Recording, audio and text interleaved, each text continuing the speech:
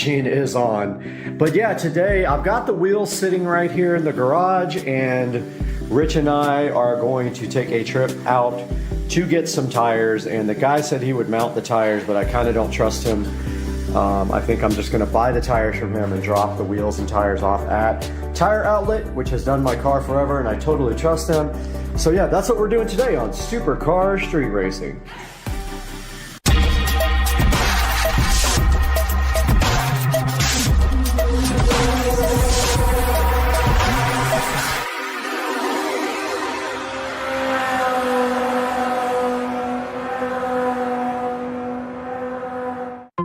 What's up, guys? I stole Rich's truck keys. Now we gotta go steal his car or truck or whatever it is to go grab these wheels and tires from Tire Outlet. Oh, almost forgot my wallet. Do that all the time now. Now that I don't have a car, I don't have a reason to reach here on the counter and get my keys, or my wallet, sorry. I'm all over the place today. Yeah, I got the keys to the Toyota. Go over here and steal Rich's car real quick. Come on. Gotta go get the car. I forgot the sheet to put down on Rich's back seat to keep it from getting all dirty. So I got the sheet here. And now let's go steal Rich's truck. Successful mission, stole Rich's truck. And he don't even know about it. Let's go get some wheels. So I got brand new tires from this dude out in the middle of nowhere, about 12 miles away, for literally 40 bucks each. Brand new. 205 3014 golf cart tires that the cheapest you could possibly find online is like $48 each plus tax. So we went and picked those up and brought them to Tire Outlet here. So we are almost there. Gonna go ahead and grab the wheels and see how they look. They did tell me that one of the center caps was damaged, but the guy who sold me the wheels went ahead and shipped me a new center cap. So yeah, we are here at Tire Outlet. I see the wheels right now. All right, got the wheels and the tires in the back of the truck. Right there, another truck almost hit me coming in the wrong side of the road. But yeah, we are headed back home on this miserable afternoon in Jacksonville. It's very cold, very rainy, but we have brand new wheels and tires for the club car precedent sitting right back there, guys. Can't wait. I'm hyped. Hype train. All right, we are out here in the garage, guys, and we have to get one replacement center cap, but other than that, we need to get our tools together to start on this wheel change. We'll have to pull one off to replace the bent, broken center cap. I'll show you guys that here momentarily. I'm just taking off the warm shirt. I've got the heater going in the garage too, but let me show you what happened with the center cap. So one of them came out of the box like this. They're plastic, so I don't know what happened, but that one got all jacked up. They pushed through the back. It's also damaged right there. Right there and right there. Maybe a manufacturing defect, I don't know. Also have black lug nuts to go on them. And we need our jack over here. Just get my handy dandy gloves on. And we will start. Even though I just rotated these wheels and tires, these are sold. Already sold. Which will pay for the new tires.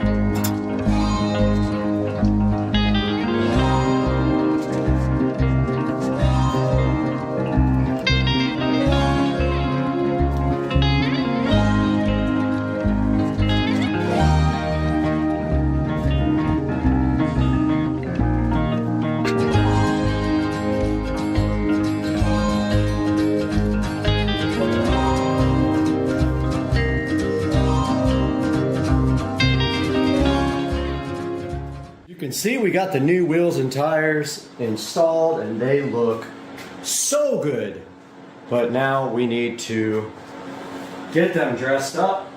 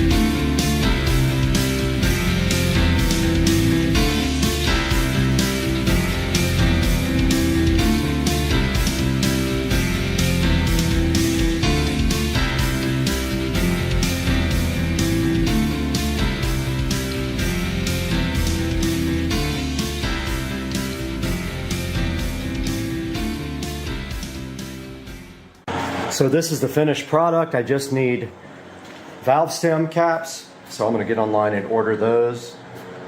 But this is how the cart looks. I do have a quote to get the cart plasti dipped in satin black, and I need to get rid of all the wood grain. But this is how it looks. Not sure if I'm gonna need a lift in the rear yet. I like the fitment, it's tight. It bulges a little bit past the fender well. Maybe I could do wider fender liners, I'm not sure. I'll look into that. But yeah, so it came out really good. I love the way it looks. It really makes a huge difference on the cart, like a big difference. So now it is cleanup time. Alright, so they did leave off the center caps on my wheels. They actually were sent with the wheels from ST, but the tire shop left them off, which is fine. I want to get some metal ones, so we're here on eBay looking for black metal valve stem caps. See if we can find any that don't say Ford, don't say Chevy, don't have grenades. And that's probably him messaging me now. Yep, he wants to send me some, but I'm like, no, I got it, man.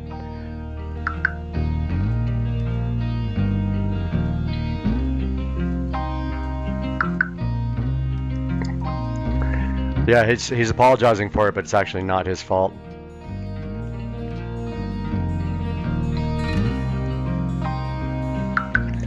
Okay, so here we are, looking for some black center caps. These are $6.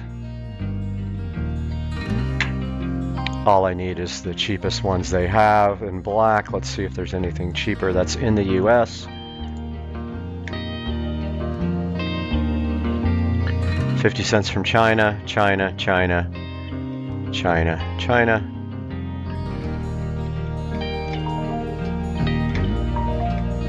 And he is messaging me again, and I don't want him to feel bad about it.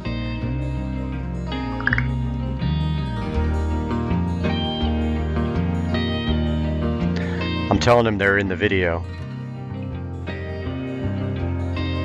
If I could spell video. Alright, so all this is China. Really cheap stuff. I guess we're not going to find anything local for cheap. China, China. Here's one for $4.29. That arrives next week. Let's look at Amazon. Black. Tire. All caps. Oh, $5. Arrives before Christmas, arrives before Christmas. All these say arrive before Christmas.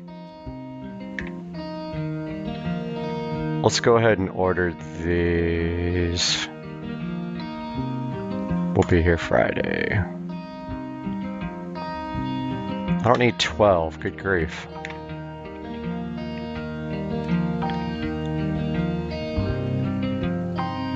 Here's 4.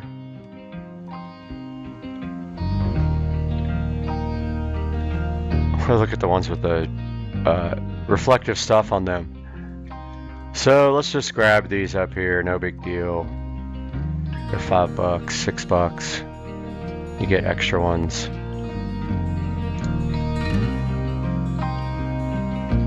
I don't know if I like the plain ones better, like these kind, or if I like these round kind. Right before Christmas, Friday, December. Everything's Friday, 2 days from now.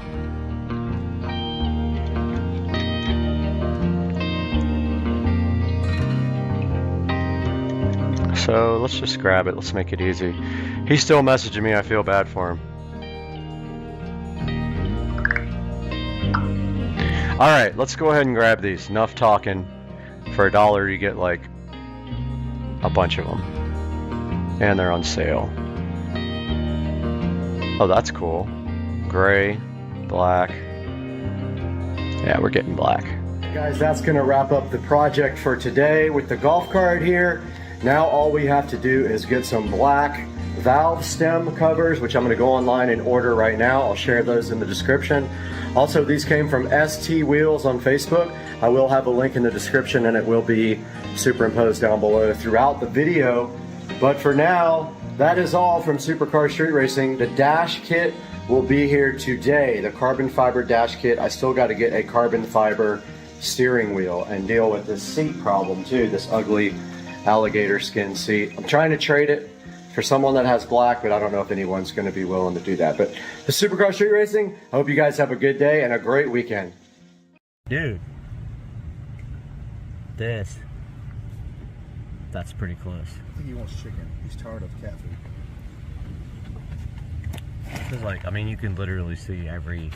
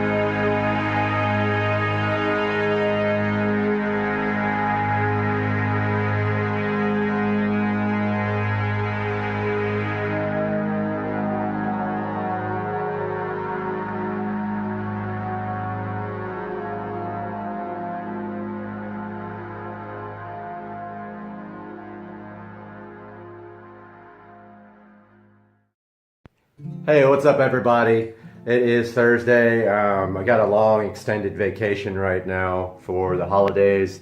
So I'm just chilling out here in my sunroom, and as you can see in Florida right now, it is raining. It has been raining for a couple of days now. So I've been making the most of that and working on the car and getting things done around the house that I need to get done. So we are waiting right now for some parts to come in from Italy. I'll show you a snapshot now of that tracking information from the courier coming from Italy. And this package sat in the exchange office for literally 10 days. So as soon as this package gets in, here's a look at what we'll be doing next to the car. I bought all replacement interior pieces in carbon fiber for the car. And my one pet peeve about the car always is that it has wooden interior pieces. Should look a lot better, honestly. I think the wooden pieces are more luxury, and the car is definitely not a luxury car, it's a sports car. So I'm going to overlay pictures of the carbon fiber interior pieces while we're talking about them, and also tell you a little bit about them. So inside of the car, there's basically three wood pieces that come from the factory. You've got on the doors, you've got strips of wood. It's not cheap wood, it's really expensive. The actual stock pieces I'm hoping to sell and make some money off of. But you've got the door pieces, you've got the center console piece. Total of 3 pieces. As you can imagine, making these out of real carbon fiber, not some cheap stuff, but actual laying carbon fiber for these pieces is expensive. So you can expect to spend on the pieces, depending on where you get them. There's a good shot of outside there, the rain. Depending on where you get them from, brand new, they run about $1,700 US for just the 3 pieces. So they're not cheap. That was one thing that I was not too sure about if I was willing to spend $1,700. And also, coming across the pieces used is not very common. So I did get lucky. I found a guy who had actually 4. He has the shift knob too. Now the only thing about the shift knob is it's keyless go, and I do not have keyless go. The one option that I really wanted in the car, I don't have. But the car had a warranty, and that's what made me buy it over everything else. So I'm getting the keyless go knob, which looks way better than the factory knob, but it will not start the car, unfortunately, with the push button on the knob. But it is a full carbon fiber shift knob. Now, I got all of these pieces for under $1,000 used, and they are lightly used. The guy who has them actually got brand new pieces fit in red carbon fiber. He has red interior, and it looks ridiculous, but now he's selling these to me for under $1,000. Of course, the only drawback being that they are coming from Italy, and it is taking forever. And I'm hoping that they get here before the Cars and Coffee event in 3 weeks. Second Saturday of January, there's a big Cars and Coffee, which I will be documenting. So that's what's going on with the car now. As you can see from the pictures I overlaid, it's going to look pretty sweet. I'll also show you. Actually, I'm going to hold off on showing you how it looks completed. You can easily find that online, but I want you to see how it actually looks when it's done. So as soon as I have an update on the carbon fiber interior pieces, you'll see me again. Have a good one, guys. Make sure you thumbs up and subscribe. Thank you.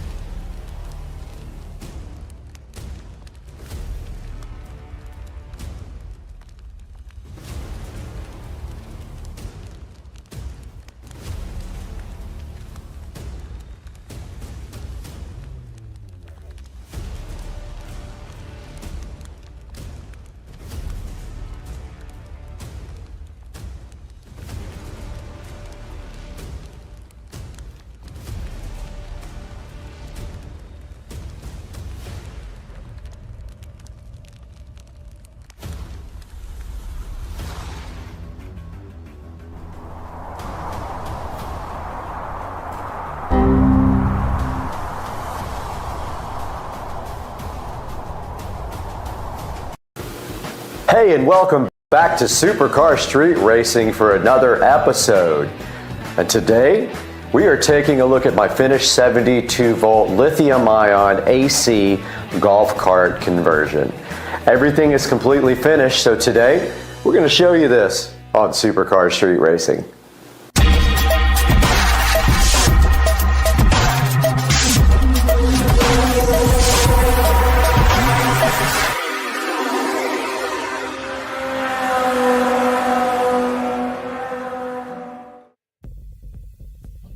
Hey, and thank you so much for coming back and joining me again on Supercar Street Racing.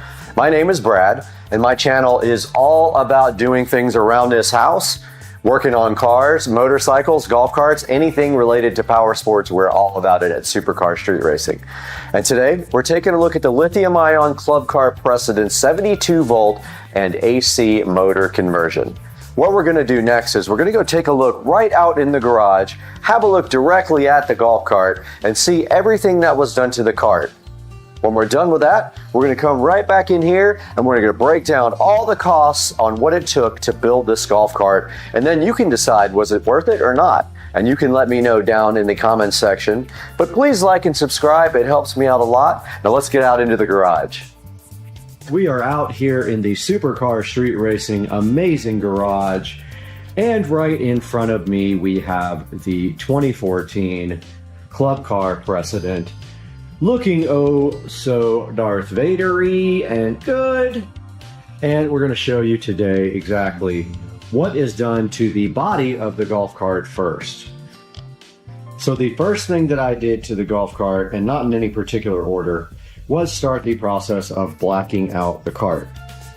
Now I have had mixed results with that, and we'll discuss that in everything that I like and hate about my golf cart conversion project.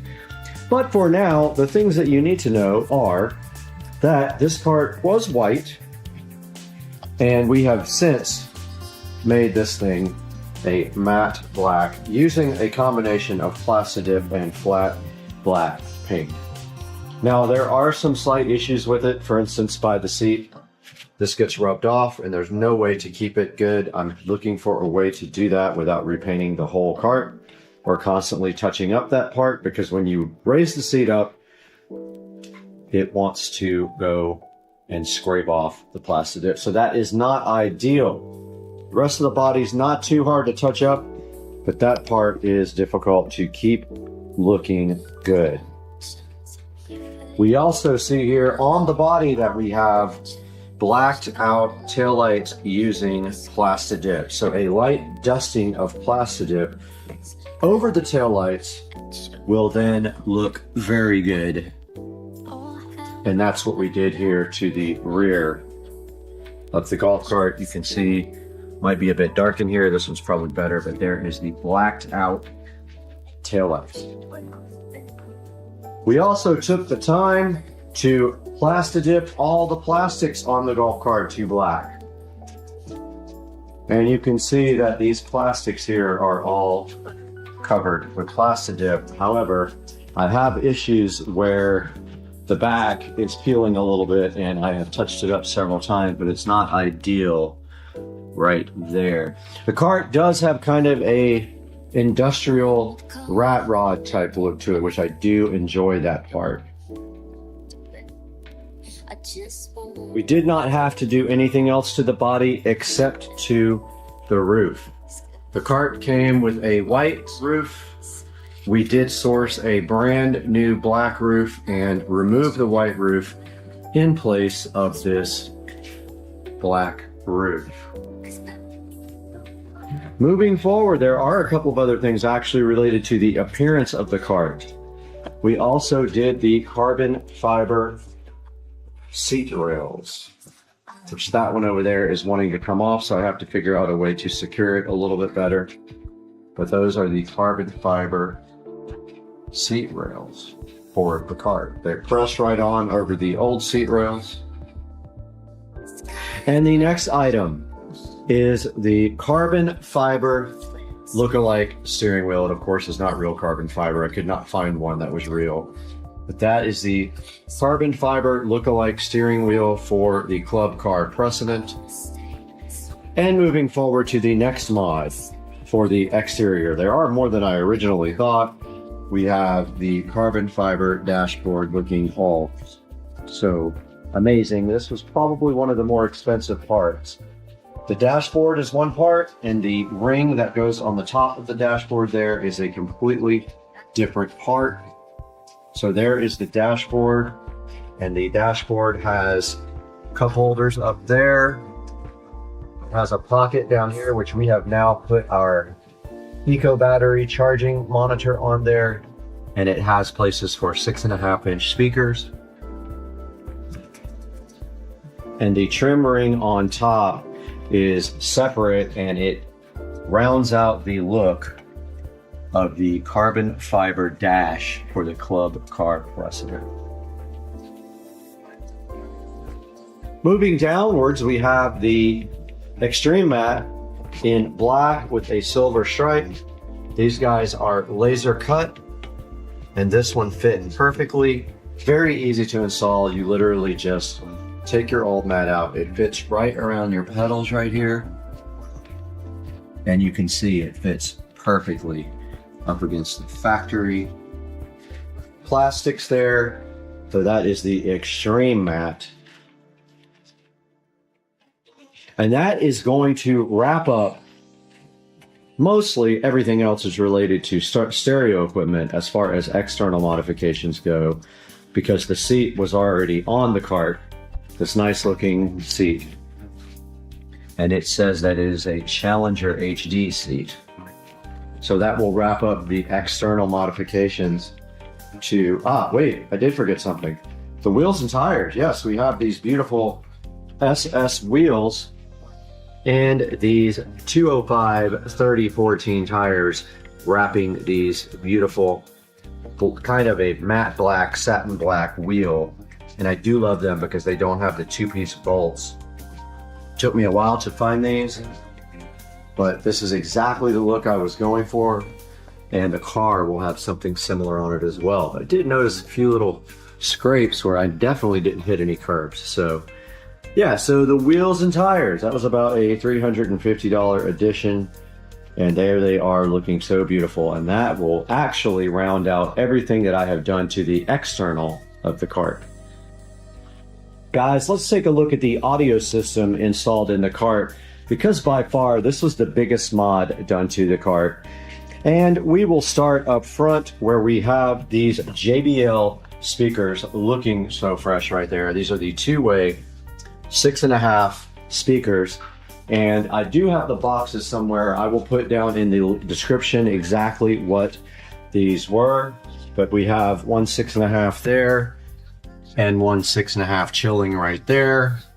And then if we move to the back of the cart, we have a 6.5 there and a 6.5 there. The reason they are so close together is because the original holes were already there, and we did not want to get new plastics for the back. So the JBL GTOs are sitting so nicely right there, and somewhere we have the boxes for them. This is them right here. The Stadium GTO 620 by JBL is what is currently installed in the golf cart. And moving to the center of the dash, we see this lovely Samsung tablet. Now this tablet is a, I think it's an A7 Lite is what it's called. We are using that for Bluetooth, and if you see right here, right now, we are able to use the Navitas dashboard, although it wants to be in a different orientation when it comes up usually. But this allows us to connect directly to the controller right there. And it is loading ever so graciously there. And there is the connected Navitas AC controller.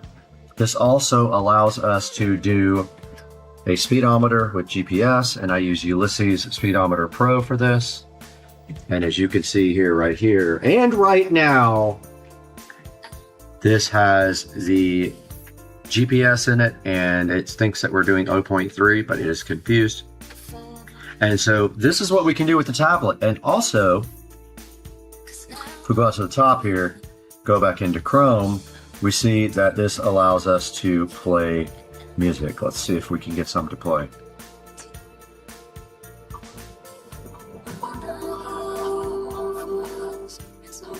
And there's the volume control, and this is, of course, royalty-free music. And we are playing directly off the Purple Planet here. We can use, of course, YouTube or anything audio-wise. And that is feeding Bluetooth back to the rear, which we will show you here momentarily. Let's turn this music off now.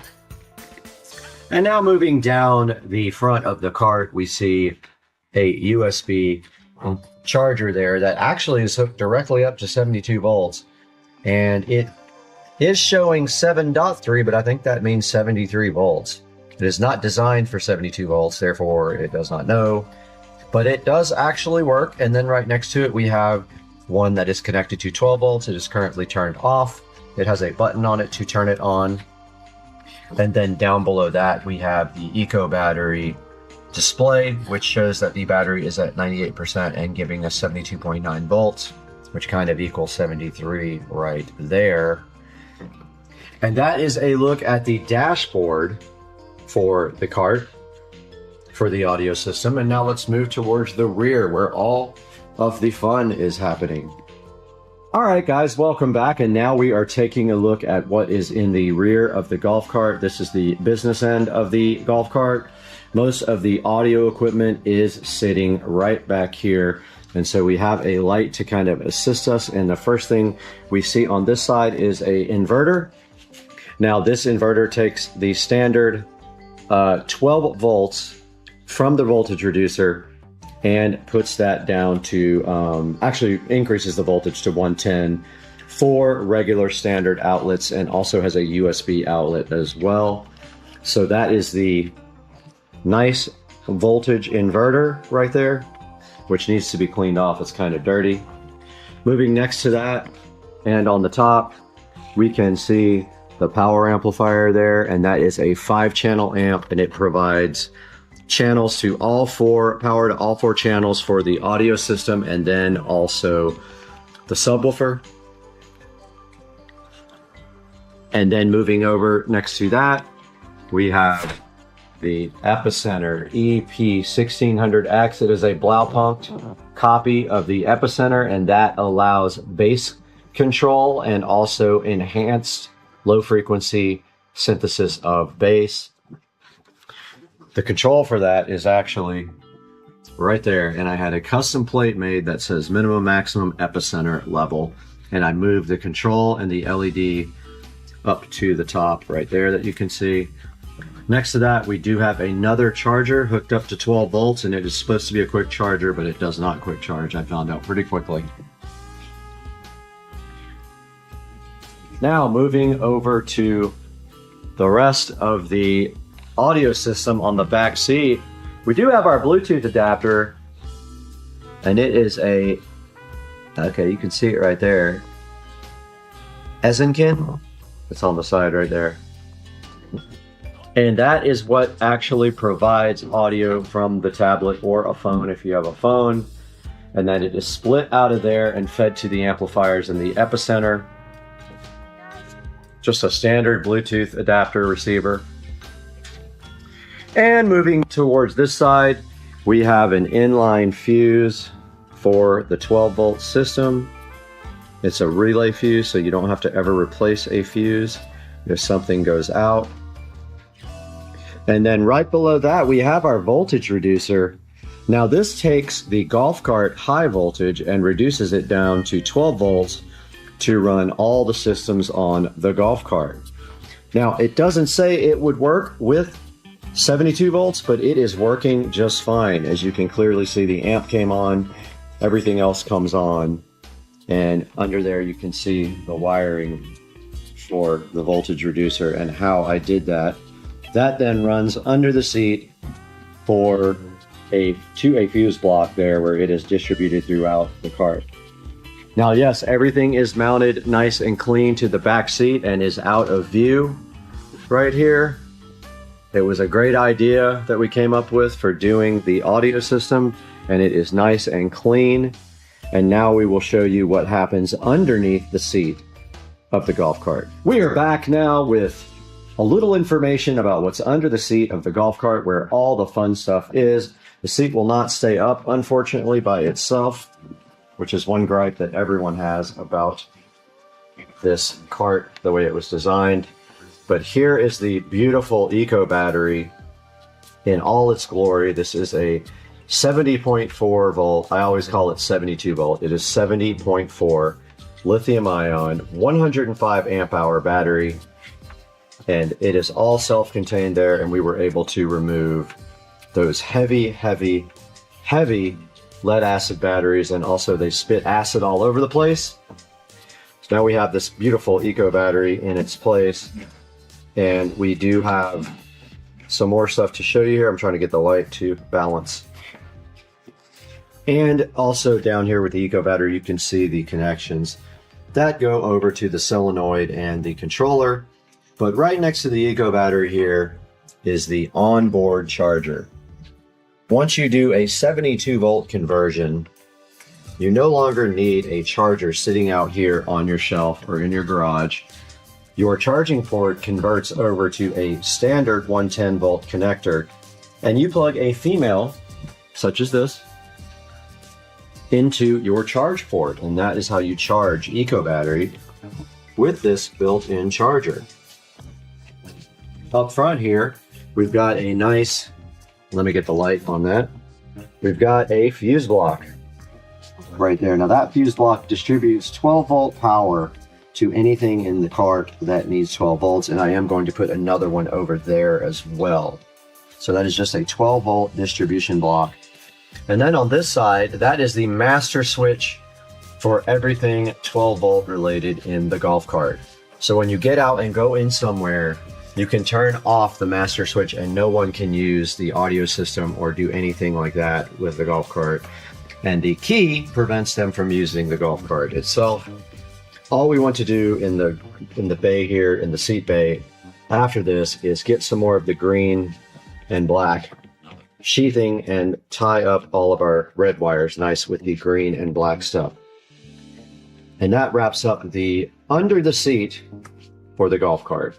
Now the subwoofer is sitting right back here nicely. It is a Scar audio sub, and you can see here with the enclosure that it is facing forward. And I created a quick disconnect using standard 110 volt plugs here, which I will show you here momentarily.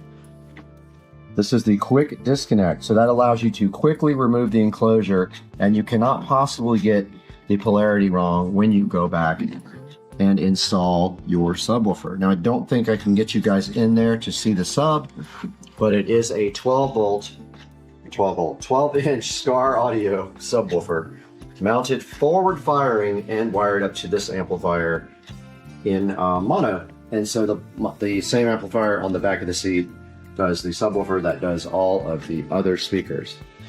And that wraps up the subwoofer portion of this tour.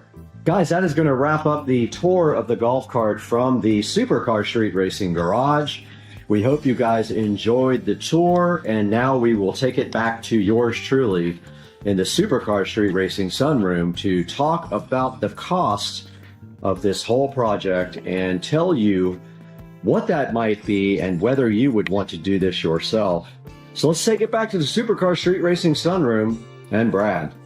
All right, so we just got back from the Supercar Street Racing Garage, and we took a look at the 72 volt lithium ion club car precedent conversion and everything involved in doing that. Now we're going to take a look at the actual costs right here. So I have broken down the costs here. Let's open this up. So first things first, here we have the golf cart itself. Now I did pay $5,400 for the golf cart just in the very beginning, and that was when golf cart prices were pretty inflated. So yes, I did pay a little bit more than I would have in the past. I actually got a decent cart in the past for about $3,000, but I had to pay a premium because I wanted the golf cart when I wanted it, so I paid $5,400 for the actual golf cart. Now, let's talk about the wheel and tire setup. Now, I looked for a while for the wheels and tires that I thought were perfect for the golf cart, and it did take a while to find the ones I wanted.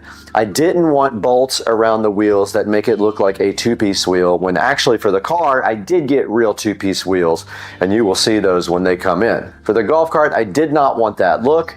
I ended up finding the golf cart wheels on Facebook, and I think I paid around $300 for the set shipped to me. And then we had to find some tires, and I wanted to make sure I had 14-inch tires for it.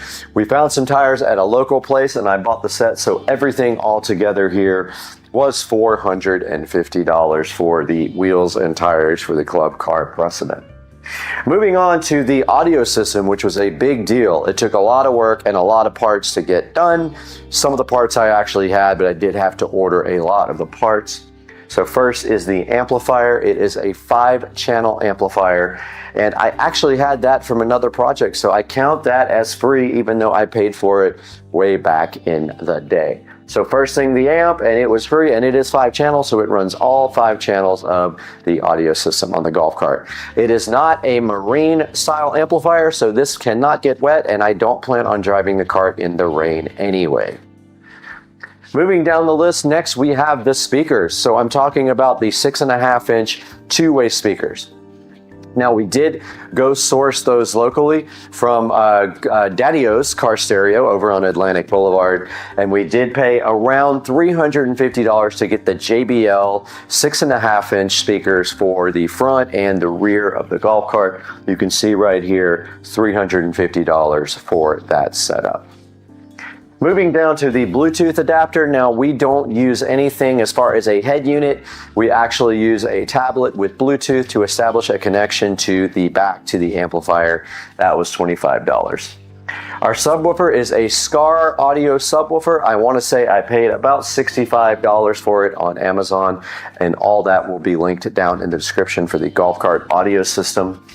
The enclosure for we're talking about the box for the subwoofer, was around $125, and it worked out and fits perfectly down behind the golf cart, and you just saw that when we were out in the Supercar Street Racing garage.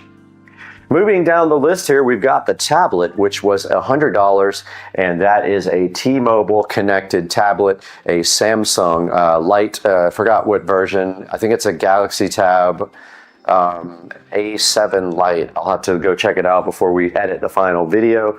That was $100 on eBay, refurbished, and then of course I subscribe to internet, so I have internet connectivity anywhere I go. Moving down the list next, we got miscellaneous wiring. That's going to account for any kind of wiring or little adapters. I had to buy any clamps, any tools to do the wiring, and that is, I put in here another $150, but it actually could be a little bit higher due to the fact that I did have to buy some basic tools that I always wanted to get the connectors all shrink wrapped and done properly. Now, our 72-volt lithium ion and AC conversion, that was a big deal. It actually costs almost as much as the golf cart costs. You cannot get this actual setup done, I think, in a golf cart stock. So we paid about $5,300 for the lithium ion conversion, and that included the Navitas DC to AC conversion. So we have the AC motor, we have the AC motor controller, we have a solenoid, a 400 amp solenoid, and we have the Eco battery, 72 volt, 105 amp hour battery. Now, by far the most expensive thing of this whole conversion was that battery. The battery was about $3,600 just on its own, but everything together in the kit was around $5,300 shipped right to Supercar Street Racing headquarters. Next, we got suspension bushings around $35, and Dukes of Duval and myself actually did the labor, so we saved on that. Now for the body modifications.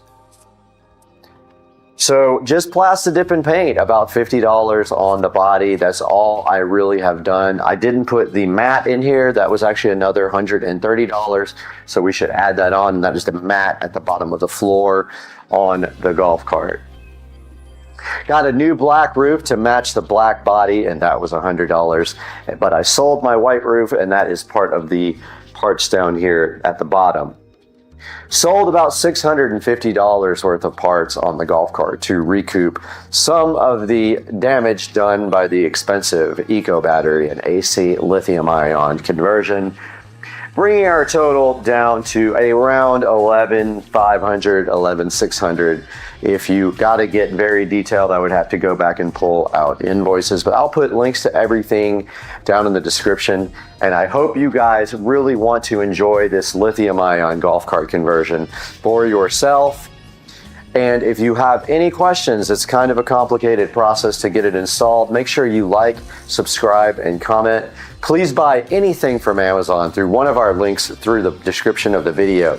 You don't have to buy the actual product. If you just click through and buy anything, I get a commission on it and it helps me do more projects on the channel. Thank you so much for joining us again today. Your support means so much to myself and Dukes of Duval, anyone involved with supercar street racing. We do this for fun. We do not make money on it. We lose money. So we appreciate you. We appreciate you watching, and we hope you like the video, and we will see you next time on Supercar Street Racing.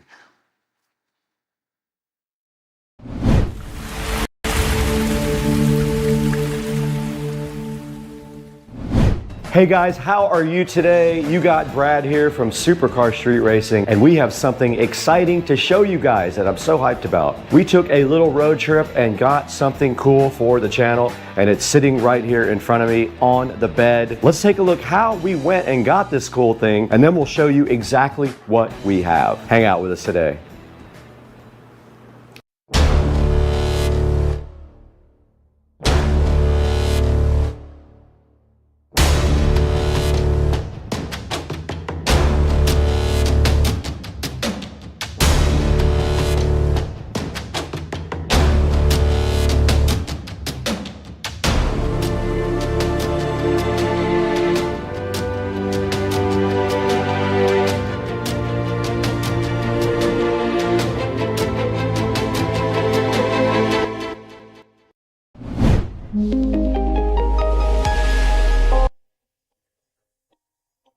All right, we're about to head out. We bought a Canon R5C down in Winter Garden. So Joe just showed up. What's up? Are you ready to take the first road trip in the Tesla after 2 years? Yeah. You know that this car has never been anywhere near this amount of miles except when I bought it, right? Well, will this one trip put more miles on it than you've done Ever. in the last 2 years? Yeah, ever. So we're all packed up and everything. We're going to head down to Winter Garden, and we're going to stay in Sanford for the night and check out some of the cool Sanford spots. And all we have to do right now is pack up, because I'd say about 11:30 we could hit the road, but we need to get all of our stuff packed and then figure out the trip. So we have a spot there. We have an Airbnb in Sanford, and so let's see. All right, let's get packed up. All right, we're leaving the house now, headed over to Joe's house, but we have a 2-hour and 15-minute drive to Winter Garden, which will be that's the furthest road trip. By the time we get back, it's the most miles in one trip for sure, because the only thing I did was driving from Merritt Island. Yeah. So yeah, we're headed out right now. We're gonna go ahead and go by the bank first, and then get on 295. Yeah. This is fun, man. We never get to have fun like this. We'll have to charge if we go too crazy. No, we'll be fine. Is he rolling up on you? No. You know that. Do it. All right, we are in Orlando. We just went to Bank of America and then over to Starbucks. We picked up the Canon R5C, 2 lenses, a bunch of accessories and everything like that. And now we are headed to the supercharger. So this car has only been supercharged once before, so we're going to see how long it takes. But anyway, yeah, we're going to go to the supercharger and then try to find some food close by where we are. Headed that way, dude. Let's do it. All right, we're at the charging station. We're supercharging. We already got 15% battery in like 10 minutes. So it's quick. And we're watching Supercar Street Racing on theater mode on the Tesla. Yeah, man. And we're eating some Tender Bites while we charge. All right, we are driving down a random road, and there's a rocket launch happening right in front of us that we forgot about. You can see this. I don't know why we're dumb. We're literally in Orlando when the rocket goes up. Okay, we got to our Airbnb. Joe has the 110-volt charger. It gives you 1 mile per 30 hours worth of charging, but he's hyped. Oh my God, it fits. Touch the port. Plug it in. Let's see what happens. Let's go. It's charging. Look, it turned green. That means it's charging. All right, so all we have to do is charge this for 45 hours. I can't believe you even saw it. It says 17 hours. Look at that. We leave tomorrow. It's going to be at 100% when we leave. Come on, dude. Look at our Airbnb. All right, we got to give a tour. This is the porch. This is called the front porch. It's got fans, but nobody knows how to turn them on. What else do we got, dude? Dude, complimentary waters. We got a backyard? Oh, snap. There's a big backyard back there, dude. He's got 2 closets. That's good because he's in the closet. Wait, is my memory foam? Let's go. I'm out for the night. Dang, son. If I could turn this on, I would.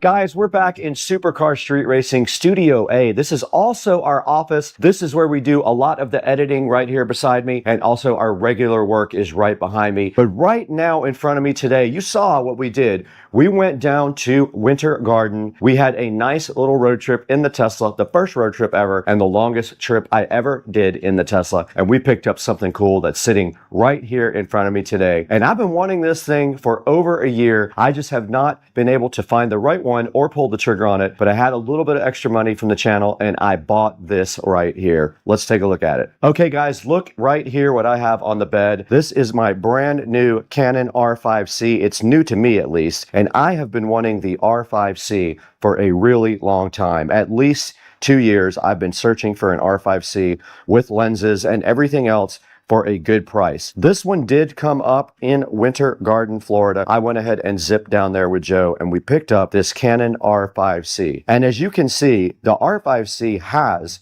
a lot of extra gadgets with it. It has a small rig cage around it, as you can see here. It's got the trigger pistol grips there. It has a manual focus control, which we are going to be removing.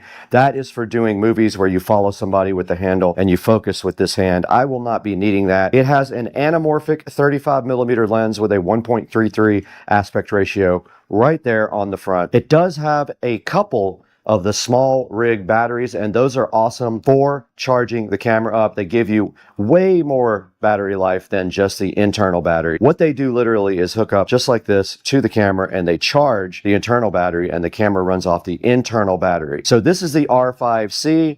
This is a hybrid camera. It is one of the cinema cameras from Canon. It is made specifically for doing both video and photos, and it is a full frame camera, meaning it has a full frame CMOS, no cropping. It does 8K, no problem, and it does have a 512 gigabyte CF Express card that came with it as well, and it's a genuine one also. It's not a clone CF card. Here's a good look at the back of the R5C. The small rig battery is sitting so fly right there. It is at 84%, and it did charge the internal battery up all the way. It does have a screen right there with all of the data on it. I will show you guys later. And the viewfinder itself is covered up by the small rig batteries. That is why you don't see the viewfinder. I will not be using the real viewfinder, most likely just the screen, as I will be doing a lot of video work with this. You do see the small rig cage on here with the handle on the top. That also is pretty cool for doing video. I ordered some other things that are in this box as well. We're gonna have to take a look at those right after this message from our sponsor.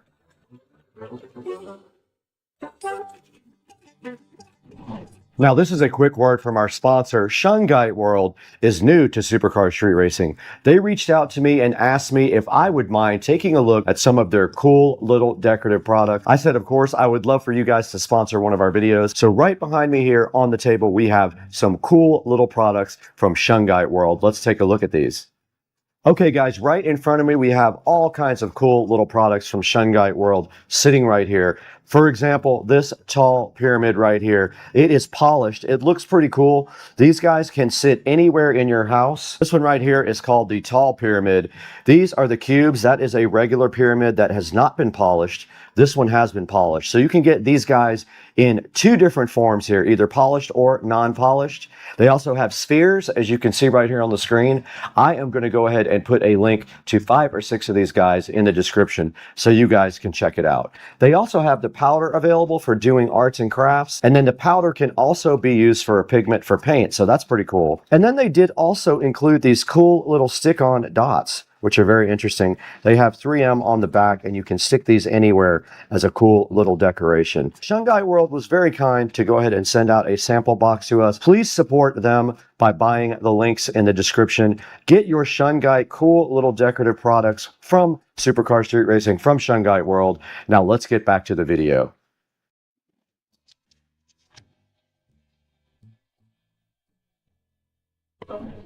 All right, you guys just heard from Shungite World. Very kind of them to go ahead and sponsor Supercar Street Racing. But now there's some goodies in this box right in front of me. We need to get this thing opened up and see everything that I bought for the new Canon R5C. That's new to me, but it's not brand new. Let's get this box opened right now and see what all is inside of it. This box, sitting so fresh and fly in front of me, is full of stuff that we need for the Canon R5C. We have our patented knife here is having problems. So also with the R5C, we did get this awesome lens. It is a 24 to 105 RF lens. Yeah, there is the lens right there for $12.99 with much better reviews.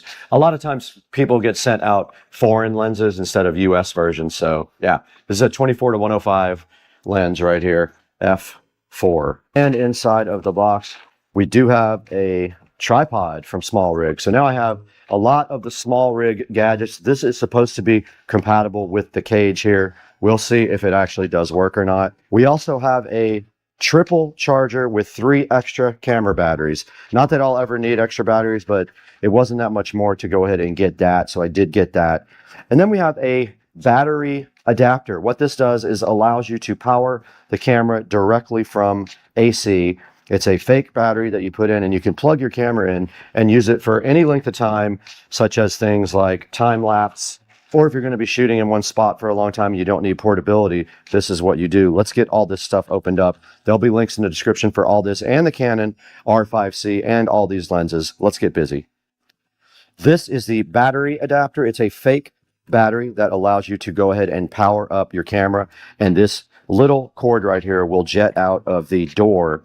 There is instructions on how to assemble this and put it into the camera, but basically this goes in the camera and powers up the camera so that you can work on the camera all the time with AC power. They had this cool little felt bag right here. Inside the bag, we do see the actual power adapter right there. So that plugs into this part right here. And then, of course, the power cable goes to the adapter right there. So that's the battery AC kind of hack for powering up the camera all the time. This should be a battery charger and 3 batteries. And here are the 3 extra batteries that fit a lot of the Canon products. This is one of the aftermarket batteries, LP E6NH. It does have a USB cable with it, and it is a USB Type-C to our existing USB power, and it did come on. It has a cool little display showing all the batteries charging. This is awesome. So that is the triple battery charger. Link will be in the description for that. All right, guys, now that we have our R5C right in front of us, I'd like to go ahead with you guys and try to remove this manual focus. Let's get this thing up on the desk. Okay, so the first thing is that just turned, this little lever turned, and then this manual focus did come right off. And then we should just be able to pull the rod out like this.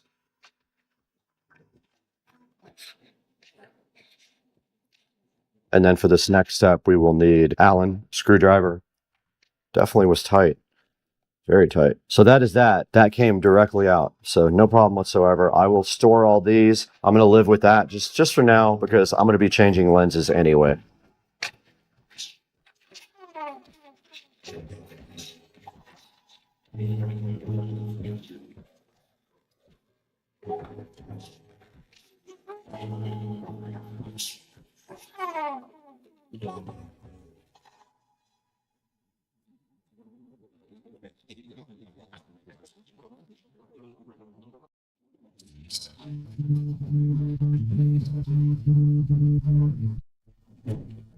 So I'm going to go ahead and leave on this pistol grip. It might make it a little bit easier to do video with for now. Here's a look at the small rig battery pack on the back. You can see it is up to 84%.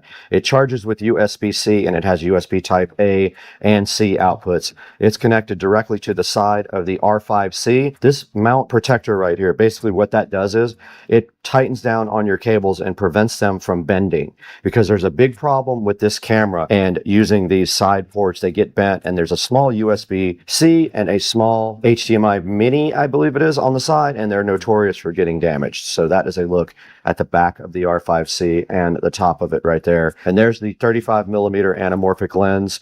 We're going to go ahead and shoot a segment with that right now, and I'll show you guys in post-production how we take that anamorphic 1.33 image and then we de-squeeze it in post. And what that does is allow much more data to be added to the view. So it basically has a much wider field of view. This is now the small rig tripod unboxing. So let's get this tripod directly out of the box here.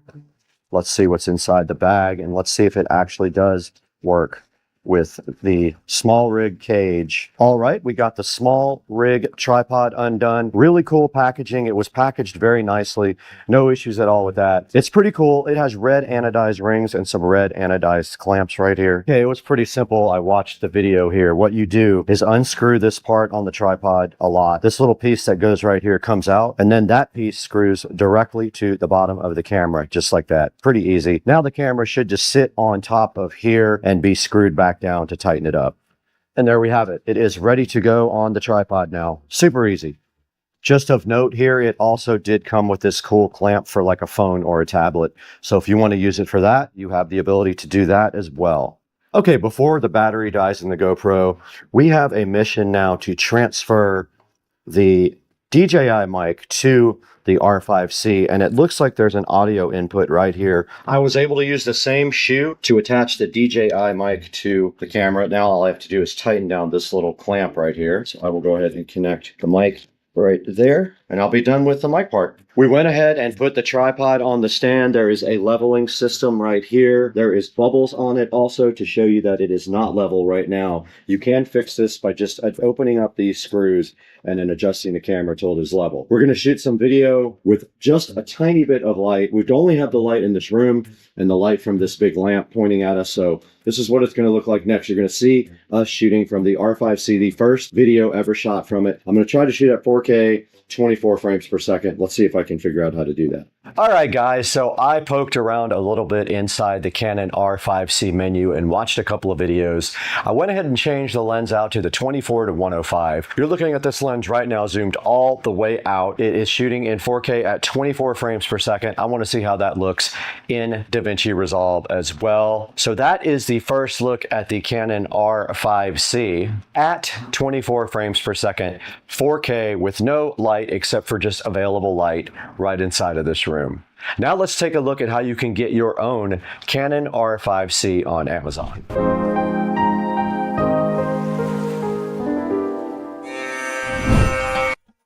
All right, we are right in front of Amazon right now, and we are actually using the Canon R5C as we speak. And here is a good example of a refurbished R5C with lenses and memory and things like that. Beware of some of these though, because they are also sometimes foreign cameras, which may not have a warranty. So sometimes these good deals come with the caveat that you got a foreign camera, so it's not a US based camera. There is a body right here for $29.99 available. That is no lens. That is what the camera is going for right now. $29.99. You would have to buy your lenses completely separately. So the 24 to 105 is what we are shooting on right now. That is a good lens for a starter lens. I am going to buy a 15mm wide angle lens too to do vlogging on. Go ahead and check the link in the description. I'll have some options for you for the R5C. And we want to thank you guys for 108,000 subscribers now.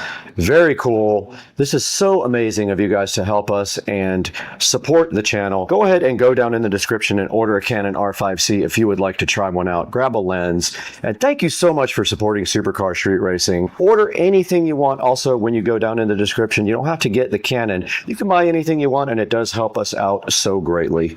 And we got to get out of here, guys, because we have to go to lunch soon. Let's go.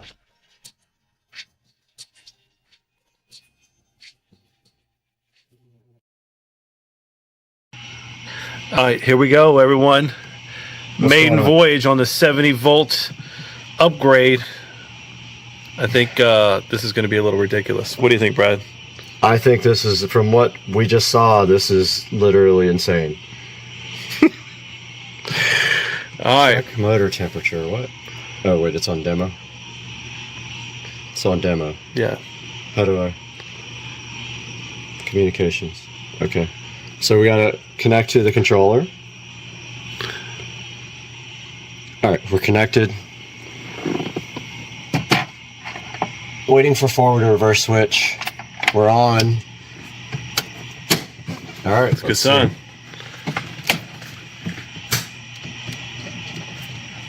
It's moving. Alright, that's full throttle. No, it Just ain't. kidding. It can't be, not Got for him. what I did earlier. Got him. Oh, my lights don't work! Here, I got you. Okay. Alright, Just slowly ease into it. it's so slow. Full throttle.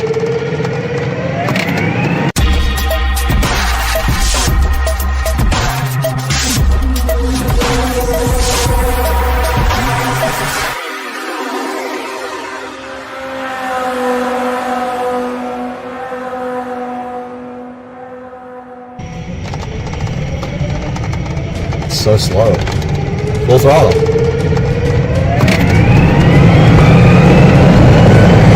What the fuck? Where's the controller? Inside here? Yeah. The tuner?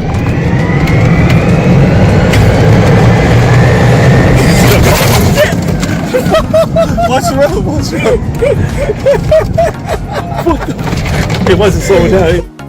It was still sticking at speed. It wasn't anywhere close to slowing down on the dashboard. We lost our tablet. We hit the bump. I think you just gotta.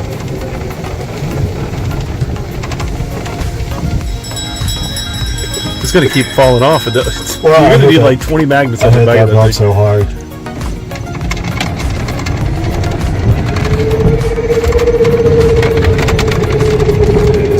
Does this show miles per hour?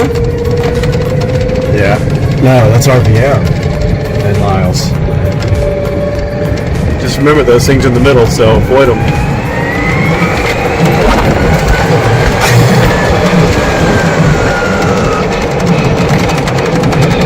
This thing is so fast, dude. It is nowhere even close to hitting the top speed. No.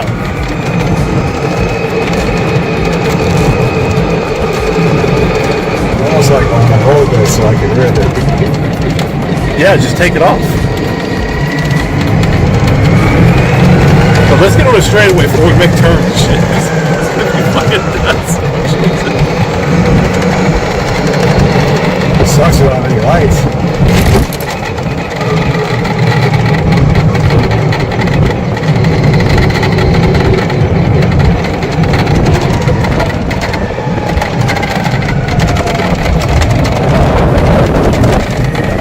Got a pretty decent straightaway right here.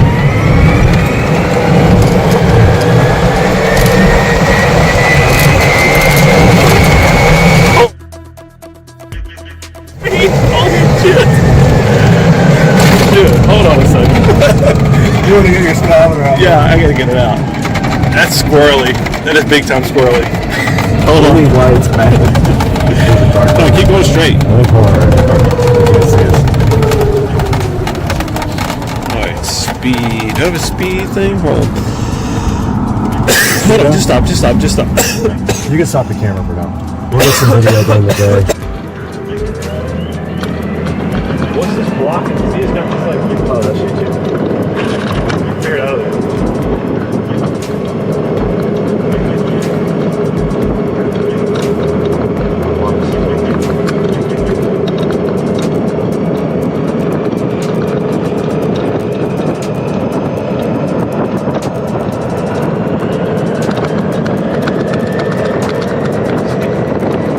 Acceleration is insane.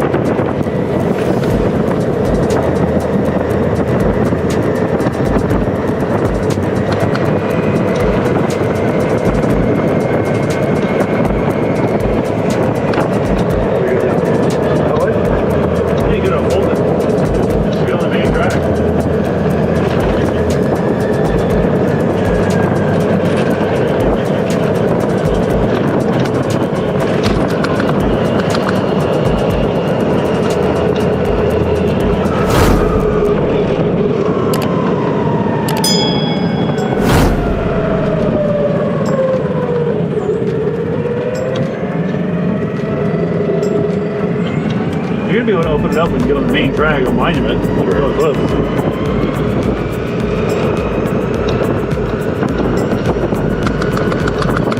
I think it's just bouncing. It's not gonna be a good video.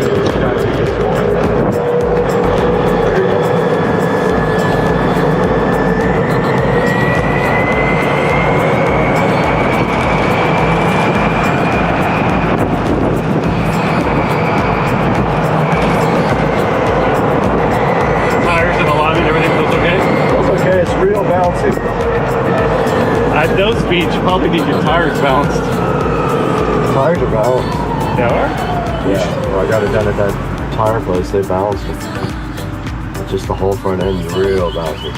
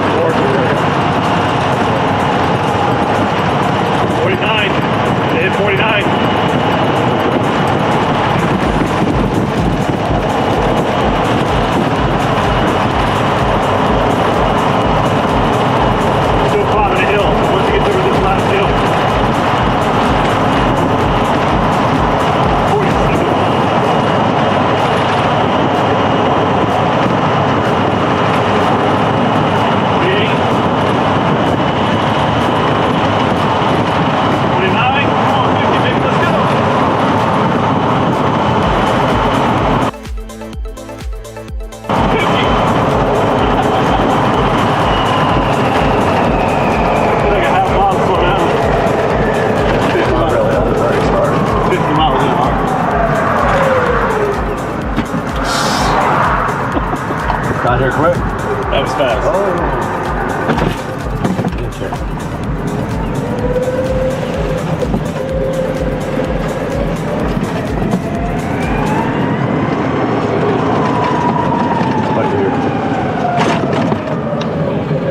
Completely dead. Some people here though.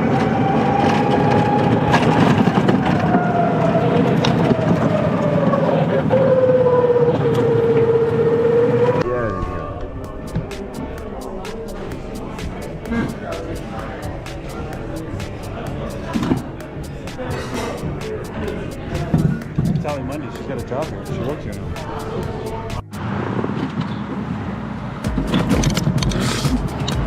Dude, that's it when you took off. I swore it spun the wheels.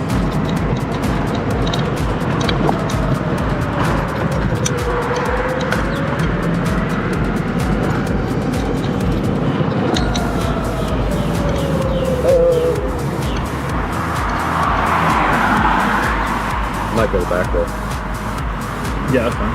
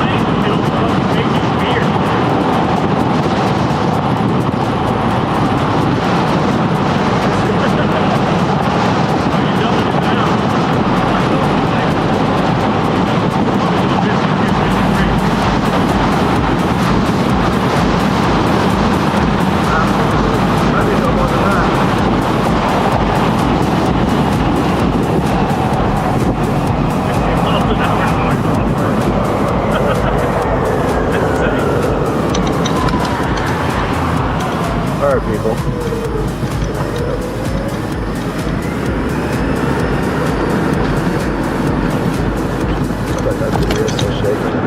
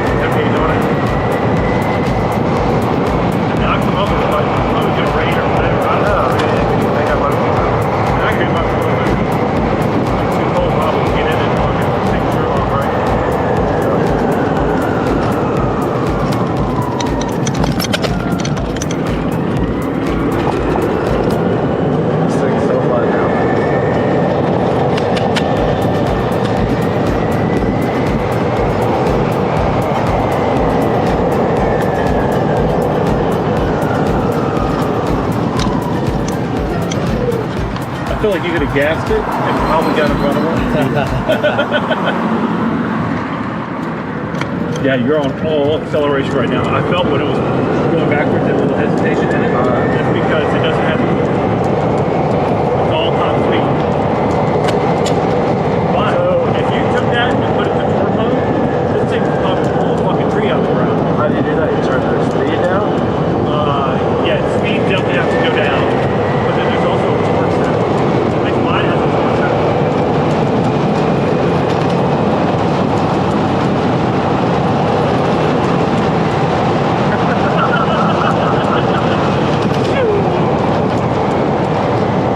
Oh, there's another one. Oh yeah, they don't want no smoke.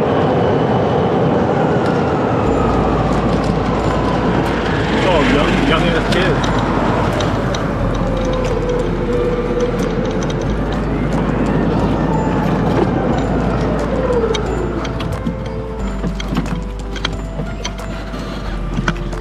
I told Jonathan if we could find your dirt bike before this weekend, man, we could all maybe like Sunday go out dirt bike. Yeah, be sick. I'm hoping that mine gets fixed by then.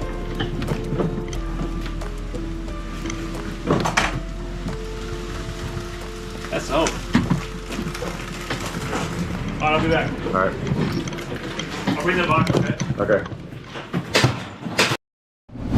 We're back in the Supercar Street Racing office right now in front of the M audio keyboard and the Supercar Street Racing channel here, and you can see that we have 1,200 videos exactly, and that is amazing. Probably a little over 1,200. But right here also in front of us, we've got the Z's security camera that was sent to us by Z's to go ahead and check out. It is the model CA49, and it does pan and tilt, and then you can see on the back it says anywhere, anytime. It's all about your smarter security. And there's some specs on the back here as well. But our first mission today, besides playing this keyboard, is getting this camera unboxed and seeing what is inside. So let's do it right now.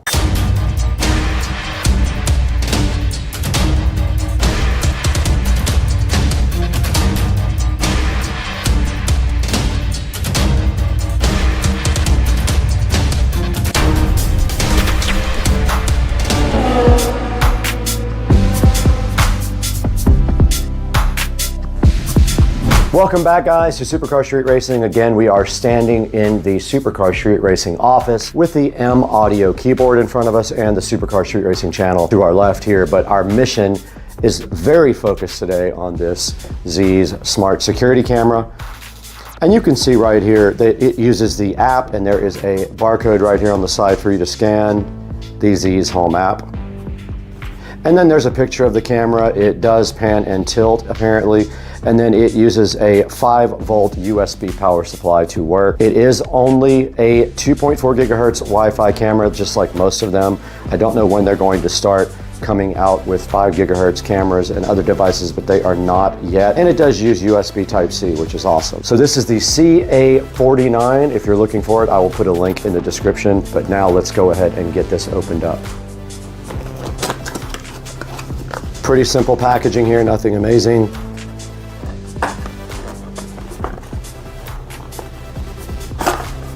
And that is probably the power wire there. The box is a little beat up. Okay, yes, so that was power. So inside there is also some, so they gave you drywall inserts and then a mounting bracket and a standard USB power brick here. As you can see, just a regular 5-volt USB power supply here. And then inside of the box right here, we have the actual Z's smart security camera. Okay, it does not say on the box, but clearly it does say in the manual that it is an indoor camera only. So it is only an indoor security camera. So the ideal position for this would be probably looking at a door or something like that. But I do have power in the garage, so we might just set it up as a Tesla cam on the garage and see what that looks like, but I'm not sure yet. In order to get this working, we do have to go ahead and get the Z's app downloaded. So it's called Z's Home. So we're gonna switch to the phone right now and go ahead and get that app downloaded. Okay, before we get the app downloaded, actually, let's go ahead and power up this camera real quick. So it does have a pretty long cord here, and you do have the peel satisfaction right there that we could do a short with, but I don't have time. So we got that peel, and there is a USB Type-C connector on the back for power, which is great. You can use any USB adapter for this. And then you simply just plug in the USB Type-A to the little power brick. Or I could power it with this laptop if I really wanted to. All right, I did apply power to the camera, and there goes the camera spinning around and making a lovely sound there as it initializes. And it did go ahead and tilt up and down and spin around to prove that it does work.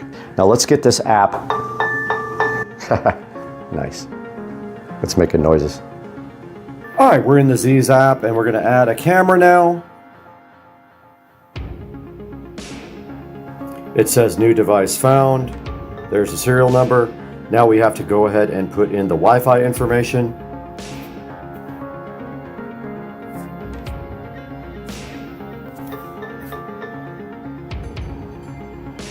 All right, it is connecting the phone to the device, and hopefully this time it works when it tries to upgrade the firmware. All right, it is connected. It just made a noise. Let's see if it will actually update the firmware.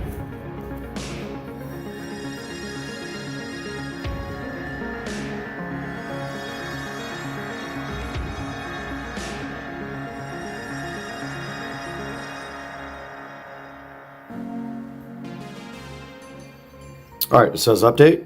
Let's see. Let's see if it's going to update. Okay, it's flashing blue. Firmware is upgrading. Looks like the camera is restarting now.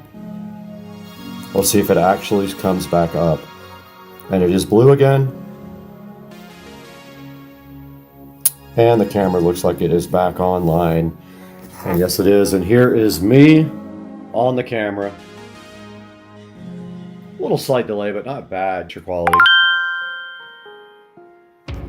Let's go ahead and move this somewhere else. Oh, and you can pan it like this.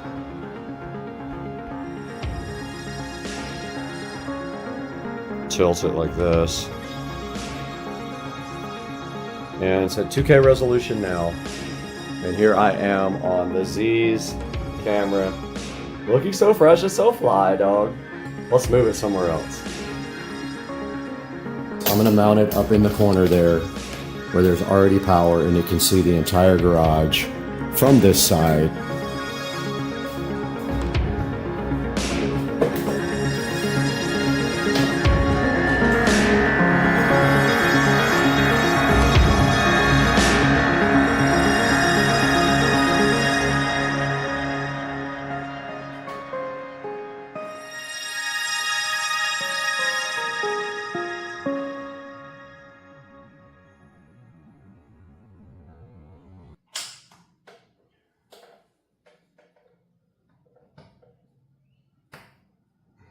Whoa.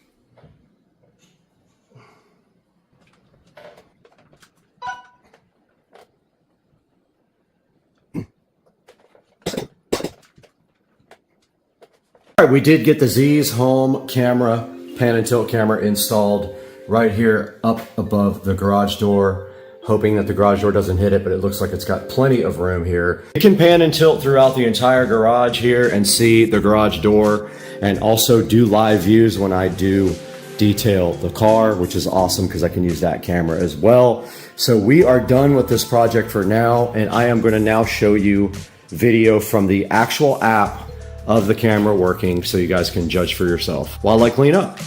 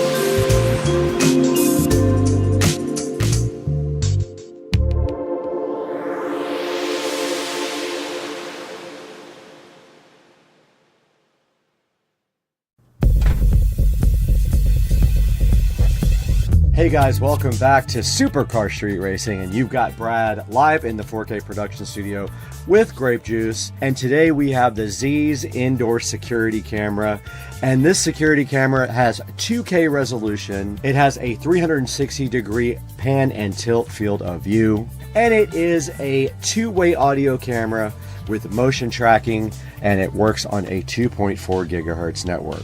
Now, if you do get this camera, just be aware you probably should get an SD card so that you can go ahead and record to the camera.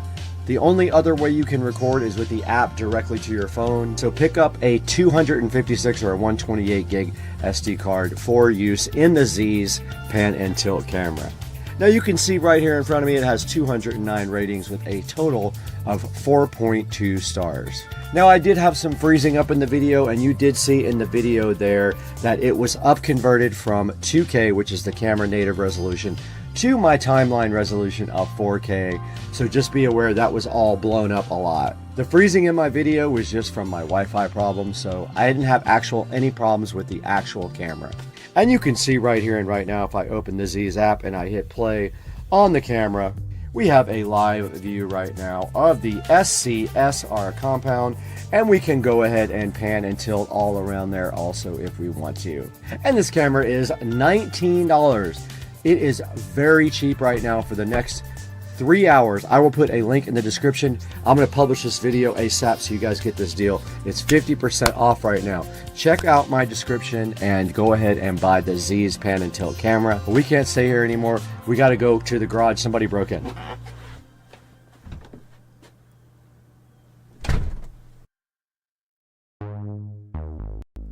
Happy Saturday morning, guys. Do I look tired? Because I barely slept.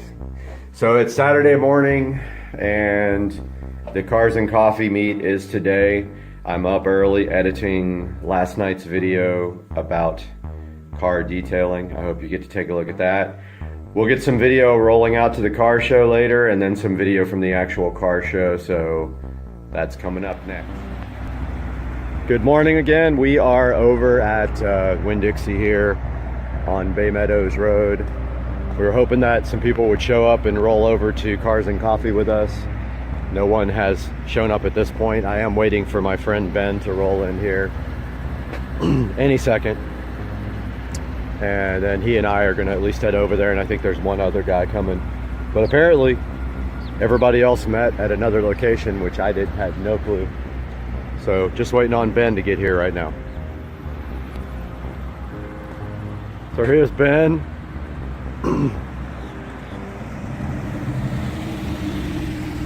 We're the only two idiots here. What's up, fool? Car looks good. Not bad. May have some streaks. I'm not sure. You want to talk about this car a little bit? Tell me what it is. Sure. It's a 991 Model 1. So it's the 2014 Carrera S Okay. convertible. Right. So 400 horsepower base, rear engine. So tons of traction. 0 to 60 in 3.9, quarter mile in 11.9, about 118. Top speed's around 192. Very nice. So pretty quick. Yeah, absolutely. So we're waiting for one guy. I guess everybody else met at the town center. I had no idea. Fair enough. But some guy's supposed to be here in a minute in his Mustang, if he doesn't crash first. He's already crashed. He's somewhere on 295 in pieces. Yeah. That'll be after Cars and Coffee when he leaves. On the way out. Yep. Call the paramedics on the way out. Yep. Okay, guys, we showed up at the meet, taking a look at some of the cars here. Parked over there with the Mercedes right here. Pretty sweet. There are a lot of cars here. So me and Ben are checking everything out, but as you can see, there are some sick cars here. There's Ben enjoying a cigar, but where's the Hennessy Venom? Where's that? Where's the Hennessy Venom?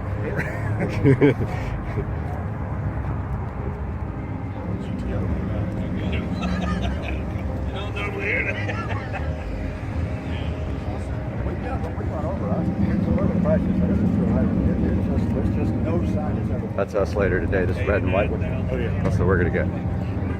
All right with that. Hell yeah. 50 something? Is it a 56, 57? No, 60. Pretty sick. Let's go look at this one.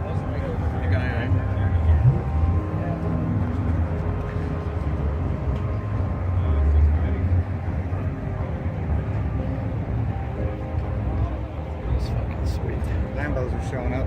Are they? Where are they parked? Oh yeah. Want to go check it? Yeah. Okay. Think anybody's gonna have the door S?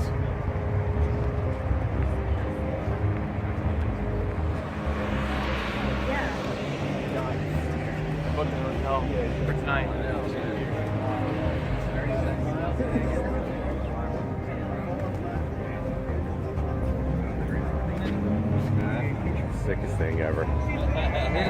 Anywhere between wasting money and help me finance the cheap. So sweet. They smell like fresh paint.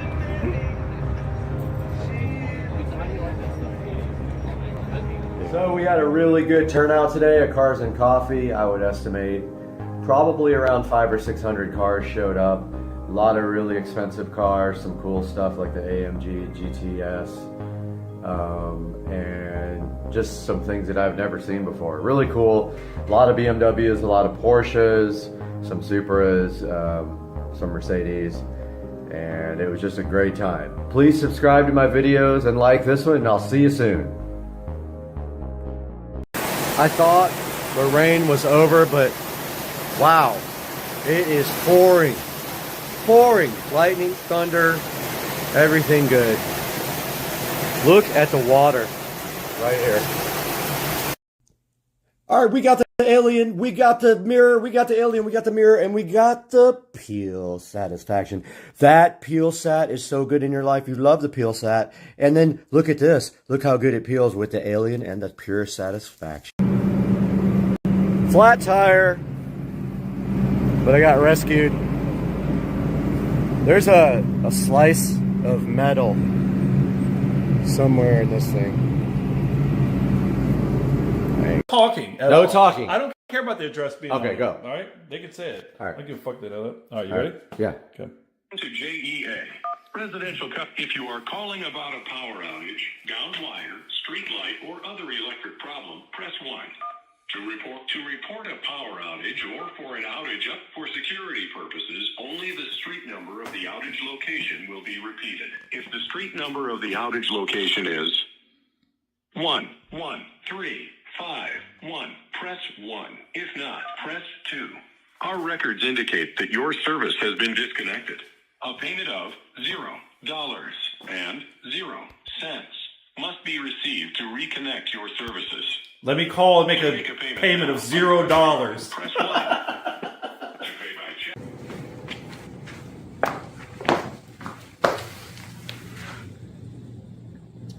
Man, if I would have had this, I probably wouldn't have had this.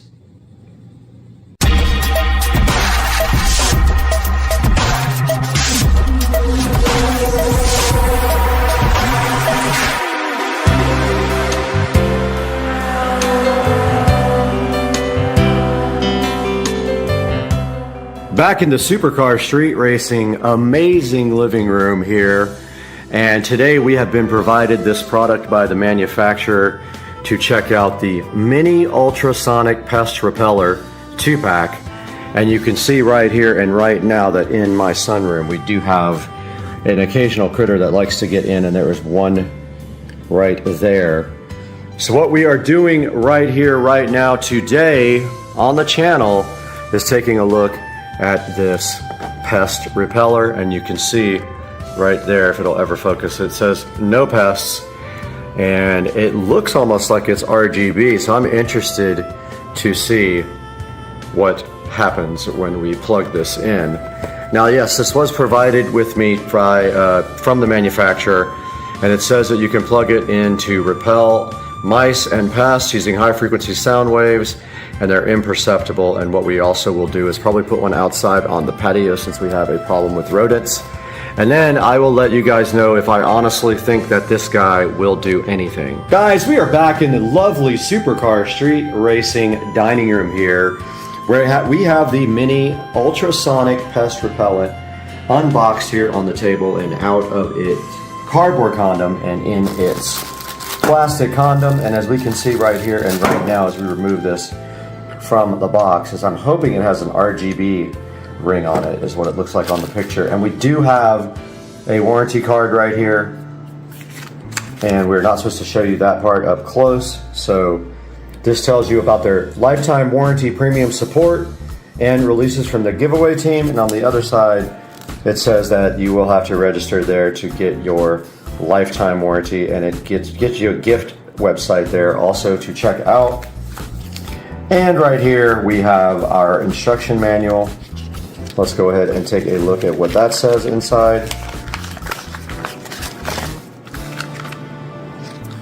And it tells you about the working principles of how this works, how it does prevent pests, how to use it on the back page, the cautions, and how to deal with batteries, and the warranty, and a little support QR code here. So let's take a closer look at each part of this little part of the manual.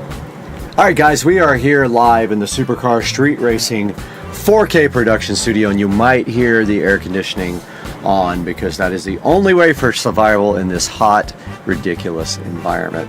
And the first thing in the manual here, it talks about the working principles of the Mini Pest Repeller here that we have the box for right here.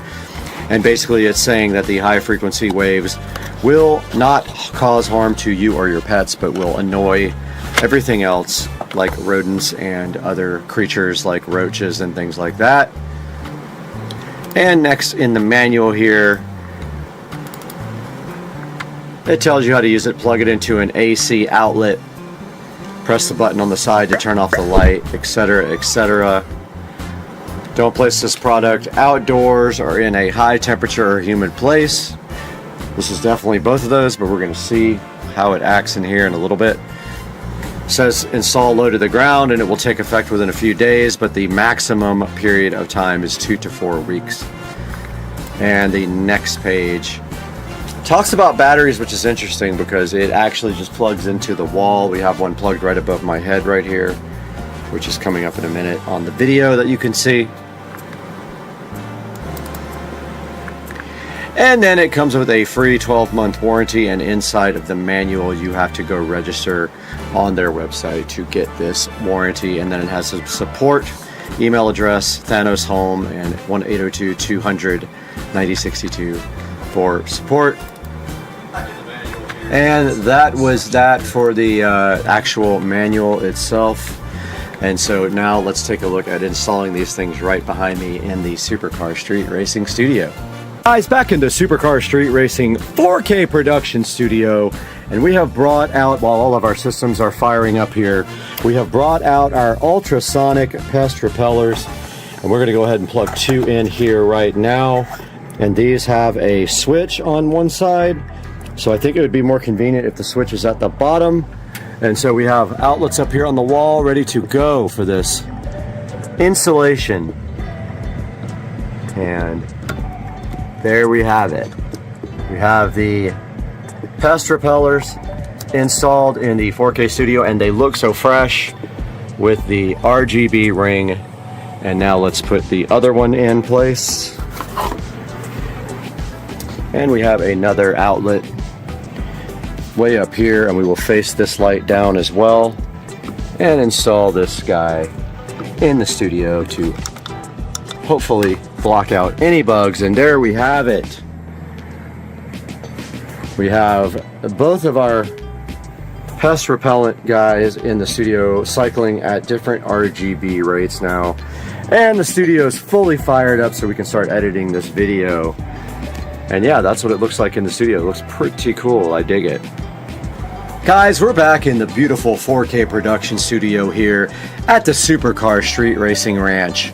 And right in front of me right here right now, we do have the ultrasonic pest repeller indoor pest repellent ultrasonic plug-in 2-pack X-Pest mouse repellent electronic rodent repellent pest control for fly, insect, mice, rat, roach, bug, and spider. That's a lot, and we do have it right here right now. Now this is selling right now for $29.99 on Amazon Prime, and let's take a look at some of the ratings here. And we can see right here and right now it has a 5-star rating, and it does say amazing right there. But let's go back to the actual product here and take a look at some of the pictures. Now you can see on this main picture here, we call this up in the Supercar Street Racing Studio, we do have a RGB looking light. Now one thing that is not exactly correct is it does not chase on the RGB mode. It looks on the picture like it does, but actually in reality right here right now where my finger is, that is actually what it does. It just fades between colors. You can see it's blue right now, and it will fade to red and yellow, and then it will fade back again. So it does not chase in a circle like the light right here does. That is a chasing light. Very different up here where it just fades between colors. Kind of not what it does and what it looks like. And this thing says right here that you can repel mosquitoes, flies, and there's another type of fly, and there's a spider and ants, roaches, and then mice with this. So it is yet to be seen if this is capable of doing that. I will have to run it for a few weeks and then get back to you guys to see if I notice a difference in the amount of critterism. And then on this next system here page, it shows you that it affects the nervous system, the auditory system, the reproductive system, and it takes about 1 to 2 weeks where it doesn't do much. 3 to 4 weeks it is the impact period, and then in like later, I love how it calls it the explosive period, like they're just going to explode, which would be hilarious, but I doubt that is the case. And this thing says that it is 100% safe for you and your pets. Safe, non-toxic, and harmless. It shows you like some of the areas you could put this. Now, you actually can put this anywhere you have a 110 volt plug. If you are a firm believer that this works, you might put this anywhere. And that, again, it does not chase like this. There will never be more than one color on the device at one time. As you can see right here and right now, it is one single color at a time. It fades off and fades back on. And it shows you here the dimensions of the product are 2" by 2.4" by 2.4". And looking down here further at the ad here, you can see that it has another picture here that calls it the Pest Extermination Expert here. And the invisible pest killer, it is claiming to, in 1 to 2 weeks, decrease the appetite of pets. Pets start getting sick and then they bail, as in this cartoon character here took off and went into hiding. Showing another picture of pets here, acting like it is safe for your pets. And it shows you again a bunch of the things that you can do here for it. And it does have a warranty. And if we click there, it says to contact the seller directly.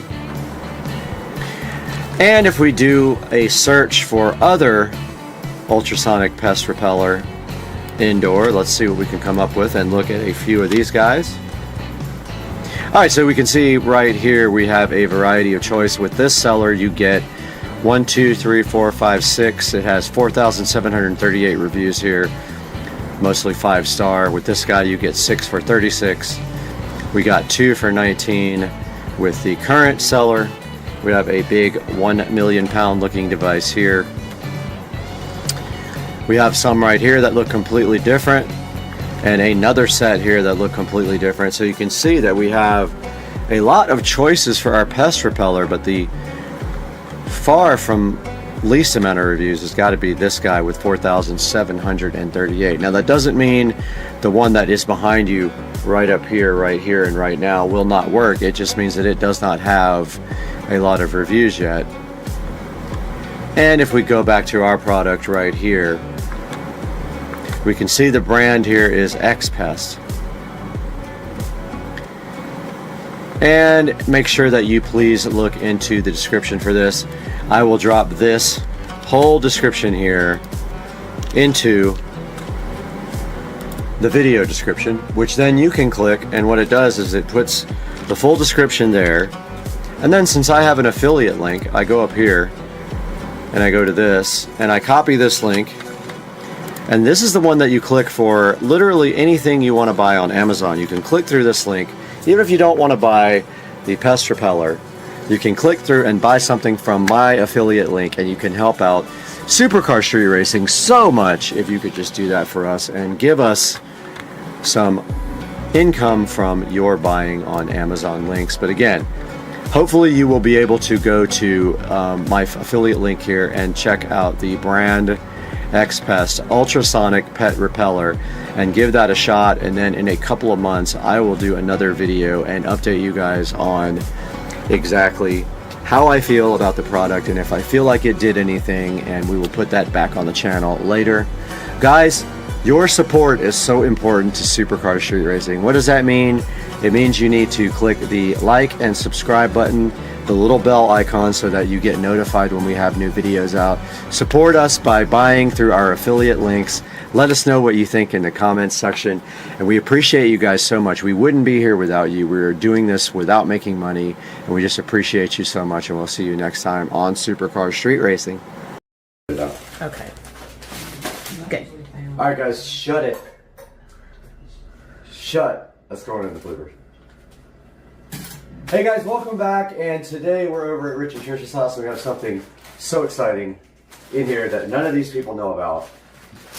And it's time to see. I don't even know what this looks like. So check this out. Inside of this package right here is the new channel merchandise. And on the back, it has the Tesla. And on the front, it has the channel. And there is one for most everyone in here, including that dude over there. That's the new merchandise for the channel and Supercars, street racing. we might. All right, 335i 0 to 60 and more with a tune.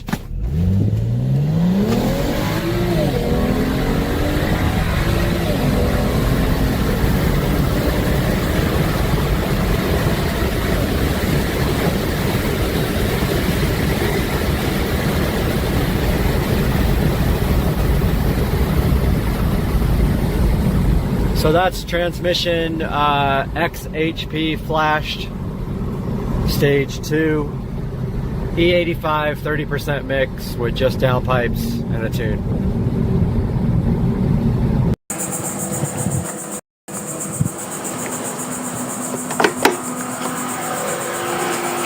Oh, hey guys, I didn't even see you there. So this is pretty cool, huh? Check out this brand new gate and this brand new fence that we just got installed here. Pretty awesome. I'm gonna show you guys and take you along for the ride. Let's go.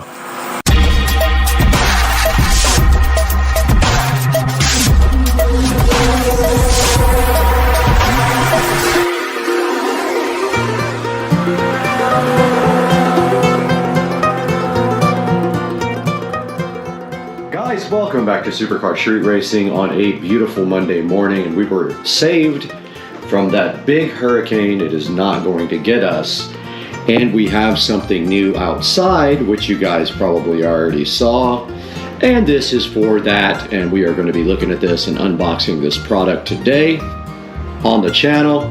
Stick with us, man. I hope you guys are having a great day. You previously saw outside that beautiful new addition to the Supercar Street Racing compound in the backyard. And what is in this box today is a controversial product. You get a lot of different opinions about this online, and it's really hard to figure out which reviews are good, which are not. And at this time, I was not ready to do wired lighting to the top of the fence post caps. So what I did right here and right now is we bought these Dynaming LED post lights that have decent reviews. This is a 6-pack. We have 4, and we will have 2 left over to put on our fence, which is kind of cool. And if I like them, I'm going to order 2 more. But as you can see right here in the package, they do come with these fence post adapters if you have a smaller fence. So there are 6 adapters on top. There are some drywall inserts and screws. And then we have these plastic lights from Dynaming. Let's get them all out here and on the Supercar Street Racing bed. There should be 6 in here. And basically, we're going to look at the instructions, but you should just be able to pull off the battery. It's like a removal tab, and then that's it. They are 3000K, which is leaning towards the warmer spectrum. 2700 would be your typical incandescent warm white bulb. And it says right here, it just charges all day and then lights up all night. So basically, you can replace the batteries. It has AA rechargeable battery. So basically, you remove the tab at the bottom to turn the light on for the first time. It says if it's 4 to 6 inches, fix the base on the post by drilling the screws for the hole and then put light body on the base. So basically, yes, these adapters are for 4 to 6 inch posts, and we have a 5-inch post. So it will probably not sit all the way around flush, but we're gonna find out when we move outside and take a look at these Dynaming LED post lights in just a minute. So this is the outside of the Supercar Street Racing Studios. And you can see that I added nice lighting up there. That is the studio itself, and we're having trouble getting someone to be able to install a door on this guy, but I'm gonna keep on trying. But as you can see right here, this past week, we got the new fence installed around the pool equipment and the air conditioning. And it's very exciting for a couple of reasons. One, it actually covers up the ugly pool equipment and it covers up the ugly AC system, but also it knocks the sound down quite a bit, and I can already tell a difference with the pool pump being on because you can barely hear it from outside here. Also gave me a nice place to put the grill. The grill just sits right up against the side of it right there. And we did get all this stuff installed last week, and it costs, I want to say, around, I don't know, $1,500, which is not bad. And now we have some nice LED solar fence posts to put on here, which should be awesome looking.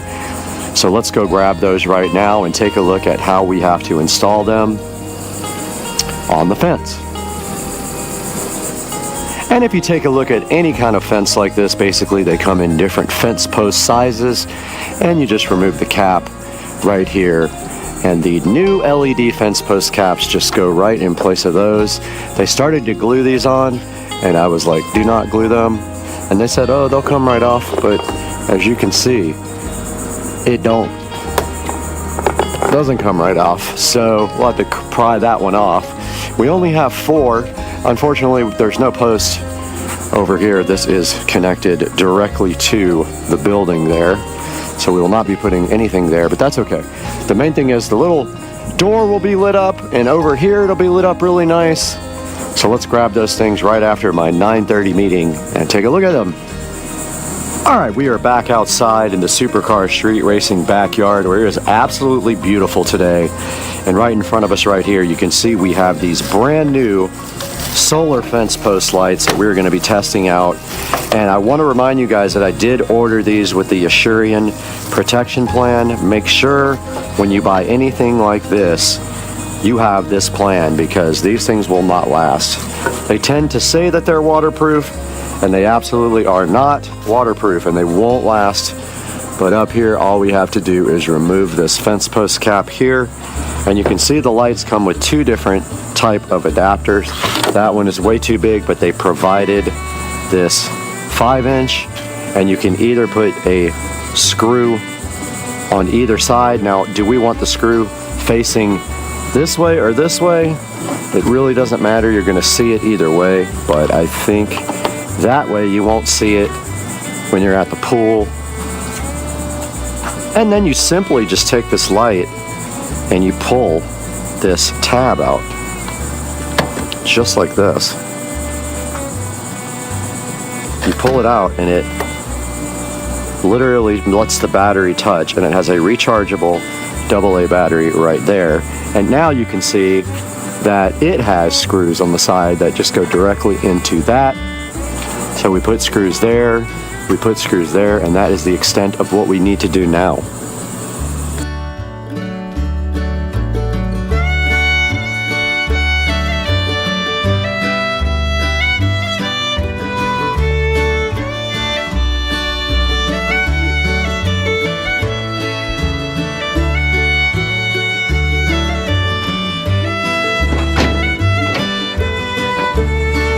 Okay, we are back up on the ladder here at the Supercar Street Racing compound.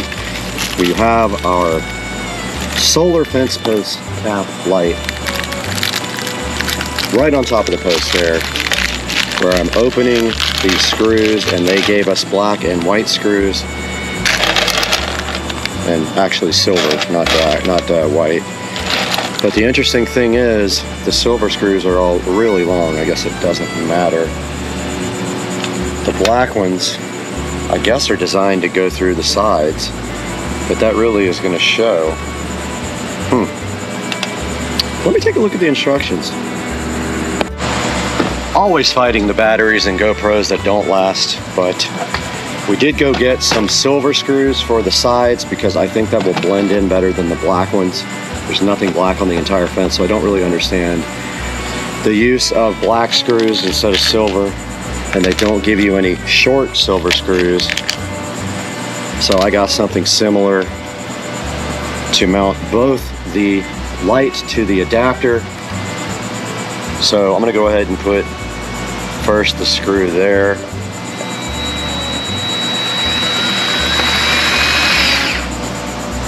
I don't know if we need two, but I think one on each is fine. They're not going anywhere.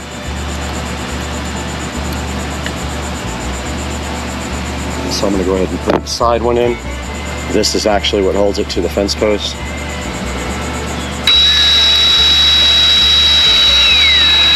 That is the only negative, is that you have to put a hole in your fence post.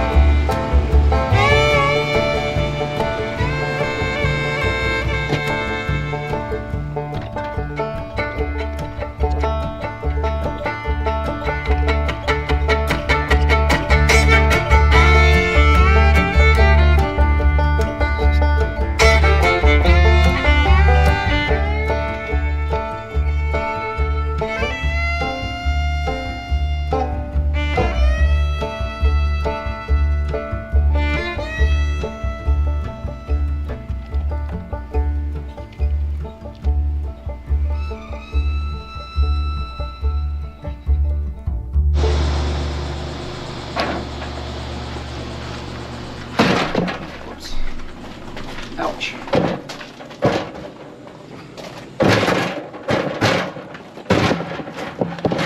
Dang.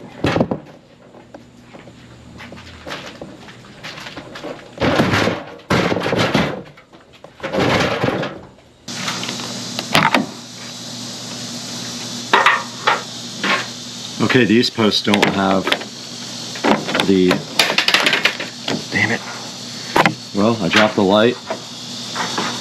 Maybe don't work anymore. But this is going to be very difficult to get in. I may not be able to get this.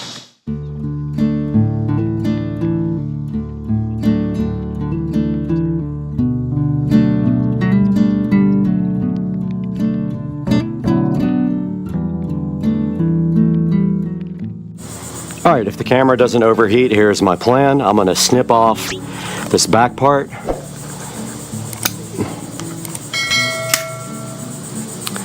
If I can, without breaking everything. Of course, I broke it.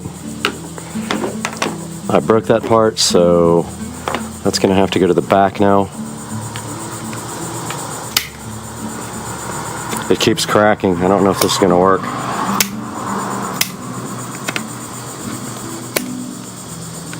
I'm just snipping off this back so it'll fit.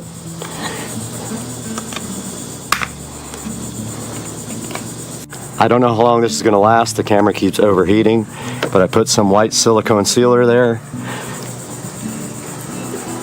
And it still doesn't go all the way, and I cracked this side.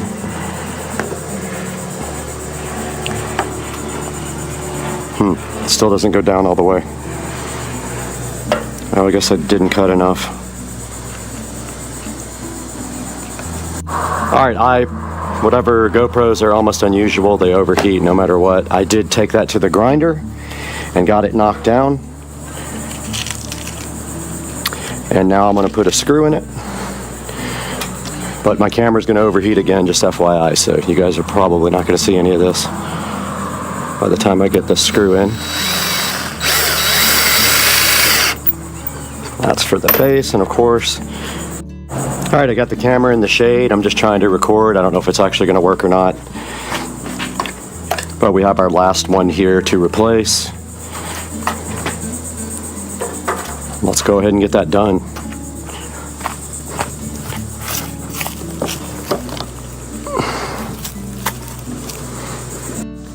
Guys, we successfully completed our fence post solar cap project, as you can see right here and right now. And there are the new fence post caps all installed. We got 4 installed right here, which you saw most of that.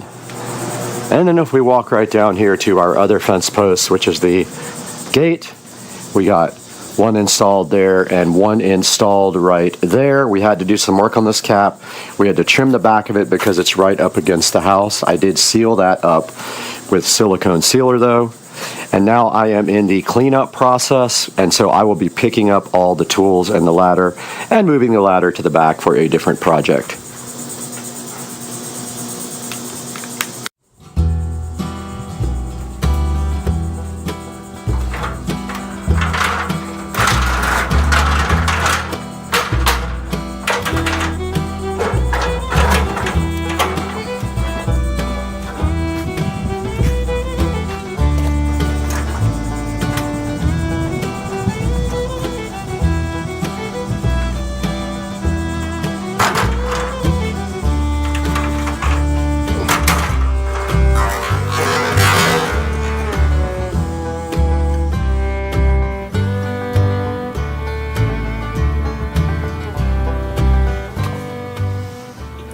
Guys, we're back in the 4K production studio here at Supercar Street Racing, and you guys just saw that we got a fence installed, and it would be right here on my left, and that fence is around my pool equipment and my AC unit right here to the left of the Supercar Street Racing 4K production studio.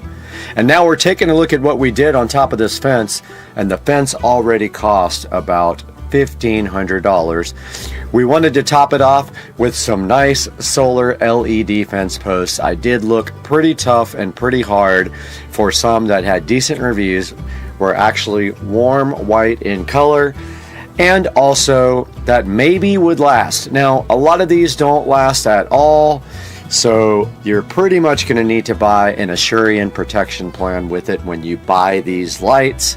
They are going to fail eventually. They last anywhere from 4 to 6 months to a year. These ones actually had decent reviews and said that they will stay lit up all night long. We're going to see that. It doesn't actually matter if it does. As long as they light till at least midnight or 1 a.m., I'm totally fine with that. So this is 6 solar post cap lights, and they are $49.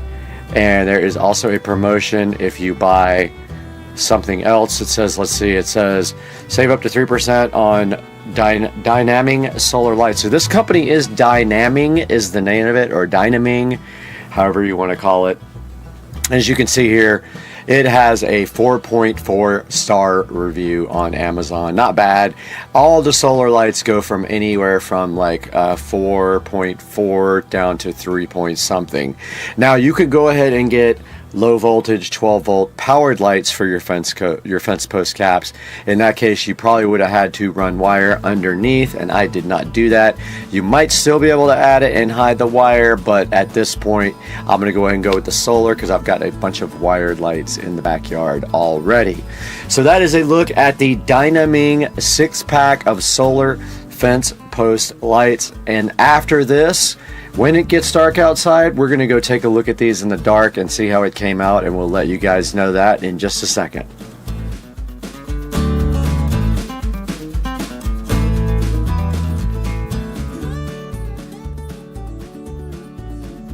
Lightning and thunder. Oh, that's epic. Look at this guy.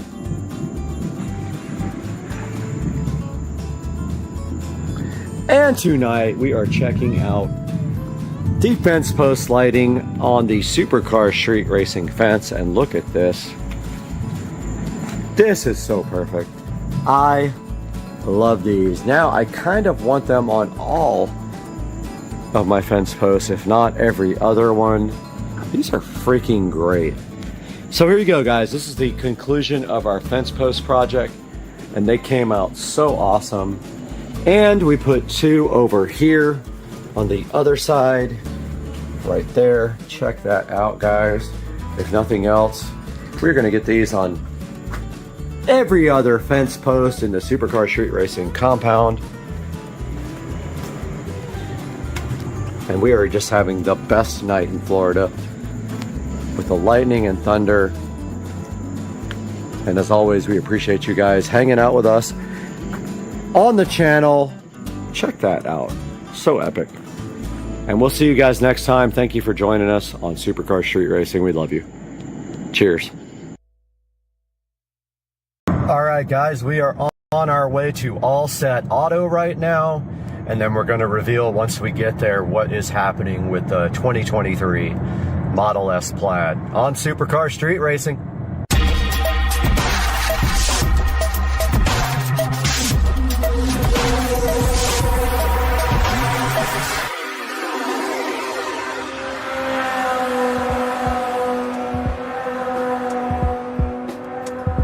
Guys, we are out here at All Set Auto, who is going to be looking at the car. I see somebody inside now. So, how's it going? I'm Brad. Hey, nice to meet you. How's it going? So, doing a little bit of for the channel here. Yeah. So this is, guys, this is All Set Auto, and you are Nate. Nate. All right, yeah. I'm Brad. Nate. Yeah, for sure. What we do here. Okay, awesome. Whoa, Teslas. dude, love the lighting. All Set spelled backwards is actually Tesla. Yep, that's true. And so this is our work area. okay. A little bit of PPF. PPF means paint protection films. Right. And what that is basically to protect your paint from rock chips, scratches, swirls that you get from washing your vehicles. Right. Stuff like that. So what we're looking at for the car that has less than 200 miles on it is satin. Satin. I can And actually show you a satin. okay, cool. Satin right here. And we're going to be doing the whole car. This is a Model 3. What model do you have again? Model S Plaid. Model S. Wow, nice. Congratulations. Brand new. It's got like 100 miles on it. So Sweet. This one's actually getting immaculate version. I don't want to go too far over. okay. So this one's going satin. Mike, which fans did you get done? You get the hood done. Okay. Yeah. So you can see here. I love the lighting here, by the way. This is our light tone. So yeah, you can see here where it knocks the shine down on the satin, which is exactly what I wanted. And there's a couple of black ones like mine out there, and I looked at an older one, but I decided to get a brand new one because they updated the hardware. Yes. So now they have there's no more like proximity sensors. It's all camera based, and so all that changed, and I wanted to make sure. All new to these now. Yep, all new. And this one's brand new too? Yes, this is a 2020.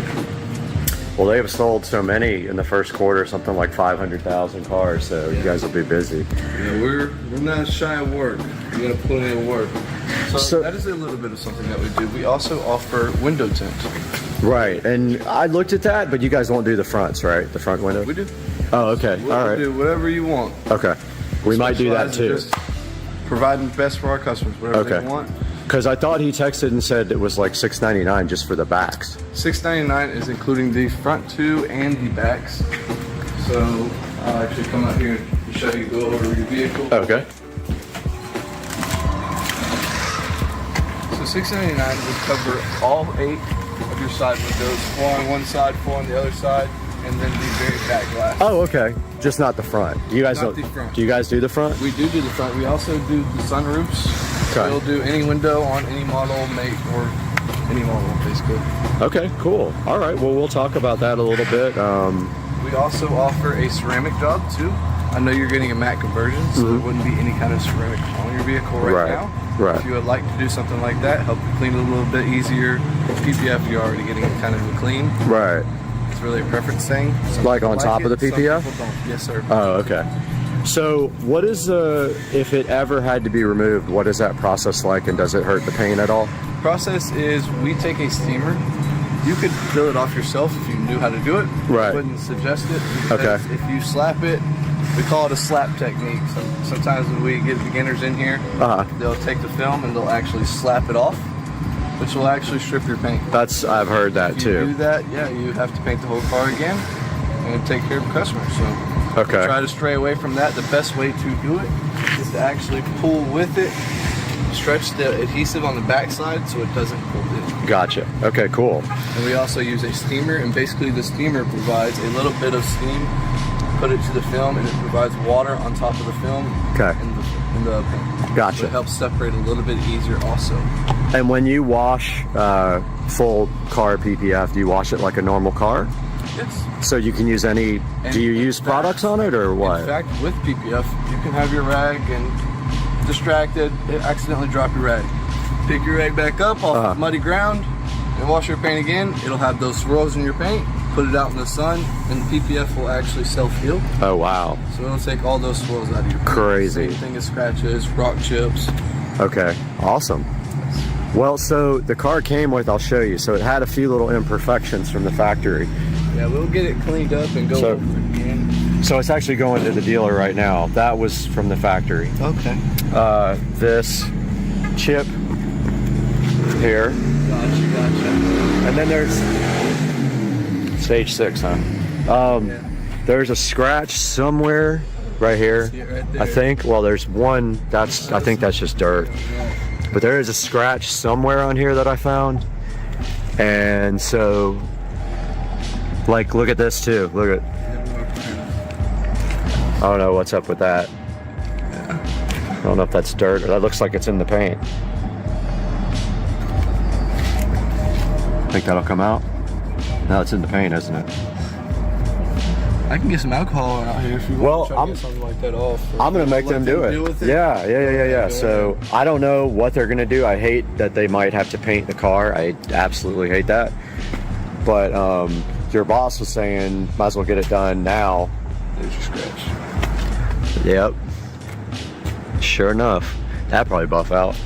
You think? Yeah, we personally could buff that out. Yeah, so I know Tesla is well capable of doing it. So also, you guys are gonna take off the front plate for me. Yes, sir. Get rid of that thing because it's ugly. Yeah, there was a scratch somewhere. We also offer blacked out emblems too. I see you got a blacked out car, black rims, and being that you're going to have tint, you'll have blacked out windows too. We also offer blacked out Tesla Pod or Tesla. Notice they don't have the logo anymore on this new one. That. But it would be for the front too. We could, if you wanted the back, we could install the back for you. Okay, gotcha. The front too, because the front is perfect. Yeah, I'll probably get you guys to do that to that Absolutely. one because it's ugly. All right, well, Definitely so not ugly, but yeah, we can make it look a little bit better. Okay, so the plan is this is going to Tesla right now.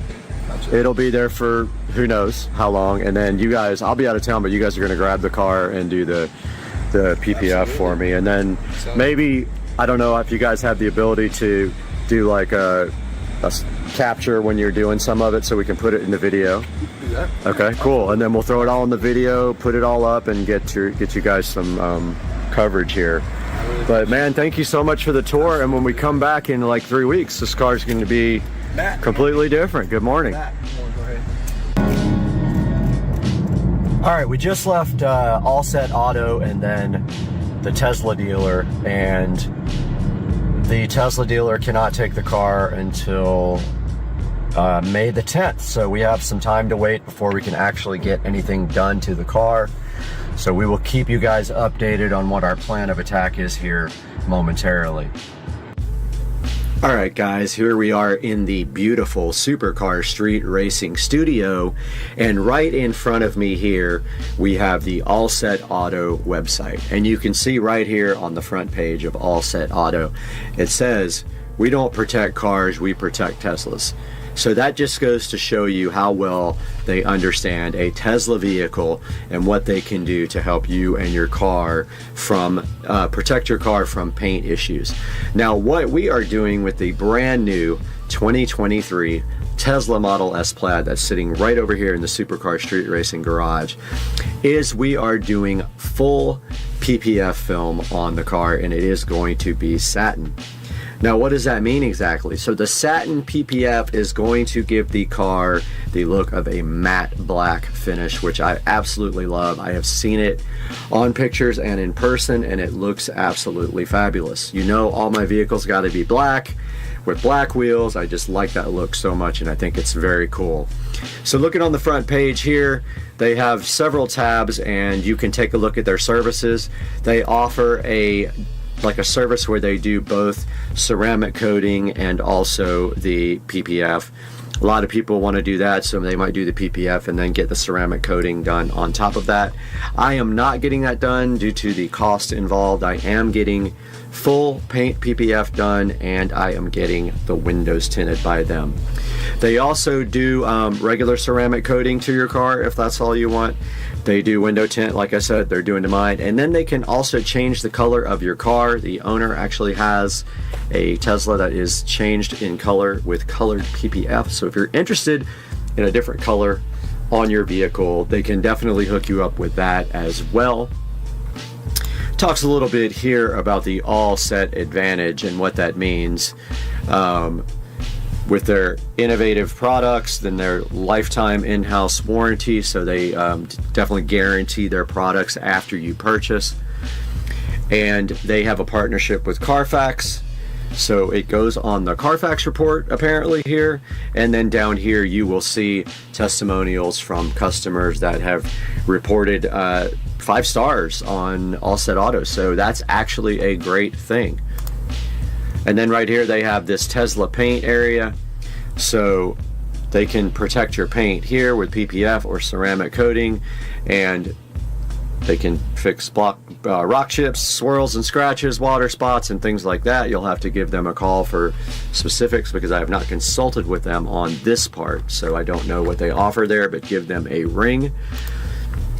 And right here, right now, on the contact area, you can see that there is a contact right here, and that one is actually the wrong area, so that is for Dallas. Let's go back to, we for some reason are in the Dallas one when we should be in the Jacksonville, and there is the contact for the Jacksonville office there, 888-352-5738, and they are at 5105 Phillips Highway, and they are about 3 miles away from the actual Tesla dealership.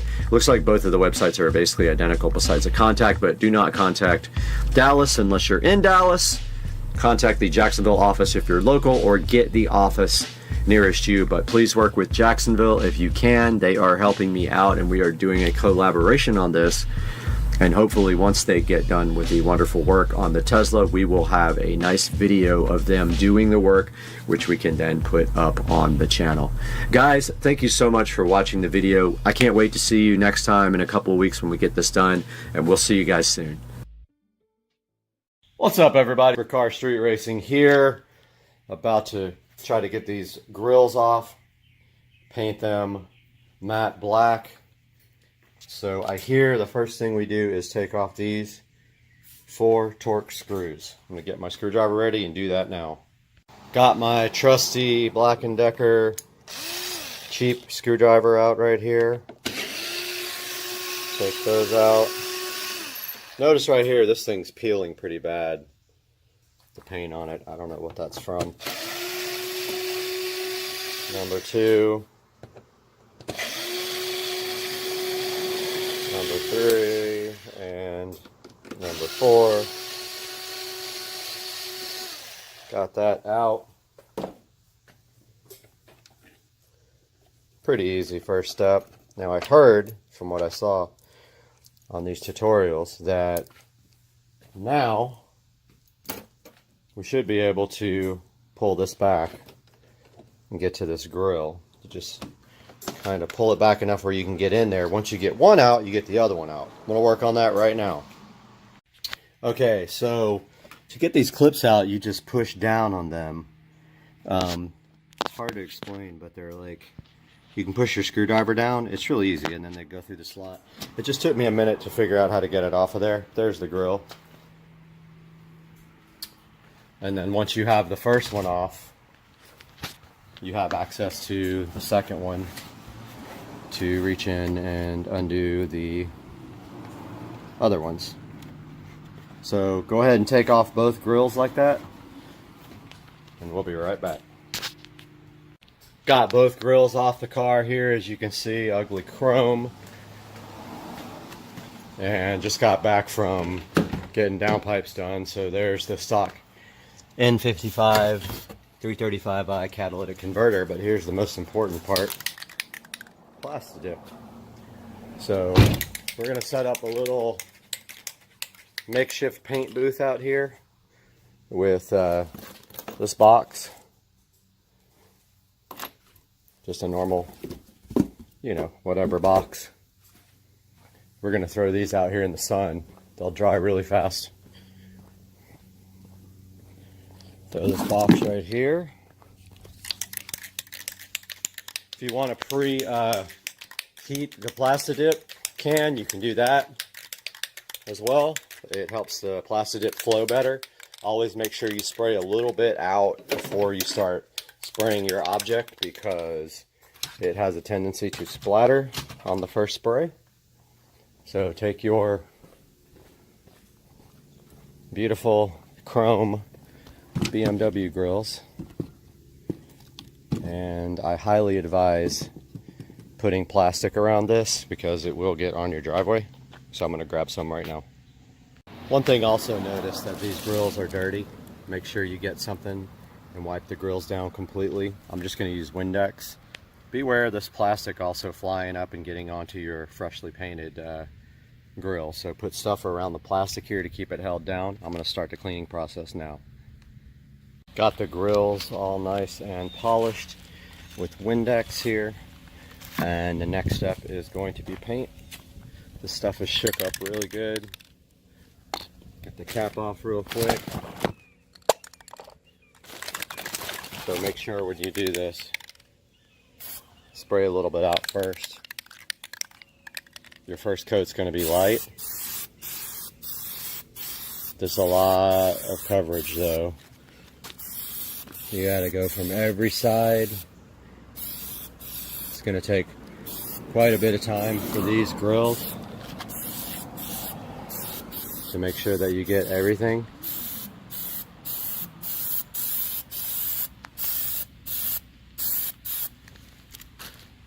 Just keep the first coat nice and light, but get everything all the way around. I'm thinking this is gonna take 4 or 5 coats.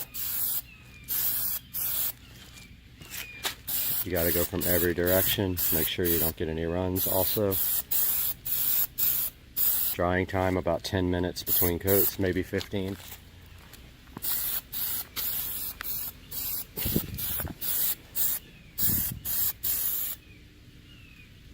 That's first coat. So anytime you have the opportunity and you have pieces out of your car, you always want to take the time to clean. These are places that you can't normally get to. So for example, inside here, I'm going to take this, well, there's my Armor All. So this is medium shine, and I am going to clean this up really nice. All in here. Spray that all down really good. Grab yourself a towel. Notice all that wax and stuff that you could never get to is gone. And if you do like to wax your car, you can take this opportunity to wax inside this area that you will never be able to get to otherwise. Look how nice and shiny that Armor All. Look at that. Would you look at it? Just look at it. Now that looks 1000% better. So I'm a stickler about keeping the car clean, even though it is dirty today. I'm going to wipe it down in a bit when I get done with all these projects that I'm doing. But do you see how nice that looks in there now? And up here around the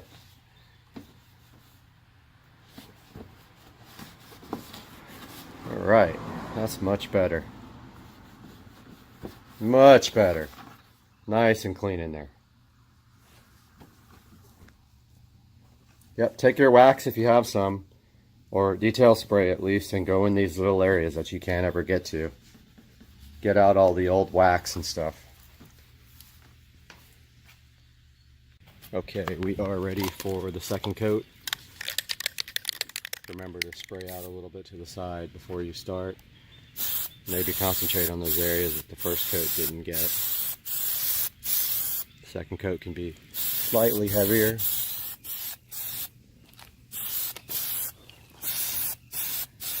Remember to get this from all sides. You've got a lot of ground to cover here. Go all the way around it. And when you do, make sure you get all inside those fins.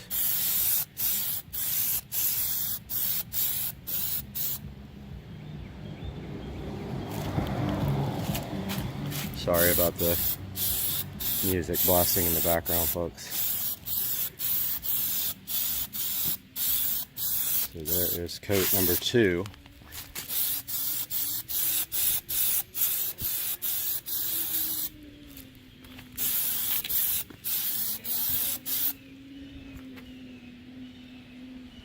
Alright, these have probably 4 coats on them. They look pretty good. Give you a good close-up look.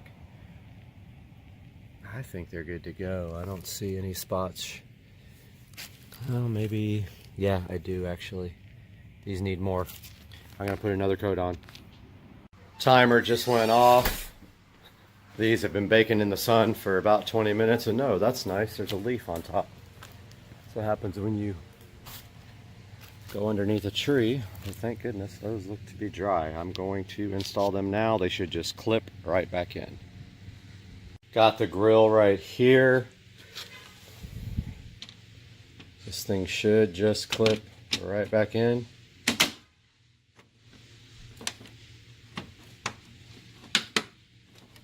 Just like that. That's the first grill. Wow, that looks so good.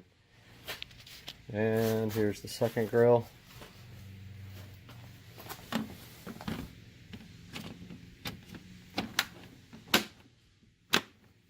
Back in there.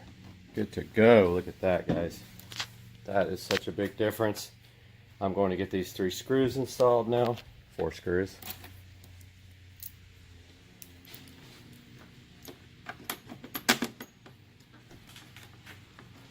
Screw number 1. 2. All this stuff is difficult with one hand. 3. 4. Got my trusty Black & Decker. Always have Torx on hand for BMW.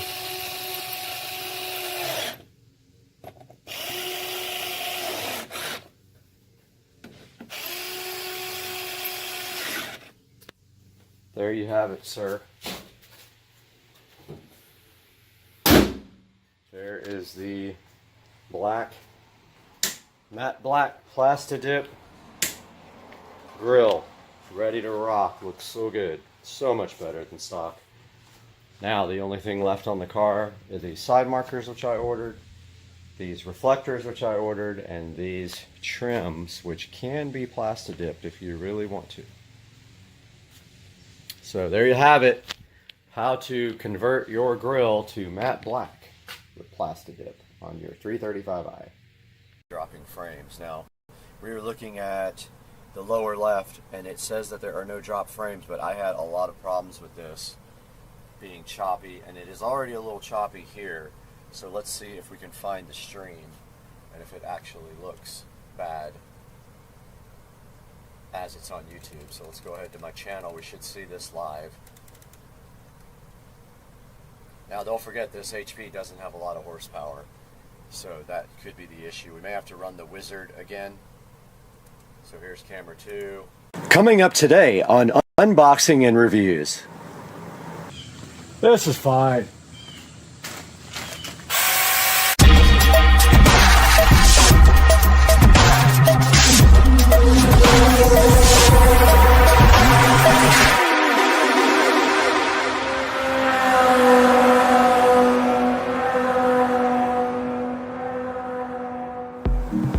Welcome back to Supercar Street Racing, and we are here in the beautiful Supercar Street Racing 4K production studio for another unboxing and review.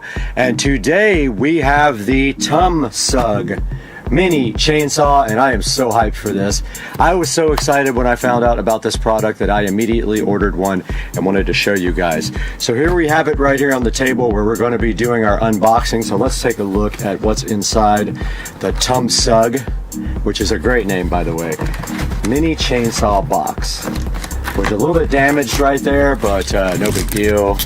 And inside here we see right here right now we have a beautiful hard plastic case. Now this guy was only about $48. There is a coupon right now available, and I will put a link in the description for this dude. But let's go ahead and get this all the way unboxed. And there is the TumSug mini electric chainsaw, looking so fresh in its box. And I love that it has this nice hard plastic case with it to protect it when you're not using it. Let's go ahead and open this and see what's inside.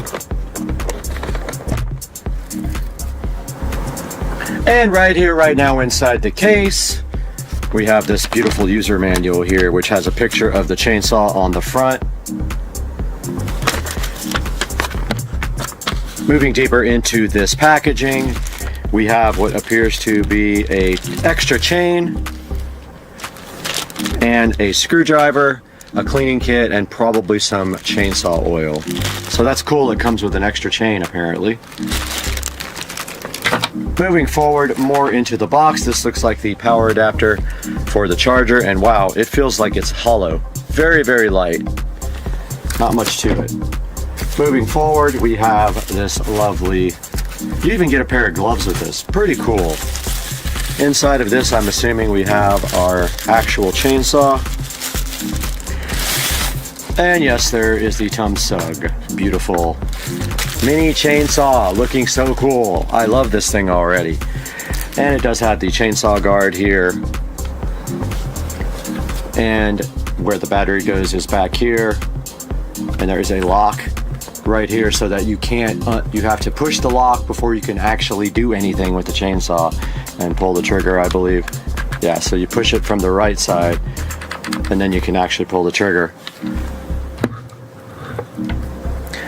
Moving forward into our box again, and we have, even comes with a set of safety glasses, which is kind of crazy. Think about that, how much stuff you get for $38. Now this part of the box is damaged. Looks like it was dented in, but no big deal. And then inside of the safety glass condom, we have these beautiful, lovely safety glasses that were included at the low price of only $38, which is pretty insane. They give you these nice safety gloves, which make your hands smell like ridiculous nuclear waste. And then 2 batteries, not just one. And this is a 21 volt device, guys.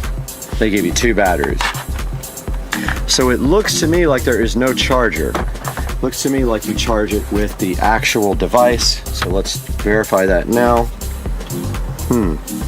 Or do you actually just charge the battery itself? Interesting.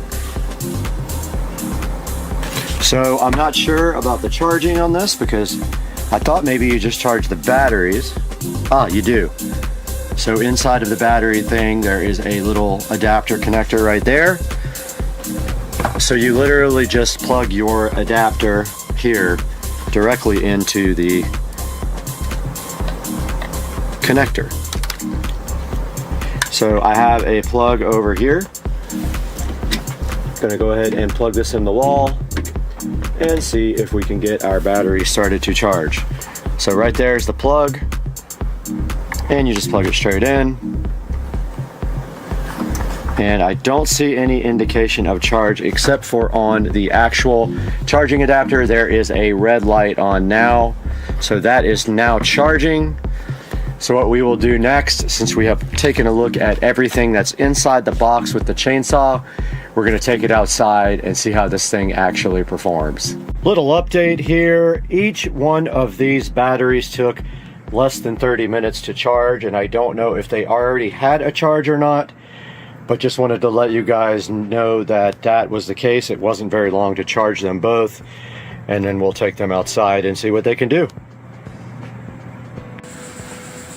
Go ahead and load our battery on here. They're both charged fully. Oh yeah.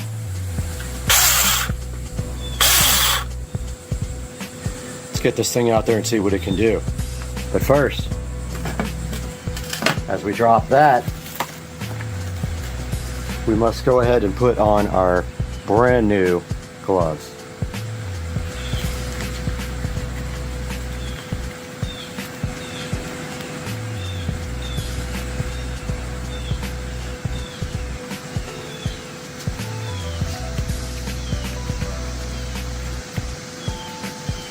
And our safety glasses.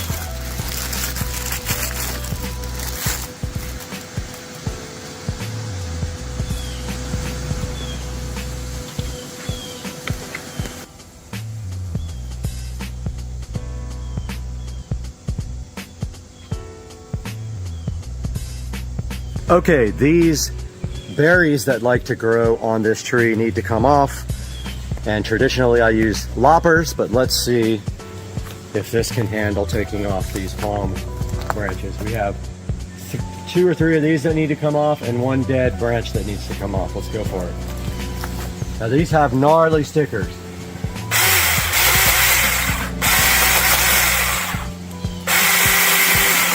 All right, it hopped a little bit on it. I don't know if that's my fault or what. Okay, if you get it closer down to the bottom of the blade, it works better.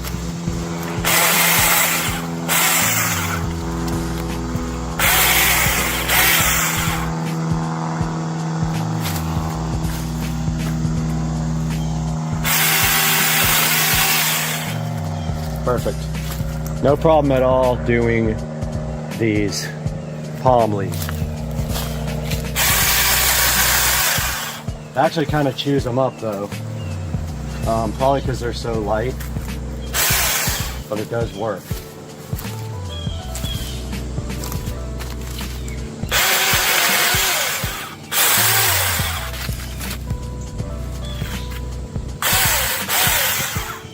No problem.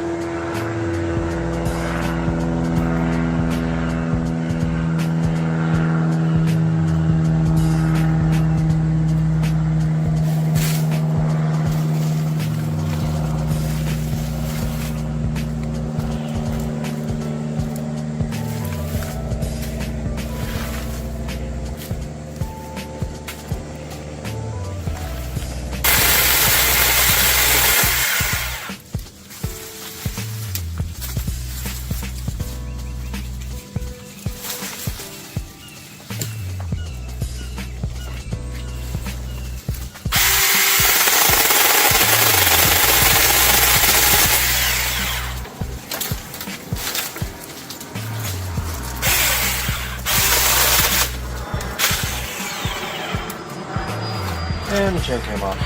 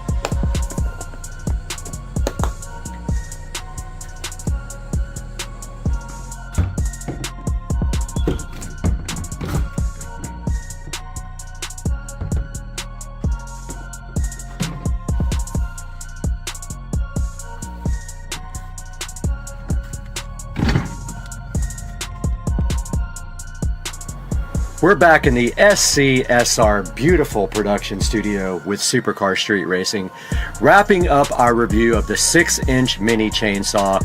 And let me tell you something, that thing absolutely rips. I highly recommend this. We took that thing outside, we tested it on both regular palm branches and also regular tree limbs. I did knock off the chain one time, but that was my fault. If you push too hard on the thing, it is going to break the chain. I am going to put a link to this in the description of the video. Please click that link to buy this or anything from Amazon, as we get just a small amount of commission off of everything.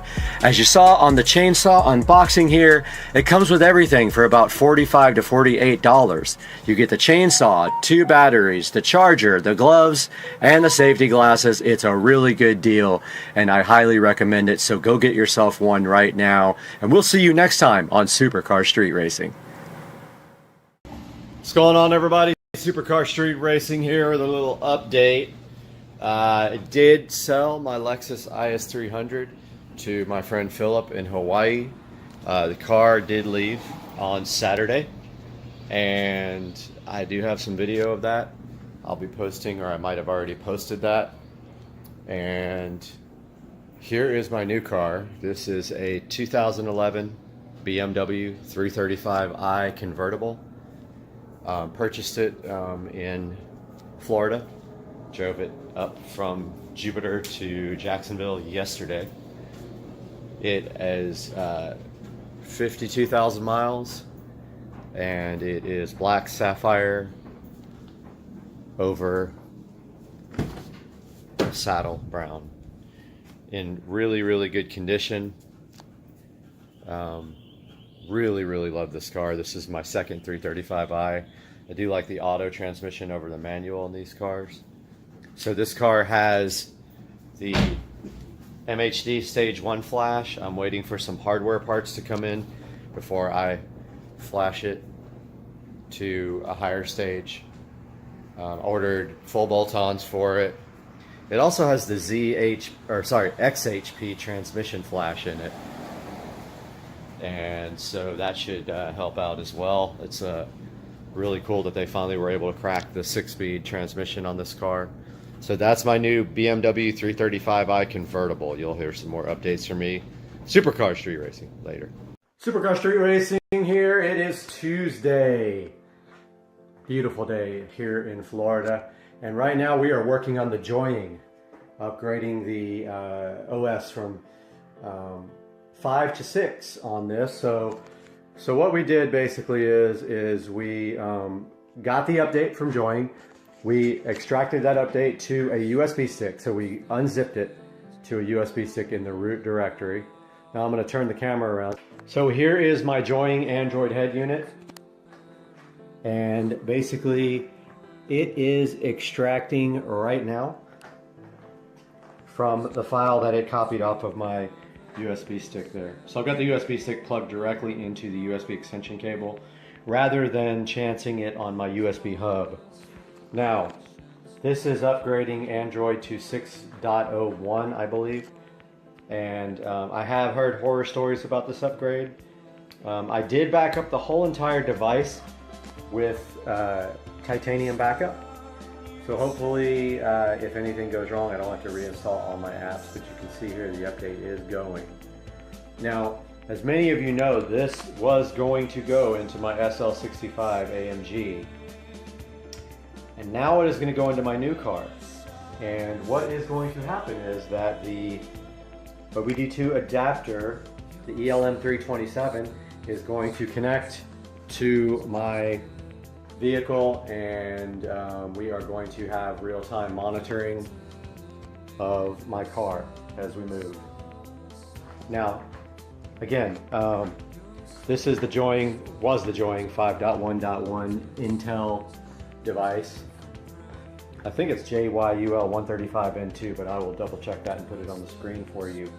And I bought this about 9 months ago for around $280. They do have a newer unit out, however this one is still available. So once this upgrade is done, I will show you this unit again. So it just showed the little Android guy again, and it said erasing. Now we come back and we have Android 6.0M.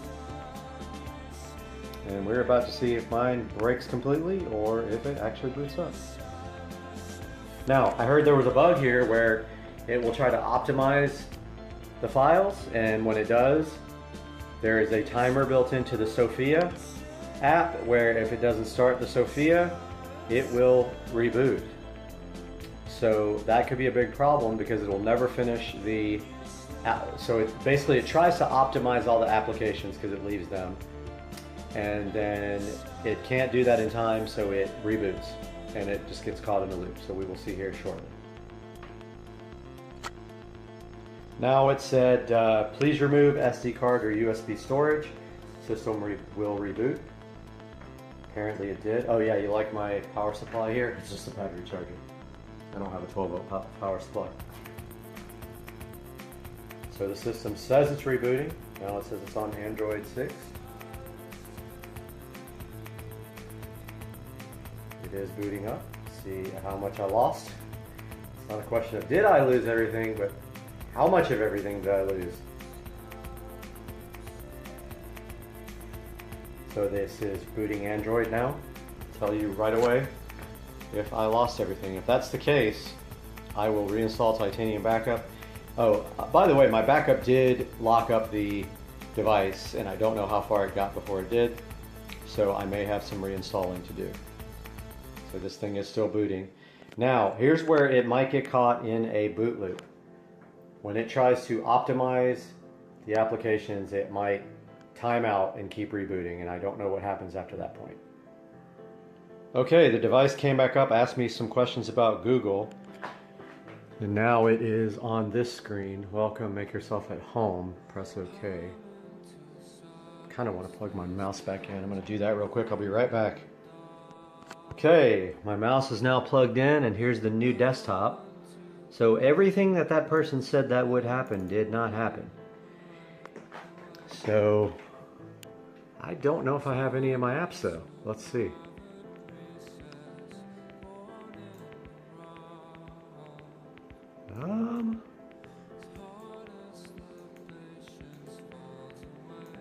Let's see. It looks like I might not have my apps.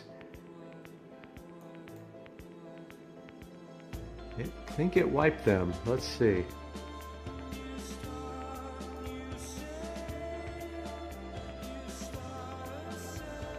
I believe it wiped everything. It did. It wiped all my apps. So I'm going to reinstall Titanium Backup and see how much I have to do, because I spent a long time on this device. Okay, so yes, the upgrade did wipe out all my apps. Secondly, I lost root access. You will see how to get root access in the description of this video. Some nice gentleman on the Joining forums has figured that out. Once you have root access, then you can grant root to Titanium Backup, and it is now restoring the apps that are missing. So there's a little bit of quirks with 6.0 Android on this Joining unit. However, I think this is worth the update. I'm excited about this. So all my files are restoring now, and when they're done, I will restart the video.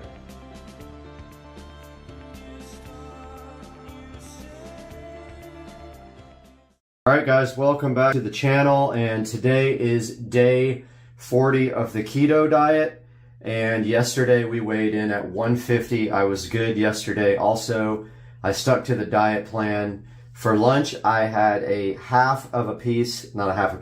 one piece of keto Arnold bread with grilled chicken, a couple of pieces of bacon, and cheese on top. For dinner, we had hamburger patties and Caesar salad. So let's step on it. 150 yesterday.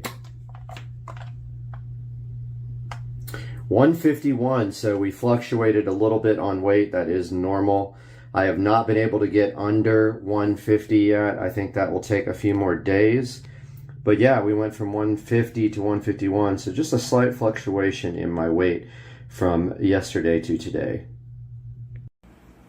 Here's another look at that air fried chicken. You know you love that air fried chicken, but you don't know anything about making it. You even watched my video and you still don't know how to make air fried chicken. You wish you had this air fried chicken in your mouth though, because you love my air fried chicken. I'm ready to go for a ride, but I can't because my car's still charging. Wait. What? What?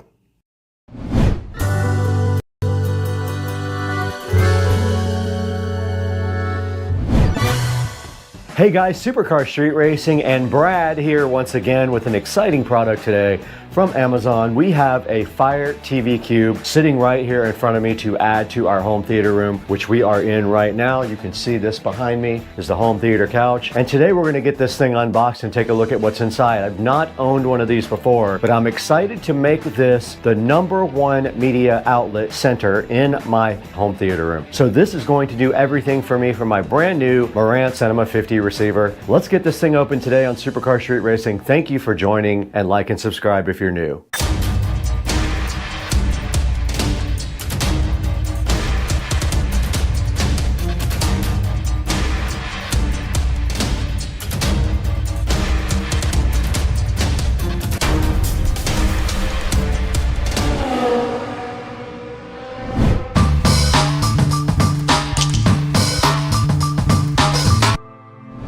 Guys, Supercar Street Racing back once again, and we have something very special to show you today, and that is the Amazon Fire TV Cube. Now, I've been interested in this for a while now, and I finally went ahead and bit the bullet when I got my new Marantz Cinema 50 receiver. This guy right here is going to be the heart of my new home theater system, and this is going to provide all of the good video inputs and apps that I need to go ahead and watch on the Cinema 50 in my Dolby Atmos home theater room. Now you can see right in front of me, right below this Tesla, is the Fire TV Cube. let's go ahead and take a look at the outside of the box first. All right, so taking a look at the box, on the front, it does say Fire TV Cube. It says 4K HDR, and it does support Wi-Fi 6. That is a new thing for the new Fire TV Cube, which has an improved processor as well. It does support Wi-Fi 6E for faster Wi-Fi transfers. Moving to the front of the box, around the top here, it shows some of the apps that you can use for entertainment purposes. Things like Netflix, HBO Max, Freevee, Hulu, YouTube, Disney, and a few other more like Apple TV. That is all sitting on the front of the box. Now moving to the side of the box right here, you can see that it says it works hands-free with your smart home system from Amazon. It has Wi-Fi 6 tri-band, 4K Ultra HD, high dynamic range, Dolby Vision with Atmos, and a octa-core processor, which is also new. It is the fastest processor available in an Amazon smart device. Now the other side of the box is pretty simple. It shows you some more streaming service right here. It tells you what is included in the box. You do get the Fire TV Cube, you get a Fire TV voice remote, you get AAA batteries, and you do get a power adapter. What you need in order to actually use this though, is you need a high-speed internet connection. You need an HD TV or 4K HD TV with HDMI inputs, and you do need a high-speed HDMI cable. And that's a look at the outside of the box on the Fire TV Cube. The next thing we need to do here is go ahead and unbox this thing and see what is inside the actual box.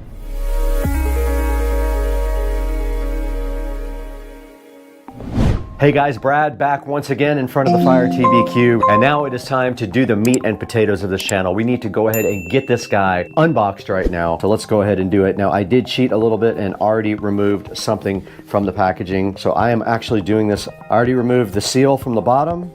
Looks like you just flip that up and it does open just like that, if you guys can see that. And the first thing I see inside of the box is a brown cardboard thing, and it looks like inside of this is our power adapter.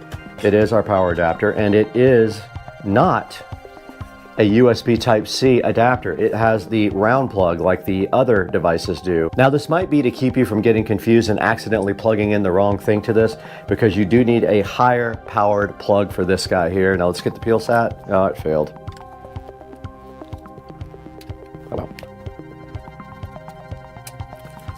Okay, that was harder peel sat. It was kind of stuck on there.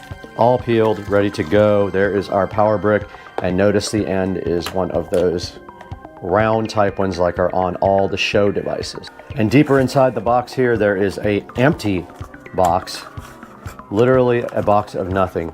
And that is planned because it was just keeping everything close together inside of this box. We don't need this where we're going. And then in the back of this box here, we do have a nice manual here. It says hello on it.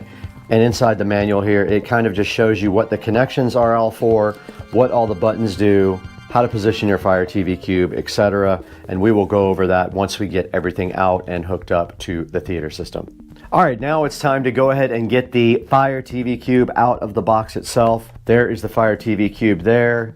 And then right below it, we do have a set of AAA batteries. And then right below that, we do see the Fire remote control here, looking so fresh, brand new with that peel sat. Not very good sat. Boy, these are way harder to open now. There's our remote control. Let's go ahead and put the batteries in it while we have a chance. You just push forward and slide that right off. And then they do go with plus facing the top of the remote. And we now have our remote control ready to go. And we are done with this box. Let's go ahead and get this out of the way. We don't need that where we're going either. And now let's go ahead and peel sat the Fire TV Cube.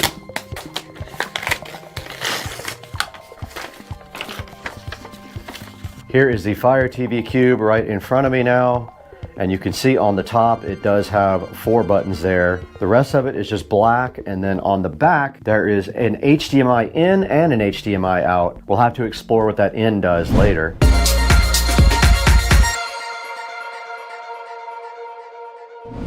We are down here with the brand new Marantz Cinema 50, where we are going to be connecting our brand new Fire TV Cube. And I think for now, a good place for it to sit will just be right next to this, because we ordered a new shelf and it has not arrived yet. Now the Cinema 50 has plenty of inputs for this. We're gonna go ahead and put it into the media player port using an HDMI cable that is compatible with 4K.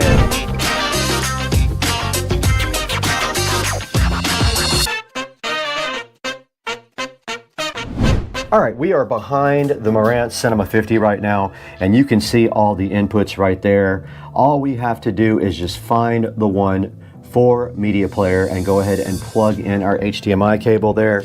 We do have our HDMI cable right here. Let's go ahead and see if we can find the correct input here. Okay, we're gonna go ahead and plug our HDMI cable into we're gonna use the cable SAT.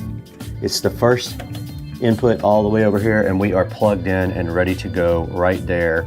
The other side of this will be our Fire TV Cube, so let's go ahead and grab that. There's our cube right there. Put that down there for now. And we need our power brick. Let's go ahead and supply power.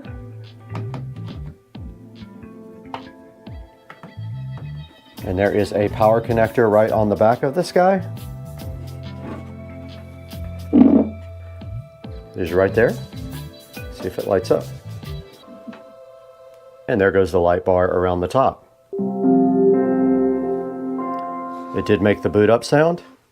And I think we need to do the rest from the Alexa app. All right, we need to go ahead and plug in our HDMI cable also to the back of our Fire TV here. Remember, there is an in and an out, so don't get them confused. Here is the output.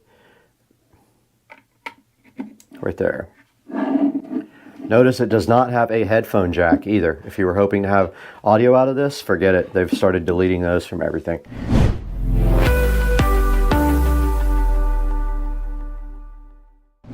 All right, it wanted us to turn on our projector, so here is our projector, and we now have to use our receiver instead of the projector. So let's go ahead to the receiver input. So basically we're changing our input on our projector to the Cinema 50. The Cinema 50 is now on, and there is it automatically went to that input, which is interesting. And now it wants me to hold down the home key for 10 seconds. There it goes. Now to press the play button to start, we are in English. It already knew my Wi-Fi because I put it in when I bought the Fire TV Cube. Now it is updating to the latest software, and now it is going to restart. It might have to do that several times in order to work properly. And there is the resolution, 3840 by 2160 is what it's supposed to be. We may have to go change some settings inside of the cube to optimize the display and the sound, but it is now updating the device.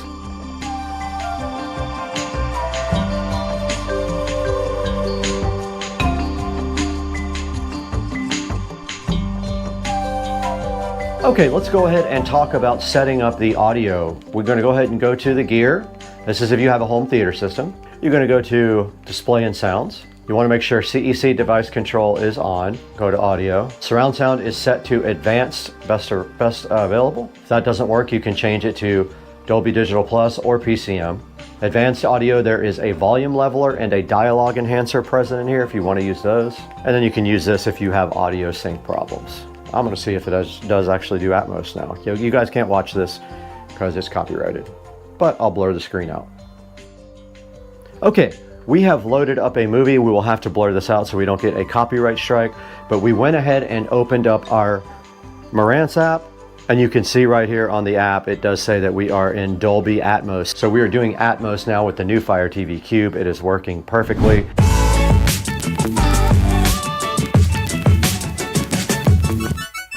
Okay, looking at the top of the Fire TV Cube, this is the action button here, and then these are the microphones on top. There is 4 of them up on top of there, and this is the this is like the mute button. Yeah, this is the microphone on-off button. It's a circle with a slash through it. Then there's a whole layout here of what your remote does. It's pretty self-explanatory because I'm sure most of you have already used this device. All right, guys, that was a good look at the Fire TV Cube with Brad and Supercar Street Racing. I hope that you'll go down to the link in the description and order your own. Make sure you do use all my affiliate links because that helps us out greatly on the channel. We lose money, we don't get any money from this, and we just need to pay a few bills off with the revenue from Amazon. All right, I'm gonna be showing you guys how to install Kodi on any Android Fire device. So what you wanna do is first go find this program called Downloader. It popped up right there, go ahead and install, and it is installing Downloader.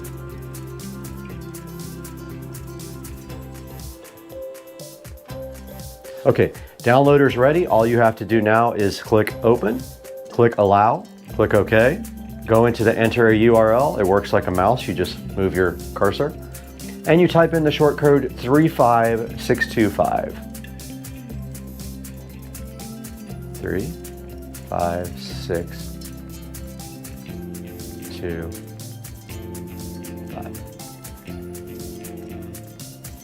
Quickly wanted to drop this in here because I forgot. In order to get the developer options, you can see on the screen what you do. You just go to the settings, you go to My Fire TV and to About, and then you hit the select button 7 times. Then your developer options mode will appear for you. Now you will want the 32-bit version in most cases. It says ARM 32-bit.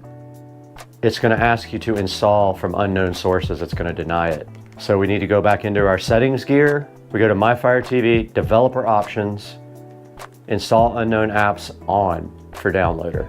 Go back to the home screen, find Downloader, get the ARM 32-bit version. It is staging it. I'm going to click, you got to push the down on the pad and go to install in the lower right, and it is installing now. Now I'm going to show you guys how to put the crew on Kodi. Go ahead and launch Kodi and give it permissions. Go up to the top gear icon, hit that, go to System, Add-ons, turn on unknown sources and say yes. Now if you are doing a home theater system, go to Audio, but you want to be at Advanced, so you go to the very bottom and go to Expert or Advanced, go to Audio, and notice here it's only set for 2 channels, so you have to move this to however many channels you have, and we have 7.1. You'll also need to enable pass-through to do true Dolby Atmos and Dolby Digital. We're going to enable all these. We have all this stuff available in our receiver. We have all these technologies available. Go back button. Let's go to the very front so we show you again. Hit the gear icon now. Go to File Manager. Click on None. HTTPS.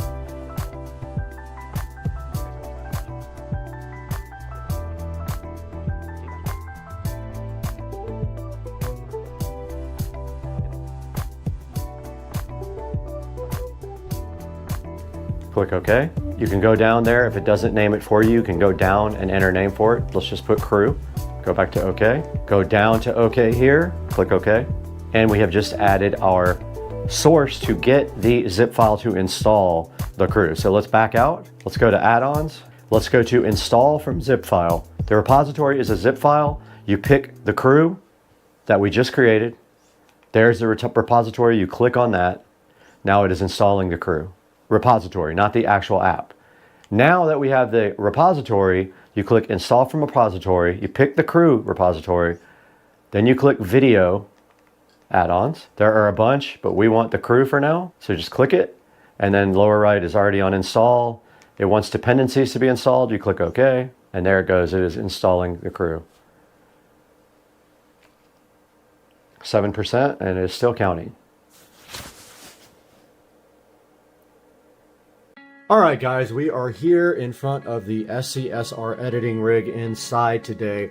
Just wanted to quickly leave you guys with this one thought. I did enjoy setting up the Fire TV Cube for you guys, but I want to make one point about this box that maybe you might not know. The one thing that I don't like about this box is, there's 2 actually.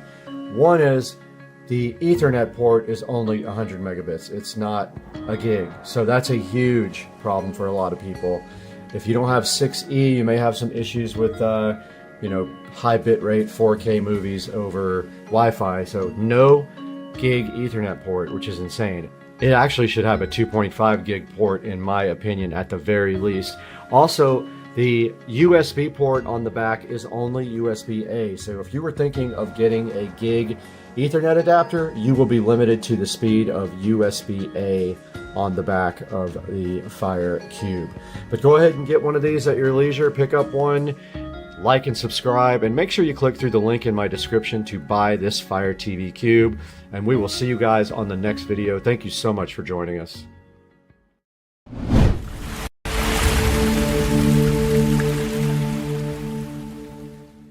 Alright guys, welcome back to Supercar Street Racing. We are in the Supercar Street Racing kitchen where it is dark, but today we got an exciting thing happening. The Tesla Model S Plaid is sitting here so fly and so fresh, and today we are going to be taking this thing to the Tesla dealership because we have gotten something in for the inside of this thing that we have been waiting for a couple of months and also been waiting for like a half a year. Let's go ahead and get in the Model S Plaid and take it to the Tesla dealership.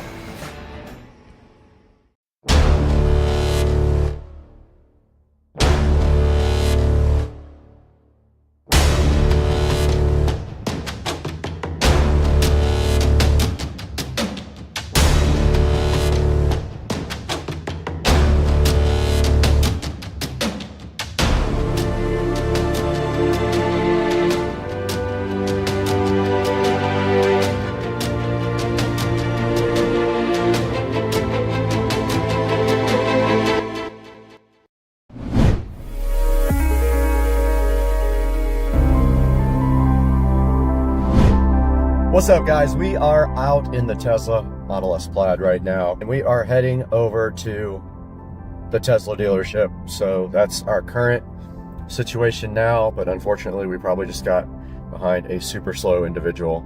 But anyway, yeah, we're heading to Tesla right now to go ahead and see if we can get our seats installed. I did also notice another problem just now, and that is car will not connect to Wi-Fi. I tried both my house Wi-Fi and my hotspot, and neither one works. So I'm gonna let them know. Maybe it'll be fixed with a reset, or maybe they're gonna have to probably flash the software for the new seats, I would guess. We'll figure it out, but it won't connect to Wi-Fi right now, so it won't update the software. Yeah, let's get on over to the Tesla dealer now and see if we can get some sport seats put in, guys.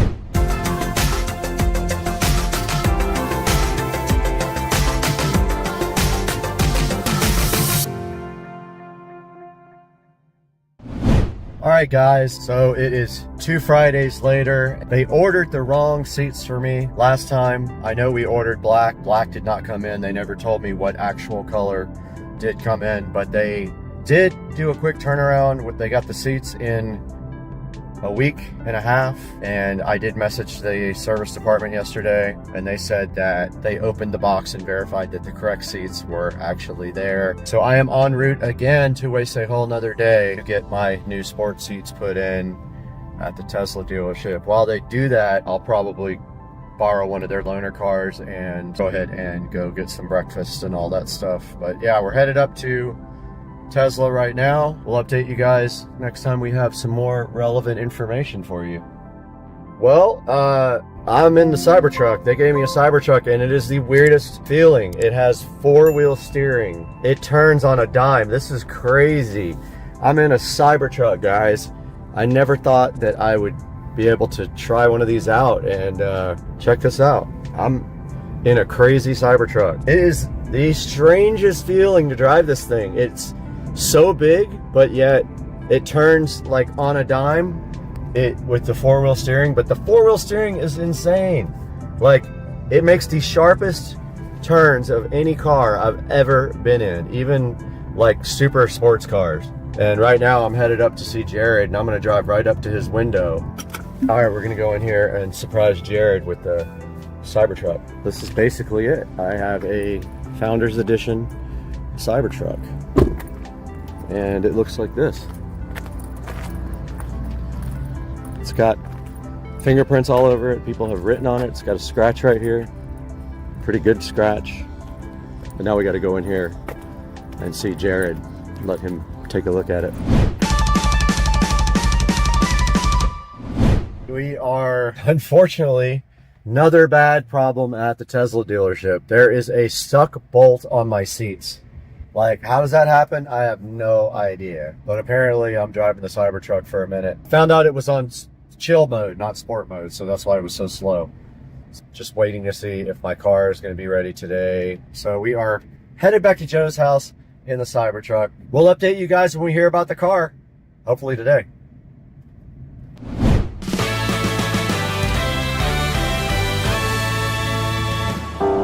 All right, we're back at home now with the Cybertruck, and I thought that I would be able to back this thing in the garage. And the first thing I learned is that this thing is way bigger than you think it is. So check this out. Like, I was backing up and I was using the GPS. I mean, I'm still putting half away, but I thought that I was like way more than that. And also when I went to back in from the driveway, I tried to get it in this slot right here, and it just was like way too big. And so I pulled the golf cart out here, and then I went ahead and backed it down right down the center. And I could have come over here another 3 or 4 feet, but I just figured, you know what? I'll just back it in here, plug it right into the charger, and then let it charge up for a couple hours at least. Yeah, man, this thing, look at this. This thing is in here. Supercar Street Racing Garage is full of Cybertruck action. Now I gotta pull the golf cart through this tiny little slot. I don't know if I can make it back in. That is a smallish hole to fit a biggish vehicle. Let's see. Maybe. There's actually plenty of room in here for this thing and the Cybertruck, but the Cybertruck's too long. But as of right now, this guy's chilling in here and it doesn't fit at all. So fire.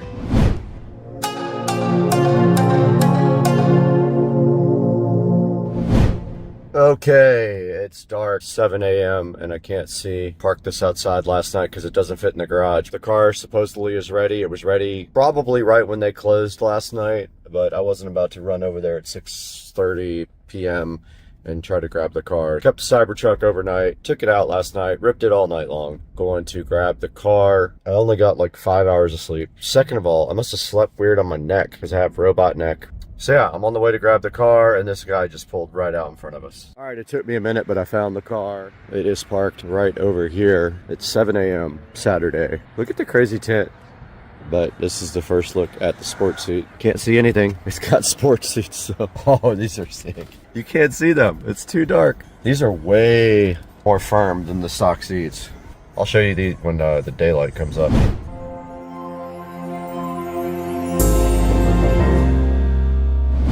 All right, we're back in the Supercar Street Racing Garage this morning after being up super early to go get the Plaid from the Tesla dealership. And we have successfully installed the first, I believe, according to the dealership, they have never done this before, retrofit sport seats in a 2023 Model S Plaid. Check it out, guys. These are the retrofit seats. You might not be able to see them amazingly well in here, but they are pretty cool. They're higher than the other seats, so be aware if you get these. They are on the lowest they'll go, and they're a little bit higher, so just be aware if you get these. They sit a little bit higher than normal, not too much. They do have the Plaid logo, as you can see right here. They look awesome. They are more fitting of a Plaid than the regular Model S seats, which are a little bit comfortable and not very sporty. So yeah, this is what they look like from top to bottom, the sport seats in the Plaid. They look cool, and then also you get the back seats. All right, here's a look at the back seats in the Model S Plaid after the sport seat retrofit. You can see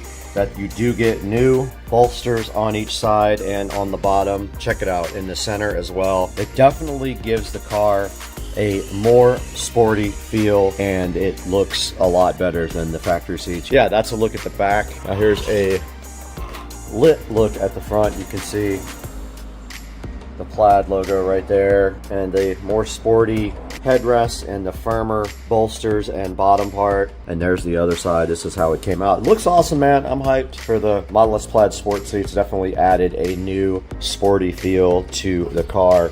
The only thing that I'm kind of bummed about is that the backs are not carbon fiber. For that amount of money, they probably should have been carbon. They're just regular plastic, but I'm sure somebody will come out with a carbon fiber back for those seats, and as soon as they do, I am getting that somehow. But yeah, guys, hope you enjoyed the video. These are available in the Tesla app. If you have a Plaid or a Model S, I think can also do it. You can go into your app and go to interior upgrades, and you can order yourself the new Tesla Model S sport seats, and they are about $6,000, and they will retrofit these to your car. They have to upgrade the software and do all that to make these work, so it is kind of a process. But go onto the Tesla app, go into the upgrade section, you will see these beautiful Model S Plaid sport seats available in there, and you can order your own. And guys, thank you so much for 72,000 subscribers this morning as I counted. It's huge for us. Please support the channel by liking and subscribing, and buy all of your Amazon merch through our affiliate links in the description. Leave us a comment, tell us what you think, and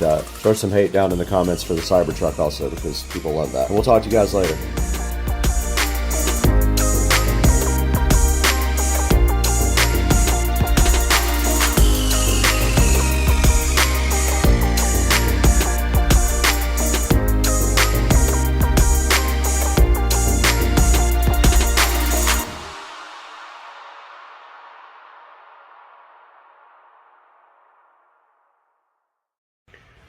What's up, everybody? Supercar Street Racing, and today we want to take a little bit of time to point out some stuff about the 335 that is about to change. So the first thing being that I'd like to tell you guys about the ID4 digital display for this guy. So there's a company called ID4 that makes a complete drop-in replacement for this instrument cluster. So it's pretty cool. It's completely programmable, customizable digital display. And the only downside with the whole unit is that you have to cut part of the vent out in the back, but that's not a big deal. They give you a plate to cover it. You just use the Dremel or whatever, and it drops right in. And I'll put some pictures up here while I'm talking about it, but basically they have some optional things that I want to buy, like the race display. So there's themes and things like that. I want to make sure I get all of it, because why not? You know, you only live once. As you guys remember, I already have the Android head unit here replacing the factory, or augmenting the factory navigation system. But this is going to be awesome because it's going to completely replace this. I'm sure you've seen other videos of it on the internet, but about to order that here in the next couple of weeks. I was just waiting to pay off some other things, like my radiator had to get replaced, and of course now I've got these other codes that they're throwing that say lean mixture, so I'm wondering if my high pressure fuel pump is about to fail. But one thing at a time. With a 11-year-old car, things are going to happen. So took some time today to touch up a couple spots on the wheels. Powder coating is supposed to be really versatile and get through anything tough, but unfortunately there's a little spot right here that's going to need a touch up. And I have some matte black paint and a little paintbrush, and I think I'll try to touch that up, or maybe I can use the BMW paint that's sort of a pearl. So I think I'll stick with the matte or the satin black spray paints that I have over there on the wall. So yeah, so the next thing coming up for this guy is the digital display by ID4. I'm going to put links in the description for that, and hopefully you guys like it. I am super excited. You can spend about $1,200 if you want to, but I'm going to go ahead and spend $1,800 and get the full-blown display here pretty quickly. So I'm going to update you guys when that comes, but I just want to do a quick little update and throw this back and see if I can actually get a video to work now without crappy video quality.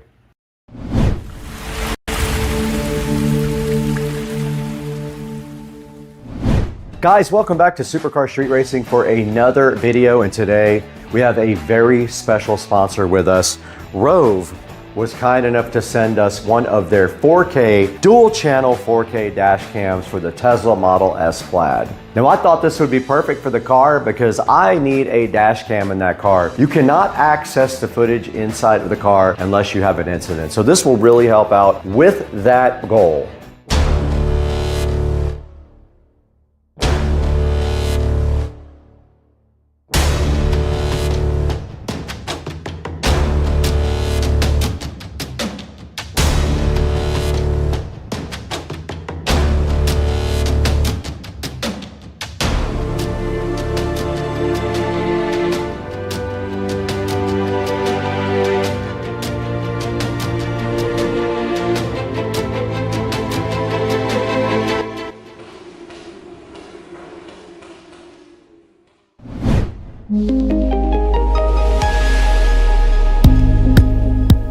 Now this dash cam is awesome. It has GPS, it records in 2160p, it has a 2.4 inch IPS screen on it, it has a 150-degree wide angle lens, and it also has night vision, which is important if you're going to be driving a lot at night. These guys have 37,400 reviews on Amazon, so you know they've sold quite a few of those. I am super hyped to get into this gift box. They sent us a bunch of stuff for the 4K dual channel dash cam. This thing also supports over-the-air firmware updates, built-in 5G Wi-Fi up to 20 megs per second download speed. It can geotag you with its built-in GPS, and it does support up to a 1 terabyte micro SD card. I think that we have an SD card included with this. When we dig in, we're gonna find out. And I just looked at the box. It does come with a 128 gig Rove SD card.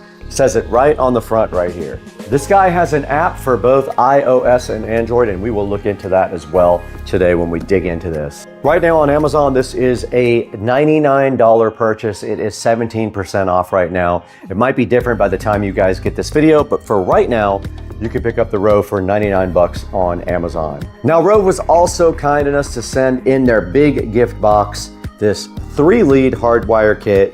This allows you to hardwire your cam into your car permanently without having to use a USB-C port or any other type of wiring.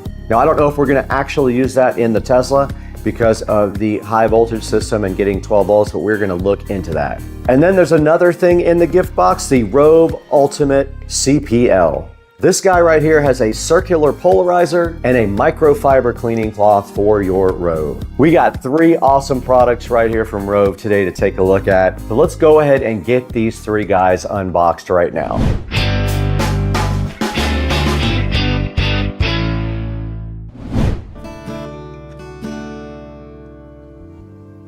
What's up, guys? Welcome back to our other channel sponsor today. PureWex was so kind to go ahead and forward us some of their mushroom gummies. You can see them right here. They are 20-in-1 complex mushroom gummies. Now, these guys are so awesome. They help your brain, your focus, and your immune system when you take these. These guys have a powerful blend, a great taste. I let my neighbors try them. They said they taste just like chocolate, and I agree. Very good taste. I'm gonna go ahead and take one right now. So yummy. Literally tastes like chocolate. Now, these PureWex mushroom gummies have cordyceps, lion's mane, reishi, maitake, and shiitake, all in a 20-in-1 powerful blend. These guys help you get through the day, and they help you keep focus. They help keep your immunity high, and they help keep your brain at tip-top levels. I'm gonna continue to take some of these mushroom gummies every day and let you guys know in about 3 or 4 weeks if I feel a difference after taking them. But these are rated very highly online. I will have a link in the description to the PureWex mushroom gummies. And if you go to their store, you'll find a lot of other cool supplements you can take as well. If you don't want these, please buy something else from PureWex. Get your mushroom PureWex gummies right off of the Levanta.io link that I'm going to provide for you in the description, and let them know that Supercar Street Racing sent you and that you support us. Let's get back to the video.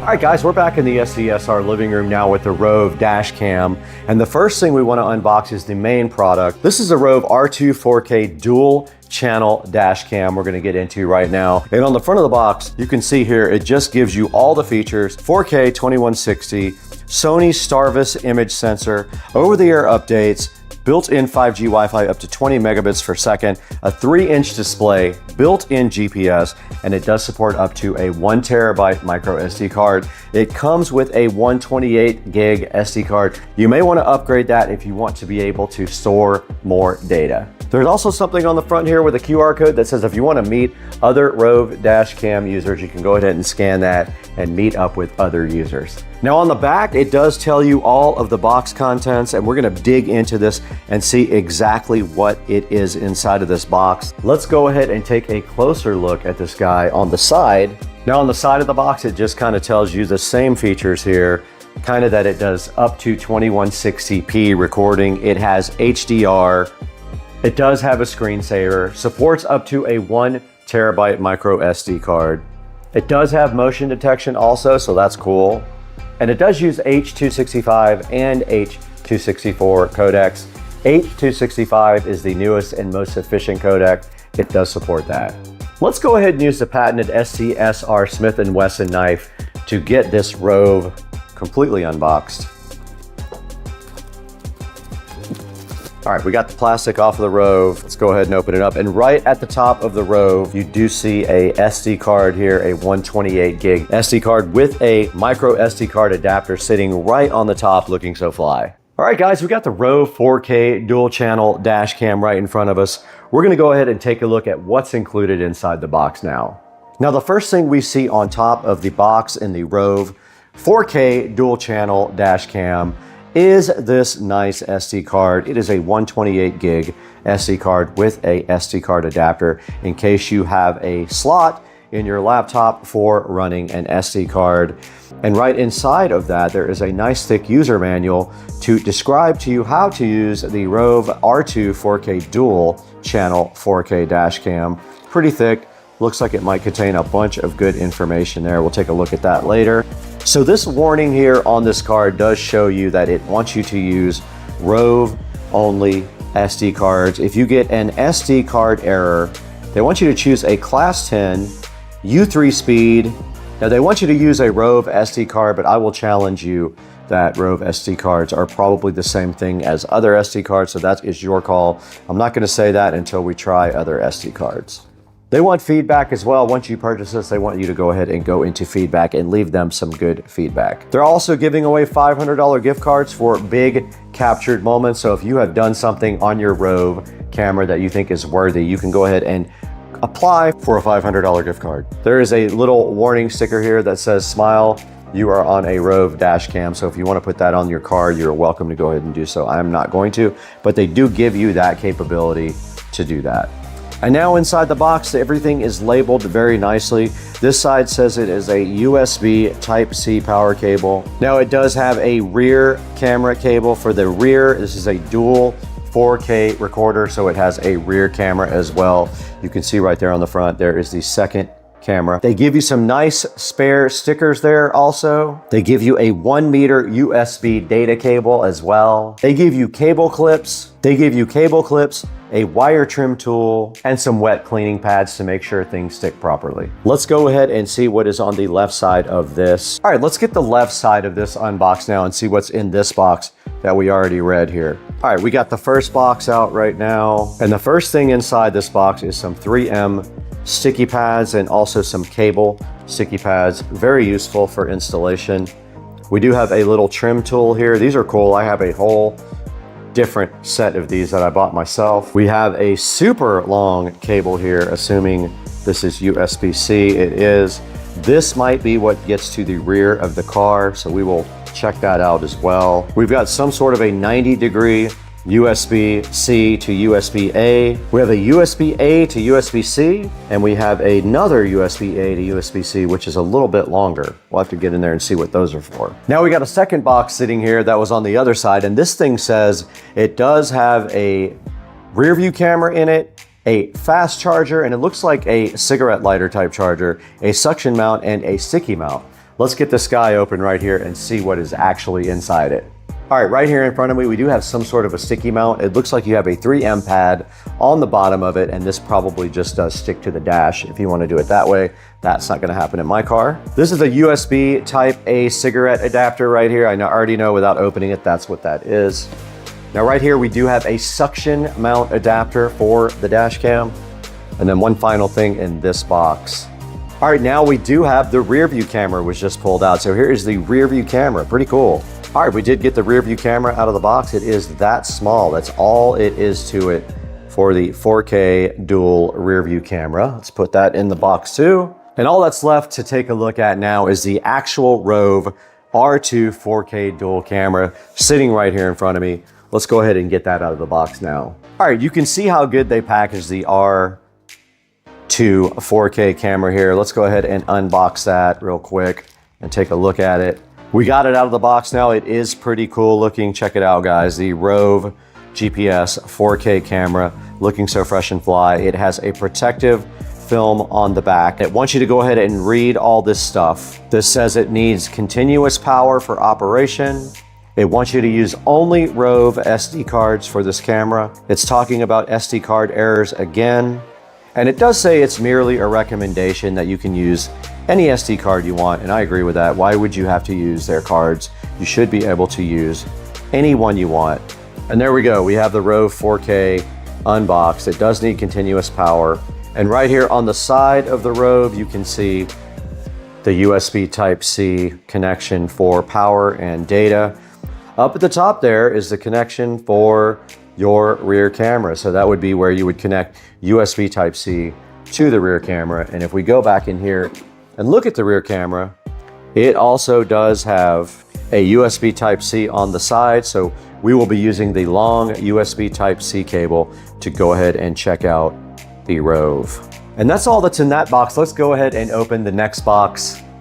And this is actually a 3-lead hardwire kit to permanently mount your Rove in your car. Let's get that opened up. All right, we got the Rove 3-wire kit right here. Let's go ahead and slice that open.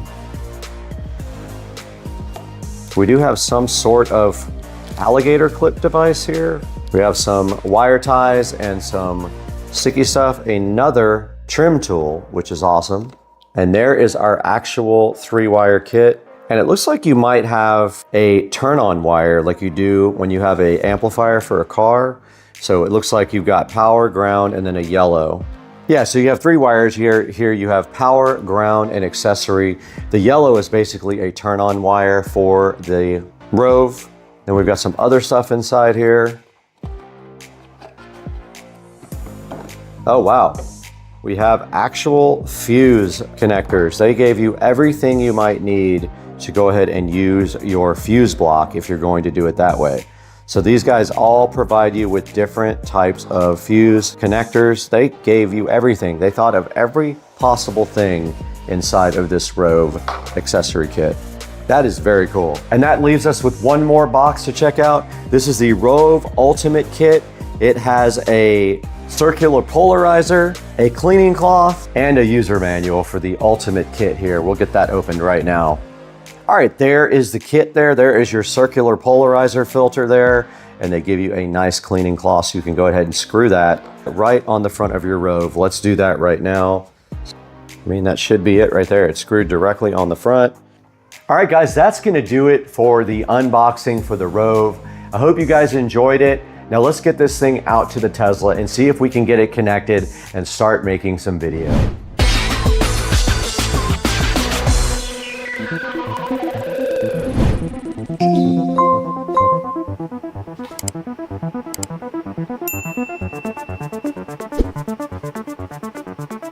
We are in the Supercar Street Racing garage right now with the lithium-ion 72-volt golf cart. We have everything for the Rove camera right here. You thought I was putting it in this Tesla Model S Plaid, didn't you? Not happening. It's going on the golf cart, and I will tell you why.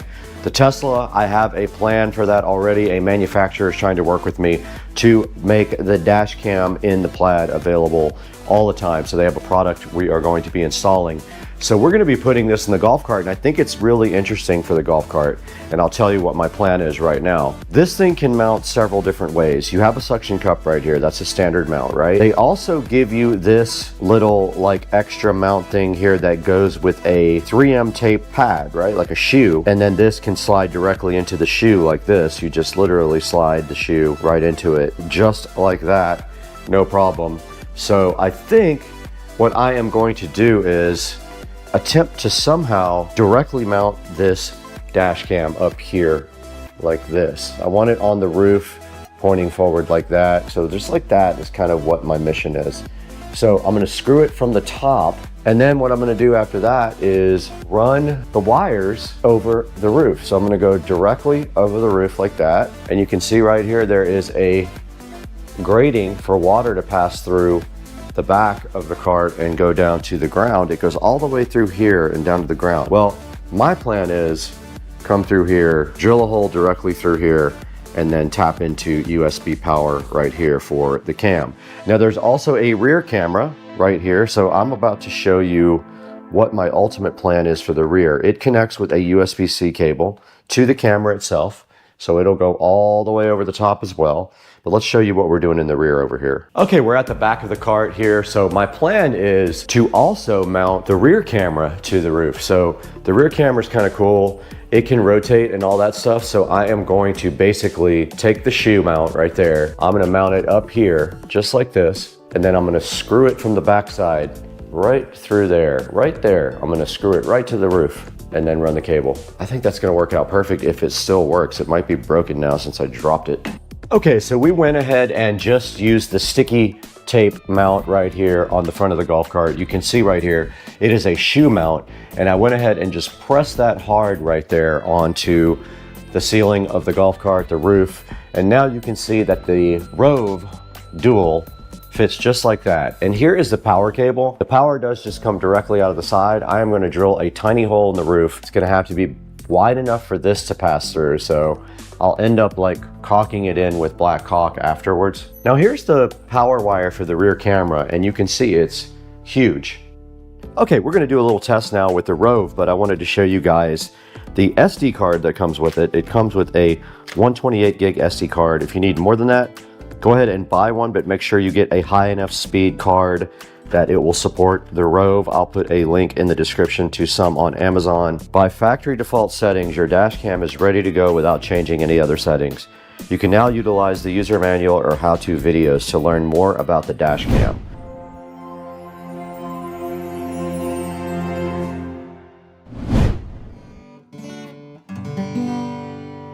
Oh, what's up guys? I didn't see you right here, but I'm glad you're here because we have a new sponsor on the channel today. Bakio is kind enough to sponsor us on Supercar Street Racing, and they have something that is very important for your, and you know, the only thing that matters in life is how comfortable you are in your, and so Bakio has sent us 3 of their boxer briefs to check out. And I gotta say, I was able to live with these guys for a week. These are the most comfortable boxer briefs that I've ever worn in my life. And Bakio asked me which ones I wanted to try. I immediately went down into the website and picked their boxer briefs made from tensile modal fibers. Now I'm gonna put a screenshot up here on the screen right now of the Bakios, and you can see they have a spacious pouch there in the front. They have an easy access fly. They are ultra soft, and I can attest to that. I did try them out for a week. I have 3 pairs. I wore all 3 pairs this week. These things also have the best moisture wicking in the industry. They also have tensile modal fibers, which are sustainably sourced. So that's also good for the environment. There's a bunch of different color options to choose from on this 3-pack. So go ahead and see what 3 colors you like the best. Now these tensile modal fibers are supposed to stay soft through a long period of time with these boxer briefs. These guys have a high absorption rate, so they keep you nice and dry during the day. Now these tensile fibers are made from renewable wood sources, so you know that they are worried about the environment when they're going to use products like that. Everything they use in those modal fibers is certifiable as biodegradable and compostable. These are the top end of boxer briefs. If this is something that you feel like you need to take care of make sure you look into Bakio. They are so kind to have sponsored Supercar Street Racing. I wanted to get that out directly to you today so you could check them out yourselves. Now, they are priced competitively due to what they have inside of them, the fabric, the brand, the quality, the craftsmanship, all top end. And it is so important that you guys help us with our vendors and our sponsors so that we can keep the channel going and bring you more stuff like Bakio and their amazing boxer briefs. Now let's get back to the video.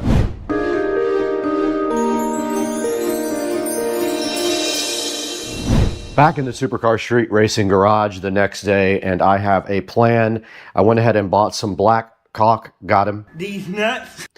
And I am going to go ahead and drill right through the top here, run the wire directly on top of the golf cart to the back. It is then going to come down this nice little thing right here. This is actually a drain. I don't know if you guys knew that. I'm going to drill through the side of this metal thing right here and pull the USB cable right out of the side there. All we have to do right here and right now is, I found my sticky things. If they will stick, I'm going to use those to kind of route the wiring in the channel here on top of the golf cart. Let's see if it works.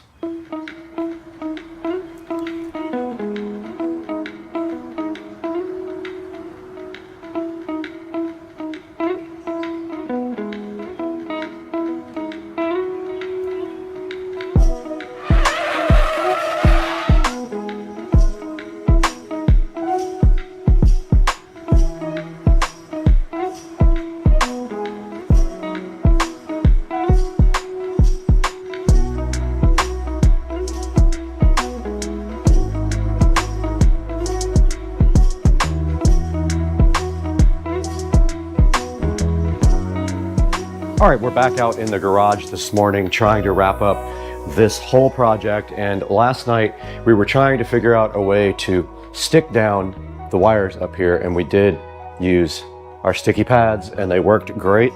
So all we're doing right here and right now is continuing that process. We got it all the way down to there, cleaned up. So let's go ahead and finish the process of sticking down these wires ASAP.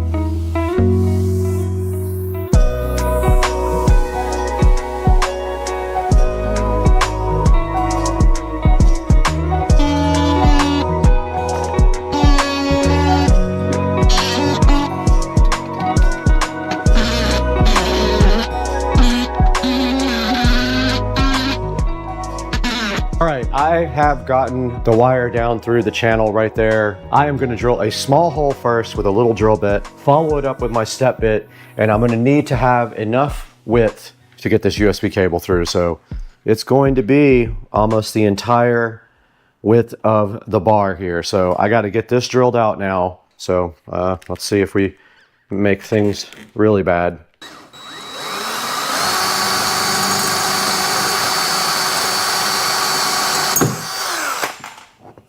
And I broke it.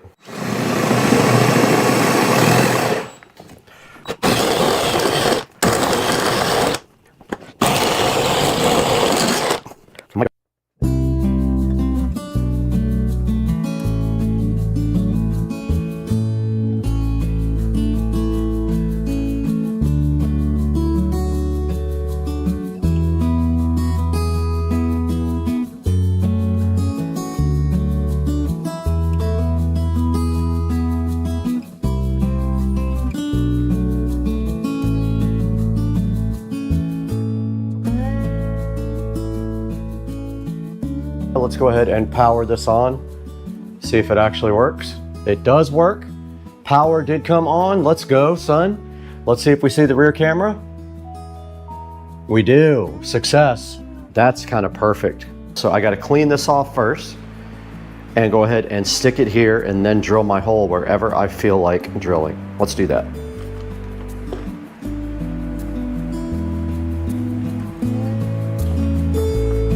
It does have 3M sticky tape on the back, ready to go.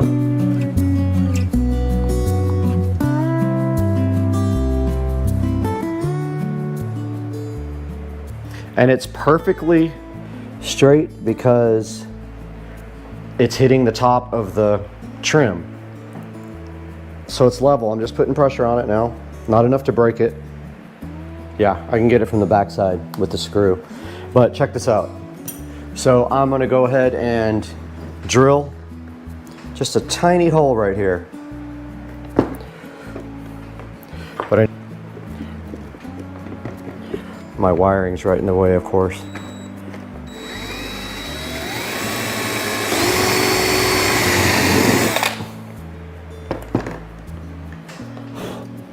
Okay. Let's see if I did it wide enough. All right. Let's go. Got him. Got him! Got him! Oh! Whoa!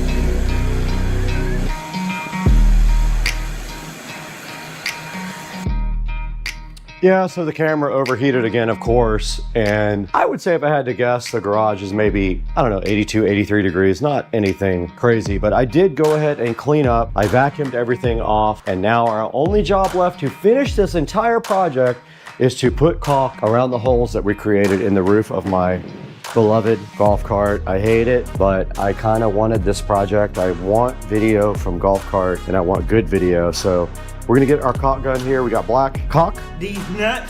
Ready to go. And all we're gonna do right here and right now is seal up 2 holes, maybe 3.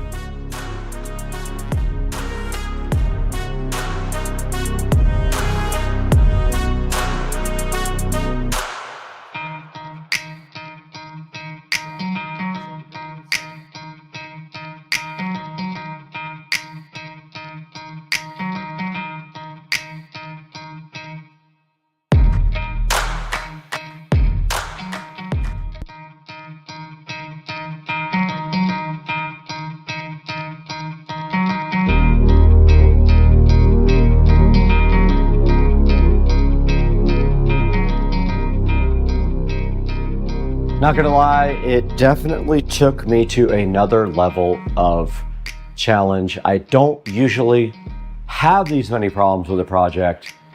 This one I kind of guessed on the way because I don't know the actual anatomy of the golf cart, but it turns out that I figured it out in the long run. And basically, we got the 4K dual dash cam installed for you guys, and I'm so hyped. And one of the cameras is right here over my shoulders. This is a rear cam, records at 1080p, front cam at 2160p. So 4K in the front, 1080p in the rear. And guys, it would help me so much if you order all of your Amazon purchases through our affiliate links down in the description. You don't have to buy this. I would encourage you to buy it from Rove, but if you don't, buy something else. It helps the channel so much. But tell Rove how much you appreciate Supercar Street Racing by buying this camera through our affiliate links down in the description.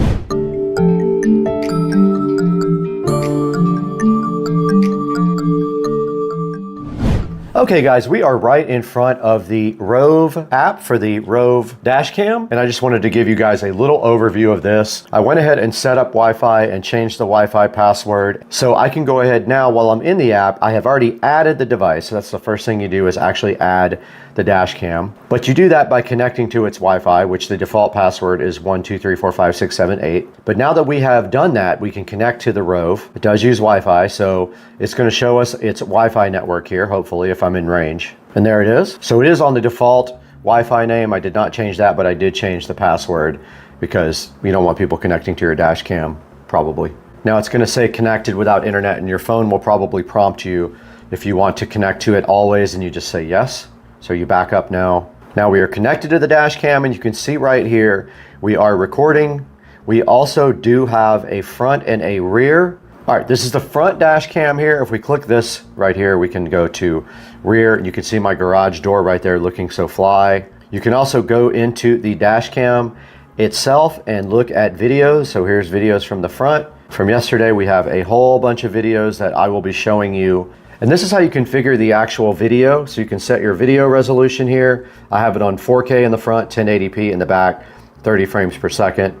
This is where you set up the loop length. So it's the length of each clip that you have recording.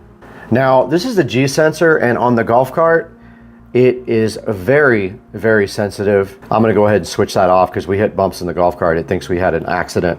HDR is definitely turned on, and this is a default exposure for the camera. You can do time lapse on this setting. I do not use that. This is where you set the video compression. H.264 will be larger files. H.265 will be smaller, but also very good quality.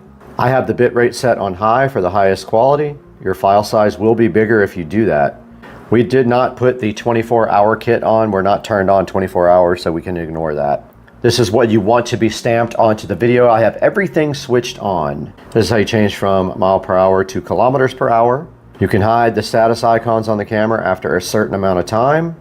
This puts the live speed and the compass on the display. And this allows you to rotate the video. Let's say you installed the camera upside down. You can go into either the front or rear, and then you can flip the camera view over. And that is it. We are connected to the camera right now. We can go to the front or the rear, and you can see right here the garage of the Supercar Street Racing compound. All right, here I am inside the Supercar Street Racing garage, guys. Now guys, that's gonna wrap it up from the Supercar Street Racing garage. The next step, take it back to the SCSR editing studio, Studio B, not the main studio, the secondary studio, and show you guys this on Amazon. All right, let's wrap this up inside with a look at the Rove dash cam online.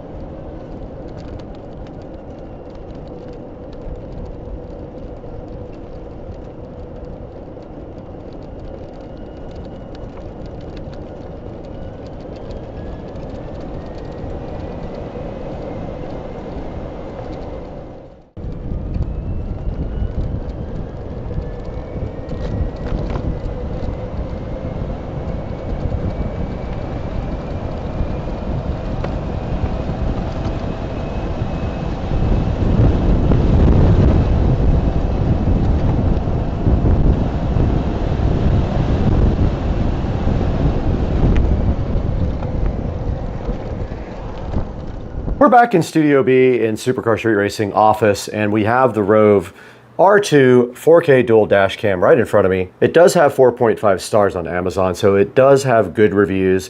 Right now it is selling for $129, and there is a $30 coupon you can apply to it that you can see right there. Go ahead and pick one up from the link in the description. It will help me out so much if you can go ahead and use that link. It just helps the channel out a little bit.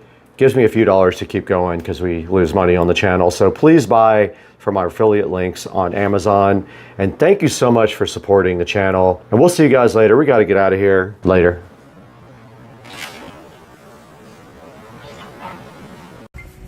Okay, we got Mr. Binks here on the bar. Mr. Binks, look it. Mr. Binks.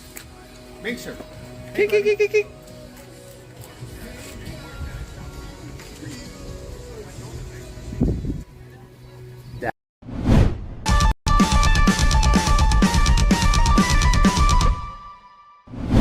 In the Supercar Street Racing kitchen today, you got Brad here, and this morning we are checking out the Crafter's Mark picture light. This is a wireless, meaning it recharges picture light. You can see it right there, sitting so fresh and so fly. You can see the mounting hardware that came with it, and you can see the remote control, the charging cable. They even give you some screws, and then this is the manual. And today we're going to be taking a look at this on the channel, so hang out and let's check this out.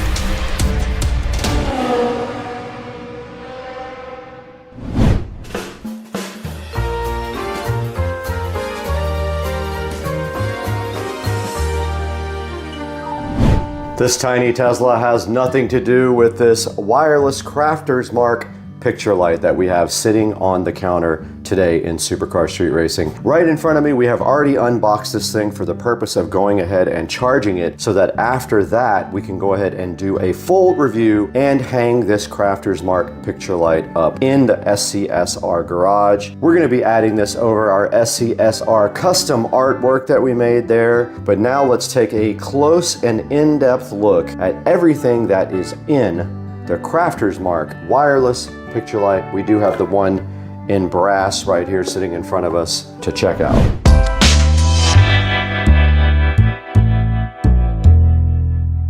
All right, a further look at what's inside of the box here with the Crafter's Mark. You get this nice hanging bracket that goes right on this. Basically, the way you do this is you screw, the screw's already in the bottom of this, you remove the screw, take it out and screw it to this bracket like this, which we will do here momentarily. And that's how you mount that. Then this ball gets screwed into the end of here, right? And then so that's what magnetically attaches this bracket to the light so that the light is removable to be recharged. Now I'm curious as how long this light actually lasts. We will be testing that as well. And then further in the box, we do have a remote control right here. We have our mounting screws to mount it to the wall and a short pigtail USB Type-C right here. Let's take a look at this remote control now. All right, the remote for the wireless picture light is sitting in front of me and it uses AAA batteries just like this. Let's go ahead and load these AAA batteries up.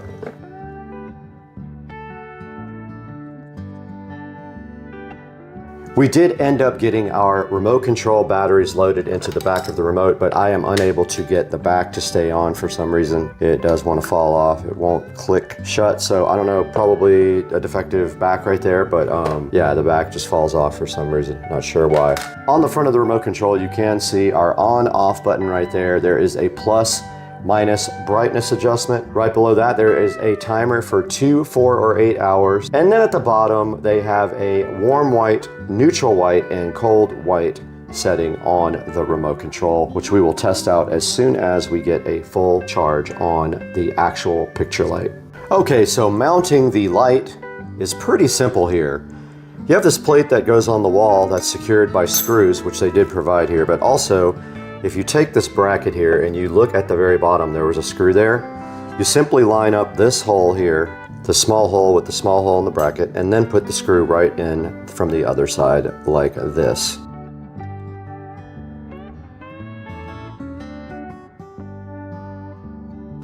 Just like that is how it works.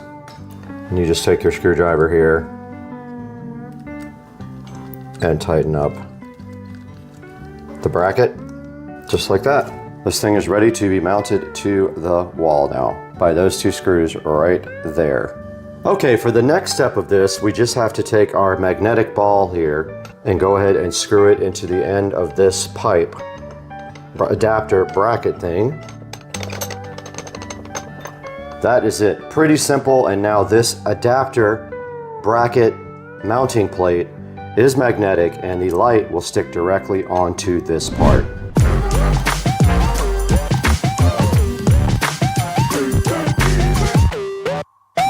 My plan right here and right now is to try not to use drywall inserts. It's not very heavy, so the combined total of weight here shouldn't be too much that it would pull regular drywall screws out of the wall. We'll just have to be careful when we remove the light. We hold the bracket so we don't rip the drywall screws right out. I'm just going to use what they gave me, but they did give me inserts. Should I use those maybe? I don't know, let's go see. We are out here in the SCSR compound garage, and you can see my custom canvas artwork right there for the Tesla Model S Plaid, and then my Tesla print right down there. Now my plan is to light up above this. So we're gonna go up there and mount the light up there. So we will need a chair or stool to get up there, and then we'll go ahead and center it and then level it and then put it straight up there. Let's go. Out in the SCSR garage now. And our goal is simply one thing today: to center this bracket above this print, and so that would put us at half of 29.5 is our goal here. That should be the center. So I'm just gonna go straight up here above that. Right there. Okay, you know what? I'm gonna go ahead and get some long drywall screws for this.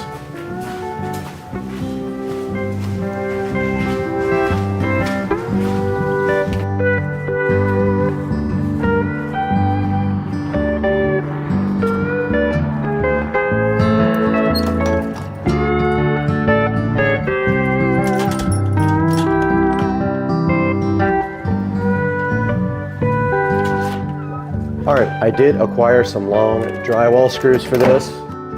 So all we have to do is get close and get this thing kind of level. And don't forget that the actual light is on a magnet ball mount, so you can actually turn that to make that level as well. And all I'm gonna do is center it right there. I'm centering it with the Plaid logo. I'm just gonna make a mark.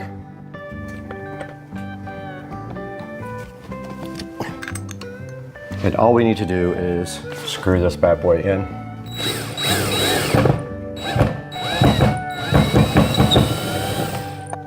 Oh, let me grab the light and see if this is going to cover the picture. That should be fine. All right, that's fine. So now all we have to do is level this with our level and put the other screw in. So I'll put my level on top and then go ahead and push in my screw. This is ready, guys. Drive it right in.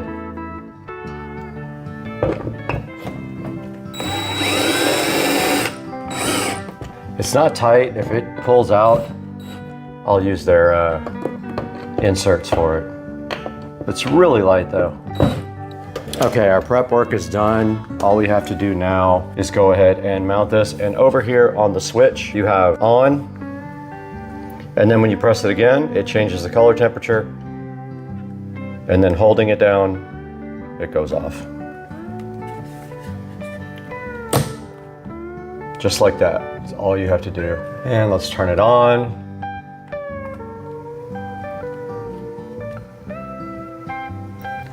And we have our new light. And stepping back, you can see our nice artwork lit up there. Very bright. We do have our remote, even though I couldn't get the back to stay on. Probably just an issue with the back, but looks like this is the infrared receiver for the remote. So just make sure you have that facing the right direction. And then we can go ahead and dim the light, increase it. And let's take note, it is 1:10 p.m. And I put the light on the second click up, and then we're gonna see how long this lasts. And then at night tonight, we'll come out here again and show you guys what it looks like at night. But that's a good look at the light mounted, and the output is very nice, and it does light up this whole entire picture. It'd be cool to have another one down there at the bottom, but I don't have a second one. So for now, we're gonna see how long this lasts.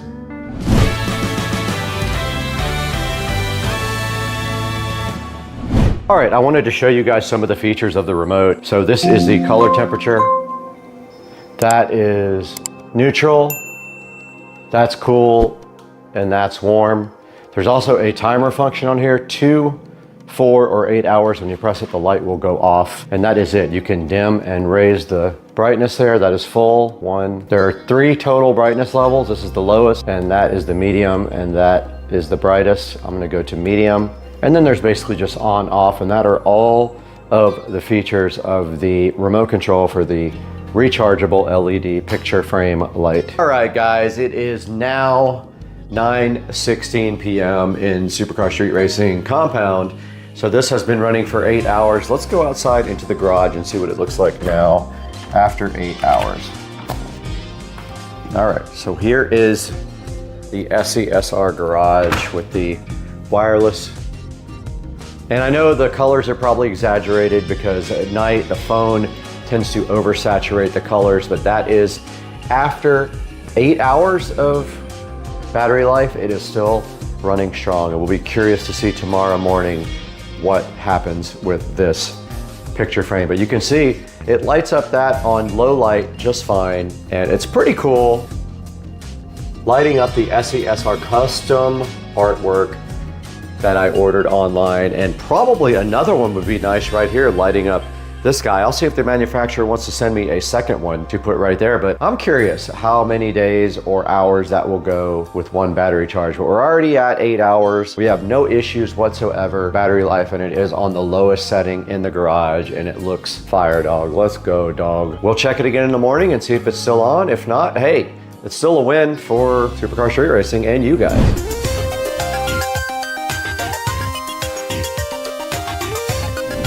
All right, it is the next day out in the Supercar Street Racing garage, and you can see here that the light is still running strong the next day.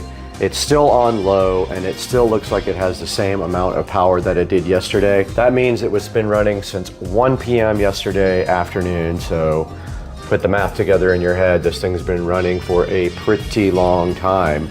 And I have to say, that's pretty cool. If I only have to charge it once every other day or once every 3 days, I don't mind doing that just to have some ambient light in here. But yeah, so far so good for the picture light, the rechargeable picture light. And now let's throw it to Supercar Street Racing Studios, where Brad has a bunch of more information about this wireless charging picture light and where you can pick yours up and how you can help represent the channel Supercar Street Racing to help us grow. Let's throw it out there right now to the Supercar Street Racing 4K production studio.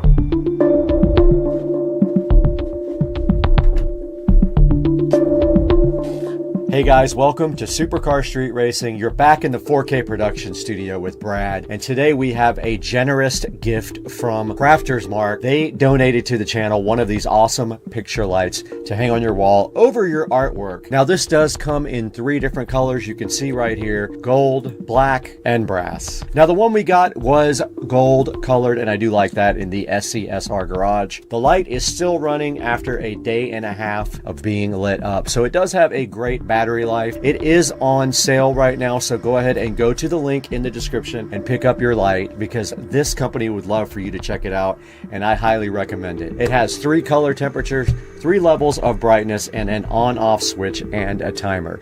Go ahead to the description, get your light right now. You can see right here, it shows you that it does a very wide light range and stronger color rendition than other lights. 3 color temperatures, a 350 lumen high brightness on the light, a timer setting, convenient charging, so basically it's magnetic. You pull it off the little ball there, you put it on your USB Type-C charger, and it just does charge straight up for you. All right guys, thanks for checking out the Crafters Mark wireless art light. We're so glad to have you on the channel again. Please like and subscribe, and go down in the description. Buy anything you want through any of our links in the description, and it gives me just a little bit of credit on Amazon. We got to get out of here because I'm wearing guitar pants and we have to go to dinner later.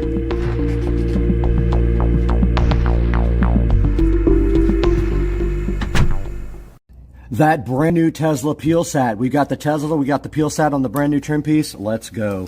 That peel sat's so good. Oh my God, it takes so long. Let's go with that peel sat on the new Tesla Model S trim piece. Guys, today we've got the Bauer 12-inch white RGB ring light kit that I scored from the thrift store, brand new, for $20. And it does RGB and lighting for doing YouTubing. So let's take a look at this today on Supercar Street Racing.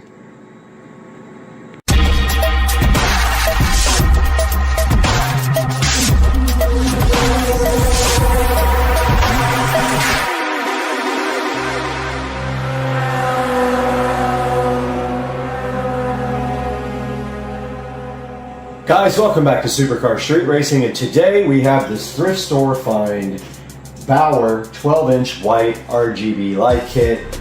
Now this guy is designed to be an extendable tripod with RGB and LED white and like warm and cool white lighting, and also switches back and forth to RGB LED.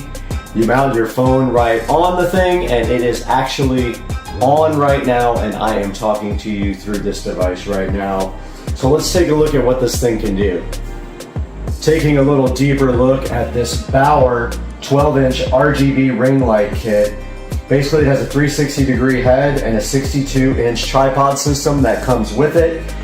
And the cool thing about this guy is that it has a remote, and you can see on the back here, you can go through 12 different RGB colors with the ring.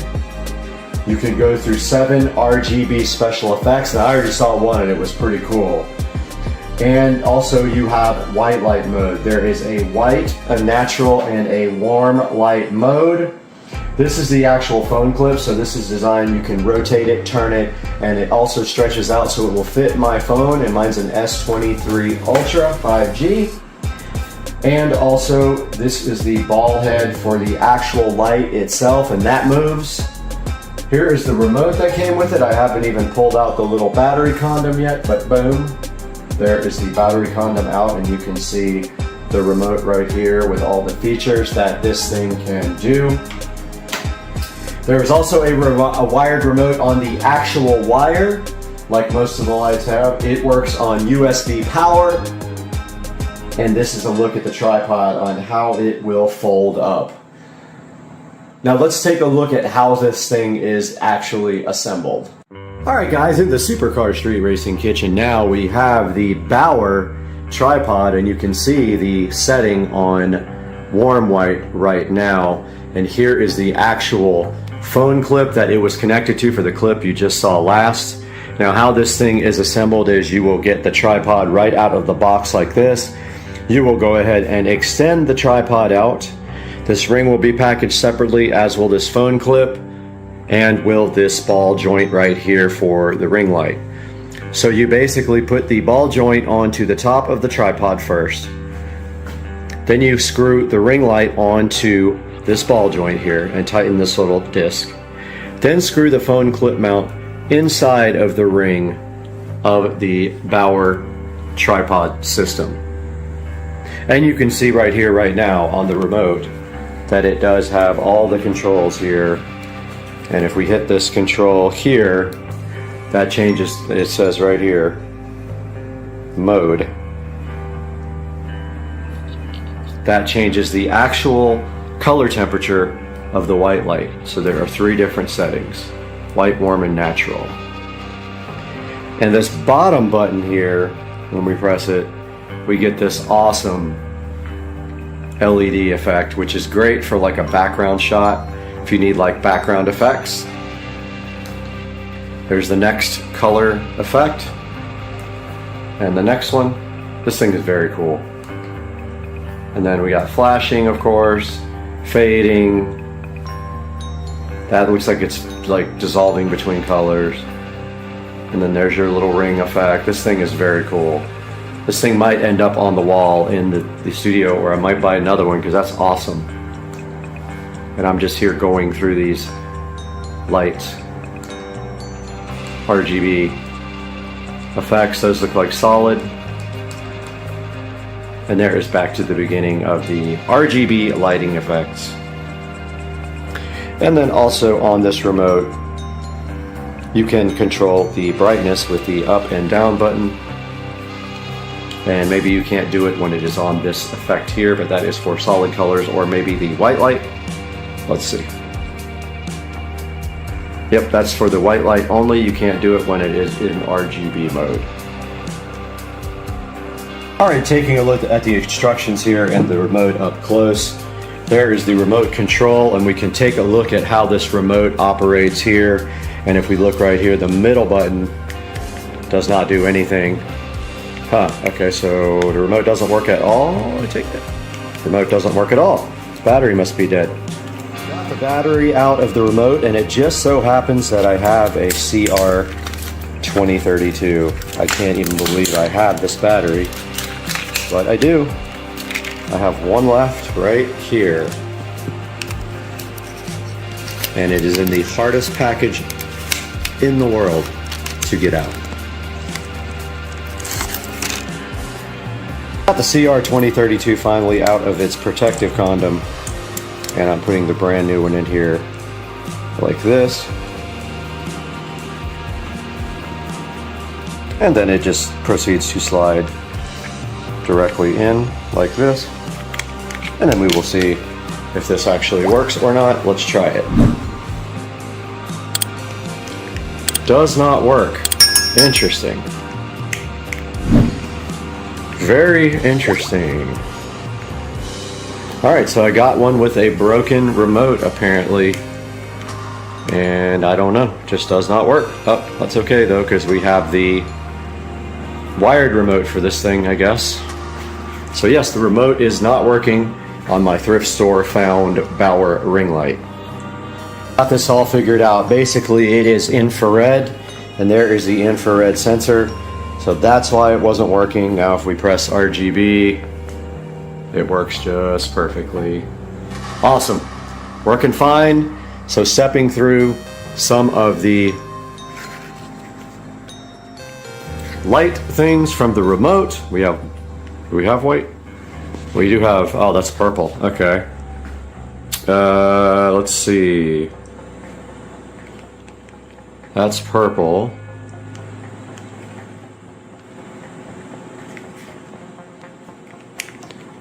Let's see.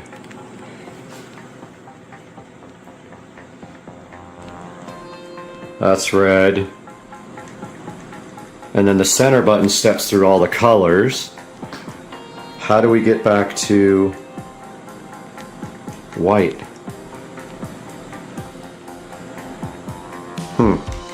I'm not finding how to get back to regular white. It looks like it is on purple right now. White should be this. So I don't know how you get back to that. When I push W on the remote, it goes to purple. So here is green. And it just does not want to act crazy. It wants to act crazy.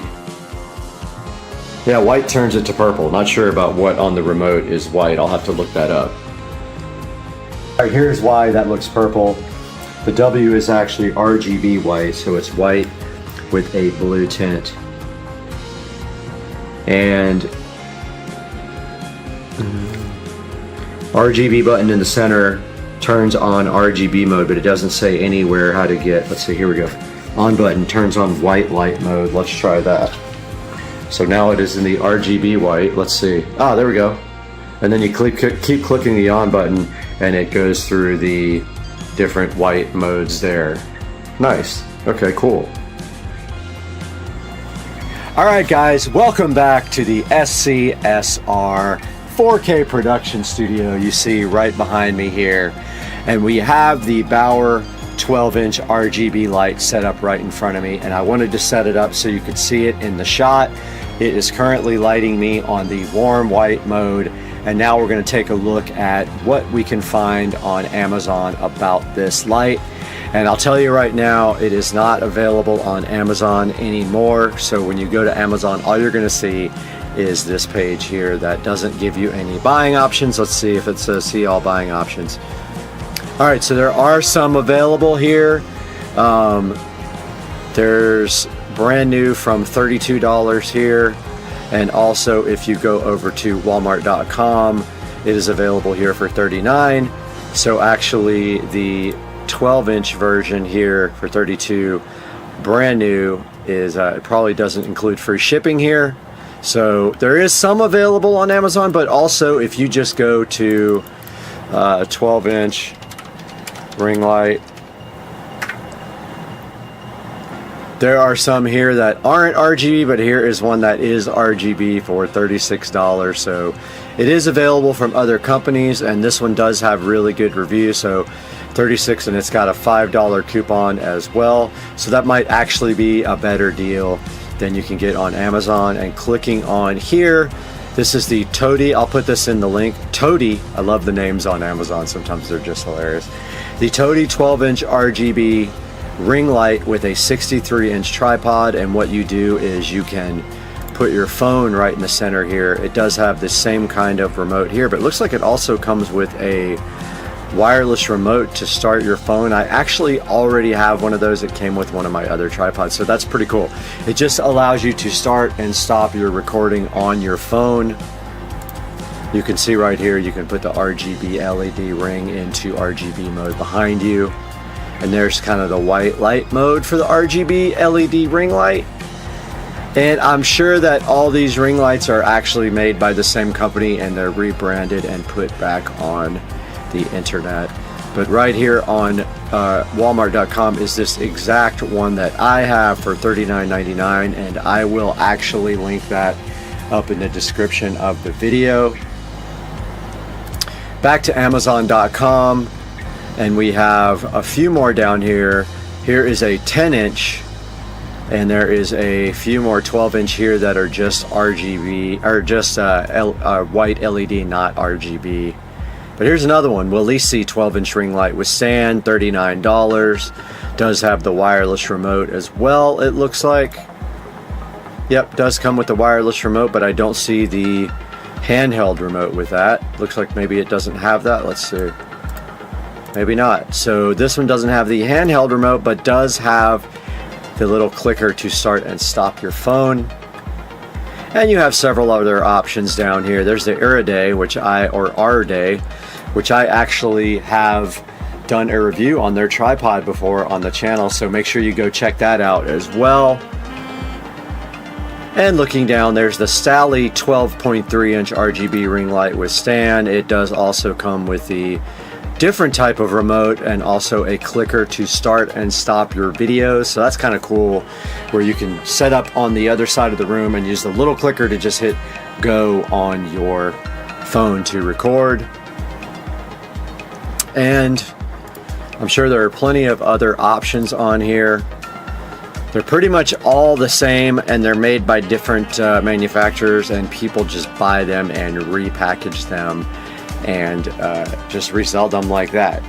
Guys, I want to thank you so much for being a supporter of Supercar Street Racing. It means so much to me when you click on my videos and when you watch them all the way to the end. Anytime there's a link in the description, and it doesn't matter if it's a link for this product here or for another product, if you can click through one of my links before you buy anything on Amazon, it will give me a small commission and help support the channel. I don't make money on the channel, I actually lose money. So please buy anything on Amazon through one of my links. Click my link, then look for whatever you want and purchase it, and I will get a commission. The channel would be grateful. Please like and subscribe. Check out all the products and the links. We'll see you guys next time on Supercar Street Racing.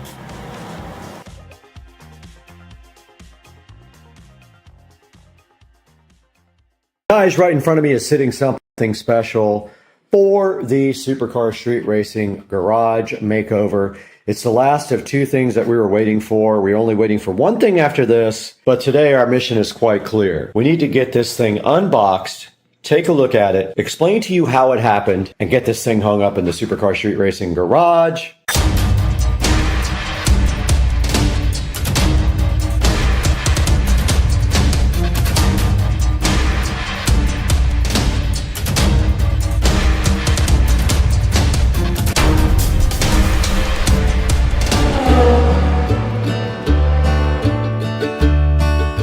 Right in front of me, and still in front of me, is a package here from elephantstock.com, which has nothing to do with elephants and everything to do with cool artwork. We're going to get this opened with you guys joining us so gently, opening this without tearing it apart into a million pieces. Share it with you and let you know how to get your own if you're interested. Now look at this thing is reverse on me. I'm gonna get this unpackaged here because I am on the hype train. Oh, it doesn't want me to.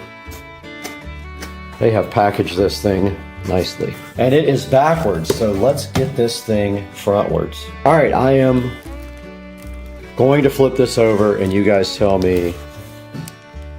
Oh, yeah, let's go. Let's go. This is designed by me. I did the design I did the photography. We got to get this thing out of this plastic so we can see exactly what's looking like underneath this. Let's go. Guys, we have unveiled the Tesla Model S plaid design for the garage. This was specifically designed to cover breaker panel in the garage because it's so ugly. So all we have to do right here and right now is get some nails and nail in a nail right above the breaker box to cover it. And then when we want to take it down, it's as easy as just removing that. Now we do have some thumbtacks that might work. Let's see if they will work. We have to find them and see if they are too thick to stand out from the wall. Probably just a nail or a screw will be plenty for this, but check it out. This thing has the plaid logo at the very top, and then it has my Model S plaid. I only wish that the yard was in better shape in that picture, but unfortunately we were in the middle of remodels. But let's go see how we can hang this thing up in the garage. Out here in the garage, and you can see where this is going to go. We have a bigger print for the bottom here, but this is going to line up with the red stripe right here. And if we look on the back of this, about 1/4 of an inch below the top of the back here is the hanger for a screw or a nail. So we are going to put that maybe, I don't know, right here, and then that should make the picture line up with the red stripe and also cover the whole entire breaker box is our goal. So let's get a screw in there and get this thing hung. All right, we got our screw up there, should be halfway across both of these, and there is a slot on the back of this to hang. So let's go ahead and hang this up now. It's pretty light, so we should be able to do it with one hand while we then. All right, we got the print hung up and it is covering up the breaker box, which is perfect. And then this print here, we're waiting for the actual print to come in. Should be in the next day or two. And that is going to go right down here below that, just right below the switch, and then sit right above the baseboard down there to cover up this wall. So that is a mission accomplished. And now we are going to be getting another art light like this to light up right there. And we should be able to go up through the wall with that and run the cable up to the roof. If not, we'll put it right up by the roof and just have a short cable and paint it red so it just sits like right halfway down. But yeah, guys, this came out awesome. I am super hyped. Let's take a step back and see how that looks from the back. Looks awesome. Probably could have made it a little bit wider so it would have gotten further over towards the garage door opener, but hindsight's 20/20, I guess. And now when that comes in, we will go ahead and hang that up as well, right above, just literally right below this switch, so that it's right above the baseboard. And I do have a Tesla print coming in for that. That should be here Monday. Go ahead and get that lamp ordered too right now. I'm pretty sure I can like drill through the cap up there and get a wire run right through there because I have power up in the attic. Shouldn't be a big deal. Change of plans, I decided to move it over to the right so it was dead between garage door opener and the wall, and I think it actually does look better like that. It doesn't look off-centered, and it still covers up the breaker box completely, but just by a millimeter. So now I think that looks legit, and I am super hyped with the way that turned out, and now we're just waiting on that, which will be here Monday, at which time we can finish this video. Out in the Supercar Street Racing garage, and we need to blow this out with our leaf blower, and then we are going to move both the vehicles out and go ahead and mop this floor for the first time. I'm going to do that once a week or so to keep the floor clean, but we have to get the Tesla and the lithium-ion cart out into the driveway first, blow this out because there's some leaves in here, and then we will go ahead and start process of mop, and we'll show you guys the whole process and let you watch it in 10 minutes or less or whatever we're going to do. I'm not sure yet, but let's do this.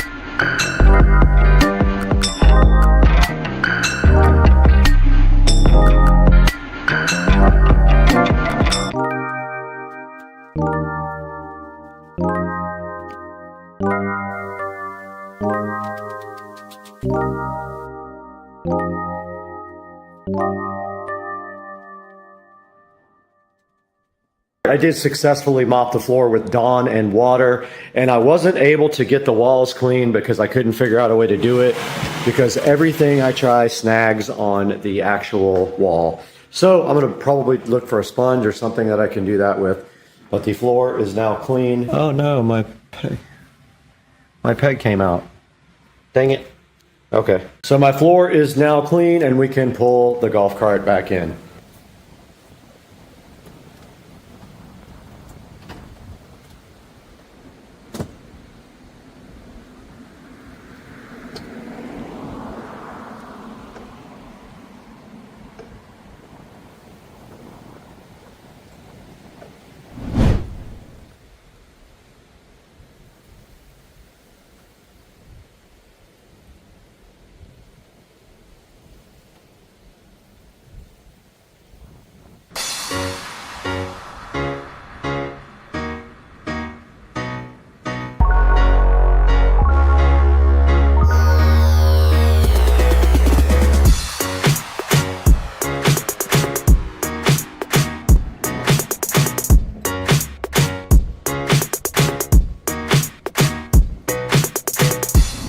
Okay, we finally did get the rest of what we need to go ahead and hang our project up in the garage. So we got our 24x36 frame here. This took about 3 weeks to get. This was custom Tesla art. Let's get this unboxed, unwrapped, get this unboxed and unwrapped, and get this picture in the frame.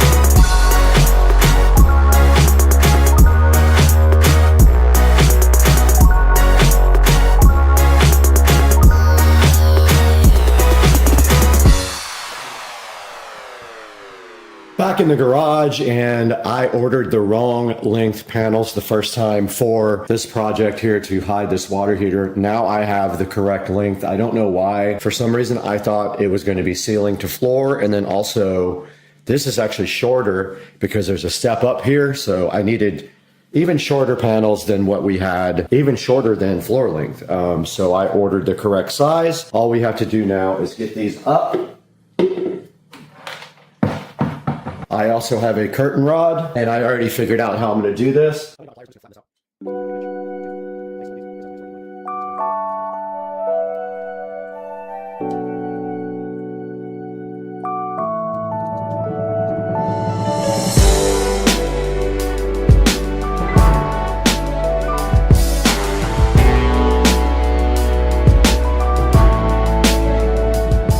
All right, guys, this is going to wrap up this. And you can see right here, we did put the curtains up to hide the hot water heater. All they really need to do is be kind of straightened out. But they came out awesome. Now we just got to clean up, and that's going to wrap it up and throw it out to the studio.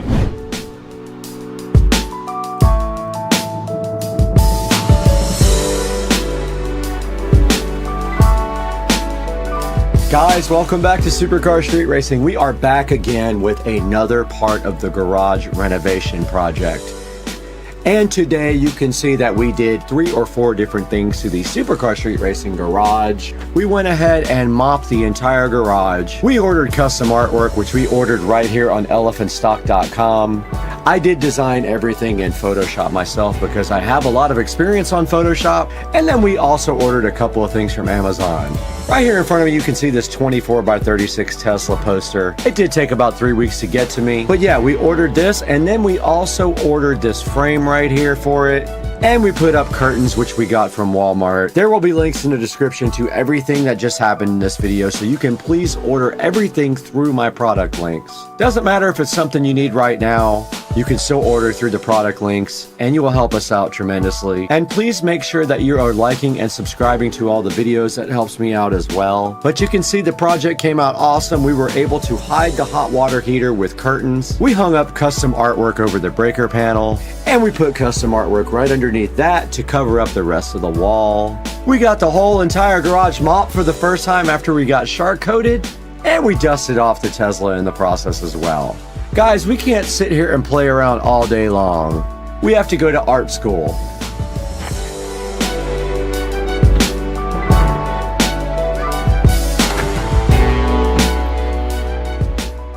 You need salt on your fries. Oh, no. Too late. There you go. We find ourselves once again in the Supercar Street Racing dining room with an exciting product today that I am so hyped for, and I've been wanting to do this for a really long time.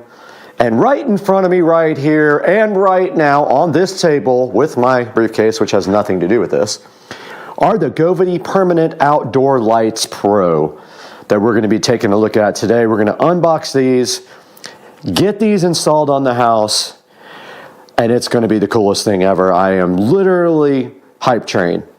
Let's go.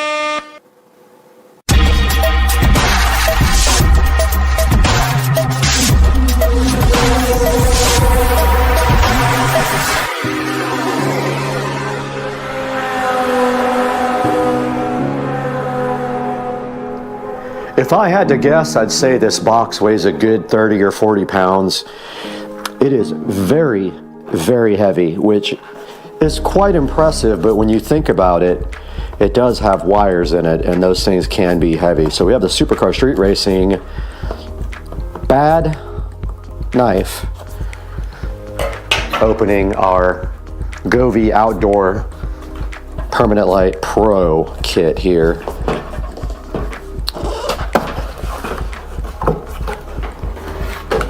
And let's take a look and see what's inside. And inside the Govy Permanent Light Kit Pro, which I'm getting more in the light so you guys can see it better, we do have a Govy Home card asking you to connect, and it's got a barcode on it right there. Don't know if I can show that, but whatever. and a user manual and a matter guide card, whatever that means. We have a Dream View box. Talks about the syncing system. And then let's see what else is in here. We're back this morning with the Govee permanent outdoor LED lights. And we're looking at the installation steps here. And the first step, it says to check the string light plugged into power, make sure every string is working,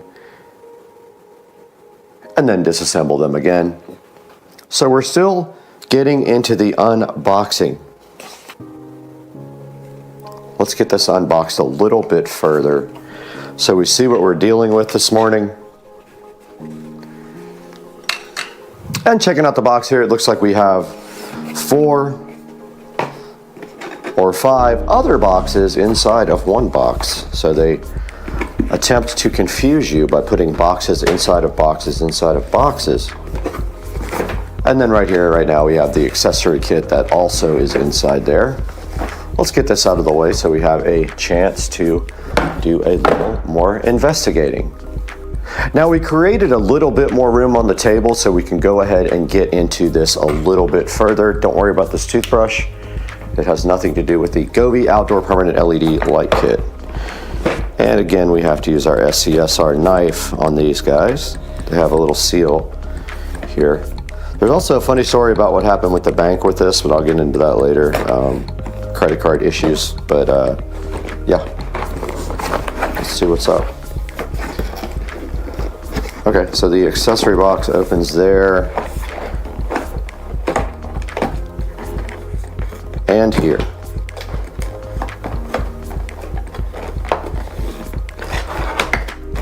And inside of the accessory box, we do have the connector kit, which I believe is for splicing.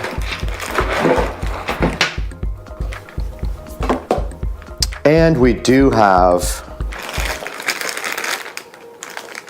this package of LED mounting hardware. And it does have some screws and some of the 3M strips included. Looks like a extension kit. So some little extensions if you have to jump from eaves to eaves. We have the power module, which I don't know where that's going to go yet. Probably on the house, but I'm not 100% sure how we're going to get that mounted. It has a power switch right here also, just an on-off power button. So this all depends on where you have power, and if you don't, you are going to have to create power. And this is the driver. And it does say install behind the 5th string of lights right here. Install behind the 5th string of lights. So that's the accessory kit. And this thing does come with a lot more than the regular standard non-pro does come with. And unboxing the accessory bag, there are a lot of extra LED mounting tabs. There are a lot of 3M mounting stickies, and those are the ones that go behind the actual lights themselves. Now, a lot of people have reported issues with these things staying up. It's going to be very important to prep your surface first, or yes, they might come down. And also, I bought some extra LED mounting things for mine as well, so that if I have issues, I have plenty of extras. And then inside this bag, these are drywall inserts, which we will not be needing. I was a little over-prepared for this. I was ready for this for a while. I bought these extra LED mounting brackets with screws. These screws may not work with the soffits, but these brackets will work if I have to use other screws. They might work. If I need these, I have those extra. Now let's go ahead and get some of this other stuff unboxed. Now on my particular setup, I do not have any eaves to jump, so I'm super lucky. Probably won't need the extension. My only concern is going to be power, but what I do see here that is a good thing is that I have a nice, really nice long power cable here. So we probably have 20 feet of power to get to the first light. So what that means is I have a place in my back to put it. If it is long enough to reach all the way around the house, I have a spot to put it and there shouldn't be an issue. But we have to lay them out on the ground first and see how long the set is. These are just for cutting and splicing the wires. You get a good amount of extra, which is why the kit costs more. They do give you some extra extensions as well. And that's why it's called the Pro Kit versus the normal kit. And the LED lights are upgraded. They do white and warm white without using RGB, unlike the normal Govee lights. The normal Govee home outdoor permanent lights use RGB only, and that does not have a dedicated circuit inside the bulb for white and warm white. Big difference. Now when you have these lights up all the rest of the entire year, you're probably going to want to do the warm white or the cold white because it's not Christmas time. Or you may just want to do one RGB color. Now I've gone ahead and plugged in the power supply. So I would say the power brick maybe weighs about maybe 2 pounds. It's kind of heavy. And then we've got our first end here. So what we're going to do right now is get these things out and test them, because it asks you to do that before you even start. Oh, I did find some other mounting stuff here as well. It's like some, it looks like it might be for, oh, that is the, that's the drywall inserts. And it looks like it allows you to mount the power supply by the cables. So what you would do here, as I break the camera, what you would do here is mount the cables themselves on the power supply to the wall. But I do have masonry drill bits for that if we have to. Now let's look inside the actual LED light boxes. All right, here is one of the LED light boxes that came with the kit. These all are probably the same. Pretty cool, really nice packaging as usual with Govee. Now Govee is not the cheapest in the world, but this is why. You get instructions, you get quality packaging, and you usually get things that actually work. And they do have this nice Govee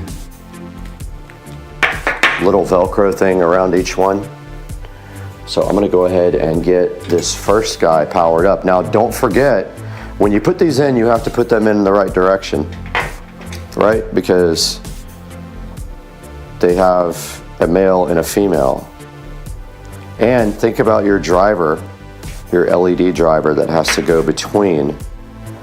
And then they have a triple keyed connector that you cannot possibly get wrong. It will not allow it to be plugged in the wrong way. Let's get all these interconnected while you guys watch in fast motion.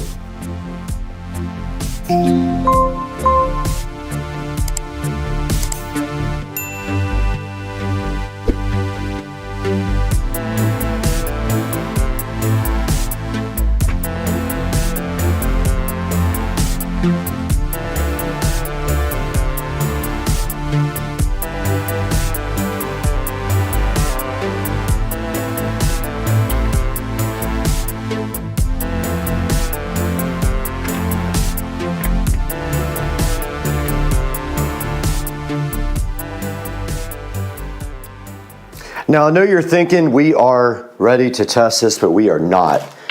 Do not forget the LED driver kit right here. Now this has to go somewhere, so it's going to be showing on your soffits or your eaves or whatever you're gonna do, but this is the driver kit, and this does say install behind the 5th string. Now, I don't know if behind, I'm assuming that means after. So this is 1, 2, 3, 4, 5. Oh, I didn't even connect these anyway, so we are good to go. So 1, 2, 3, 4, 5. Perfect. All right. Well, actually, I made a good mistake that time because they go right here with the driver. Again, it is keyed. There's absolutely no way you can get this wrong. The driver just literally sits in between. Oh, I didn't even finish connecting all the lights, so we're way good. Those still have to go, these. All right, let's get these things connected.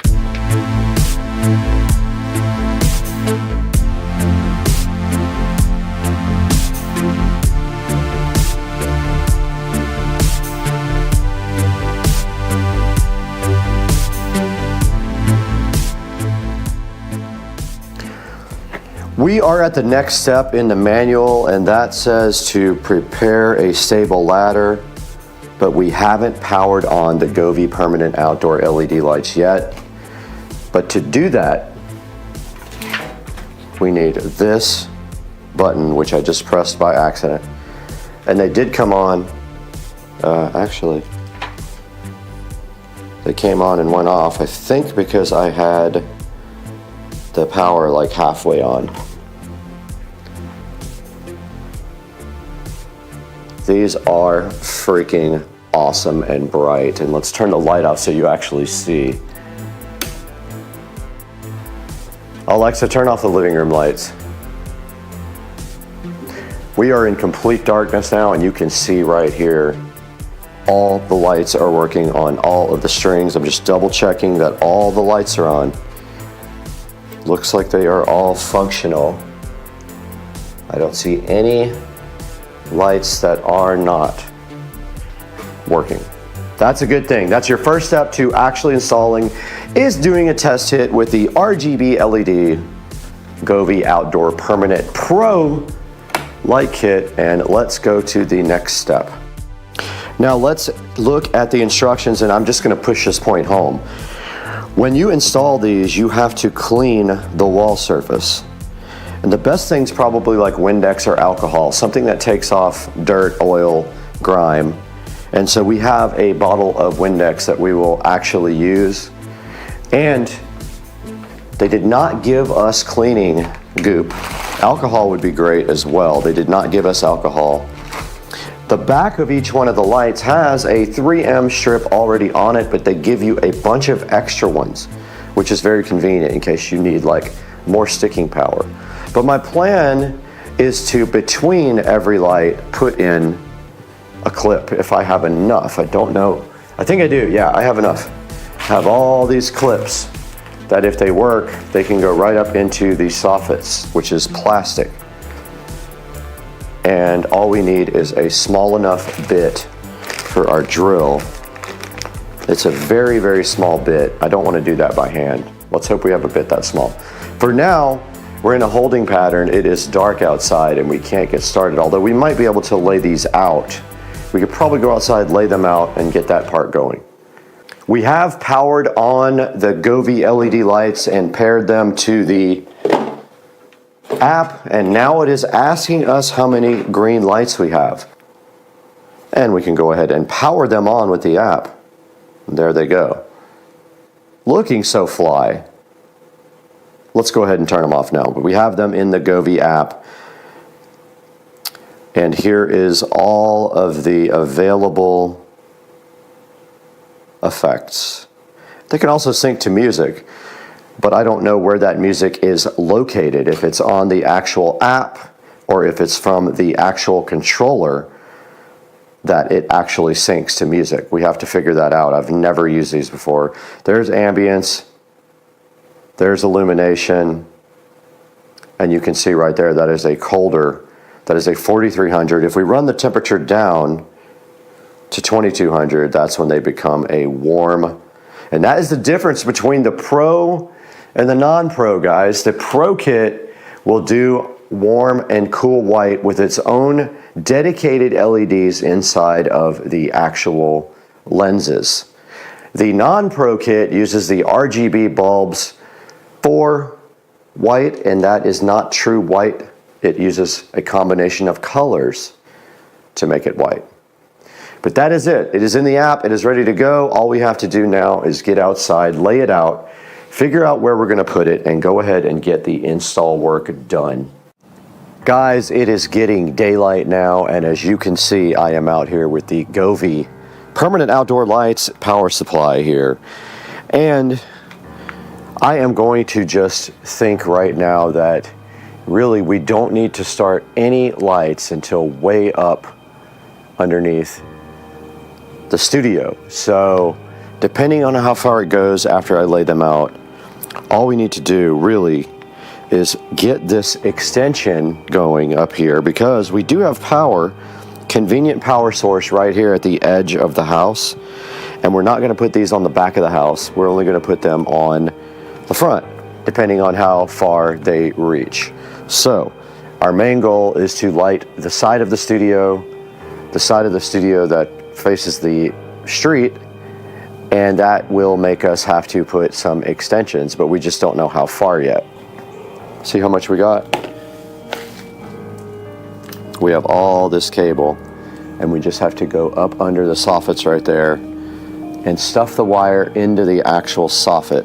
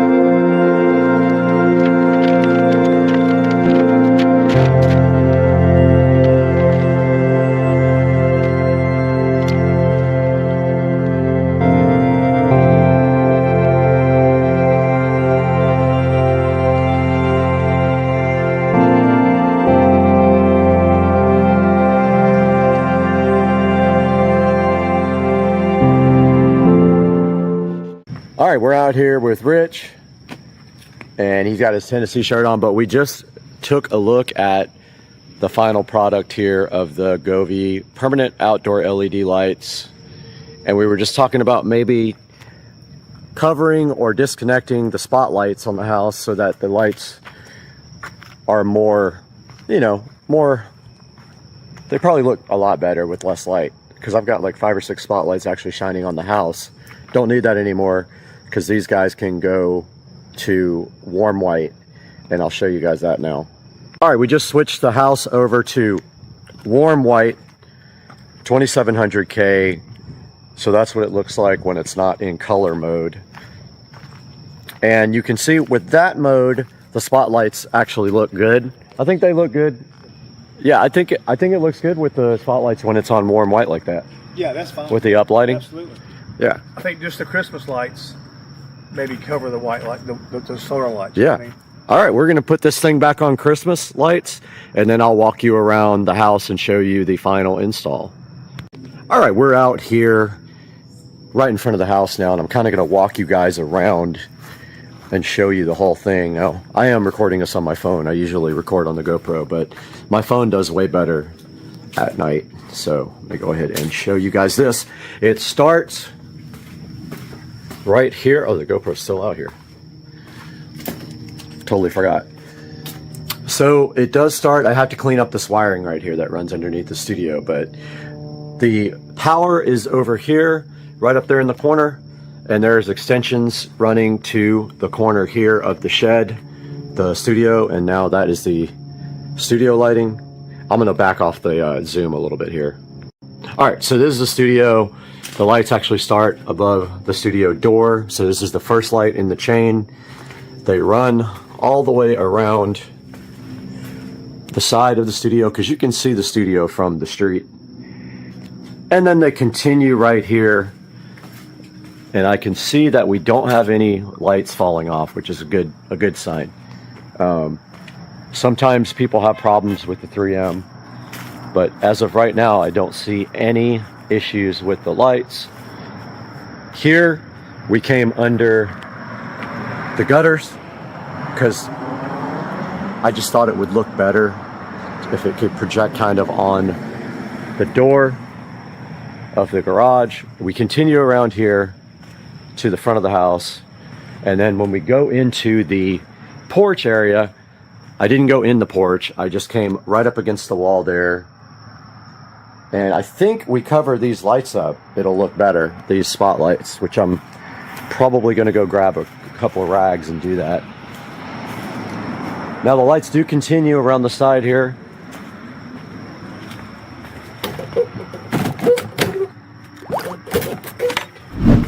And they continue around the side of the house, and I was actually able to make them go almost all the way around the house. And they continue right here on my patio and out here by the pool. Look how far I made it. I was surprised how much extra I had once I started putting it up, but I got it all the way to here. And that's the only part. That just little strip right there is the only part that does not have lights, and I don't think I can add any more, unfortunately. I do have to get some sticky, I ran out of sticky stuff, sticky pad things, so I have to get those for that. But yeah, guys, that is how the LED strips, look, this one came off. Yep, that one did not stick, so that's a repair job right there that I've got to get done. I've got some extra sticky stuff, but also didn't put, since I ran out of LED little pads, I didn't put them in the center, but yeah, that one came off. So yeah, hope you guys enjoyed this project. I absolutely loved it. It was a lot of work. It took me about 7 hours to do, but it was worth it. And we'll see you guys next time on the channel. Okay, so there you have it. That's everything I hate about my 2011 BMW 335i.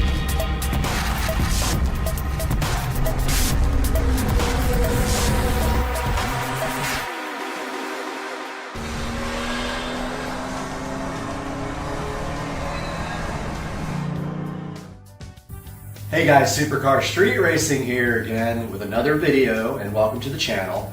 Today we have a video that almost everyone puts out, and that is the 10 things that you hate or love about your vehicle.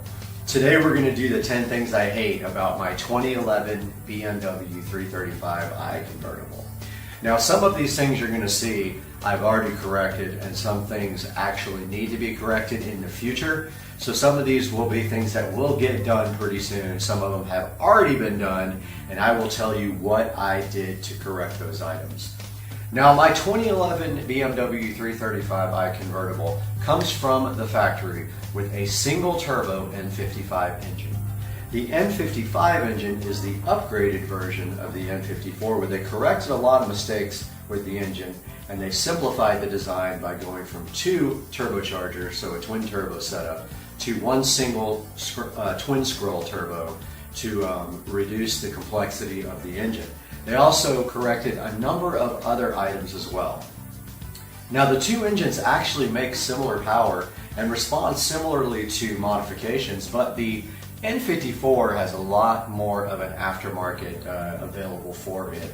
So sometimes it's difficult to find parts for it.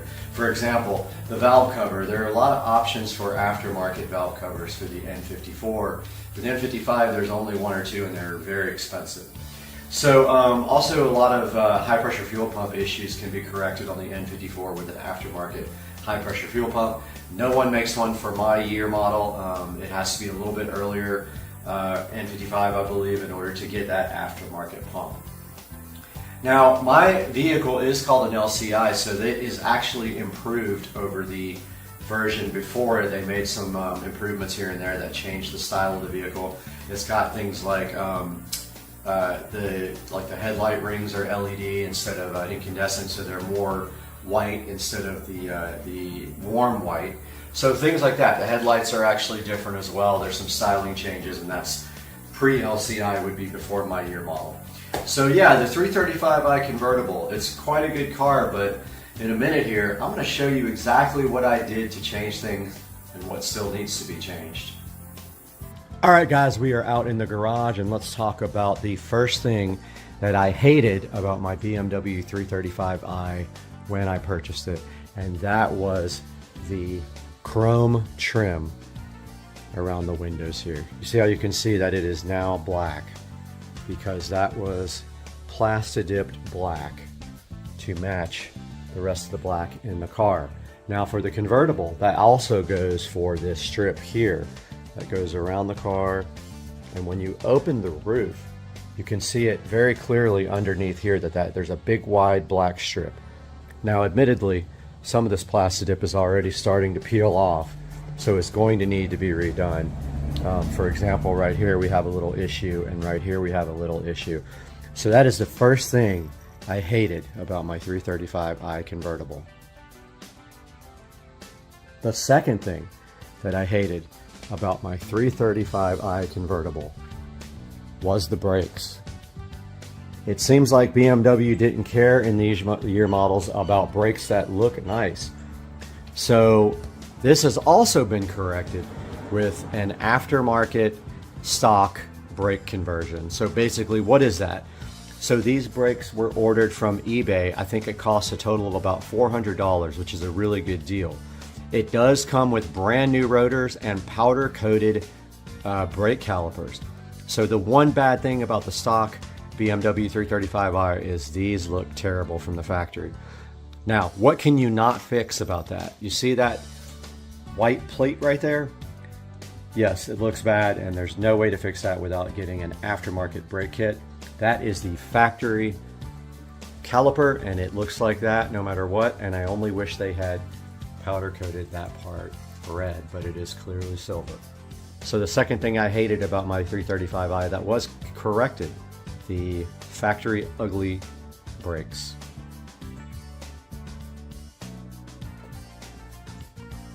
The third thing I hated about my BMW 335i and was corrected, the chrome emblems. That came as silver, looked terrible. That was Plastadipped to black. And let's go ahead and include the exhaust pipes in those as well, because those were also silver, as well as this valance down here. All that has been plastodipped.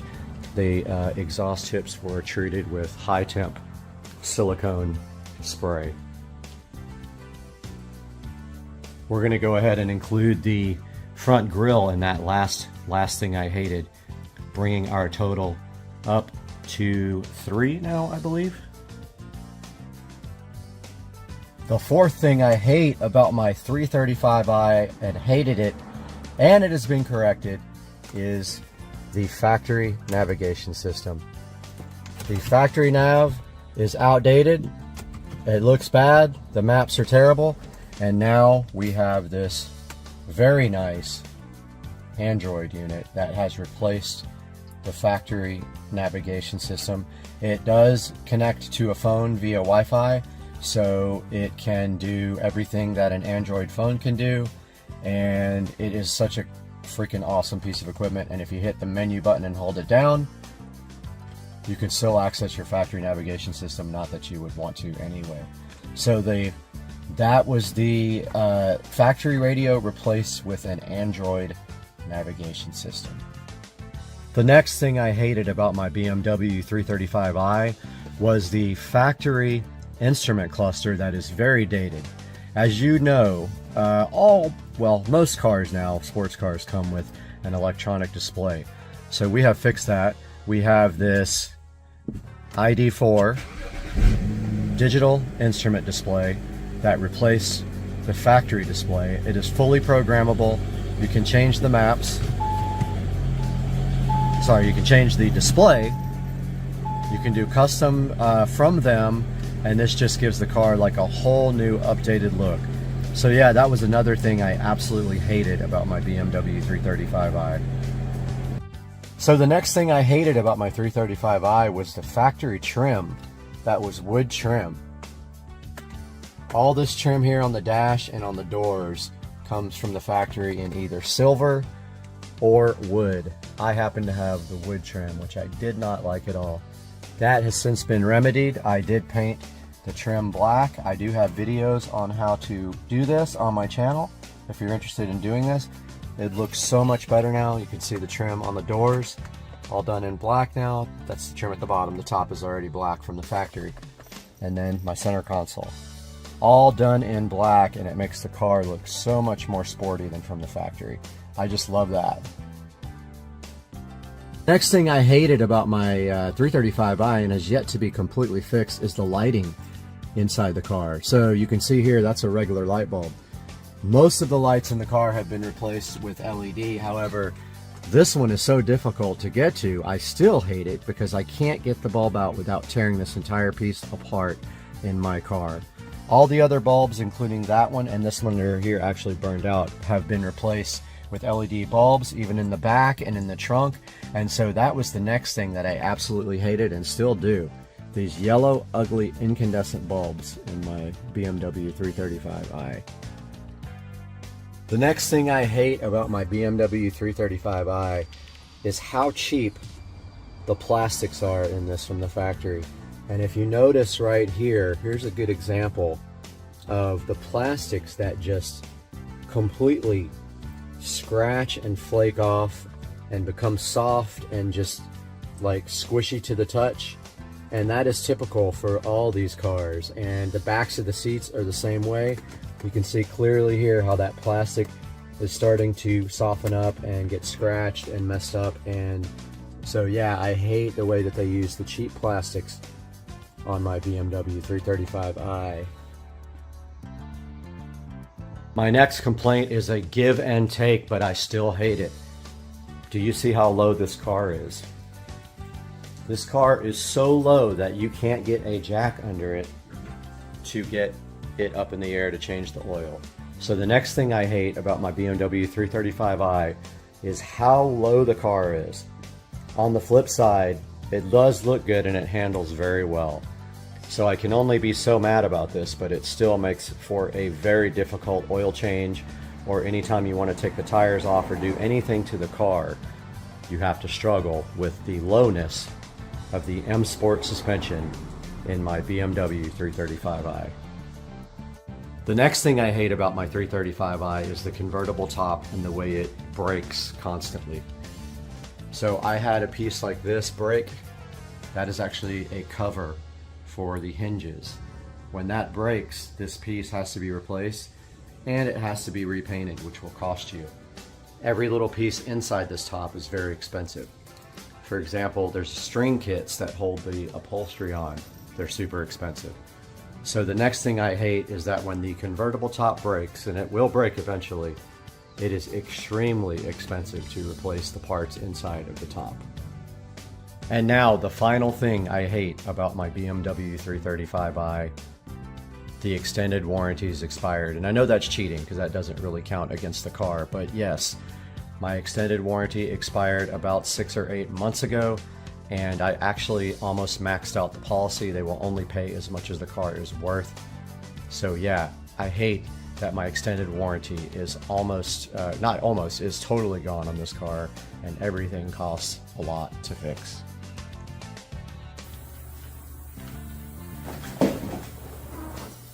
Okay guys, so there you have it. That's everything I hate about my 2011 BMW 335i. A lot of it are minor cosmetic things. Like we had the brake calipers. They come from BMW just looking absolutely terrible. Getting them powder coated can help, but make sure you get the little plate inside the caliper powder coated as well. BMW started changing that in newer models like the 135i. It has some really nice looking brakes. There are swap kits available out for the brakes as well if you want to do that, and you can actually swap in other model brakes into the 335i. The trim pieces, unlike the 335IS, which has black trim pieces, the trim pieces are all chrome or silver, along with the exhaust tips. I do not like that. The grille is also silver. I don't like that. The emblems are silver. I don't like that.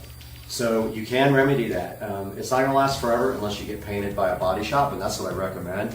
Take your trim pieces to a body shop and have them sand and paint them. Your slide marker lights, those are also ugly. I didn't put that in the video, but that's all part of blacking out your trim. You can actually plasti dip those or sand and paint them matte black.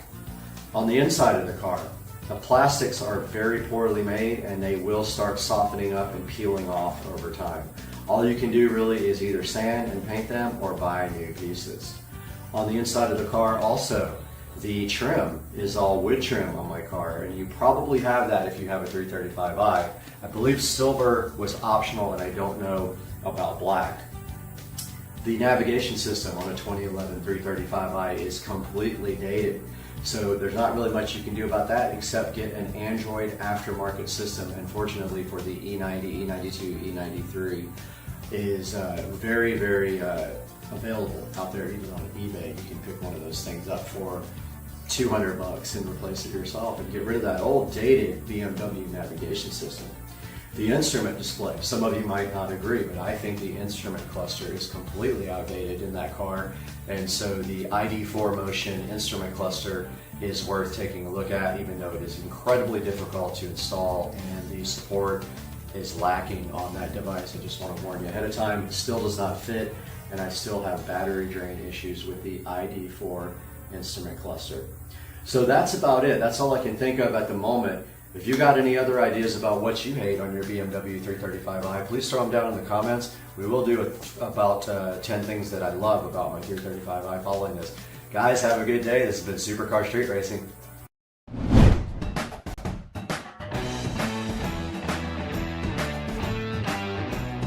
I'm pretty sure, I mean, that's what it looks like. Get in there and take a look at it, but I'm pretty sure that's what that is. Plugs can go up here.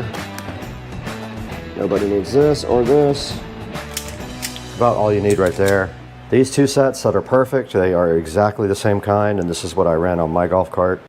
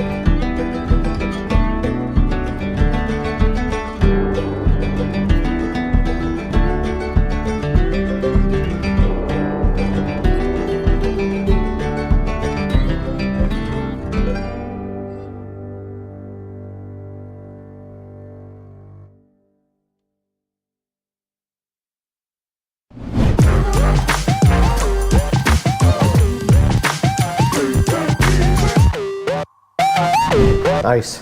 Oh, it sucks. It's almost like right on an angle. No, it's good. It's perfect. This will go up here. Actually, I want it to be the reverse. Yeah, that'll work. Probably take a little bit more off. So that one's ready to go. We got to start removing this dash. So the speakers will drop in there. That's good to go. We won't put those in until we're ready. Wires will go down underneath and back up.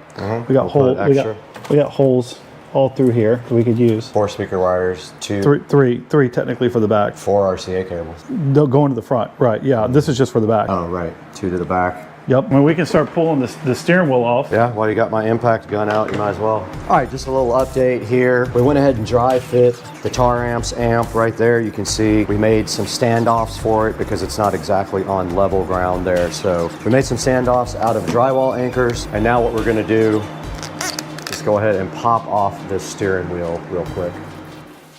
Does this thing have screws in the back of it? What's that? Steering wheel. No. Oh, yeah. It's been a minute, so let's Right there? hold on, let me see. That gets the cover off? Yes, that gets the cover off.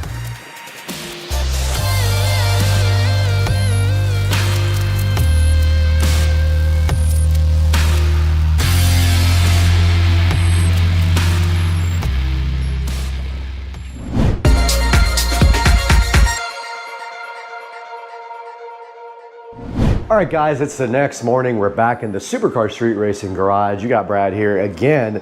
And today, the first thing I want to do is start looking at my wiring situation to see what wire I have and get that all organized. So I am gonna get this wiring out of this bin. I wanna see if I have any wire to wire these back speakers with here. I only need a couple of feet for each one. I do have to redo the wiring for the amplifier power because we don't have enough here. We were gonna put it on the ground, now it's over here. I'm gonna run wire all the way around the top here, behind the inverter here or under it, around this. So I'm gonna come from here, all the way around here, down to underneath the amp and power the amp right there. And also the ground, maybe long enough, not sure yet. I guess we'll go this way since we already have wires going that way, I guess. I'm not sure. But I do have to pull both of these out. I don't think we have nearly enough here. We made 2 power wires for some reason.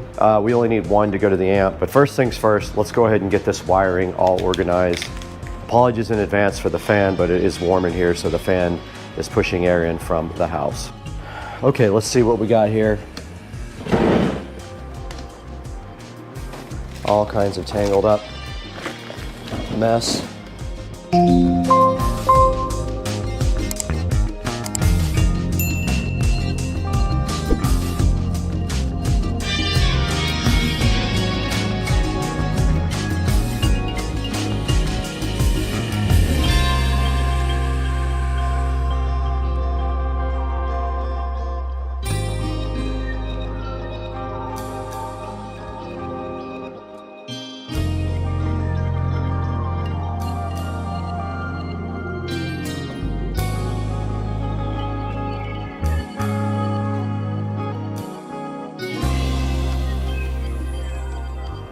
All right, so now I'm gonna take the power wire for the amplifier and run that again because we don't have enough length here to go all the way around and I want the installation to be clean. So I'm gonna redo that now.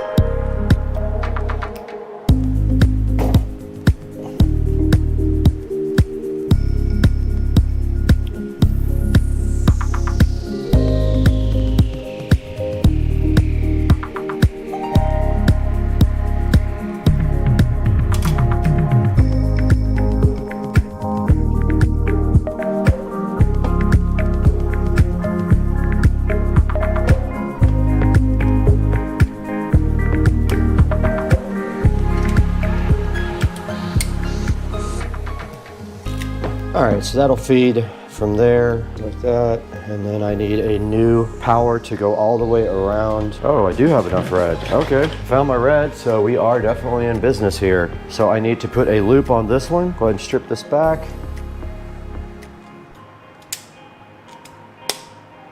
About all you need right there. Go ahead and get this thing all fixed up.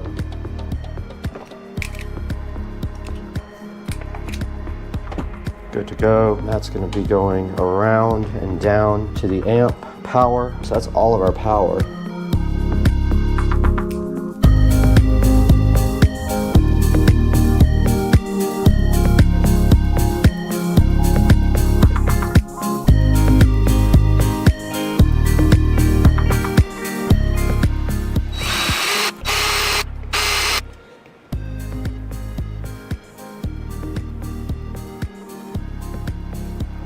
Awesome. Okay, the camera did shut off. I'm just tying up the wiring here for the amp. So I've got a couple of zip ties here to get this bundle all together.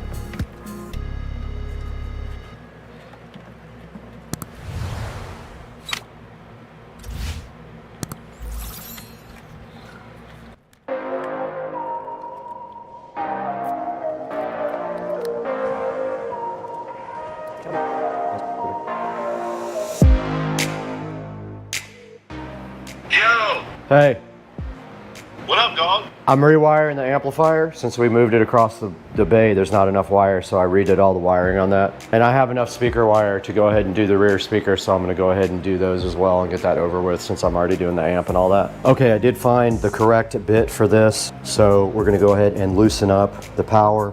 All you do is spin that open, and we need to create a jumper as well for the remote turn-on wire because we are using the battery to power everything. I'm gonna leave a little bit of extra wiring here so I can move the amp around. There's gonna be empty space behind it.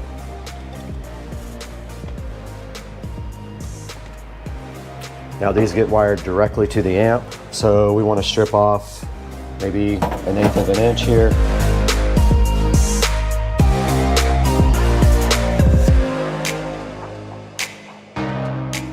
But let's make a remote turn-on wire jumper. So we just have this little turn-on wire. We really only need to go like just a little loop.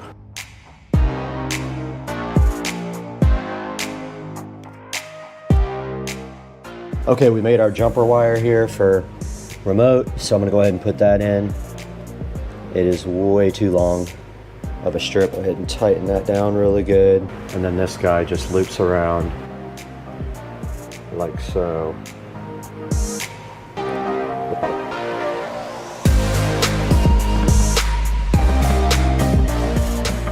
These can be very tight. We don't want them coming out. That's not going anywhere. And our ground. Now we need speaker wires for the rear. These two sets that are perfect, they are exactly the same kind, and this is what I ran on my golf cart. So we have a short piece here to go to these. Now you notice on the back of this tar amps, you only see 3 connectors here. It's very weird the way this thing wires up. You have to wire the plus from one channel and the negative from the other channel into the center terminal, and that's how you get stereo. It's different for most amps, so make sure you look at that when you are installing your tar amps because it is not the same as the other ones. Now we are going to be Y adapting to the front speakers. We're going to be running 2 ohms, so we're going to go ahead and do that behind these speakers rather than right at the amp. It'll make sure that we have less clutter in the wiring, and also I'm going to go ahead and tie these up really nice before we get this installed so that we can go ahead and put the amp in.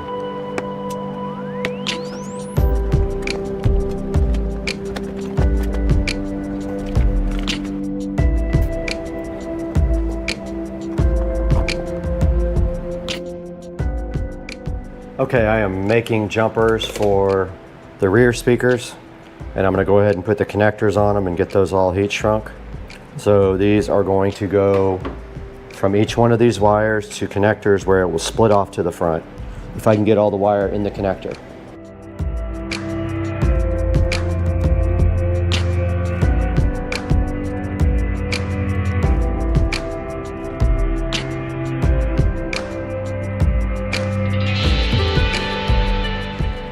From the amplifier, and it will also split off to the front, hopefully, if we can get all the wire in there. I don't know if we'll be able to. I really want to try not using electrical tape. We're gonna have to strip off much more than that though. Yeah, I don't know how we're gonna get 2 wires in there. That's not gonna work.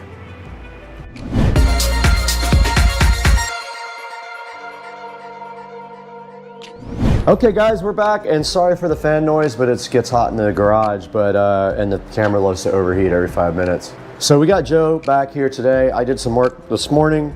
I got the amplifier wired up, just 2 of the 4 speakers so far. I got the amp power and ground extended and run to where it's going to be. So our next step is going to be, Joe is going to pull out wiring that's going to go from the back to the front of the cart for the front 2 speakers. So he's going to leave enough wire to go all the way to the front, and we're going to tie this in the back. And then I'm going to have him also pull wire for the subwoofer. So we're going to pull 1 wire to the back for the subwoofer, and that's going to be bridged on channels 1 and 2. So what do you think? Are we ready to start doing this front wiring? Okay. Yeah, and obviously one thing to know is that we're going to be jumping off the wire that leads to the back rear speakers to feed the front speakers, because all 4 are going to go on 2 channels right now. That's the plan. That is the plan. We're going to run 2 ohms on 2 channels, and that should put some power out.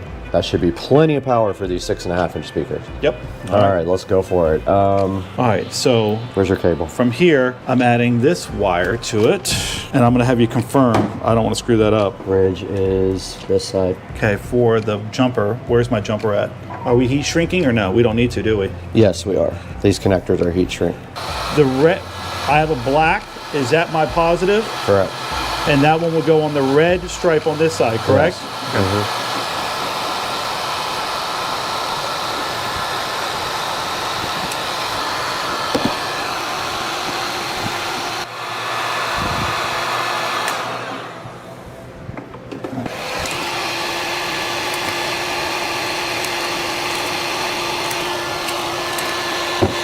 I forgot to crimp it. I had to crimp it afterwards.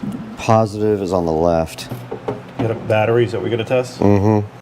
All right, we're going to go ahead and test our speakers by popping it with this battery, just so we make sure, because I had kind of a bad connection on my side. My fault. Poor job. All right, my polarity is good. On both? I haven't checked yours yet. What we're watching for here is if the speaker goes out when you connect plus to plus. Okay, positive. Good to go. 2 eyes. Tell me what you think. Looks good to me. It's fine. Let's run them in.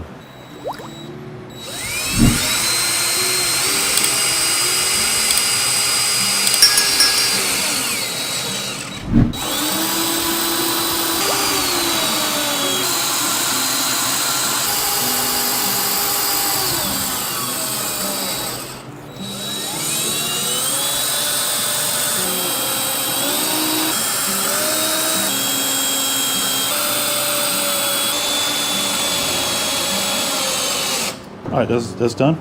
Good to go.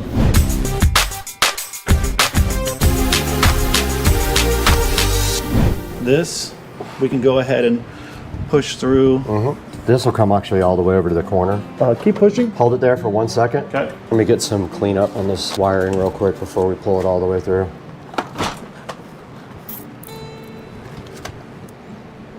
Should we just clip the other ones off, or you? That's what I was thinking. Maybe just clip those.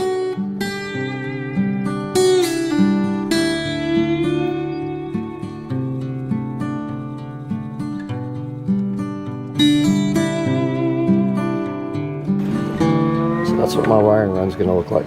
Might as well go ahead and put these up. Put these on. Yep.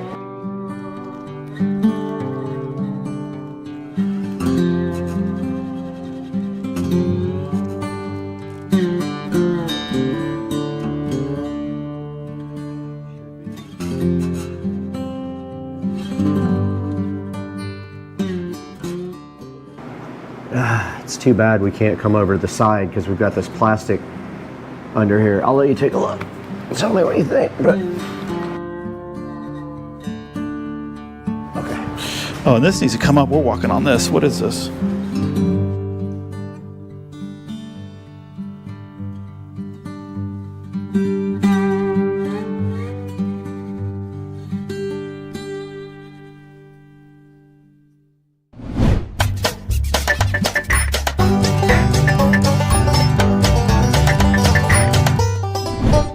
All right, guys, we're back out in the garage now, and I just wanted to give you guys an update. Joe and I did finish the wiring for the amplifier side of it, and we have our speaker wires all nice and clamped up here, and we have our power wire and everything working there. All we have to do now is get all the wires up to the front, but we're having the worst time with this steering wheel. You got it? And also wanted to give you guys an update under here. So I pulled everything underneath the cart here I got all the wires tied up nice. All we have to do is get it to the front from there, but this part came out good.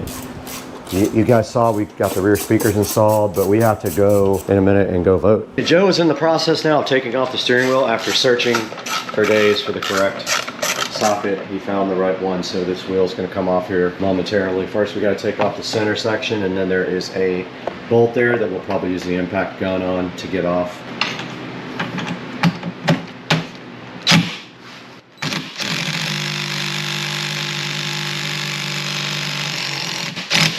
These things are always a pain.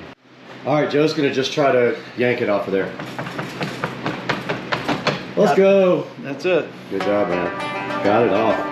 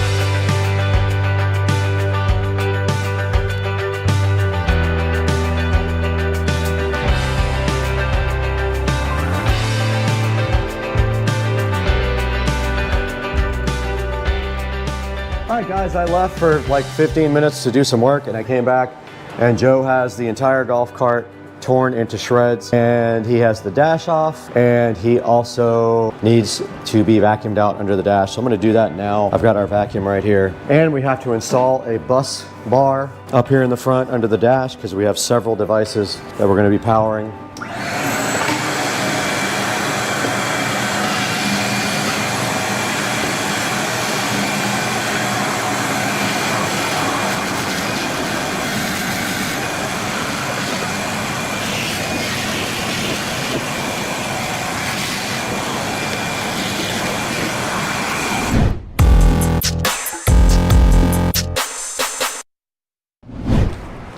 All right, we're back out here. Joe got the whole entire dash just assembled, and I'm about to clean the inside of the dash for no reason. All right, so this should be done. I got to pull the ignition. So I have hazards, but I don't think I'm going to worry about them. I don't really care to have hazards. I don't use those either.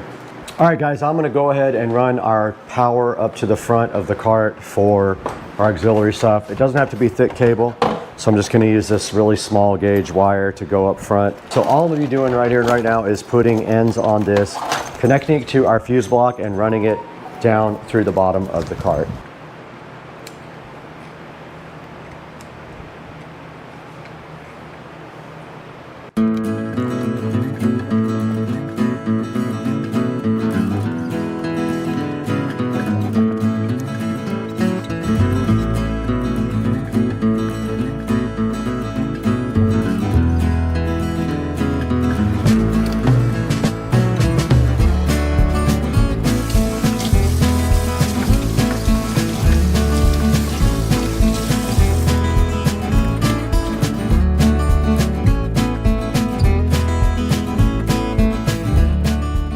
You think it's too close to be able to get something in there? Not if we use spade. Nah, it's fine. It's fine. Yeah.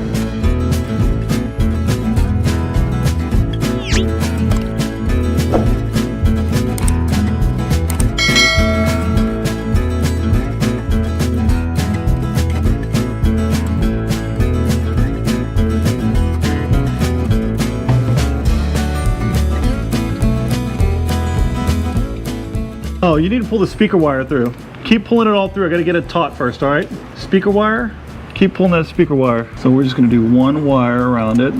And then I'll pull everything tight before you zip tie it. Okay, we're under the cart now, and Joe is finishing up pulling all the wires to the back. We've got our 4-set RCA cable, we've got a auxiliary power for the bus bar, and we've got our front speakers all pulled up to the front. We're getting all that finalized, and I think the next step is connecting our bus bar up front and getting our dash set up. All right, we're missing one of your 12-volt adapter things. All right, I'm gonna go ahead and put terminals on these guys. All right, we're over here on the table now, and I've got the 2 USB to 12-volt adapters here. These are going to power the tablet charger and also the Bluetooth adapter. So what I'm doing right now is putting ends on these so they can get connected to the bus bar. So I already stripped them back. I've got my ends right here, and we could actually use red. They're so small. I'll switch to red, dude. These are tiny wires.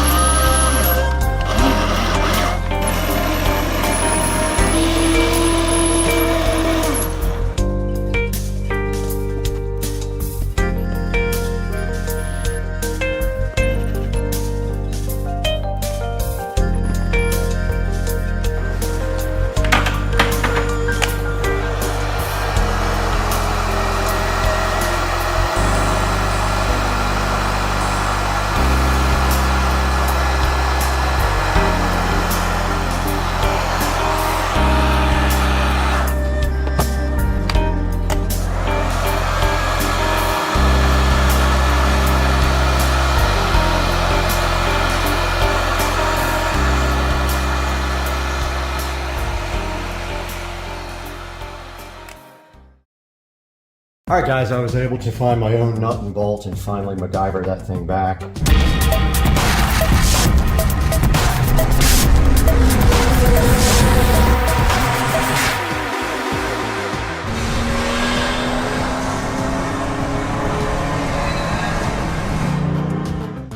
Hey guys, welcome back to the channel. Supercar Street Racing here, out in the garage with the Green Machine 200 EFI. Got some modifications we're going to be doing to this today. We are going to remove the top speed limiter, and that limits the cart to 25. However, the cart does 28.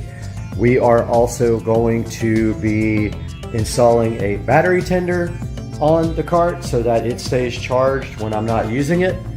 And we are taking a look at the part of the cart that is annoying, and that is the backup warning chime. We are going to be removing that. So let's start with the backup chime.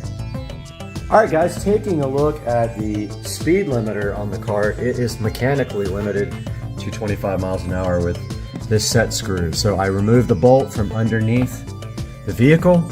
All we had to do now was just pull out this speed limiter here. And what we're going to do is I have a little baggie for it marked in case I ever sell the cart. If somebody wants the speed limiter back on, we've got our speed limiter right there. So the top speed is now unlimited on the golf cart, whatever the motor can do. However, the guy who I bought it from said don't keep it at high speed for a long period of time because the oil will run up, stay in the top of the engine, and it will do damage to the engine. So you're not supposed to run it hard for a long period of time. The next thing we're going to do here is we are going to install our battery tender so that we keep this battery charged when we are not using the cart. So we're going to get our tripod out and go ahead and do that now. All right, we are back out here in the garage with the Green Machine 200 EFI, and here is the battery. Looks like it is just your standard hex nut with screw terminal. Now here we have our battery tender that has the screw holes to attach it permanently to a battery. We're going to use this. And what we are going to do is look for a good place under here that we can secure the connector on the end to, so that when we want to use the battery tender, we can just reach under and plug in the cord here. So here's the end that plugs in. It's a quick connector. We're either going to try to do that in the front of the car or the back of the car. The front is more convenient. The cable is not very long at all. That's the only issue, is we may not have enough to really do that. We may have to extend this cable. Yep, I think we got to extend this cable because I kind of want it to be underneath. Let's see how long it is. So when it's fully connected here, it's going to be about that long. Let's see if I can actually reach under there and still grab the cord. If I can, then that's fine. We'll just tie it off and use it like that. So let's see, we probably need that much. Yeah. Let's see. So it's kind of inconvenient. I think I am going to go ahead and extend this cable. So we will go ahead and do that now with my new heat gun and my new connectors. All right, guys, we are back, and here is the original cable. And if we take a good look at this cable, on the red side, there is some markings, some white markings, so we can keep the red, the positive, and the negative separated. We've got our heat shrink tubing here, and we've got some extra wire, some landscape light wire that's kind of perfect for this if we can get it inside of these solder shrink guys. So I'm going to go ahead and cut towards the end, not all the way to the end, but semi towards the end.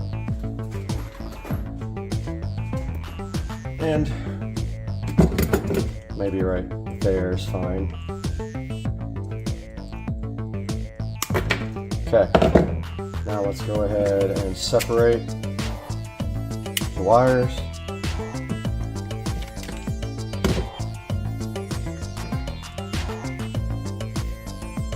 Okay, they're actually red on the inside as well, so that helps us with keeping positive and negative in track. There's a red wire inside there showing you that that's positive. Got my wire strippers here. I opened the freaking heat shrink connectors from the wrong side. They all fell out of their little pockets, so yeah. So they were nice and organized, but now they're not.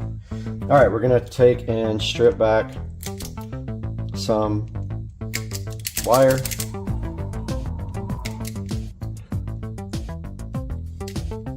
Now this wire has to reach all the way to the center where the solder is on your connector. If you look right here, so it's got to go all the way to the middle. So we're going to do the same with the other side.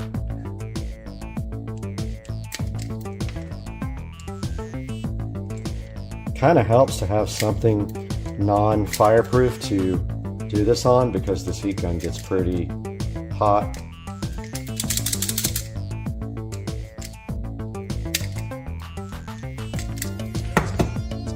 Not working very well on that one. Doesn't want to strip that side off very well, because there's also a wire inside of this. There's insulation. Not a wire, there's insulation inside the insulation, so it's not able to strip completely. So there's that one. We'll go ahead and twist these up.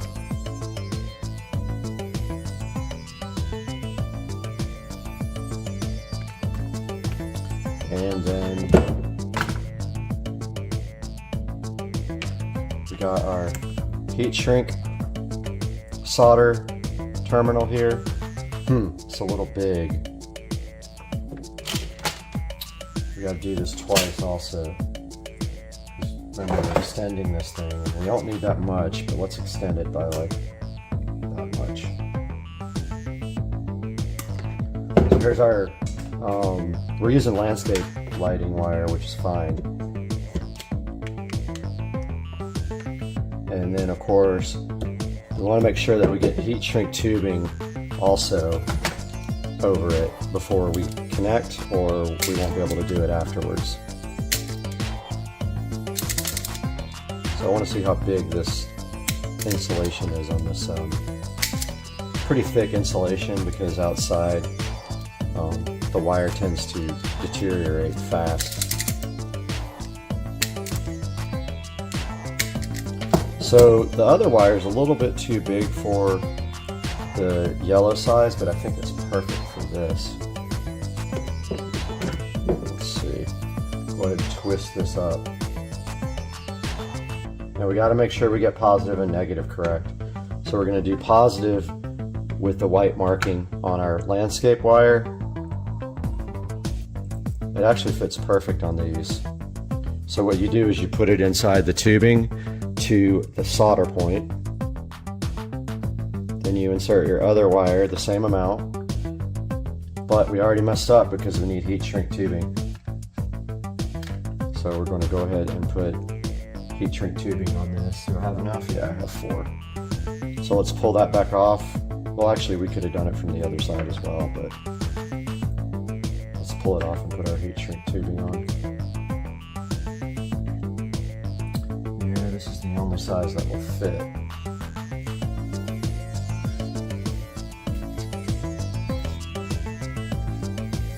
All right, it's stuck inside.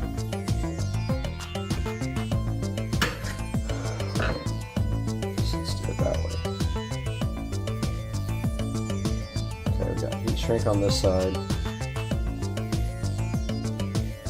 We honestly don't need that much. Let's shrink that. Yeah, we do. We do need that much. Let's put it back through.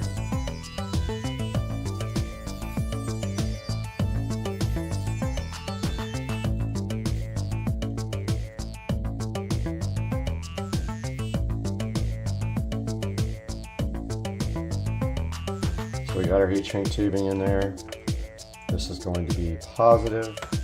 Make sure I still got that positive. It is. It's the side with the marking on the wire. Get our wires inside there. Make sure inside of your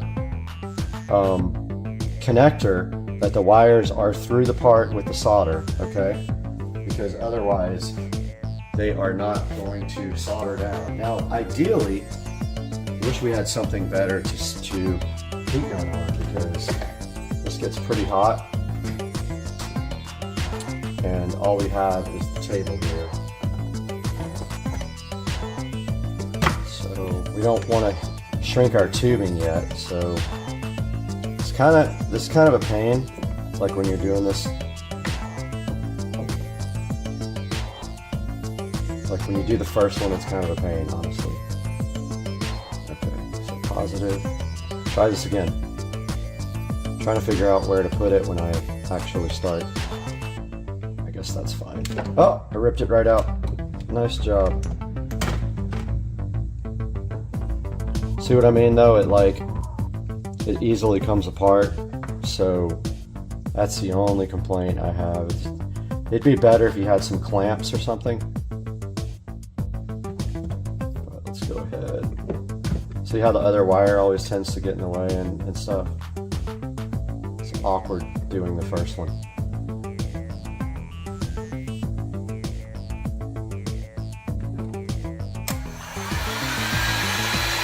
When I do this, I do the plastic first so that it goes ahead and holds the wire in.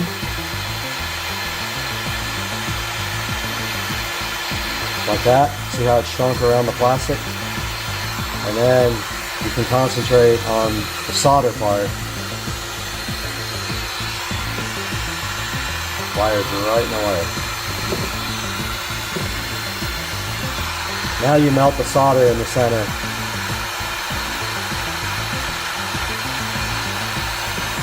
And it says when you do it to hold the gun, to rotate the gun around the solder to make sure it melts all the way around.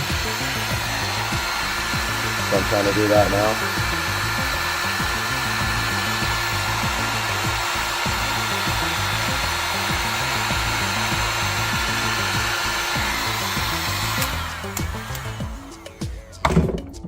think I got it. Remember, this is very hot. It'll melt whatever you put it on. So yeah, that looks good. I don't know if you guys can see, but looks like I got it done. Now I've got the heat shrink tubing right over it. Might be kind of big for this, but I don't think I can get neck size down on here. Let's see. Oh yeah, that's hot. Let's see if I get the neck size. No, that's not going to go over it. So it might be loose. This heat shrink tubing, when we get done, might be a little loose. Let's see what happens.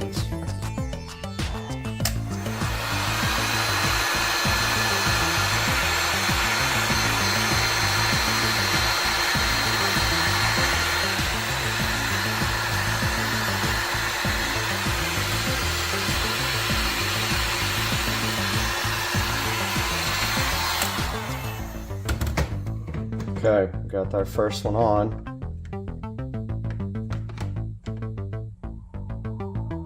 And now it's time to do our second one. So we put our heat shrink tubing over it.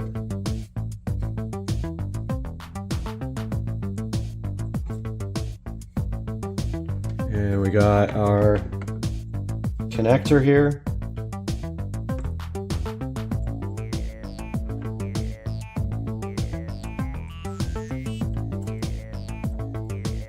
And both the wires are in there and they're ready to go. Let's go ahead and shrink the plastic.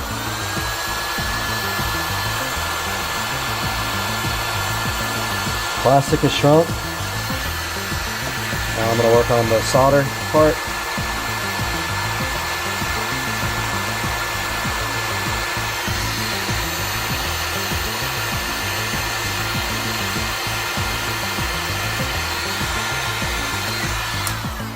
Alright, I saw the solder melt, so that one's good. Yep, now let's get our heat shrinker around it. Uh-oh, is it coming out? Oh, my tubing melted too soon.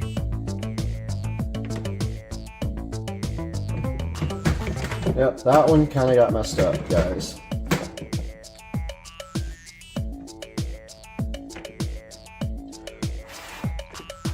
I'm not sure if it's still connected or not. My tubing melted before I got it on. Oh well, it was looking good until that one. Alright, let's get our second one on. So here's our extension. Need another heat shrink. This time we got to make sure we don't put our heat shrink tubing across it until it's completely dry. Because it melted right away and messed up our connector. Alright, we need plus, which is right here.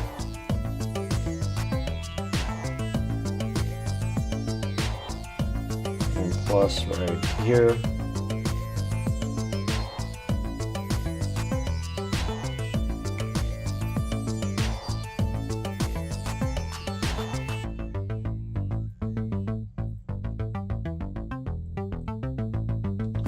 Okay, let's go ahead and melt our heat shrink. And now our solder.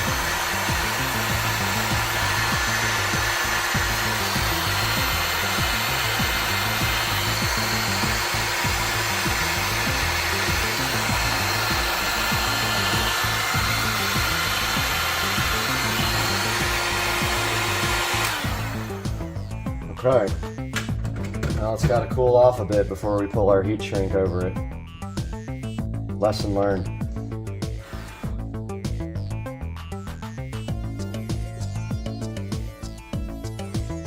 So that's cooling off. It's still quite hot.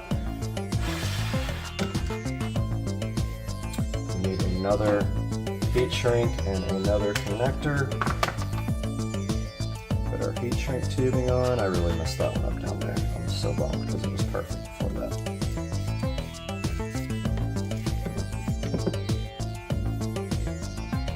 Okay. Got our tubing ready. Put our wire through it.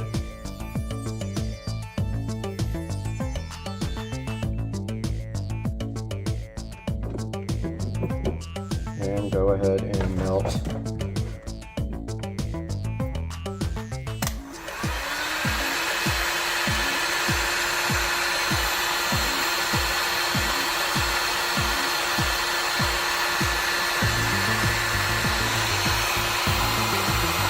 Melt the solder.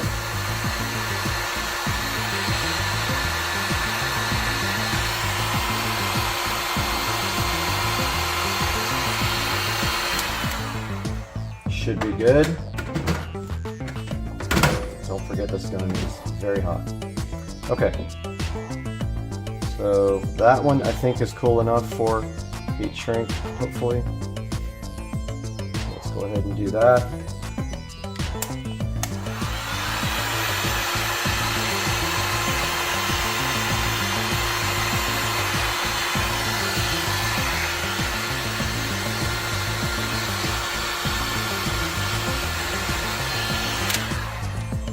Alright, one side done.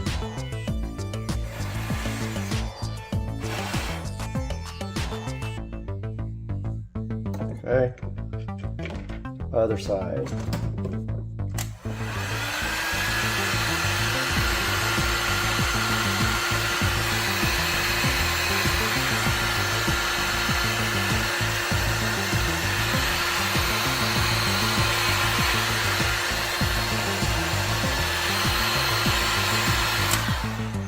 Okay, so we got that one mistake down here. Pretty crucial. Oh well, we made a mistake right there. So, I don't have another bigger piece that I can actually get around there. So I'm going to use the tried and true method of electrical tape at this point.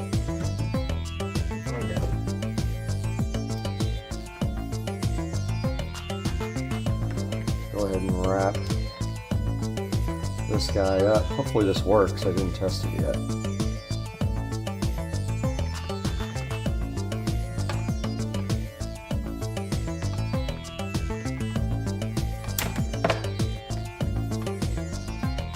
It's a good connection there.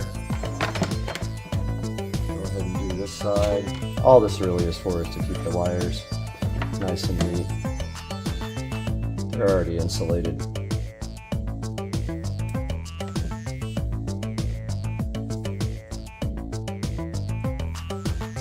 Still a hot little potato.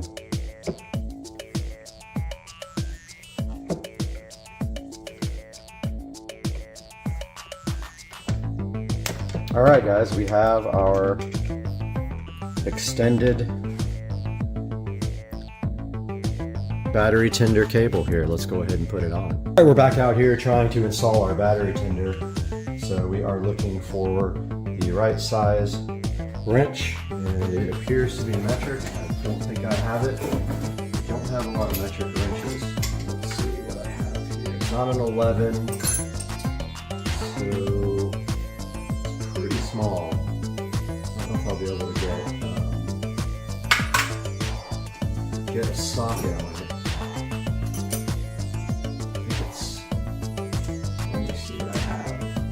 A 10. Problem is, I think it's blocked by the. That might be it.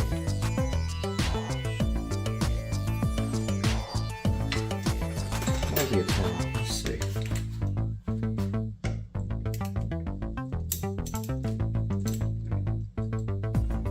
Okay. 10 worked.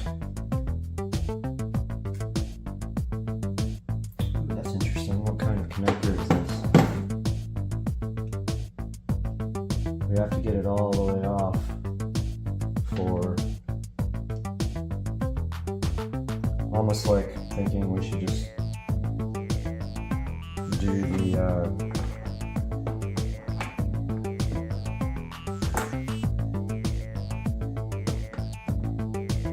I was thinking maybe doing the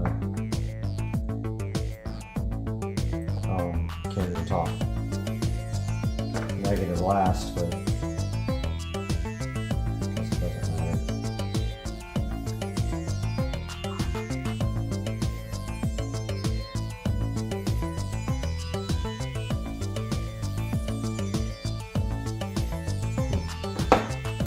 Doesn't want to go on.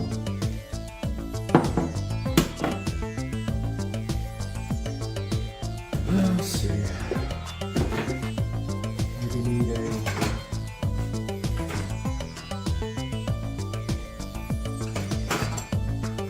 maybe a Phillips.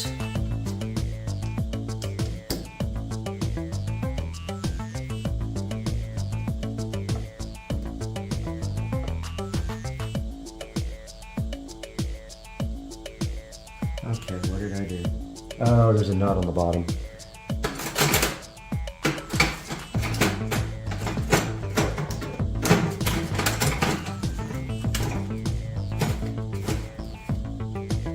The nut came off on the bottom.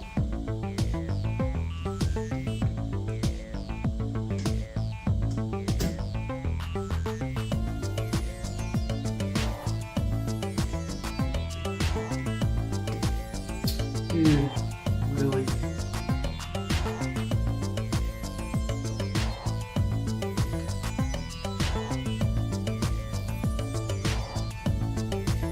Well, this sucks.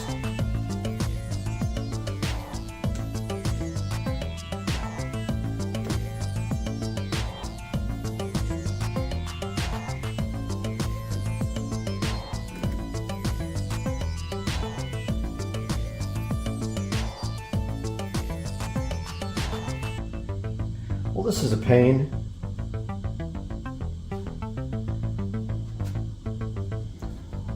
The hell am I gonna get this thing back on?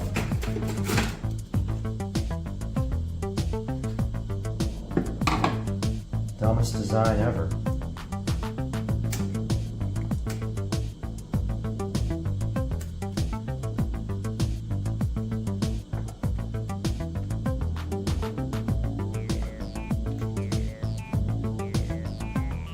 I think I got it, but man, that is a stupid design.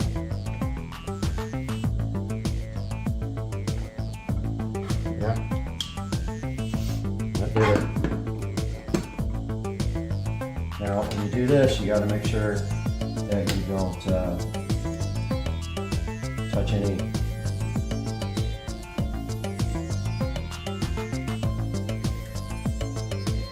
touch anything negative with the positive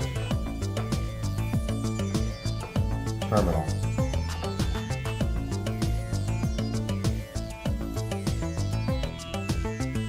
You won't want to see what that does.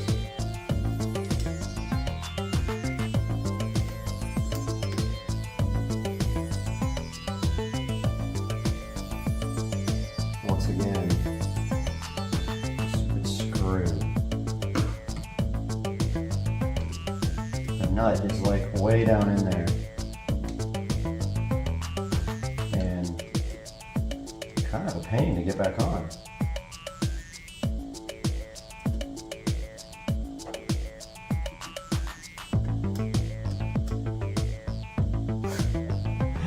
This is such a stupid ass design.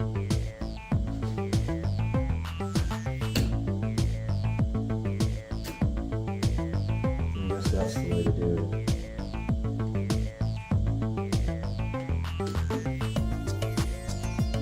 Make sure you don't touch your screwdriver or anything while you're doing this.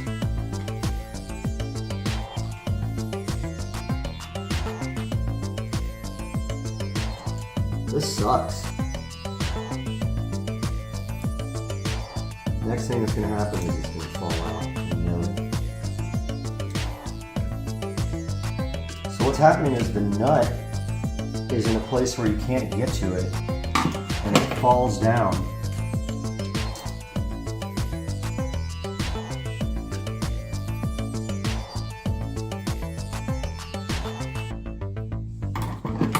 Makes it very hard to put back on.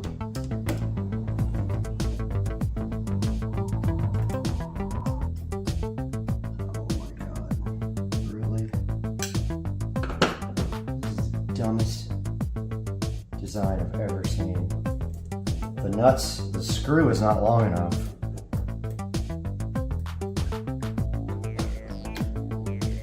The screw's not long enough on either side to just get the nut. So it's like maybe one thread too short.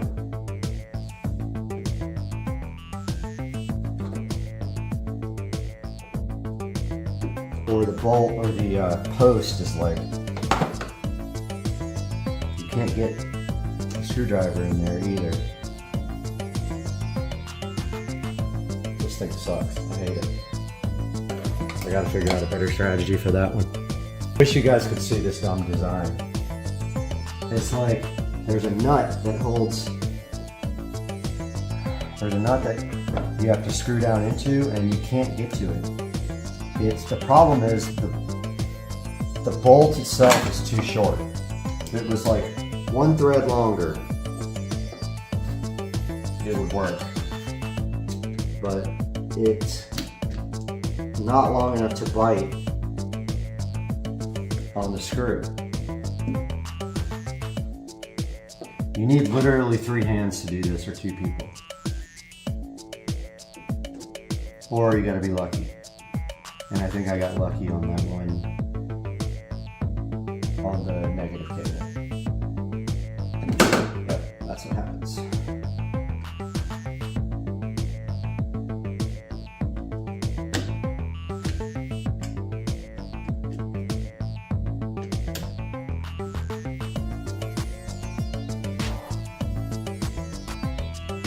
Yeah, now the nut's like coming out.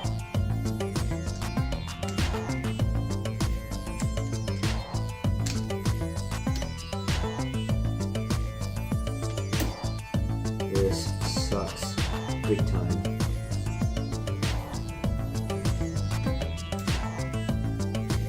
This is the dumbest thing I've ever seen. Why? would they do this?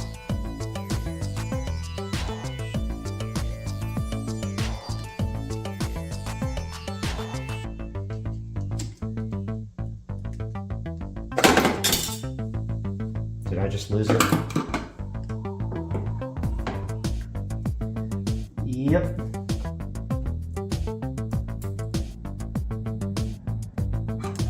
This is a dumb design. I'm sorry.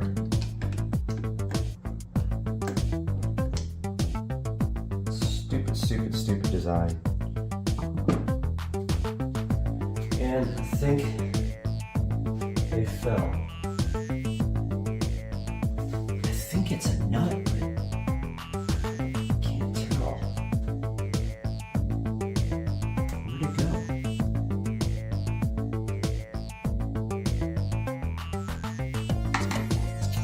Well, I think I lost. I think I lost it. Great.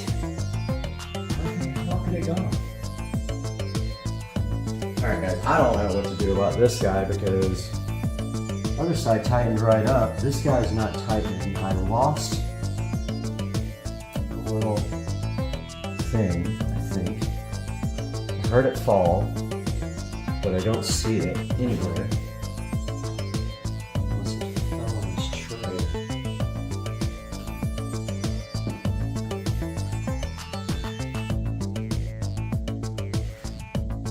There's a tray under here. Could have fallen into.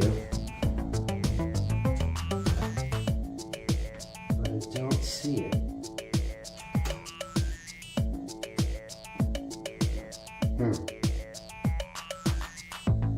Well, I gotta figure out what to do about this.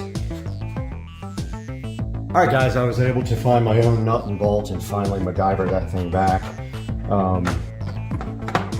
Not ideal. I'll go ahead and look for a replacement bolt for that. I don't know where the bolt or the nut went. Barely got a nut underneath that thing. Now what I want to do is tie this up really nice and run it down the side of the battery so it can go down to the underneath the cart and then will be available up front. So I'm going to get some zip ties here. And I'm going to first tie it off to this battery clamp. Battery clamp's just a bungee cord, by the way.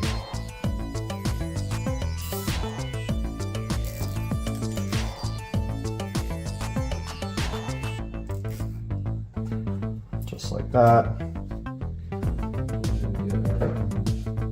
Cutters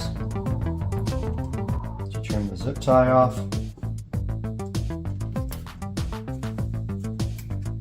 Which isn't working at all because they're too big.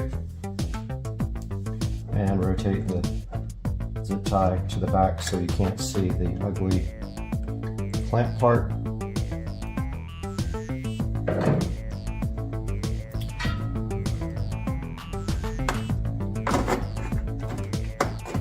And then the rest goes down here.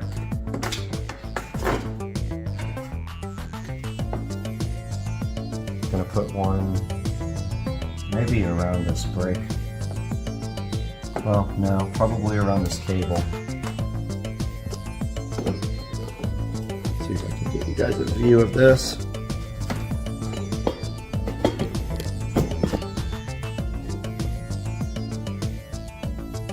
You might not be able to see this, it's hard to get a camera view, but I'm going to tie it up to, there is a throttle cable or something here.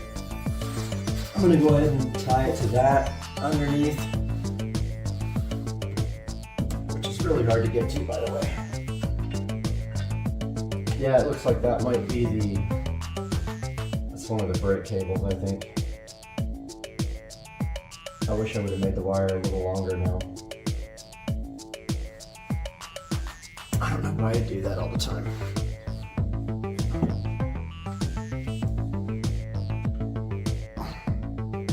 It's not quite long enough to be effective, I don't think. Which means it's going to require a little bit of getting underneath the cart to connect, which I don't like. They do sell these longer, so I have that option. And also I can get a little bit more slack out of it. Right here. Need my scissors. Grab my scissors real quick.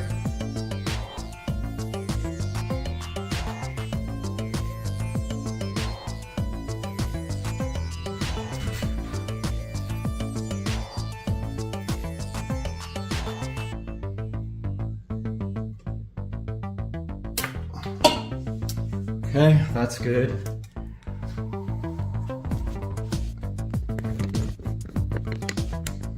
So what I'm doing now is up under here, I am tying it off to this cable. You guys won't be able to see that, so I'll be right back. All right, we're back in the garage with the Green Machine 200 EFI. We got our battery tender connected, running down through the bottom. We have it tied off right here. And if that looks bad and I start seeing it, I will move it. But for right now, it's ready to go. And we've got our battery tender right here. I'm gonna go ahead and plug that in and then plug it into our cart, which probably will take 2 hands.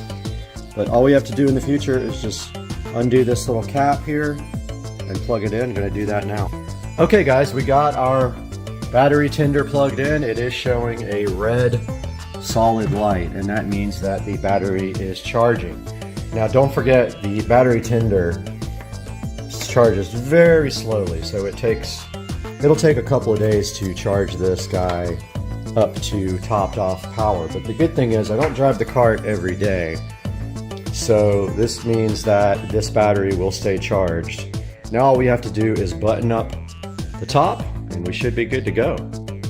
All right, so that was the first time I ever took the top off, the hood. Here is the hood, and really it just slides in down here, and then it has 2 latches at the top that just twist. So I think that's all the way in. And then I had a difficult time with this last time. I don't know why, because it's super easy.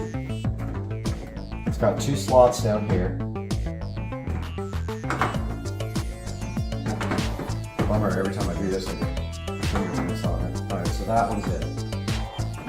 This one gave me trouble last time.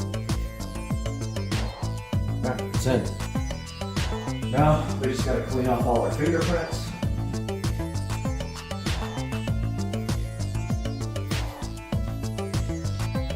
Got the clean and shine out. When you do this, you get fingerprints all over the card. Clean and shine will get it right out.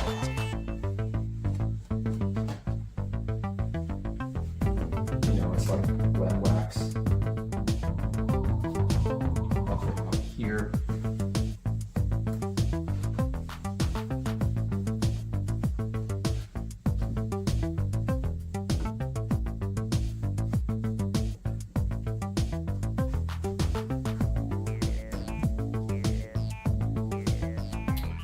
Okay, guys, I hope you enjoyed this episode of modifying the golf cart. That will charge now for, say, probably 24 hours. It will flash green first, and then when it is fully charged, it will stay green. That is the Battery Tender Junior and the Green Machine EFI 200. Like and subscribe. Love you guys. Peace out.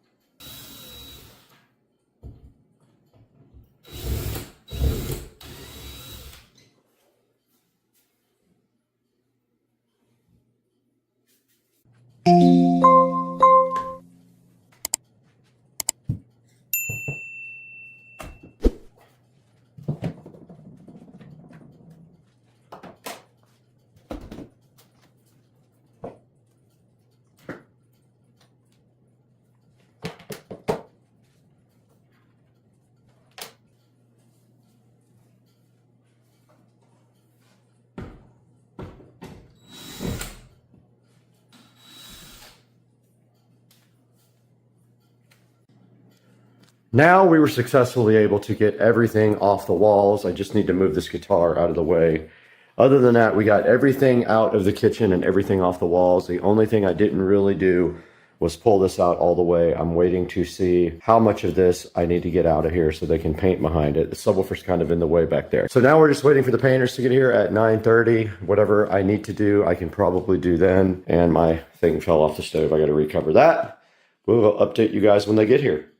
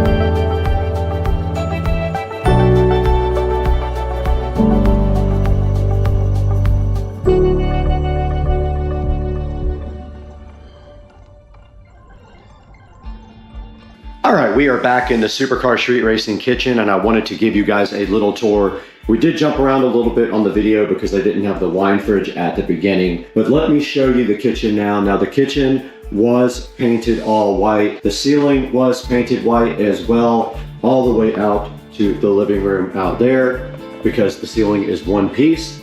So that was all done in flat black, along with the walls also done in flat black. And they also redid my trim for me around the bottom. They did not do the door. This door is going to be replaced. I'm waiting for a quote on a new door for there.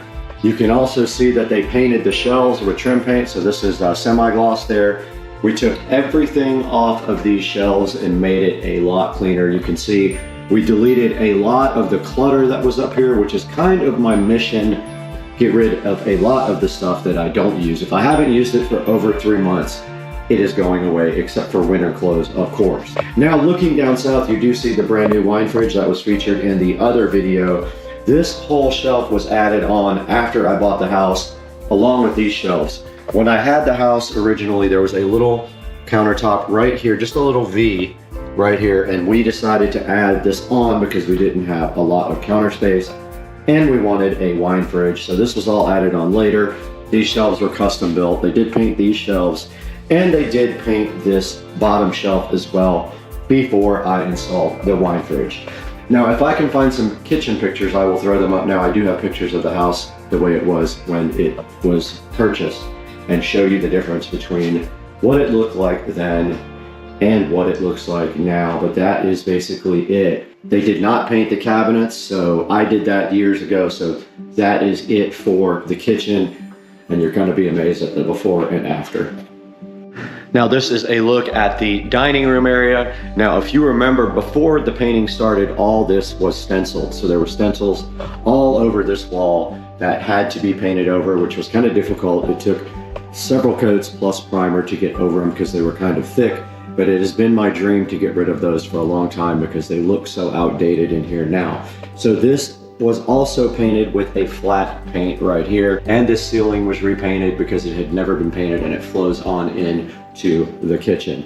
I'm going to put up some pictures of the original dining room before it was stenciled here now, hopefully.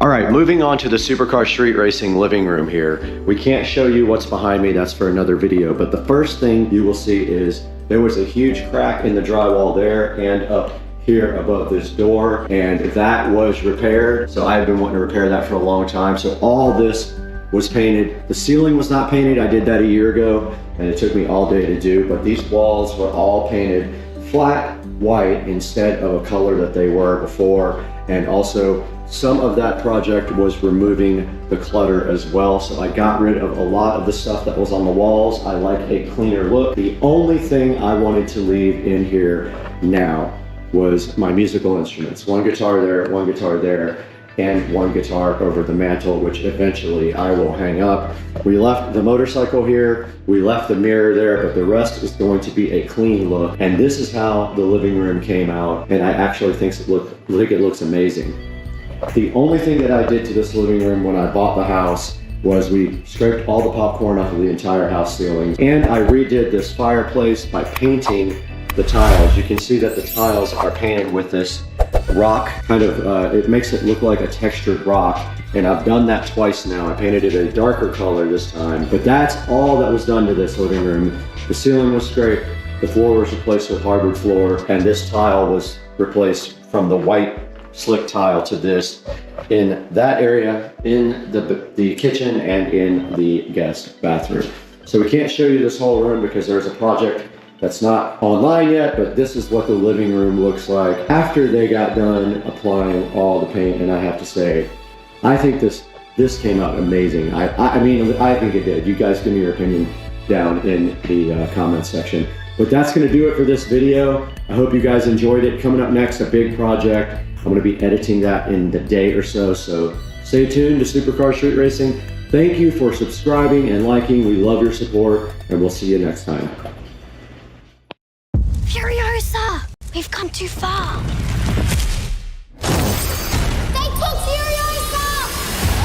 As a child, my world was forever changed. My mother was magnificent, and he took it all from me. Who do we have here? My childhood, my mother. I want them back! However long it takes, promise you'll find your way home. Ready, steady, go! If you find him, he's mine. To get home, Furiosa fought the world. Remember me.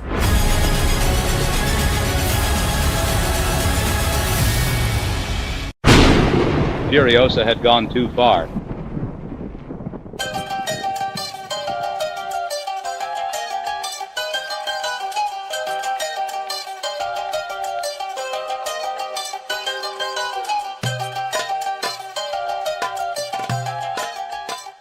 As a child, someone changed her world forever.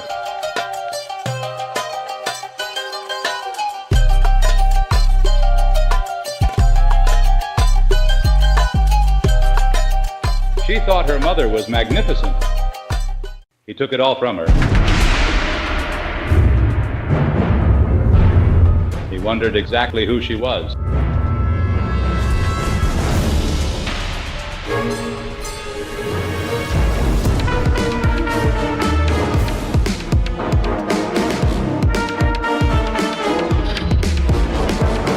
He took her childhood, her mother. Now she wants them back.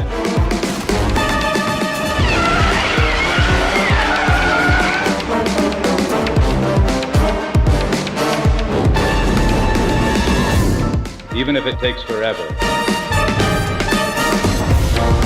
She makes a promise to find her way home.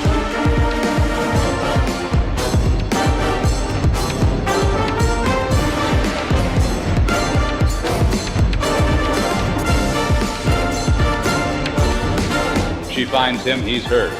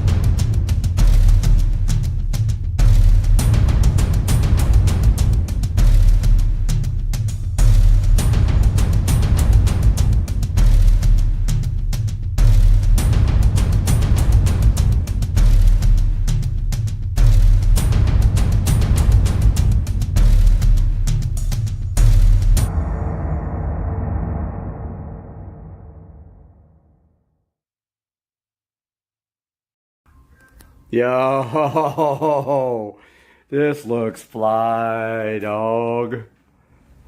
Oh my goodness. That garage. Let's go. We just stopped by the candy store to get some candy, and we got this big candy right here, and it's, I'm not gonna say the brand. Let's go.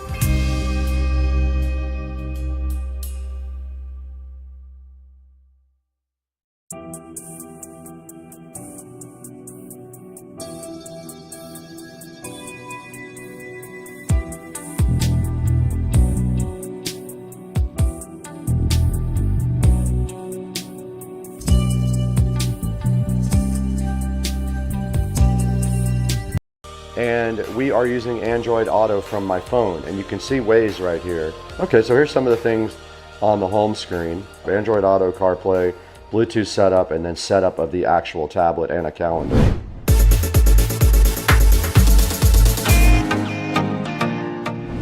Hey, what's going on, everybody? Welcome back to Supercar Street Racing. We are so happy to have you on the channel once again for something super special.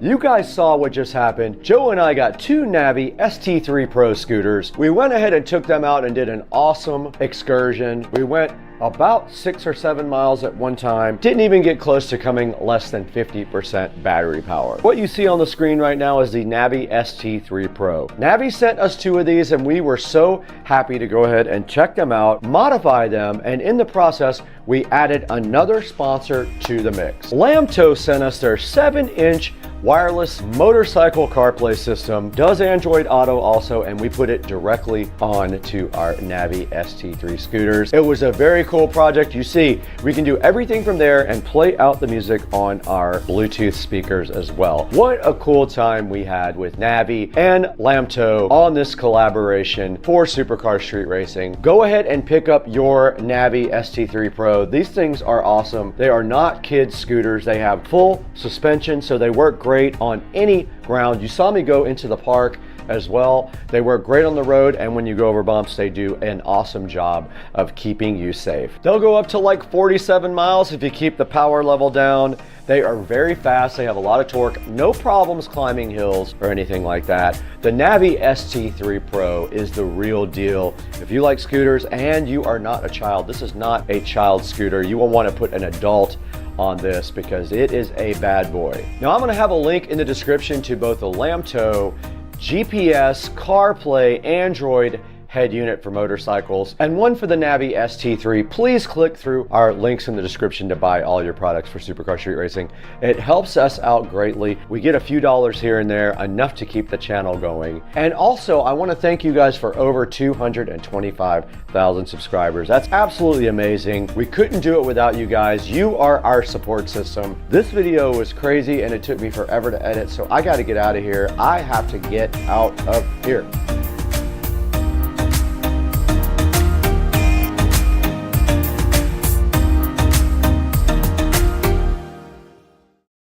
Hey guys, welcome back to the channel, and today we have this end table here, just like the other one that we reviewed the other day, only this is a skinnier version.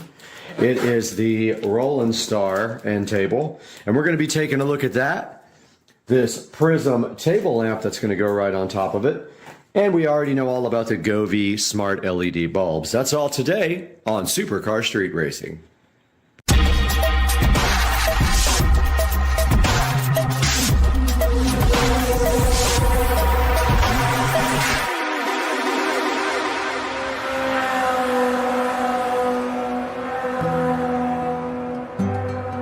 Alright guys, here we have the Roland Star end table with charging ports. This one is not LED lit. They do not offer it in that like the other ones that we had on the channel the other day. This is for the studio to go beside the lovely futon, and this will be a place for people to charge their phones and put their drinks on and have fun and party and all that stuff.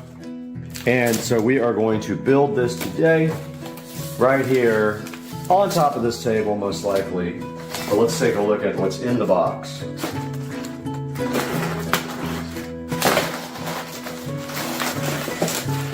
And pretty much like the other one, looks like the same type of materials and packing. However, this one does not have integrated LEDs, like I said. It does have a lot of styrofoam condoms inside that will make a mess all over everything. So beware. And let's get a towel set up over here to work on.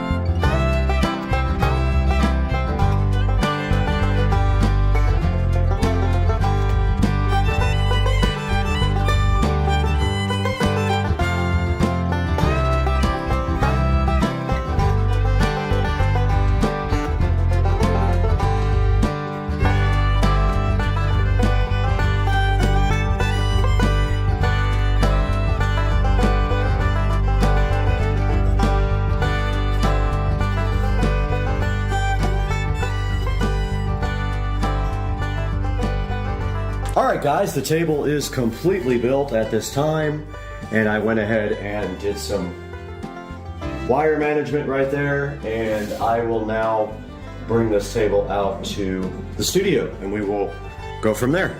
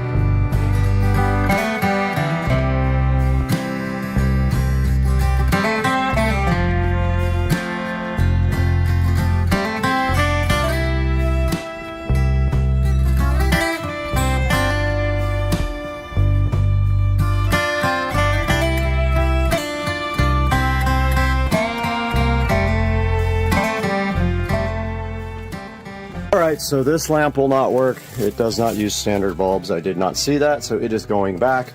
I'm going to go steal one of the lamps out of the theater room.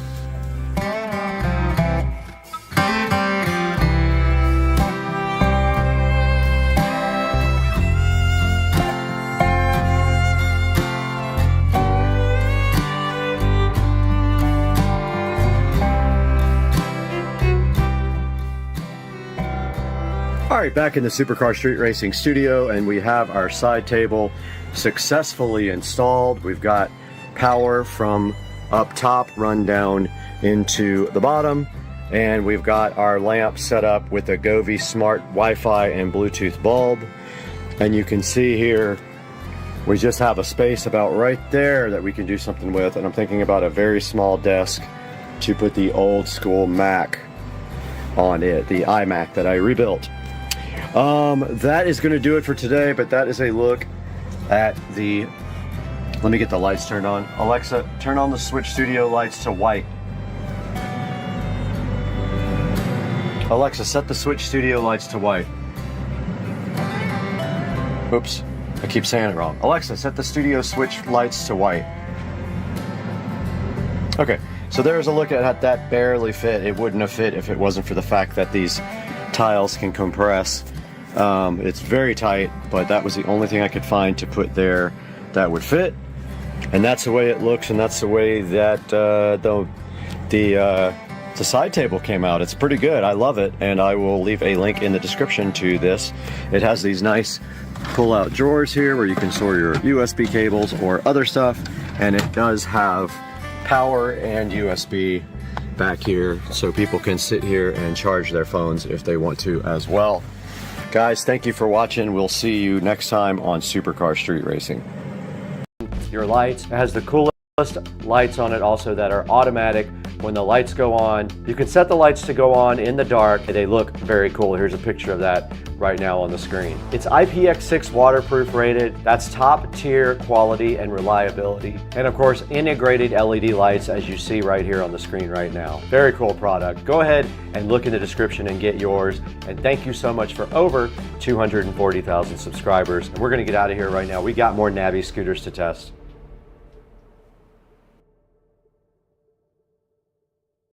What's up, Crazy Dog? Supercar Street Racing here. I am going to show you guys how to MHD flash your BMW. Now, just be aware that some of the newer BMWs require a bench flash first because the DMEs are locked. But you can look it up on the website for MHD. It explains to you how to look it up and to see if your if your DME is locked. If it is, you have to take your DME out and send it to someone to unlock. Also be aware, on the first flash, you will want a battery charger like that one. You have to have one. There's no way you can't do the first flash without one. The reason being, it takes over 30 minutes to flash the car the first time. So you will take your battery charger and hook it up right there where that cap is over. Hook your battery charger up right there, positive, and hook your negative up right here to this big Torx.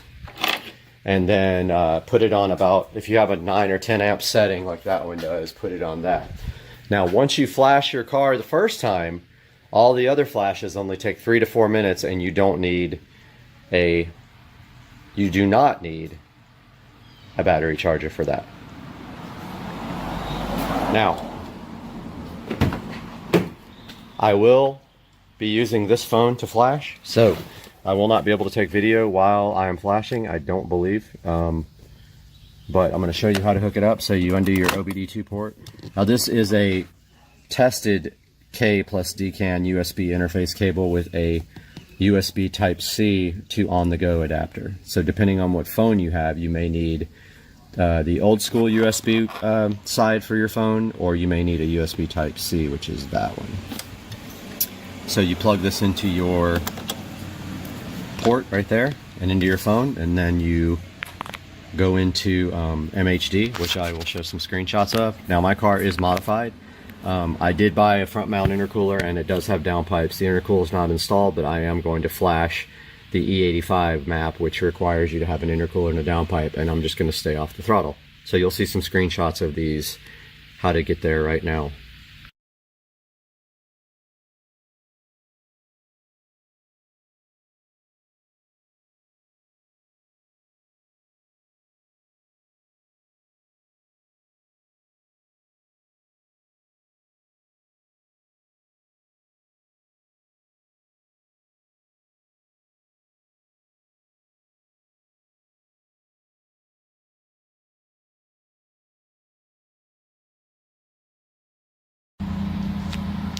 Okay, I got the DME all flashed, and it gave me instructions to turn off the car. I'm going to do that now.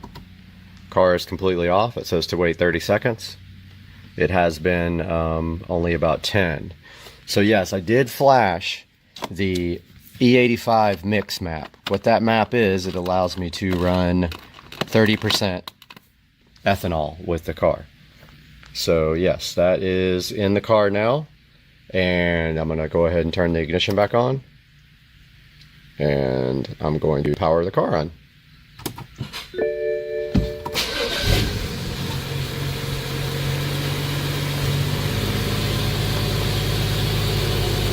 Car's running fine. TPMS is like giving errors in my car. I got to work on that. So the car is flashed, and that's how you flash with MHD to run ethanol. Hey, what's up, guys? We I want to welcome a new channel sponsor and someone that I actually buy from all the time. This is EBL Batteries. They sent me this EBL Badass Green Wave box, and it is all about saving the environment. It says on the front, promising, inspiring, and sustainable. And inside of the EBL box, they brought me some really cool stuff to show you guys. The first thing that we have here is an EBL battery charger right there. Right there. EBL battery charger charges both AA and AAA. They gave me 4 each of AA and AAA batteries right here. They gave me a cool little fridge magnet stuff and a cool little sticker thing with several stickers in it about EBL. This is such a cool thing for them. I love EBL. I actually use them on all of my stuff anyway. And then I got this pretty cool hat right here as well. So this EBL box is available to go ahead and order on their website. We'll put up a link in the description to this on the website. Now this is such a cool gift idea for Christmas. You could get this for $49 on their website. It has all this cool stuff in there. All of their batteries and chargers on Amazon have great reviews. I'll put a link up to a few of those as well in the description. Support EBL and show them that you appreciate them supporting Supercar Street Racing with this awesome EBL Green Wave box. Go ahead and pick up one for your friends and your family. Send everybody one, send yourself one, support EBL. Now let's get back to the video.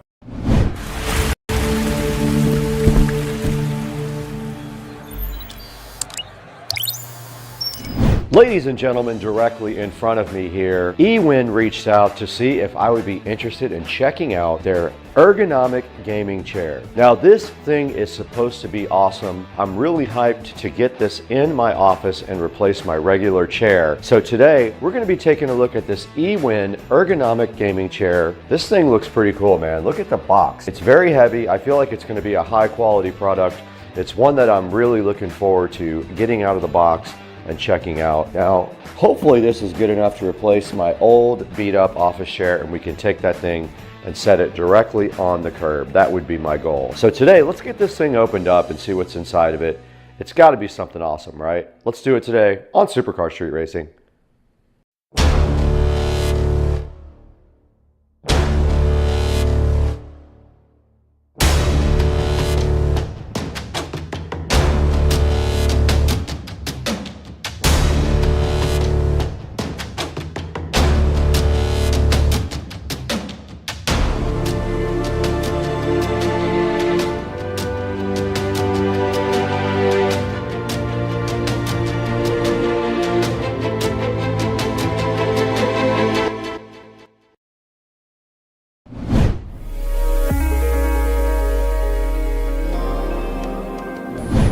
Now, I don't know where I got this old chair from, but I've been using this in my office for a while. Right here in front of me, this office chair will hopefully be replaced today. So my goal is to get the eWin out of the box, directly out of the box right now, so we can go ahead and get this thing built and put over in the Supercar Street Racing office. But to get this out of the box, we have the trusted SCSR patented scissors. Let's go ahead and cut this box open. eWin reached out and asked me if I would want to take a look at this. I said yes. Now, honestly, I've been running behind because I have so much happening with YouTube scheduling that I was late, so I owe them an apology for that. But we're going to go ahead and do this right now because I can't wait to put this in my office. As soon as we open the box, we see crazy good packaging, which I always love to see that with these content creation videos. And this packaging looks so cool. Check it out, guys. Shows you all the features of the chair. Drop test, it passed. Stability test, backload test, overturning test, swivel test, mechanism test, vertical armrest, and packaging drop test. All done before the package got here. And over here, there are some funny little things that you're not supposed to do. Don't sit on the edge. Don't lift weights on it. Don't let somebody sit on your lap. Don't put your surfboard in it or a sword. It's a sword. Don't surf on it, and don't go crazy and use it for a vehicle. All that stuff is on the box. Pretty funny. At least I have a sense of humor, right? This box is very heavy, by the way. Now, we got a nice big poster with instructions on the back. I can read this. This is the only thing I can read. So we're gonna put that over here, just like that, while we go ahead and open up the rest of this. Now right here is a nice folder, and the rest is just the chair. Let's get this in a position where we can actually build it.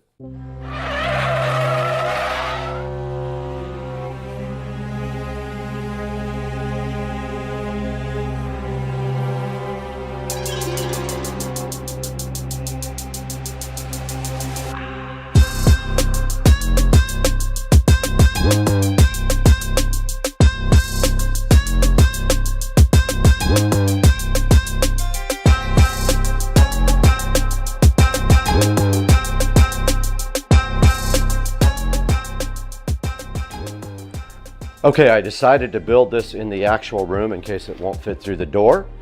And thanks to our sponsor today, Teslong, we're gonna be using their quick fix toolkit here to help us out with this build. All these cool tools will be assisting us, hopefully. Now I've got the assembly guide on the bed here. Let's continue. It says to remove these 4 screws. You can eat this later, or I'll give it to your mom when she comes over. Okay, next step, slide the backrest right down onto the bracket.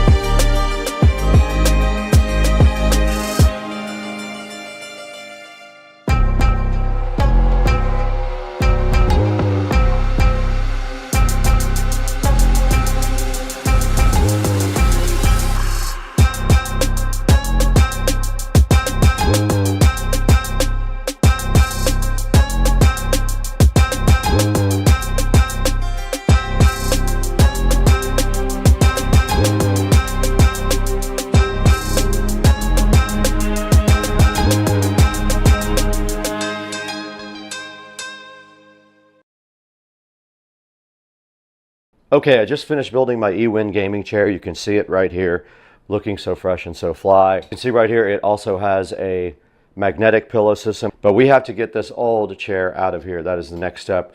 We're getting this out and getting this one in. But to do that, we got to get this thing out to the street so someone can have it. I don't want it anymore.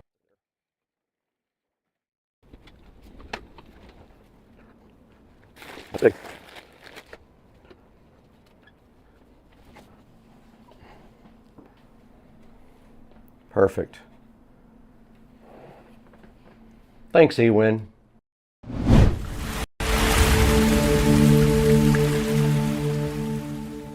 Hey guys, my name is Brad. I'm standing right in front of my 2023 Tesla Model S Plaid. Welcome to the Supercar Street Racing Garage here. And today we're talking about something for the interior of the Tesla that I've been waiting for a while, and I didn't think it was ever gonna happen. And now it looks like I might be the first one in the country to go ahead and get this mod. So let's see what happens. Hang out with us.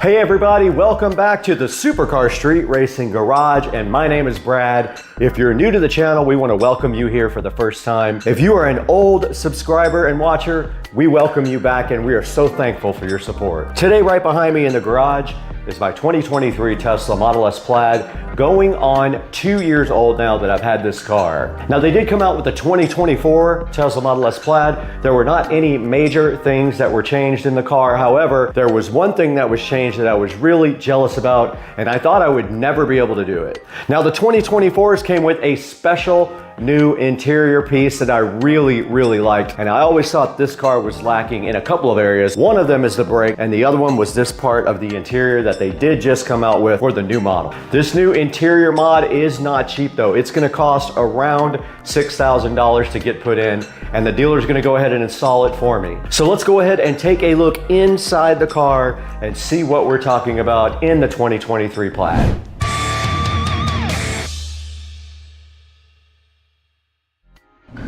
Now these are a good look at the Model S Plaid sport seats from the outside. These are also the ones used in the standard Model S, and you can see they're just regular old seats. They do have heating and cooling. All the controls are down here on the side, which we will show you momentarily, and they are very comfortable seats. You can see here there's regular normal Model S seats.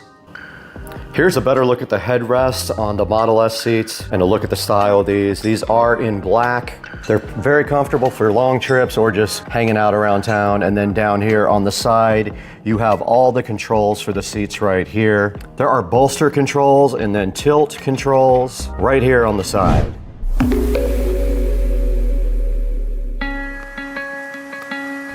All right, you guys just did get a look at the inside of the Plaid, and you saw the original seats that came with it. They are black seats and they are very comfortable. They have heating and cooling and all of that right from the factory. But you saw that that is not a great sport seat. It is just the stock Model S seat, and I do think they should have come out with something a little bit better, and that's why we ordered the Model S Plaid sport seat.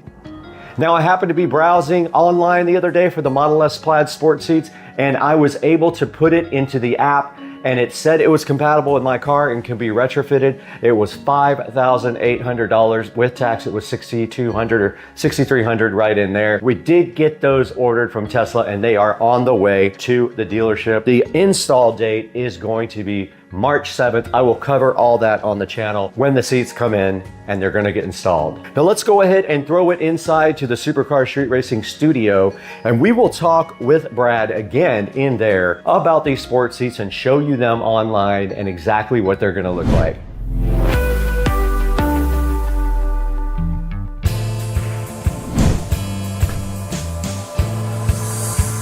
Hey guys, welcome back to Supercar Street Racing. We are so happy to be back in the 4K production studio attached right to the SCSR compound. And we're back today with a huge celebration of over 50,000 subscribers. Now we're just trying to get those views up. Sometimes they're great, sometimes they're not so great, but I am happy to say that we are over 50,000 subscribers on Supercar Street Racing, and we couldn't have done it without your help as well. So thank you so much for liking and subscribing and supporting the channel through the past 8 years. And yes, we are almost at 9 or 10 years. I don't even remember when we started, honestly, but we are coming up on our 55,000 subscriber. Let's see what we are currently at now. We are 53,600, so over 50,000, and we have 25,000 in the last 28 days, which is great.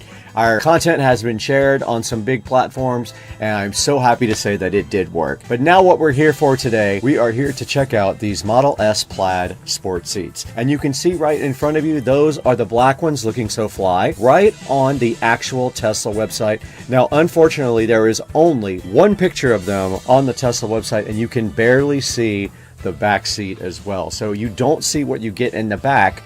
However, if you look at this actual description right here, it does say that you get one driver's seat, one passenger seat, 4 rear seat bolster trims, and 2 rear seat cushion trims. And if you look in the back, you can kind of see that there is a little bit of a trim piece here, and I don't see the rest of it, but all I can see is that there is a bolster piece right here that matches the front, and it does look like it's suede in the front, but it is going to be vegan leather. It is not real leather. They don't use that in their cars.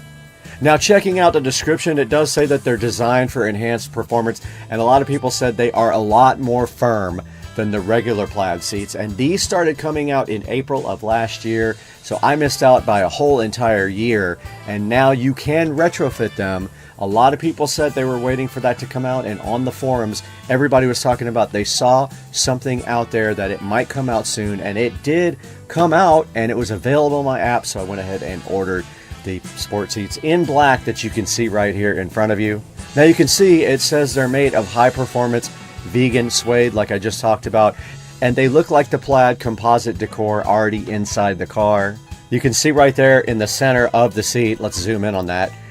You can see right here they do have the plaid logo, which is very cool, and that's something the plaid was always lacking. It should have had carbon fiber or sport seats in my model from the factory, and it should have had better brakes. It should have had carbon ceramic brakes. For the price this car was, should have come with them from the factory. So these are on the way to the dealership right now, and the nice technicians over at Tesla are going to go ahead and install these for me on March the 7th. So just a few weeks away. We don't have to wait very long for our install date. Checking out some other pictures online here, you can see some people have already posted some stuff around the internet. These look like the white and black, which would not match my car because I have the black back seats. You cannot really mix and match those. But there is black, white, and cream, and I believe this is white that we're looking at right there. And this is from last year when Teslarati went ahead and reported on the fact that they were going ahead with the sport seats in the plaid. Now you can see somebody here went ahead and made their own seats and did the plaid actual material right in the center, which is kind of cool. But what we are looking at here is the ones that are official from Tesla. And there is a post that says that the Model S might get sport seats, but that nobody likes them. And I don't think that's true because a lot of people were asking how they could retrofit their car with these, and now that is possible. You can even see right here that the new Model 3 Performance is going to eventually come with these sport seats and might already be in the wild, as someone posted right here a couple of weeks ago. You can see all the way back in 2023, right after I got my car, they were already posting things about the 2024 getting the sport seats, and that's one thing that I missed out on. It's a bummer. Now, if you want to order some Model S Plaid sport seats for your Model S Plaid, all you have to do is go into your Tesla app. When you go into your Tesla app, this will be under installable upgrades. You can see right here, it pops right up on the Tesla app, and you can go ahead and add to your cart. When you go ahead and add them and purchase them, they will allow you to go ahead and make a service appointment. Mine says that my parts are in transit to their dealership, so all I am doing now is waiting until March the 7th to go ahead and get my seats. So go into your Tesla app, go to upgrades, go to installable upgrades, and go ahead and order your sports seats right from the app. Once again, we want to thank you guys so much for 50,000 subscribers. You've really helped the channel grow. We just want to remind you to buy all of your products through our Amazon links and like and subscribe to our videos. Please check out our shorts too, and our second channel, which we're doing a few things on here and there. But we got to get out of here. It is happy hour and I need a tequila shot.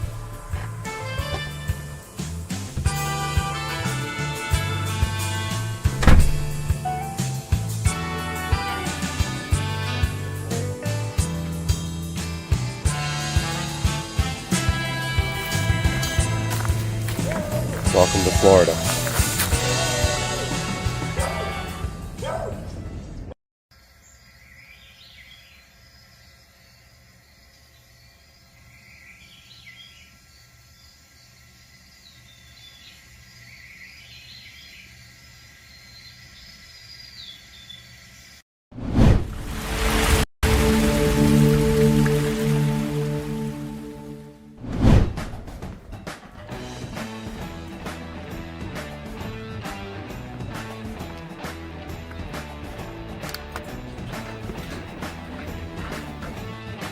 Hello, puppy. Hello, puppy. How you doing, puppy? Hello, girl. Hello, puppy. Good girl. Good girl. You too, dude. How are you guys doing?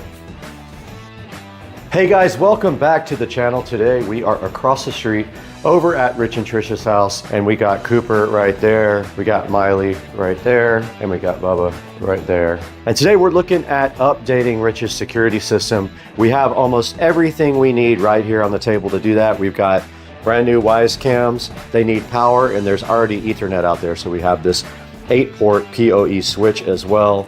Some PoE adapters, but we're waiting on a couple of more, and a wireless end repeater if we actually did need that. So today, hang out with us while we get this unboxed and test this PoE adapter and this switch on Supercar Street Racing.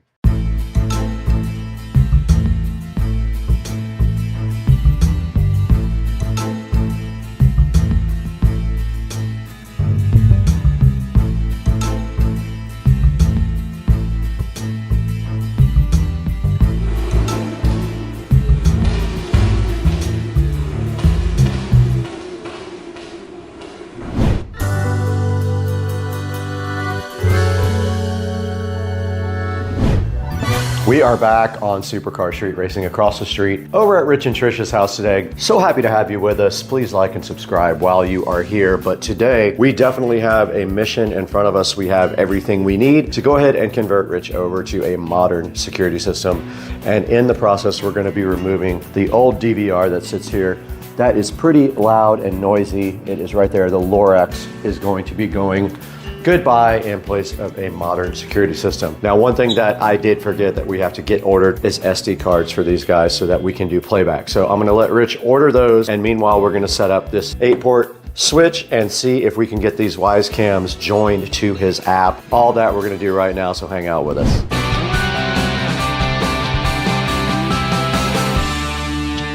All right, we're back here in front of everything with Rich is hanging out watching this stuff. So let me explain kind of to you what we have here. We have some Wisecam V4s. These are the new Wisecams.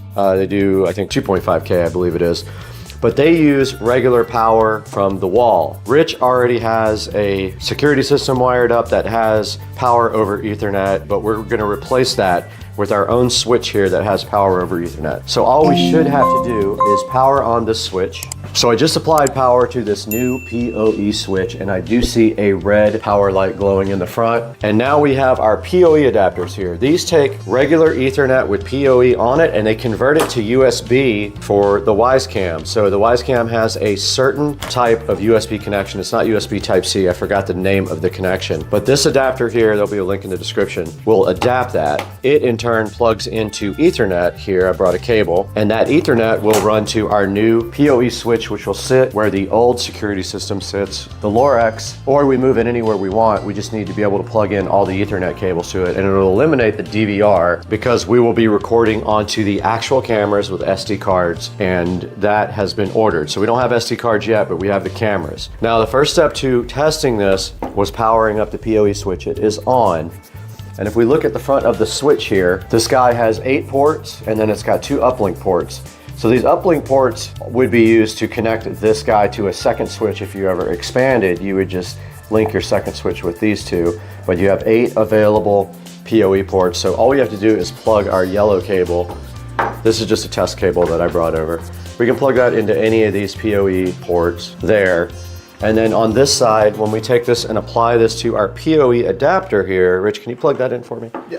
When we apply this to our PoE adapter, we should see the Wisecam start powering up. Okay, we do have a link, and we have power. We have power on the front of our cam, and that means that this guy is now booting up. It has a red light on the front.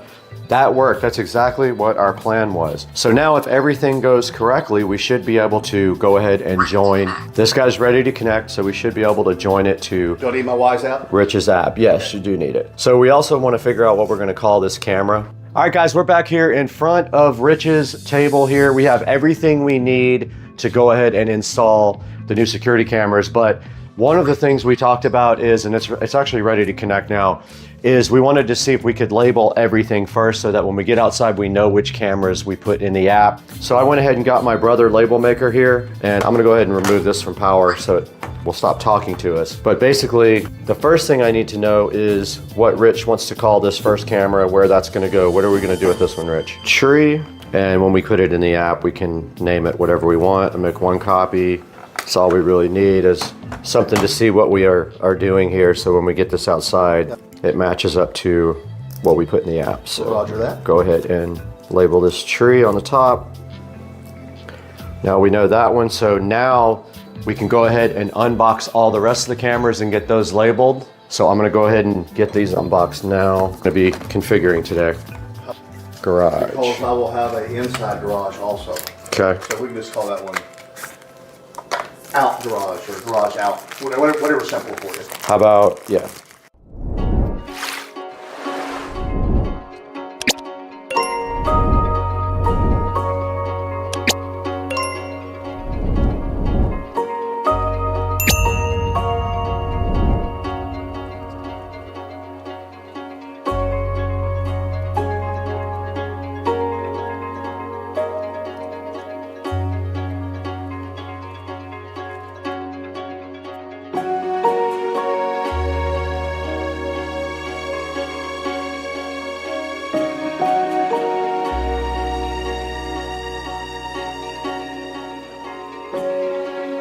Okay, we're right in front of the Wise app now, and the first thing we have to do is apply power again to this guy. Rich, can you go ahead and power up our camera again? I unplugged it because it was chirping about being ready to set up. Cool, it's in. Green light? Yep. Now we're waiting for it to boot up. All right, so ready to connect. So you hit plus on the app now, Rich. Yep, and you hit device, then you hit camera, and then you find the camera. It's a Wisecam V4, very top.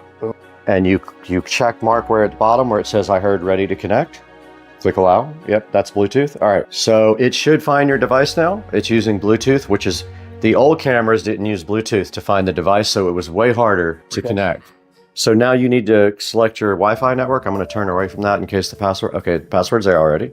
Click connect. Okay. And it also connected already to your, I'll go ahead and name it. So Rich is naming the camera now, Tree. And there we are. So we are officially on camera. The camera is connected. Awesome. And we're gonna go ahead and duplicate that now for all the rest of the cameras. 5 more times. We're gonna do that 5 more times. All right, let's do it. Good deal. All right. Okay, Rich is working on one extra camera that I donated to the cause here, and it is done. But the next step of the process is we have to get rid of the Lorex, right? So we have to get the Lorex out of here and get it unplugged. It is sitting on top of a Blu-ray player that they've never used. And so we probably should just get that out of there too if you're not using it. I haven't used it in 10 years. Yeah, let's get that out of there too. That's just cluttering up everything. So we'll get the Blu-ray player out, we'll get the Lorex out and all the Ethernet cables disconnected.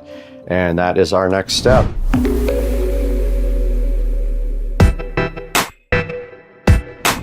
Okay, so we did decide since Blu-ray was invented in the Stone Age, we would get rid of that. Sorry if you guys actually still have Blu-rays out there, but we got the Comcast box disconnected as well because we're gonna clean in here. Don't pay no attention to all this dog hair. And we're gonna remove this Lorex DVR here momentarily. But first I'm gonna let Rich clean up this inside of that area right there. All right, we got the Blu-ray player out of here. We got the Xfinity box reconnected, so we know that's all working. We got all of our cables here for our camera cables actually right here, but unfortunately they're really short, so we can't make the switch face forward. I'm gonna connect this switch facing backwards with all the wires plugged into the front real quick. Okay, I did finish getting the switch all connected up. I faced it backwards. All the cables for Ethernet run directly out the back, and then back here in the back, all we have to do is just press down on these cables and tie them up to get them dressed up. But we got rid of that Lorex DVR, which was so noisy and loud, and we replaced it with a newer, more efficient system. All we have to do next is go ahead and get one of these cameras tested out. Let's go ahead and get this camera up here plugged in and make sure that it works.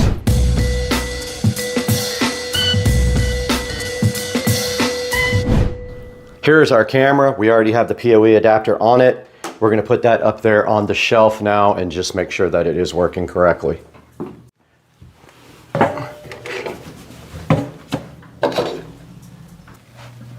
Tilt it toward the kitchen just a smidget. So pan it that way? Yeah. What do you think? All right, later if you want to adjust it, you know how to do it. Sweet. All right, so we just got the first camera installed. So Rich, it's kind of flimsy because it's just that little piece of wood and it wants to flip forward. So we either need to put a little screw in it or maybe something heavier on the back of the little pedestal.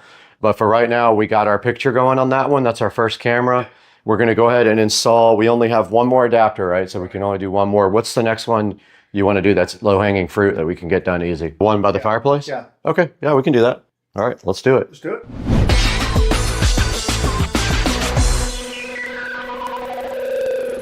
This is a perfect opportunity to talk to you guys about our sponsor for today. Our sponsor is BN Link. They were so kind to reach out to Supercar Street Racing to see if we'd be interested in showing you guys their new 6-outlet surge protected power strip. I do have 3 of these. I will be giving 2 of these away and giving one to my neighbor for his project that we were doing across the street that you guys just saw. He needs a power strip behind the TV. So these BN Link power strips are surge protected. They are 6 outlets. They do also have the child protective thing there where they can spin around. They have a 4-foot power cable. So this comes in a 1-pack, and you can see here the packaging is just a nice white packaging. So let's go ahead and take a look at these guys over on Amazon. And right here on Amazon, you guys can see the BN Link 6-outlet power strip. And it is a surge protector also, and it can handle 600 joules. And it is right now 23% off. It might change by the time this video is published, but you get 6 outlets for $9.99, or if you want this 2-outlet with USB A and C, it will cost you a mere $13.99. As you can see here, it has a 4-foot power cord, and it has 600 joules of surge protection, and it does have a wall mount design. If you look on the back, and you can see right there that it is wall mountable. It's got a space saving design, and when you do plug this guy into a regular outlet, you see how it goes back on a 90-degree angle. That is pretty cool. There's a good look at the back, and you can see the type of screw mounts there, so you can put this on a table or on the wall or whatever you need.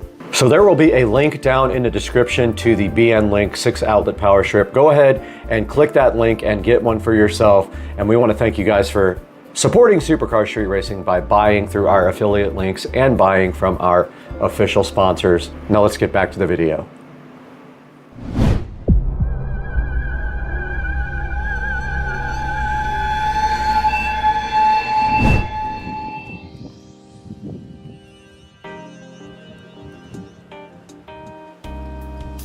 So we have one camera out here in this little thing right here. So we need to see how we're gonna replace it with this new Wise Cam. Oh, it's screwed down in there too. Okay, let's see what's holding this thing in.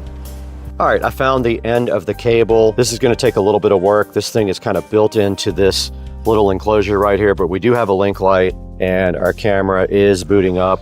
All right, we were able to go ahead and set up the other camera outside. It still needs some work. It's gonna be raised up. Rich is gonna work on that, getting it into this little house and then tying up the wires real nice and then wrapping some electrical tape around the connector where the Cat 5 goes to the camera. But it is on, it is working. So that was successful. That camera was previously completely broken. So tomorrow when we get everything else, we will go ahead and finish this job.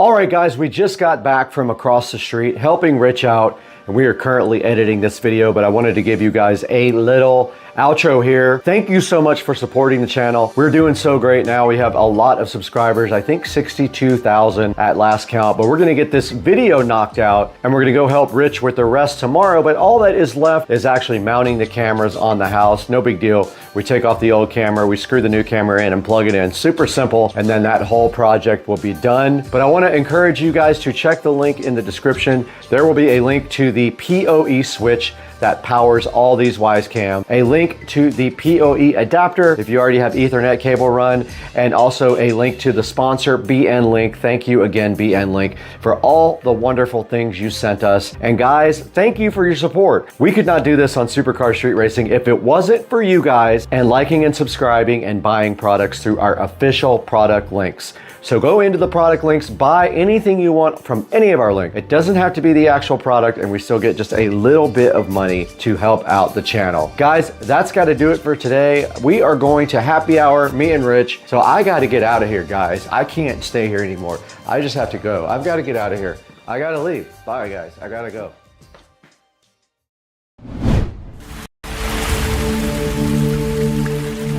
Welcome back to the channel, guys, and today we have a very special product right in front of me. ThinkCar reached out to Supercar Street Racing to see if we'd be interested in showing you guys their ThinkScan 689BT OBD2 scanner. Now, this is not a regular OBD2 scanner that you would find, those cheap ones that are like 20 bucks that you plug in. This one is special. It is a bi-directional diagnostic tool. This thing also does ECU coding, which a lot of those scanners will not do. This thing does over 34 services. It also does FCA auto off. It also does CAN, FD, and do IP. Has things like wireless update. A lot of things you guys are going to find fascinating about this ThinkCar ThinkScan 689BT. Let's get into it today on Supercar Street Racing.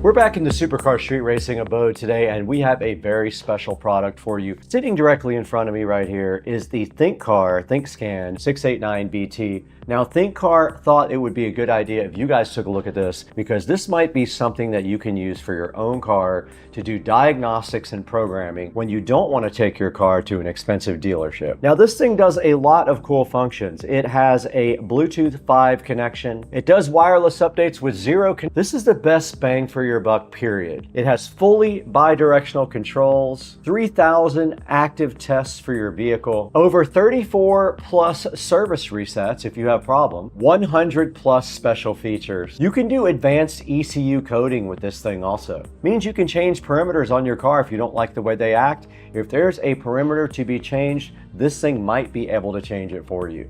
This thing does full system diagnostics, does live data capabilities, and also does auto scan and auto VIN. Now, this is also the global version. What that means for you is that you get over 10,000 cars and 140 plus car brands all included with the ThinkScan. There's no IP address restrictions, so no geo-blocking of this device no matter where you are.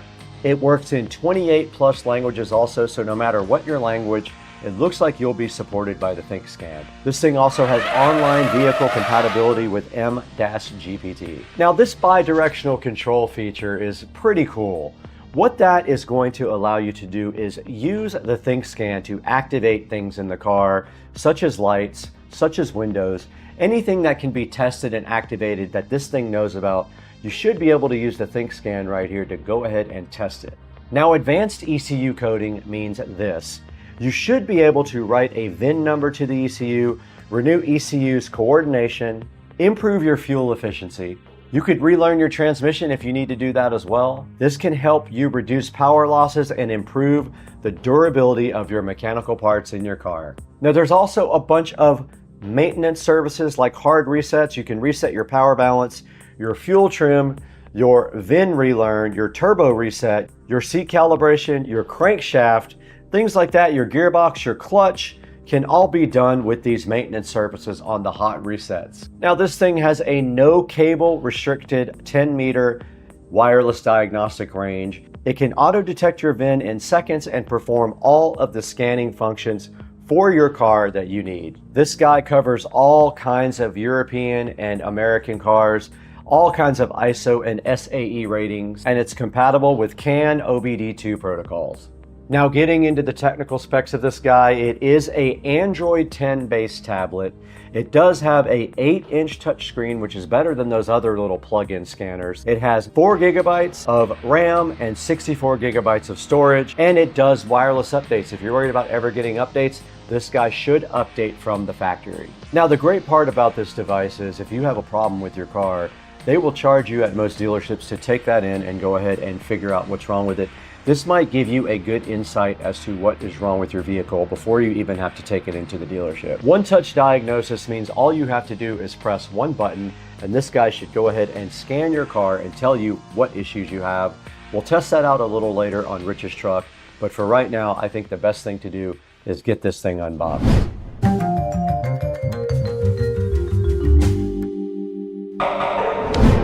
Now we just took a look at all the features of the ThinkScan 689BT.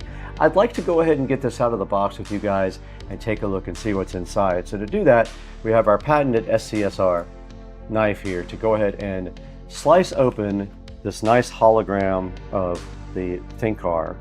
And this thing is sharp. Looks like it's open now.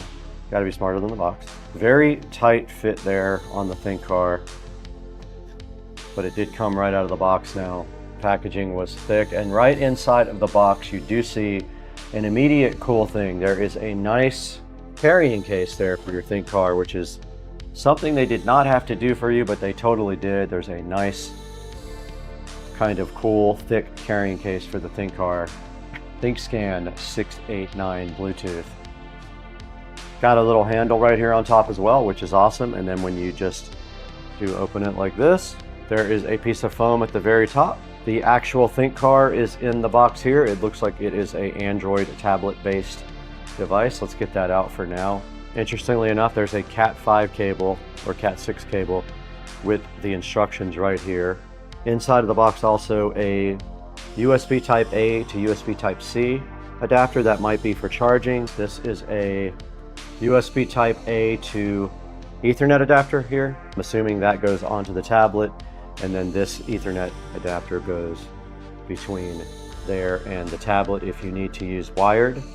There is also a nice charge adapter here, and it looks like it is set up for Euro.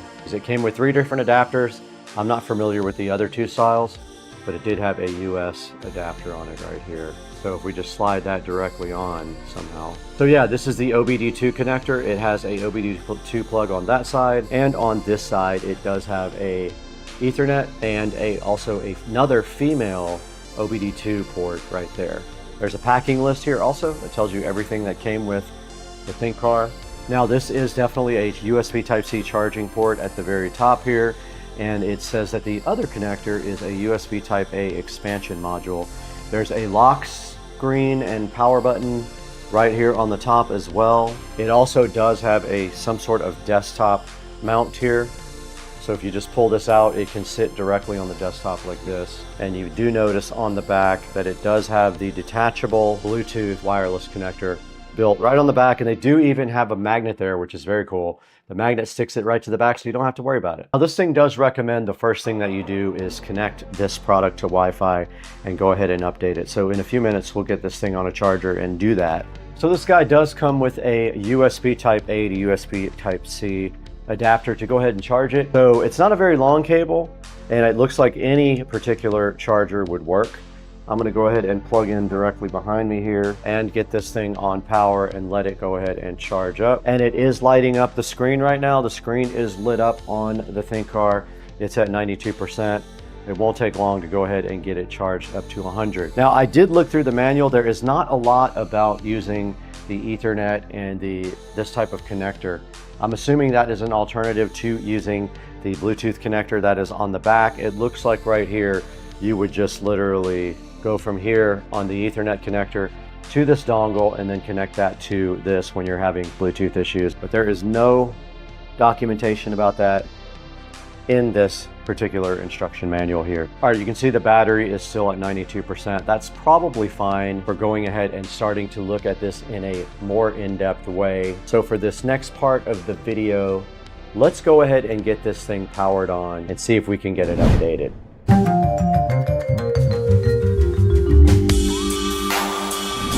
All right, the battery is at 92%. That is probably fine for going ahead and updating it. So let's go ahead and get this thing powered on and see if we can get it updated. We have the ThinkCar scanner directly in front of me. This is the ThinkScan 689BT. We already took a look at all the features. We took a look at what was included in the box, and now it's just time to go ahead and power this up. Now there is a little peel off satisfaction thing here. Thank you for your purchase. Just peels directly off. And now let's hold this on and let it power on. Now this is Android based, so it's going to look an awful lot like an Android tablet, because it definitely is. Now I do have a question as to whether I can sideload apps on here. That would be another thing. It is powering up now. You can see the nice animation there on the ThinkCar. We do have a welcome screen. It says welcome. And now on the screen, it's giving us some hints and tricks. I'm going to go ahead now and hit the upgrade feature. our Wi-Fi system here at home. And it looks like it is connected. Let's go ahead and go back and then go to upgrade. Vehicle diagnostic software, download the latest copy. Let's hit enter. And it is asking me to upgrade all these different types of vehicles. I'm gonna go ahead and hit upgrade. It says it's loading, and you can see it downloading various car types here. There's a percentage graph there of what it is doing. Let's let that upgrade. At the moment, it is upgrading all kinds of different vehicle models now, and the battery is at 94%, which is great. And now here's how you use the little stand. It does just sit on the desk, so fresh like that. Okay, now it is actually installing the new app version. You can see right there, it downloaded, installed it. Now it is rebooting with the newer version on it. Now I'm in the other part of updating the application. First part is the APK, and the other part is other, is what it's called. And there are some things here to update. I'm gonna update the Diag-based service, and now it says it is on the latest version. Now I've updated everything on the Think Car Think Scan. This thing is ready to rock. The only thing we have to do now is go ahead and connect it to Rich's car, hopefully with this Bluetooth adapter right here, and go ahead and do some scanning and some playing around with all the features of the Think Scan.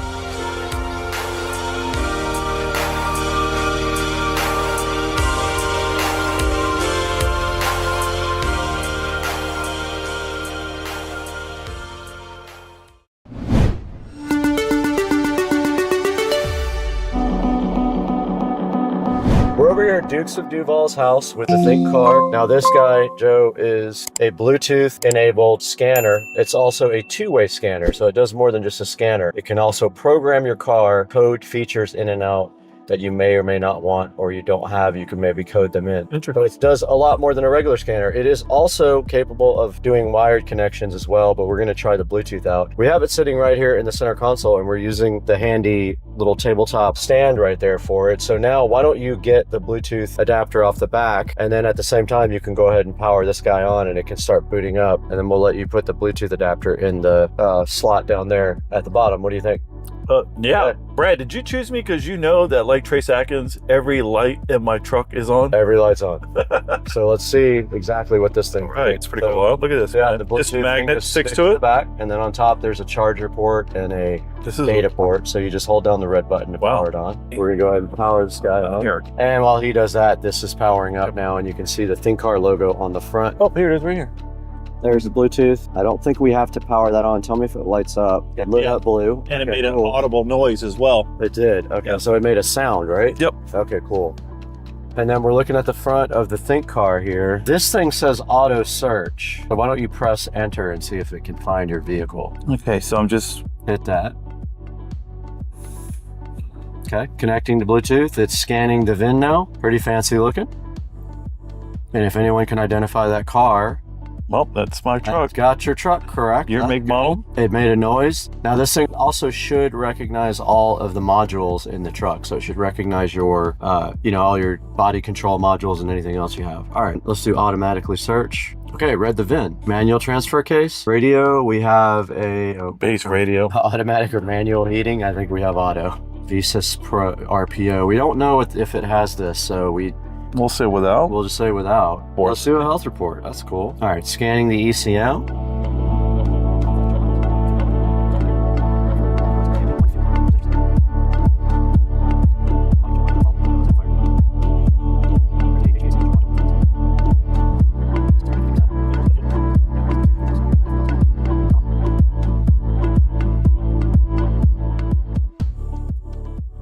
And so it knows the truck and it knows what modules are in it. Our first one was engine oil pressure, sensor circuit high voltage. Okay, so here is the reasoning behind the code. Doesn't really have a lot about that code. And then you can actually just Google search it as well, which is kind of cool. It's got Chrome built in, and then it searches for this code. All right, yep. Go back to the other one. Let's see what else we got. We got a cam set. This one's interesting. And then we have a fuel trim lean. Bank 1's lean. Wow. We got a fuel trim lean bank 2. And then we already saw those, so we know about those. HVAC temperature control feedback circuit, airflow control circuit open. So this is some of the stuff that you can do with it. That's interesting. The oil You can do the oil service reset light. brake pad replacement. Yep. All this stuff can be reset. Oh, interesting. Tire type calibration. Okay, so that's some of the stuff you can do outside of the troubleshooting. Oh, a lot of extra things up here to do if you're working on the car. So if your car supports it, these are the ones that you can use for regular maintenance. Engine. Yep. Airbag. That's interesting. Battery matching. So if you need all this stuff, it is available if your car supports it. Man, this thing just has a lot. Definitely has a lot of features. Injector code your new injectors. A lot of things that my truck doesn't have, but this just, it just has so many different things. All right, so there it says cleared TTCs right there, right? Yeah.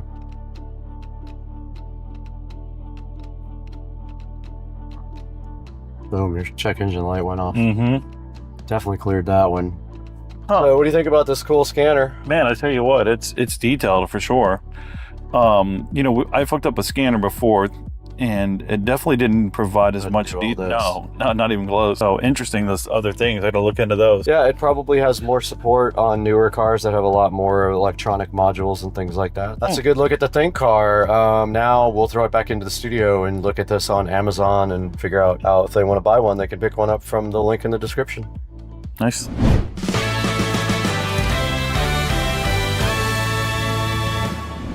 Hey guys, welcome back to Supercar Street Racing. We're in Studio B right now. We're also broadcasting live on YouTube while we edit. But today we have this very cool Think car, ThinkScan 689BT. This guy was given to us to go ahead and evaluate and check out all its cool features. It does so many cool things.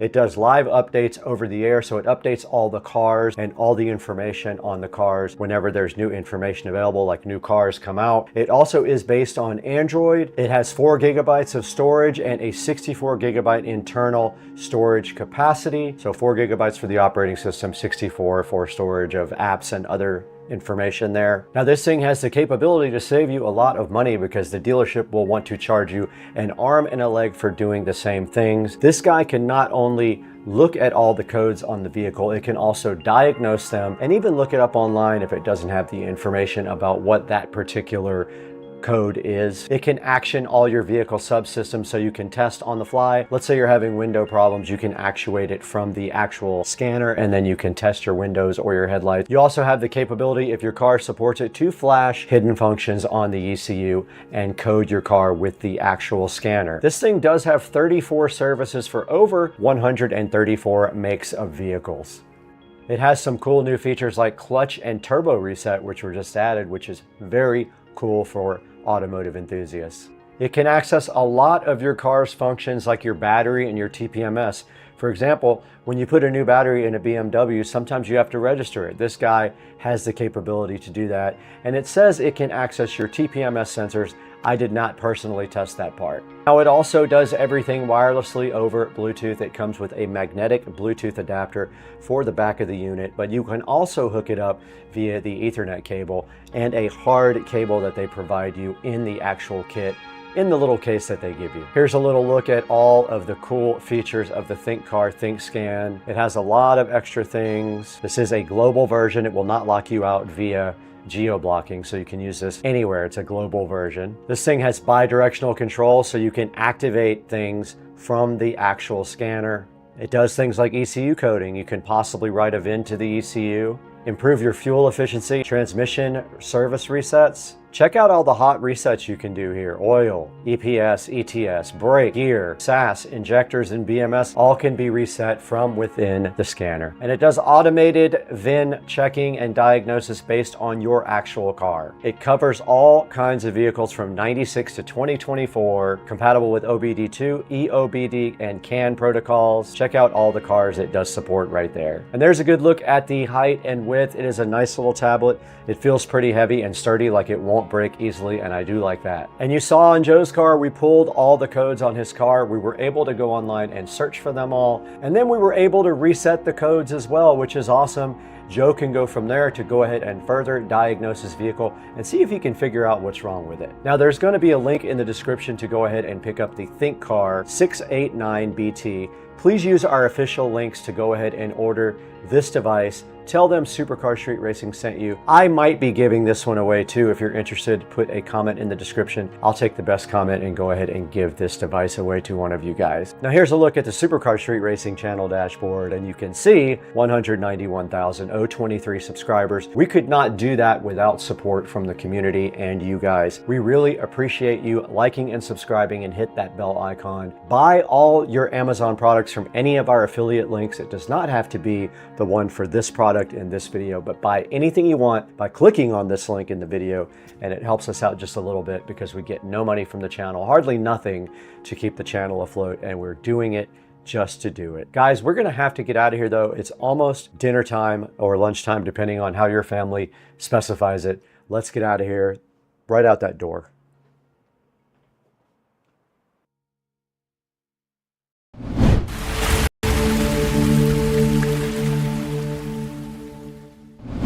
Welcome back to Supercar Street Racing. My name is Brad. We're out here in the 4K production studio today, and it's looking so fresh and fly because we just added some cool lights back here from Lumery. But today's video is not about those lights. It's actually about a different kind of set of lights. Marina was so kind to reach out to Supercar Street Racing and see if we wanted to work with them on their shop light. Now these shop lights are pretty cool. You mount them in your shop. They are linkable. You can put more than one in a line and they plug into each other. They sent us 4 of these, and we're going to transform Rich's garage today, so hang out with us on Supercar Street Racing.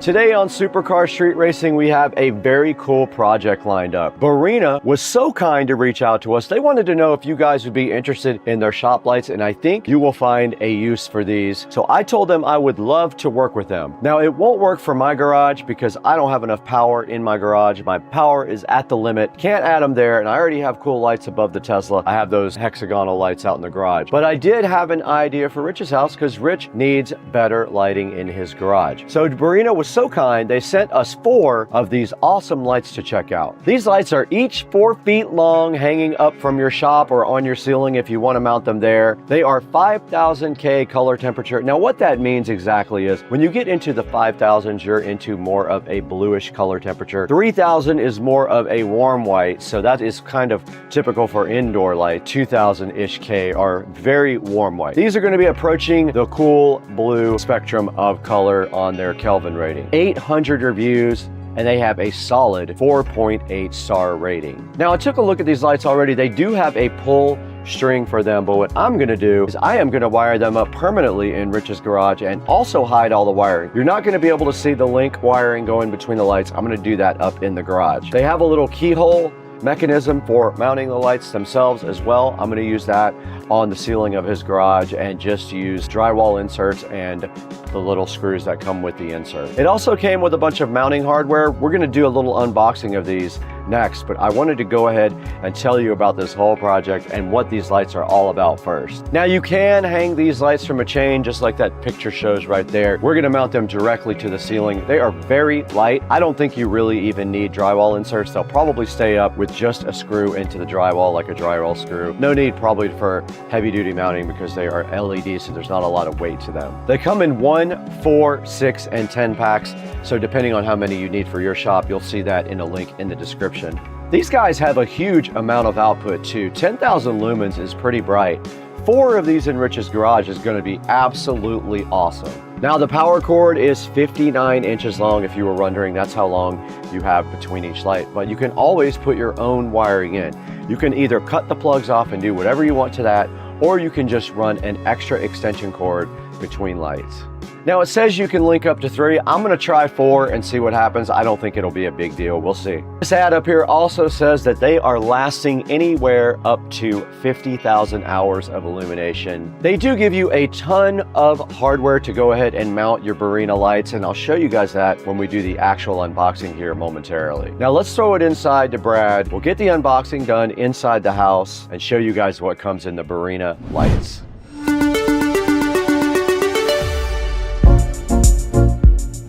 Guys, welcome back to the Supercar Street Racing dining room here, and I'm taking a look today at the Barina 4-foot shop light. Barina was so kind to send us 4 of these, and we're going to be installing them up in Rich's garage. I haven't gone over there and looked at it closely yet, so I don't have a definite plan, but I did order electrical wire to go ahead and install these the way that I think they should be installed. And I'm going to do it in a clean, nice way that they don't have in the actual manual or recommend to do, but I'm doing it a different way. Now, I already did crack open the box here of the Barina, and I have one open in the background. You probably already saw it, but I want to open this with you. So it just comes in a big cardboard box like this, and is well packaged and enclosed in a nice plastic condom here. They give you a bunch of accessories right there with it. Cut the cardboard off the end here.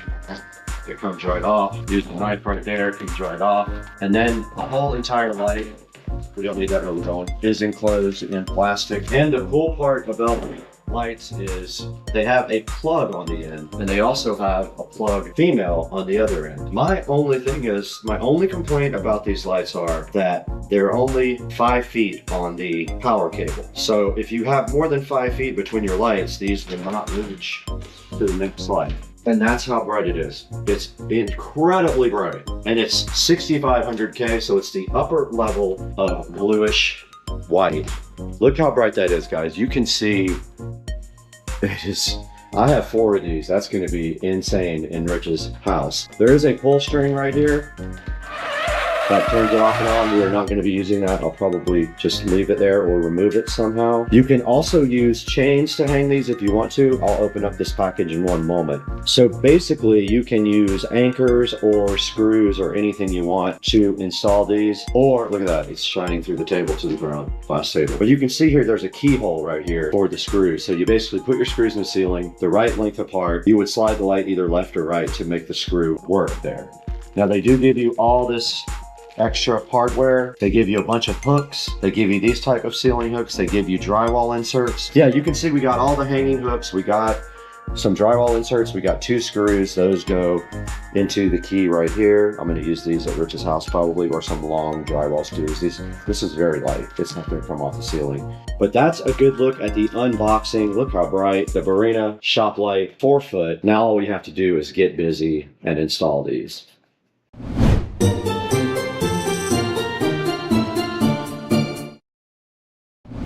You guys just saw these awesome Barina lights being unboxed. We went through the whole box and checked out everything that came with them. They give you a lot of cool mounting options inside the box. The packaging is great. It's very solid. No complaints there at all. Now we have to figure out what to do next. Part of that involves ordering some other parts. Now we did order some Romex wire. We ordered some plugs because we're going to be cutting the wires on these and adding our own plugs on the end so we can extend and go up into the garage and not see these ugly wires on Rich's ceiling. So that stuff is on the way. Once that stuff gets here, we're going to throw it directly across the street to Rich's house to start this install.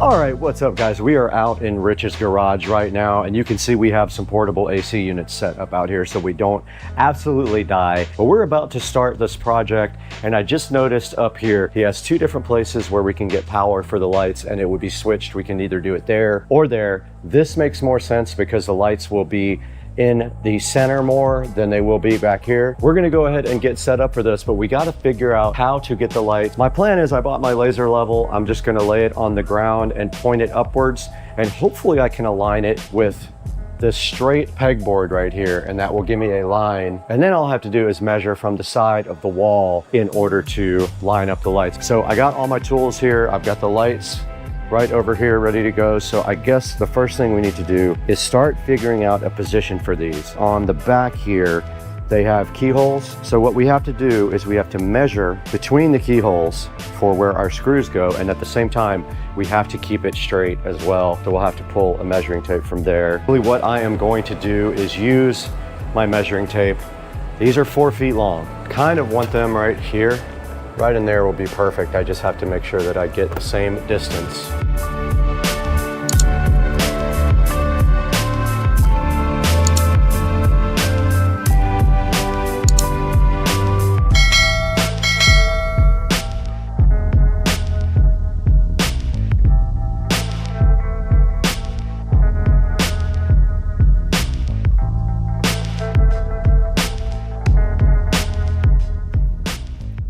So I'm just gonna aim for 3 feet. I'm gonna go right there.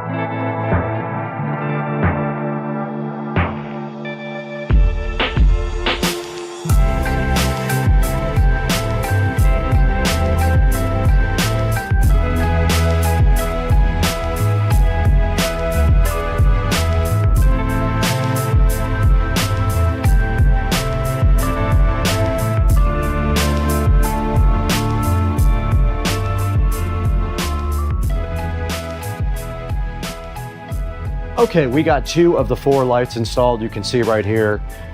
I did pretty good on the measurements. I know that I have to be 3 feet from that wall, and then I have to be 47 inches from the wall in front.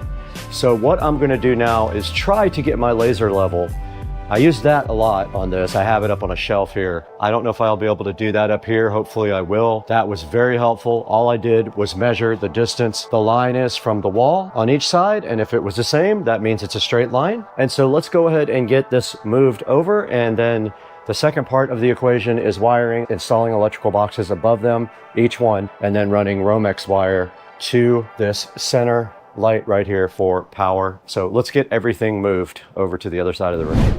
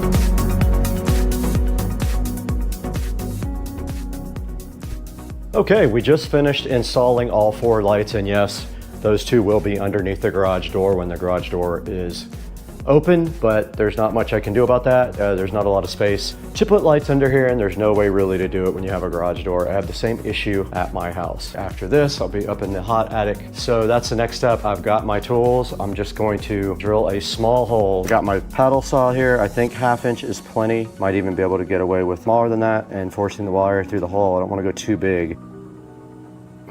Perfect. Just like that. No. Oh.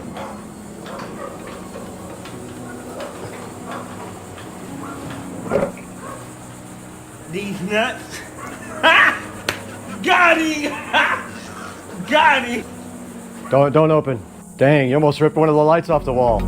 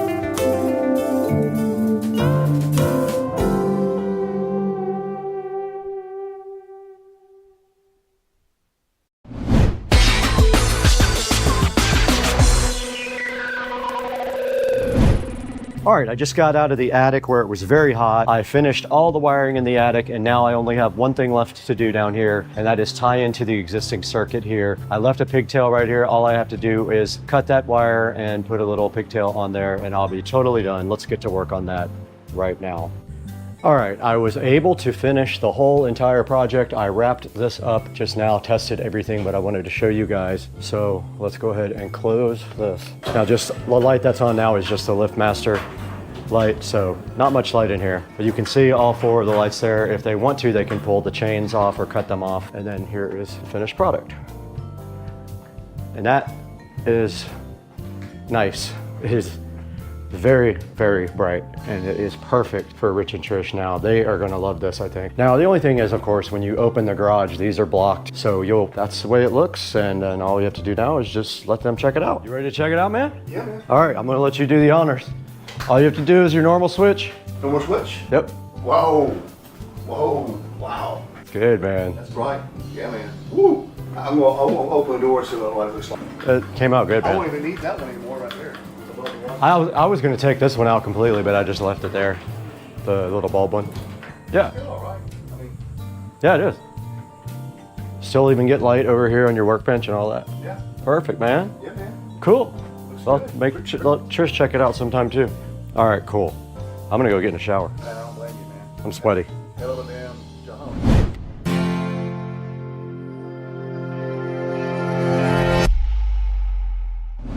You guys just witnessed the whole thing. We were across the street over at Rich's house. Rich was not there, but I went ahead and wired up and mounted his brand new lights. I lined them all up perfectly by measuring from each wall to make sure that they were lined up properly. And I went ahead and cut the plugs off of each one of them, and I ran all the wires in the attic. That way, when Rich turns on his regular light, all of these lights will come on, no problem whatsoever. They're really bright. I showed you that at night, how bright they get inside of Rich's garage. They're very convenient, very strong, and I highly recommend you pick some up from the link in the description. All right, now that we have taken a look at installing the Barina light, there's only one more thing left to do. Let's toss it over to me Brad, and see where you guys can get these on Amazon from the link down in the description. Please like and subscribe. Buy everything from our product links.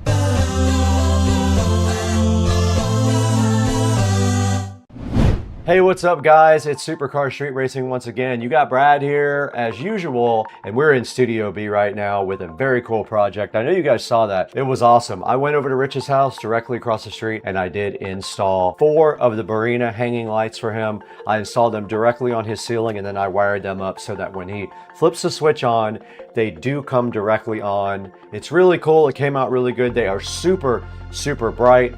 Right in front of me, you can see the 6500K lights right here. That's what we got. They are 10,000 lumens each. So we have 40,000 lumens up inside of Rich's garage now. I love the fit and finish of the lights. All you have to do is plug them into each other in a daisy chain. If you can hide that wire up in the attic like I did, you can also do that to make it cleaner. Or you don't have to, you could clamp it up to your ceiling as well so it doesn't hang down. But yeah, go ahead and check out Barina and get yourself some of these very cool shop lights. I have a discount code for you guys. If you go to the link in the description, Supercar Street R is the code, and that will save you money on the Barina lights. Or you can click through my affiliate link on Amazon as well. I'll give you 2 options down in the description to buy yourself Barina lights. Now they do have more than one kind. Check it out. They have also ones with motion sensors, so that's kind of cool. When you walk in your garage, it would just come right on, or your shop if you wanted to put them in your shop. So go ahead and check out Barina. I'm going to leave a link. Thank you for liking and subscribing as well. We have over 200,000 subscribers, which is very awesome, but I do need more, so keep up the good work, guys. Keep on watching the videos and liking and subscribing, and we will see you guys next time on Supercar Street Racing.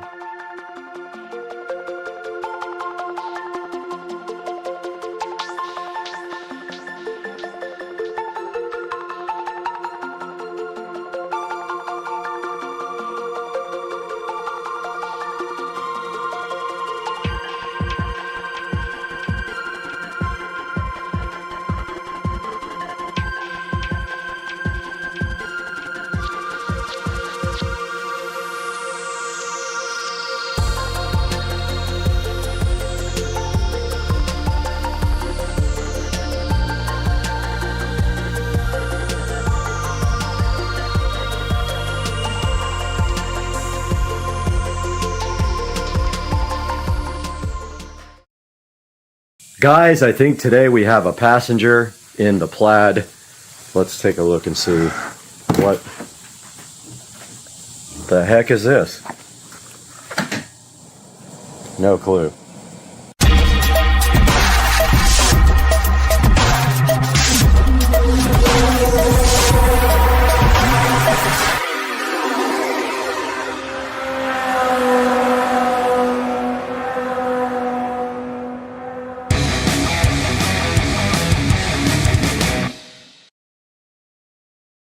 Guys, welcome back to the channel, and today we have something exciting, and that is the Plaid is headed back to All Set Auto, and today we have this carbon fiber apron that they will be installing and correcting some things going on with the wrap. So we are headed over to All Set Auto this morning on a Thursday. We will update you guys as we get to All Set Auto. All right, guys, we are pulling up at All Set Auto in Jacksonville, Florida, and we are going to go in and see how those guys have been doing and deliver the car to them and see what they're going to do to it next. It might be a surprise right here next to me. And that might be, I don't know who that was. That might be Julie. Let's go find out. Everybody, we are back at All Set Auto in Jacksonville, and we're taking a look at what they're doing now, and they are incredibly busy in here. And back here on the table, they have the carbon fiber front apron from T-Sport line, and they're going to be putting that on for me as a favor, and then taking a look at some of the things on the wrap that we need to get corrected. So we will update you guys with some live video from getting the front apron installed at All Set Auto.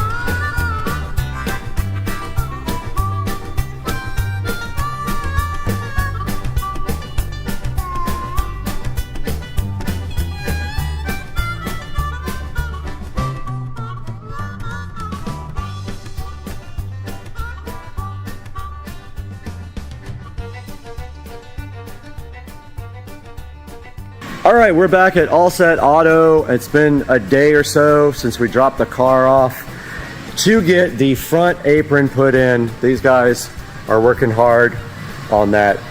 Is that a Model X? Model Y. Model Y right there. And then if we take a look over here at the car, we can see that we got the front apron installed. That matte carbon fiber apron looks so good on the front, and it fits absolutely perfectly. And that is why we came here, and they did such a good job putting that thing on.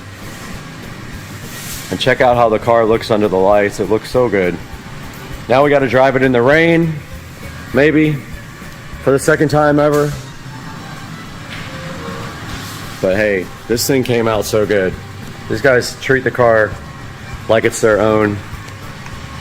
And they've got a whole shop full here, so they know they're doing something right if people want to bring their cars here. And then we got the shop puppy over here chilling. But yeah, guys, so we're gonna take this car home, throw it in the garage, never drive it again. And that's it. That's it. It's the end of life. 600 miles, it's retired.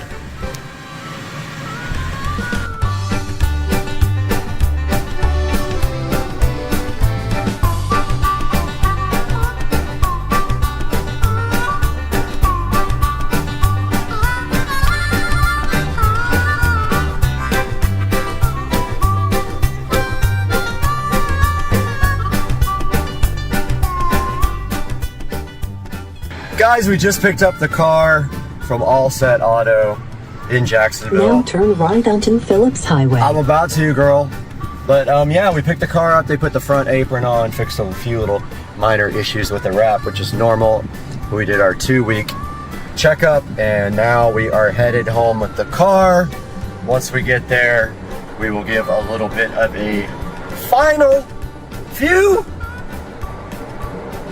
of the awesome carbon fiber front apron installed right on the 2023 Tesla Model S Plaid. Looking so fly and so hot. And we'll talk to you guys here shortly once we get back to the house. Guys, back in the Supercar Street Racing Garage, and we are taking a look at the 2023 Tesla Model S Plaid and how it sits right here in the current state. So the exterior mods are almost done. Thanks for ruining my shot. The carbon fiber camera covers are not done, and I just figured out that they left out. They forgot that part right there. They missed this issue with the wrap, but I will let them know. So yeah, the car is exterior almost done. We're waiting for the carbon fiber mirror covers, and here is a look at the front apron installed so nicely on the Plaid, and it came out really good. As you can see here, the fitment, this is the T Sport line front apron, fitting so perfectly on the Plaid. And like I was saying earlier, the only thing left to do now is the carbon fiber mirror caps, and I'm really considering the carbon fiber rear splitter, which is kind of an install pain. You have to take off the back bumper and all that, but it might be something worth checking out. And it looks like the car is charging right now, and it's at 79% and still going. 2 hours left. But guys, I hope you enjoyed the channel today with the carbon fiber apron, guys. So hyped. Hype train was loaded and ready to go today for Supercar Street Racing. And I remind you to always please click through the links in our videos for merchandise in the description, because we get $1 or $2 here and there to keep the channel going and pay for this thing and this thing. And it doesn't have to be what you're actually buying. You can buy anything through any of my links. I'm having trouble talking. And that will help us so greatly on the channel. And we appreciate you guys and love you guys. And we will see you soon on Supercar Street Racing.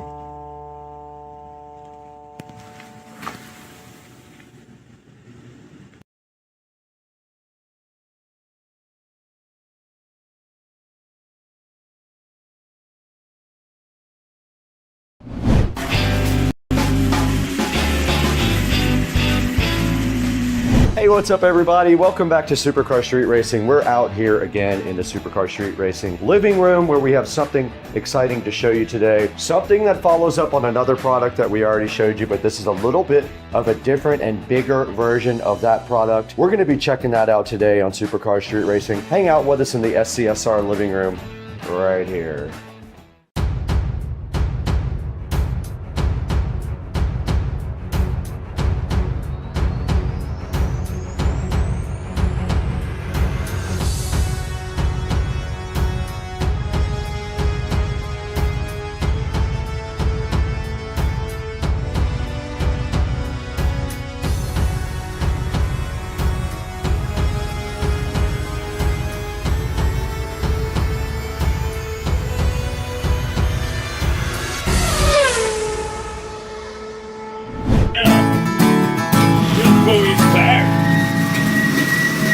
We're back in the SCSR living room today where we have something super exciting to show you. Yard Care reached out to us once again to see if we wanted to work with them for a third time on one of their products. And of course, I love their stuff, so I said I would definitely work with them. Now, last time we worked with them, we had a really small, light version of their robotic lawnmower, and it only worked great in yards with a little bit of grass. Would not work great in yards with heavier grass like St. Augustine we have in the backyard. And we have the new version of the lawnmower sitting right here in front of us, and we are going to be looking at that today on Supercar Street Racing. There's a lot to talk about. We got to get this out. We got to get it charged. Let's go ahead and do that now.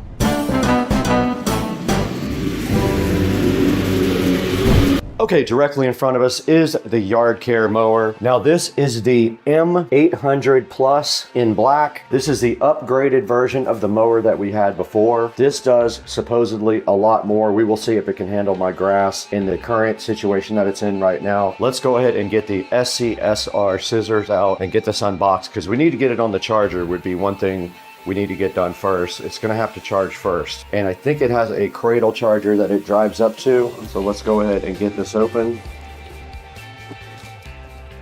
does have some sort of measurement device there. And here is the Yard Care user manual right here, looking so fresh, and a Yard Care valued customer brochure telling you to contact them if you need assistance.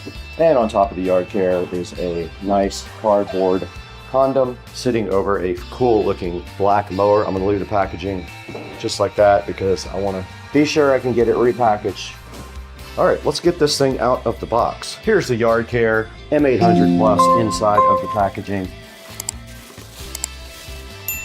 Pretty cool looking. Got a bunch of cool stuff on top. Bunch of buttons here. It's got a stop button here. It's got a yard height right here. And there's a box underneath it as well.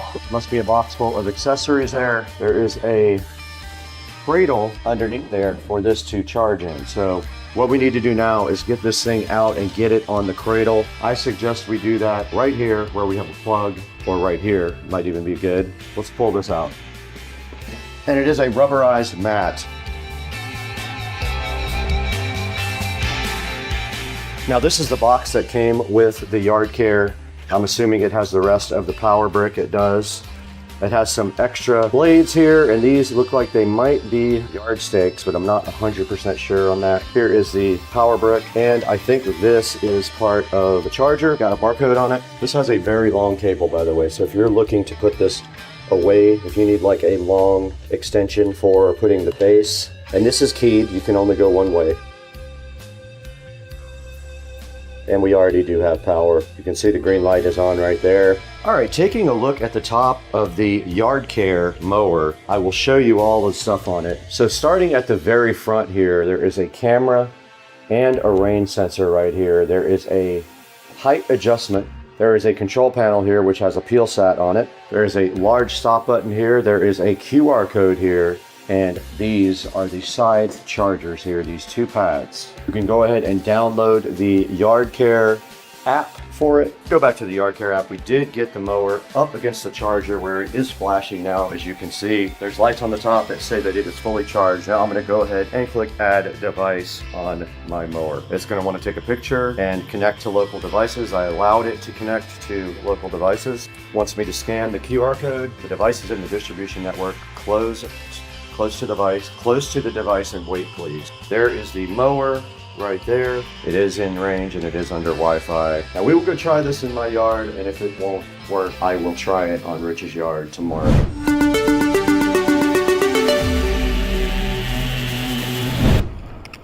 Okay, we unsuccessfully mounted the camera to the robot, but it is cutting now in random mode. Doing just fine.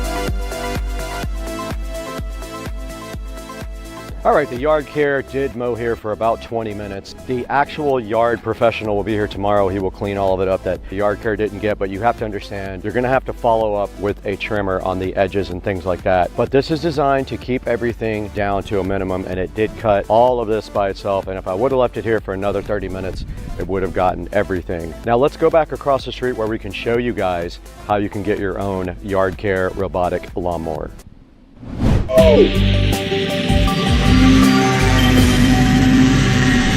Hey, what's up guys? You just saw me take a look at the M800 Plus cordless robot lawnmower with GPS and 3D visual navigation. We did attempt to use it out in my yard. Not the fault of the manufacturer. The design is not designed for very, very thick grass. It has to be in thinner grass so the front wheels will sink down and it won't be able to move. We were able to successfully cut Rich's grass though with absolutely no worries at all. We did put it out there for about 20 to 25 minutes and it did go ahead and cut his entire grass. Now you can see right here, there is a Prime Day deal on, but you guys will probably miss that with this video because it will be after Prime Day. It says right here, you don't need boundary wires or RTK here, and then it says it has built-in GPS here, so it can actually figure out where to go. It's got visual obstacle avoidance, so it will actually figure out if there's something in the way and try to go around it or start over. It says it can do a 40-minute orderly and a 60-minute randomly mowing combination, and then it will return to its charging base based on the QR code scanner that you put on the actual charging base. I didn't get to show you guys that out in the yard, but all you have to do is mount your charger close to where it is mowing and it will return to the charging base with the QR code. And you can customize a schedule for whatever you need to mow on. It can climb up to a 36.4% slope. Be careful if you've got anything more than that on your yard. This thing needs obvious boundaries. You can see it right here. It needs fences, cement roads, etc. Does not work well with uncleared lawn borders or grass that's higher than 2.6 inches. It says it's got 3 high-speed cutting blades and a very robust motor, and it does use AI-powered recognition with a 135-degree wide-angle camera at the front. Now at the end of this video, we're going to show you a short little video about the M800 Plus. Go ahead and check that out at the very tail end of the video.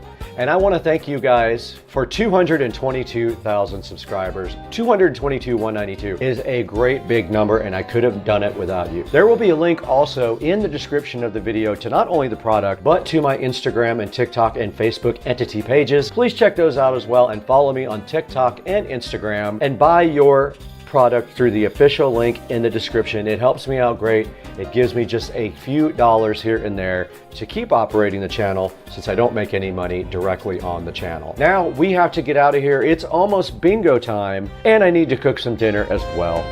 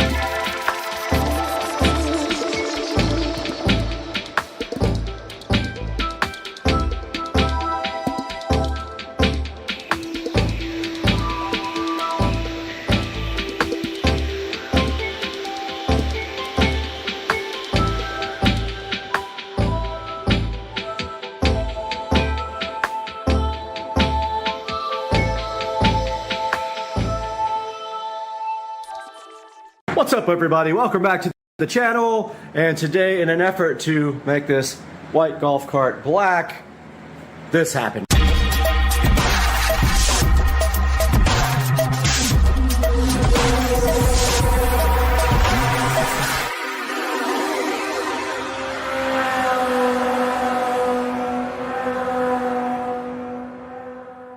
What's up, guys? Welcome back to the channel. And today we are changing out this beat up white top for a black one. So I have all the tools here to do that. Let's get her done.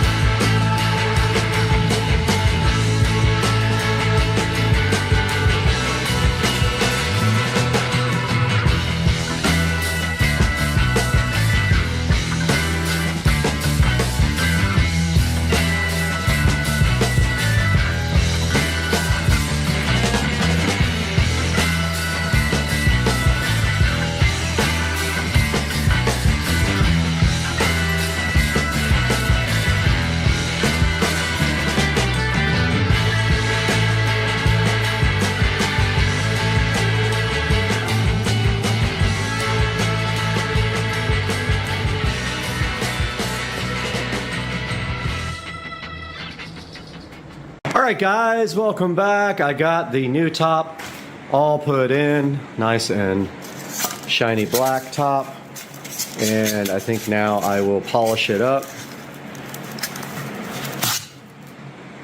with some of the black restoring stuff if I have enough, and then I'll let you guys know how that turned out. But yeah, the black top is in. I really like it. It definitely changes the card a lot. I can't wait to get a black body put in or a matte black wrap. I'm so hyped.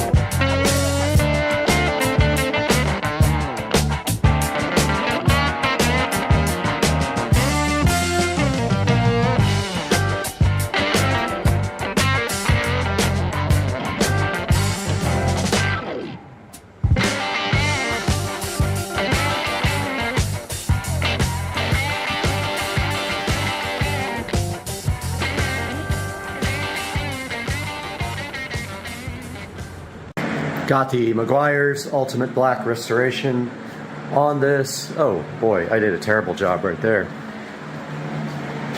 Let's go back and get that place that I really messed up.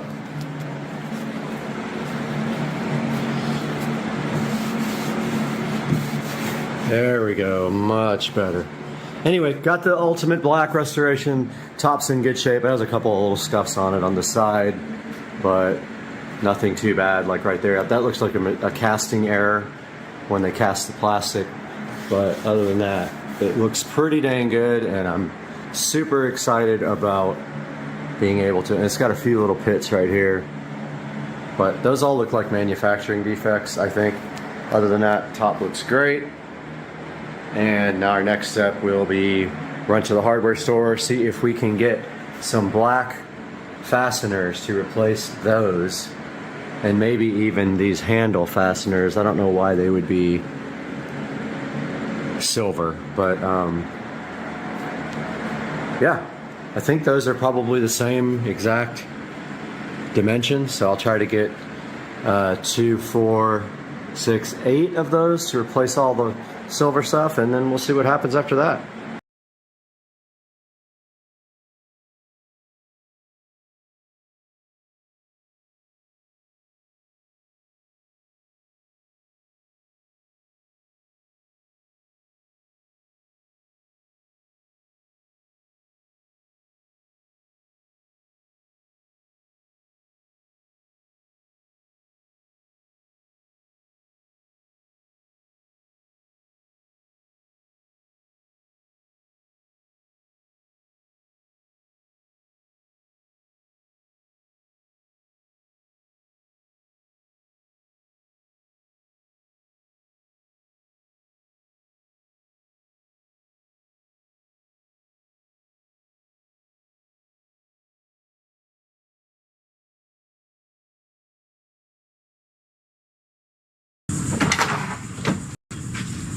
What the heck is this?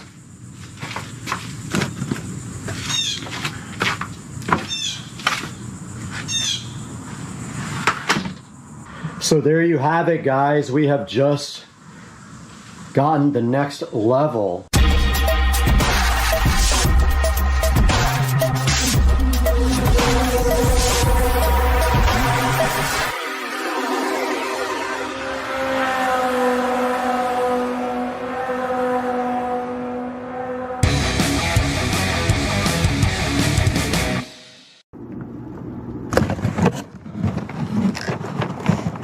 Oh yeah, Now I know what this is. Guys, I did not know what this was at first when I got the alert on my security camera and saw a package sitting there so nicely. But now I do know what's in this box, and this is the next step for the Tesla Model S Plaid. We have a 2023 Tesla Model S Plaid, and we are going for all the carbon, and this is the next logical step. And this has been back ordered for over a month and a half, and I might have the first set in the country. Go ahead and open it up. See what's in here.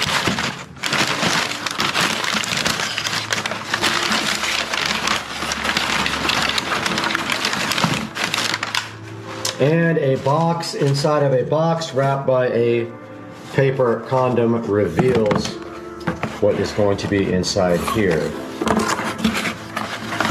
I might have the first ones. I might have the first ones installed here in the next few minutes. In the country. Hopefully. Maybe not. But inside of this box we have the carbon fiber camera covers for the Model S Plaid. The 2023 has different cameras, remember. I have hardware 4. My cameras are different. I have only cameras. I have no sensors. And these have been in the works for a while. And this is what they look like, and they look amazing. This is real matte carbon fiber. They weigh literally about 1/4 of an ounce each. And this is how they look underneath the light, right here. Good look at the matte carbon. And I can't recall how much these were. I will put a link to them in the description, but these did come from T-Sportline, as you can see on the back here. They have the 3M tape all ready to go. And basically what you do is just peel that off. We're gonna test fit them first. Peel off this stuff here, this 3M tape, and then press them right onto the cameras. Carbon fiber, and you can get these in gloss carbon or matte. All the carbon on the Plaid is matte carbon, so I chose to go with matte. And let's get you guys actually in the light here, but that's what they look like. And even better over here, if you get a good view of that in the light, that matte carbon life looks so good, man. I'm hyped. Let's get out there and get these things test fitted on the Plaid and see what that looks like. We're out here in the Supercar Street Racing Magic Garage with the Model S Plaid, and you can see right here the factory cameras there, and these are designed to just fit right over the top, just like that. And you just basically take it off and you can like throw these right on, and that's what they look like, just like that. I don't know if you guys can see that very well with the lighting in here, but that is how they're going to look. That is, I believe they're either side, works on either side. Let's go check. Well, no, that's not possible. Is it? Wait. No, that is not possible. They are made for a particular side.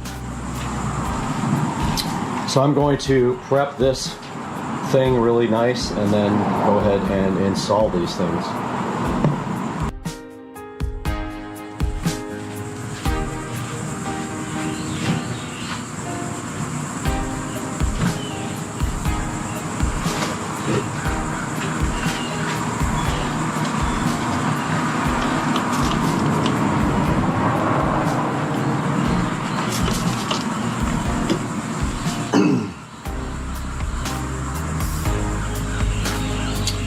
Probably not a good idea to use this. I think this has wax in it. So I decided against using the wax, spray wax cleaner, because obviously it leaves wax on there. I do have some Windex instead. So I'm gonna go ahead and use Windex here on this. Definitely dust on it.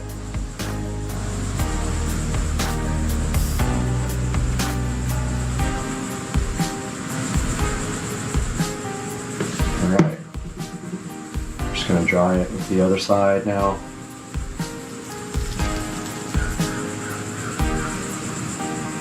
It's very clean, ready to go. And we should just be able to peel this right off.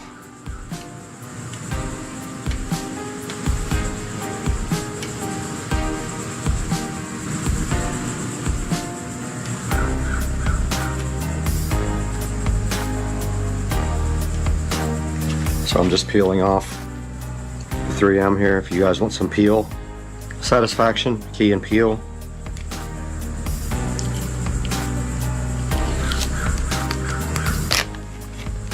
And they do use the good stuff. That is all peeled off and ready.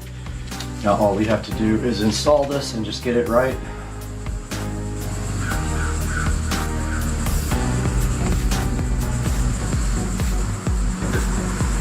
And of course my light went off.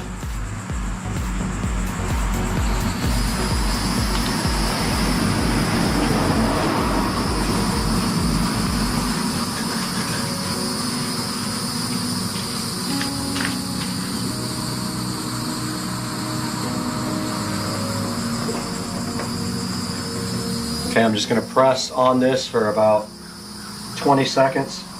Let the 3M tape kind of bond.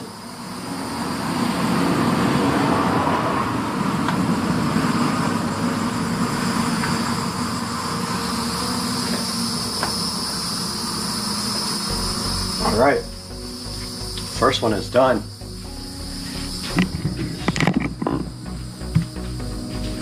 You guys can see what it looks like right there. Looks awesome. Matches the mirrors. It matches the front apron there. Looks cool. Looks factory. Honestly, you cannot even tell. Looks great. Let's do the other side. All right, here we are on the other side of the Model S Plaid. And we have the other camera cover there ready to rock. Let's go ahead and get this thing wiped down and dried to help adhesion.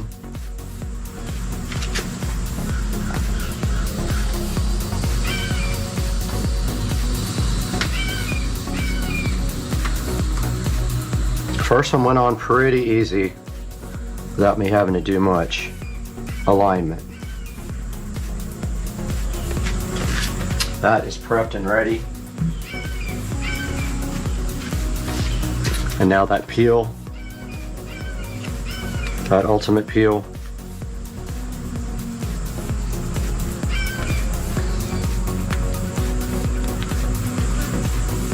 And the bugs are starting to come out as well.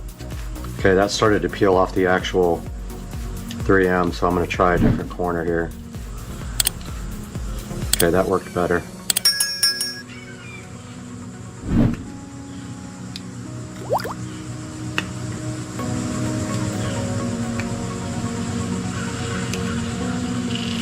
That peel,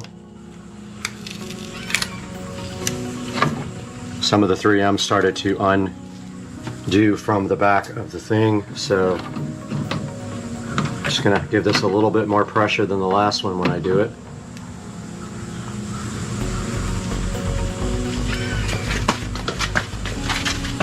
I know I'm doing the crip walk.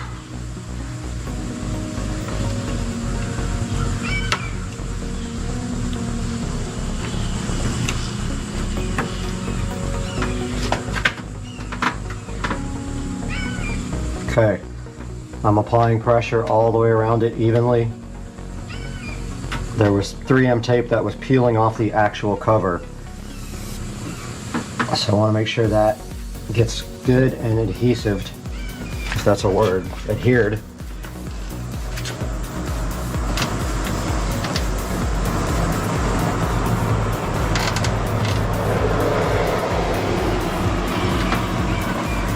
Okay. And that's as good as it's gonna get.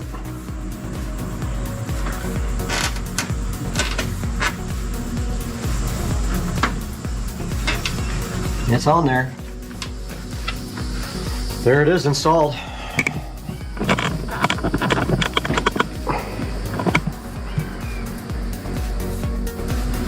Looking really nice and fresh there. really stands out with that carbon fiber mirror. So there you have it, guys. We have just gotten the next level of carbon for the 2023 Model S Plaid here with these camera covers that look so awesome. And they go so well with the front apron and the front V right there. The only thing about the V is there's a little bit of adhesive right there that I probably can get off if I really try. Right there.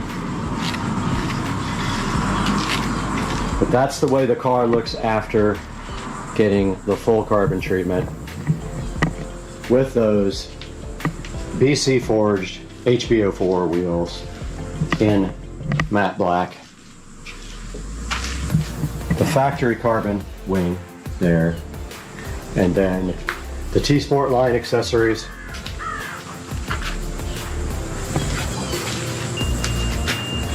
Looking hot and fresh. Guys, welcome back to the 4K production studio at Supercar Street Racing. We just took a look at a new accessory for my 2023 Tesla Model S Plaid, and we are looking at that right here on the screen. Now these are for the newer Tesla Model S Plaid and Model S that have hardware 4.0. So anything that was produced this year after about March or April has the hardware 4 on it. So if you don't have hardware 4, you have to select the ones that say 2021 and 2022. And mine are in matte carbon fiber as well. So if you're going to order these, make sure you order whatever finish you like. If you like the matte better than the gloss, get the matte. And the matte matches the actual matte carbon fiber that comes on the Tesla Model S Plaid anyway. Be sure to visit T-Sport Line. Like I said, I'll put a link in the description and tell them that Supercar Street Racing sent you. And we'll see you guys next time on the channel. And don't forget, like, subscribe, and buy all your products through our Amazon links and help the channel out greatly. We'll see you next time. Yo, I'm cutting holes for my speakers. My freaking air purifier goes insane. It's in turbo mode, dog. What is it doing? It doesn't like. It don't like this. It doesn't like. Oh, come over. Do you want to hang out first? I'm like, oh, do you want to hang out with this? Oh, maybe this? Oh, maybe you want to hang out with this guy. Let's hang. Hey, what's going on, everybody? Out here at Titan Motorsports.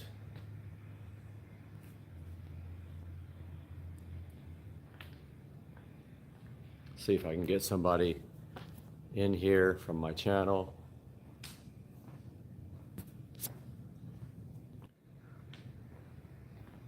Titan Supra right here. This thing is sick.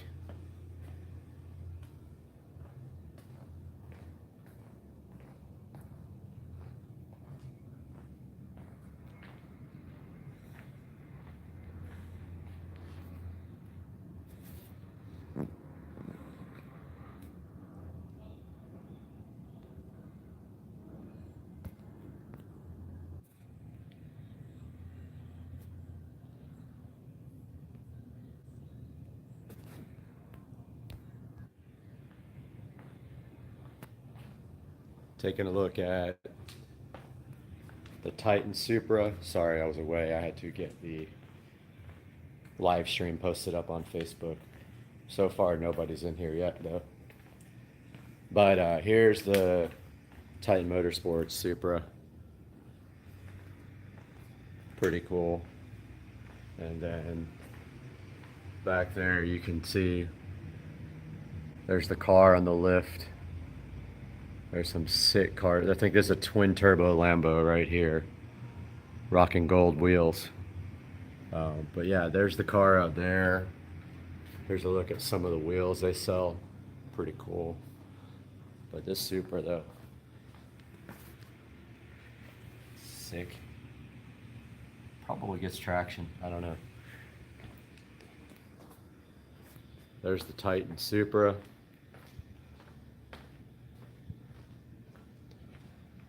Thing is ridiculous.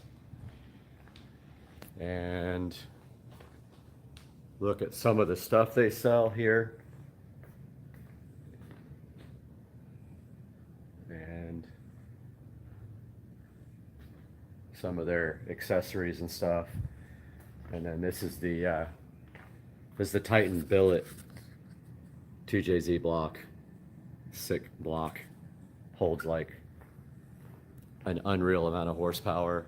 Here's all their drag racing awards. And then if you look back here in the shop, that is a twin turbo Lamborghini right there. And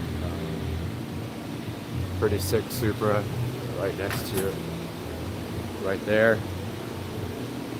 And then there's my car up on the lift. And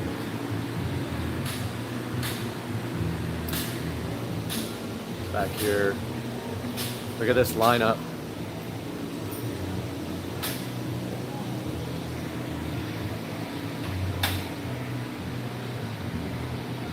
Yes, that's a green Supra.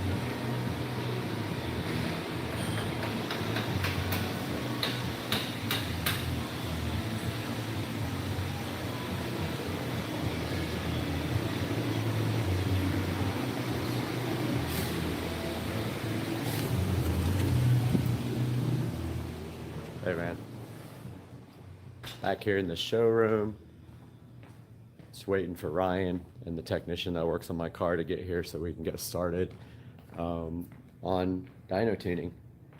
But apparently the fuel system rewire is totally done.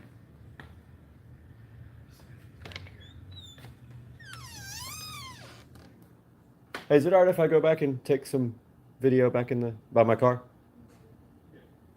Yeah. Okay. All right. Okay. They're gonna babysit me. I'm system done. Doing the wiring.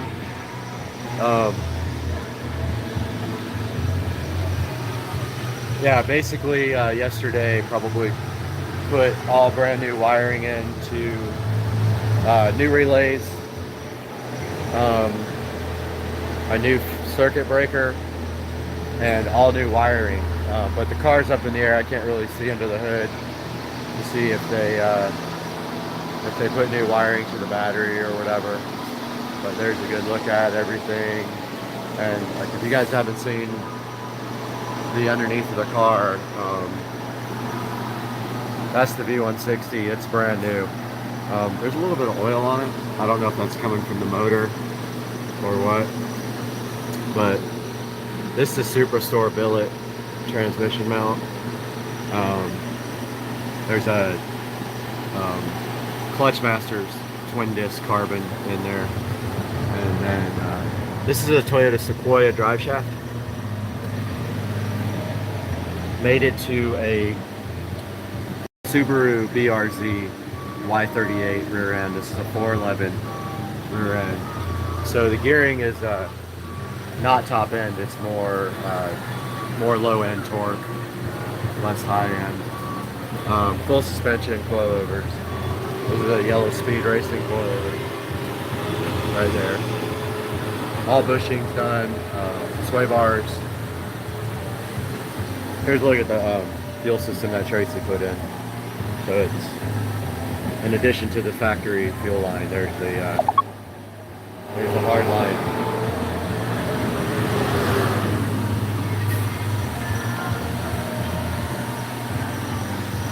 There's the Supra brakes, powder coated. There's the yellow speed coilover that you can see right here. Supra brakes. And the wheels and tires. Here's a look at the charge pipe. And there's the new pipe that Tracy designed.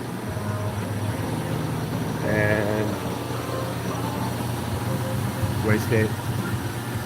So they looked at the wastegate spring. Apparently it's going to be enough to deal with what kind of boost we're making. So yeah, that's a look at the underneath. And gonna sign off for now.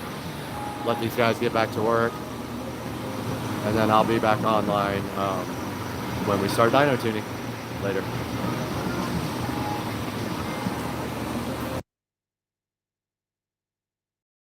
It's gonna be hot today.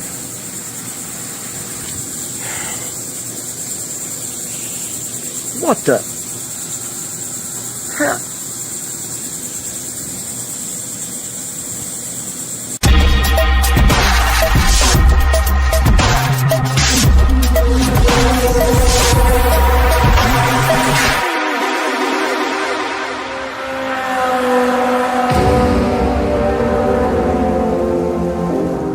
Guys, welcome back to the channel, and you can see today it is going to be hot. As a matter of fact, we have a heat index warning for today in Florida. Everything's looking beautiful. My sister is on her way from Destin, but I turned this hose on and this thing is shot. Now, this most likely happens because you're not supposed to leave pressure in the hose all the time, and my pool guy doesn't understand hoses, so this probably happened from that. But today we have a solution for that. Now, the company that made this other one is no longer selling it, of course, and they're not answering any warranty emails. So today we have this generic expandable garden hose, 100 feet, and we're going to be showing you that and unboxing it today on Supercar Street Racing. All right, we got the expandable garden hose here. We're going to be opening up, see what's inside the box. And it is a lovely blue, but this is not what I thought it was. This is like a rubberish type hose. I thought it was a actual expandable, meaning that it would shrink down, but it is not. But I think I'm going to give it a shot anyway. They also give you this brand new sprayer nozzle. This wall coat thing made of plastic in a plastic condom. And here is the 100-foot hose, and it must still expand. And then they give you some O-rings. It must still expand quite a bit. It is rubber. Has decent reviews, not anything amazing.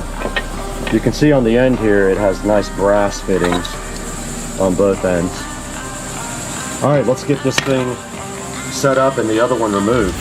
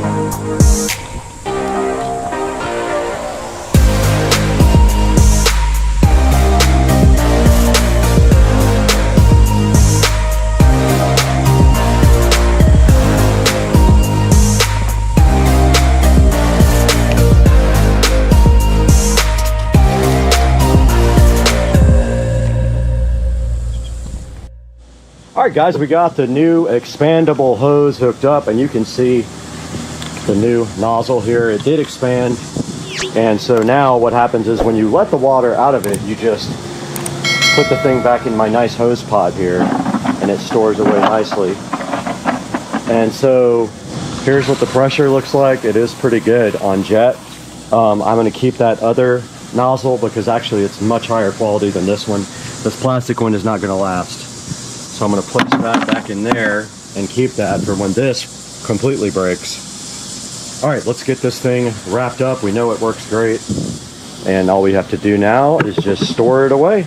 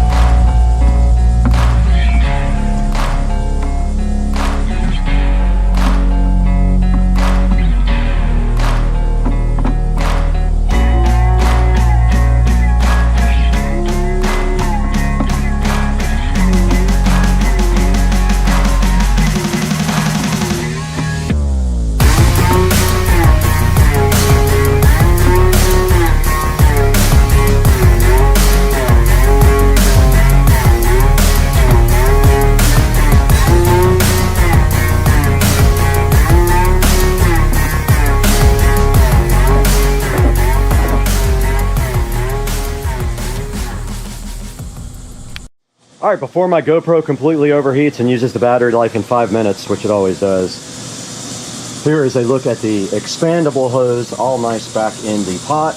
It is not what I thought it was. I thought it was the ones that that use the more flexible cloth stuff. This is actually rubber, and I'm hoping that it lasts longer. And there is a look at it stored nice and fresh in the hose pod reel.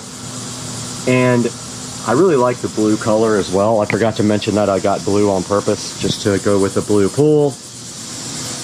And so, yeah, so the expandable hose, so far so good. Came with some extra washers there. Don't forget to put those in, those O-rings. And it also came with this nice hook, which I don't need, so I'll probably trash. But it comes with this nice plastic hook and hose clamp, which you can double as a hair tie. And it is 10 o'clock and almost time to go hit up the thrift store and Cliff's and get some groceries because my sister is coming in today. But after this, we're going to show you some options online for expandable hoses and how to get this one here.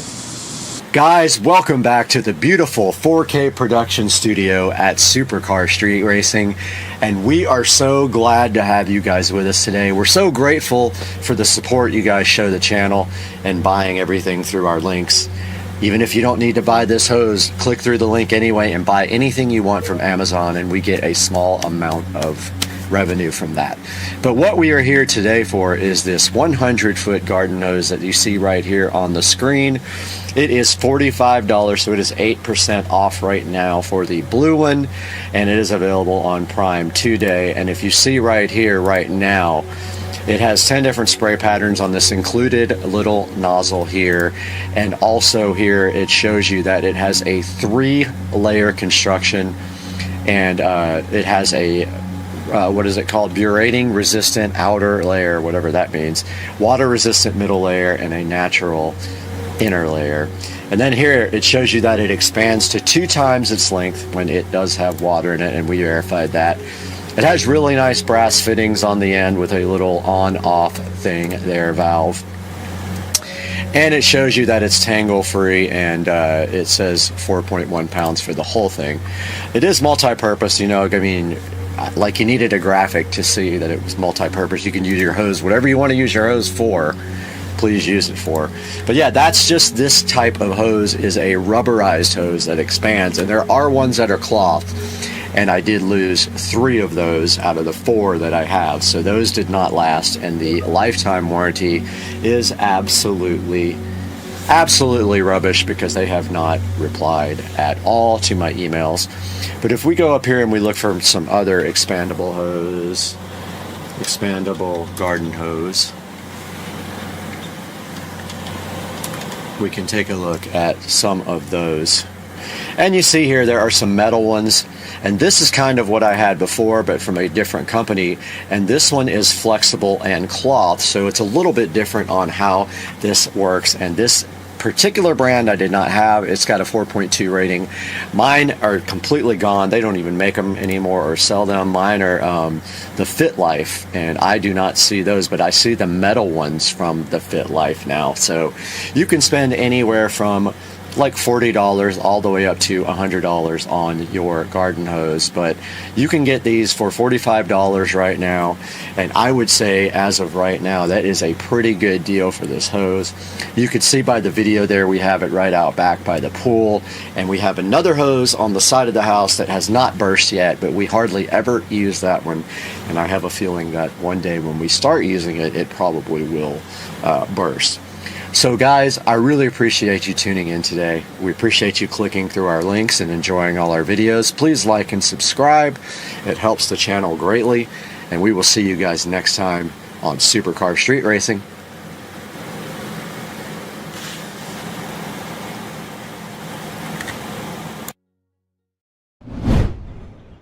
Three-hour nap. Wasn't expecting this at all, but I am hyped for this, guys. Check this out.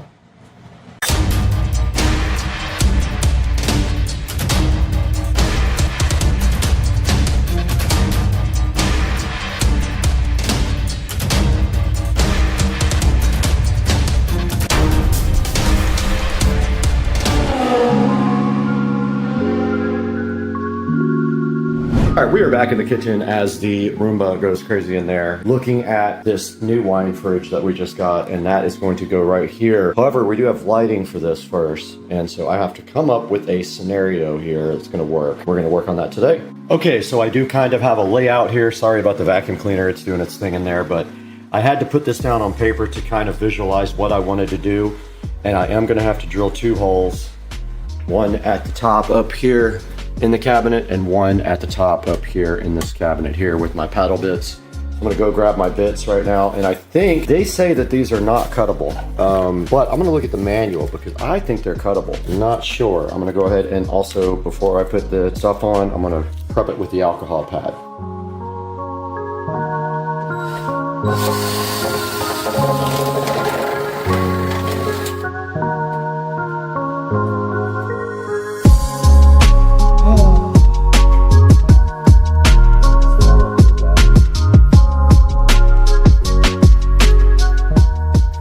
I am going to go ahead and set up the LED strip now and just kind of put you guys in here for it. I'm going to start here with power. So we have our freshly painted surface here. It shouldn't be dirty. And I am just going to, and then we just start up at the top here. It's kind of perfect length. And we'll tack up the wire. Oh, I drilled that in the wrong place anyway, but we'll tack the wire up right there somehow.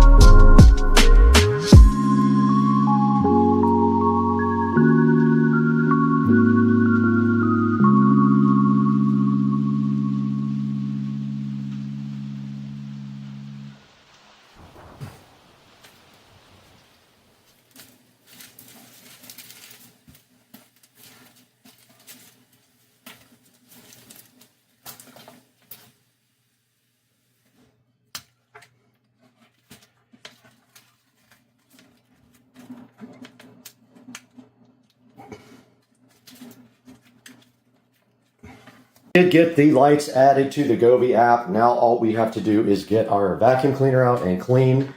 We will have to have a different power solution. I have a flat plug for this, but let's get busy and get the vacuum out.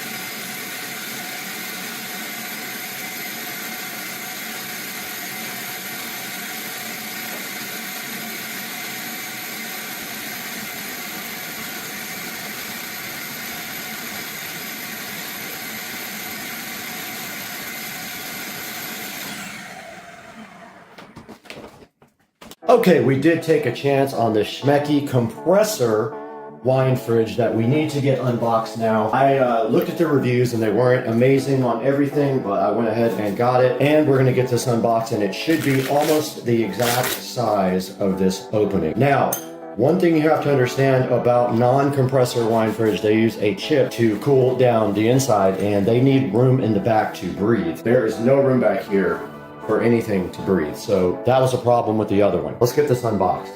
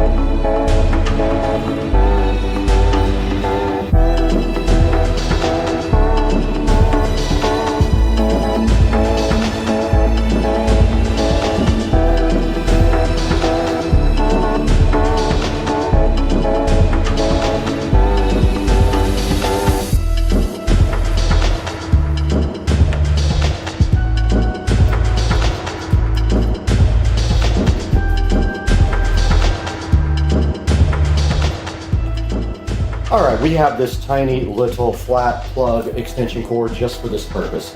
This actually lets you push the thing back further because you don't have a plug sticking out. There is a hole at the bottom of this wine fridge in the back, and so I'm thinking we can put all the power down there because this will be long enough and it will kind of stuff in there. But the problem is you can't get back here to do it. So that's going to be kind of a pain. But you can hook up this power extension and maybe it'll just work. Let's see. I might be able to get my hand in there. Once it's in there, it's kind of in there, so I don't know how I'm going to do this.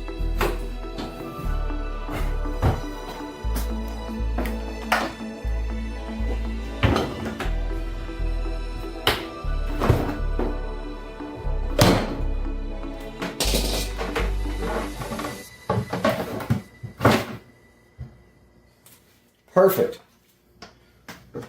Wow. Wow, so lucky.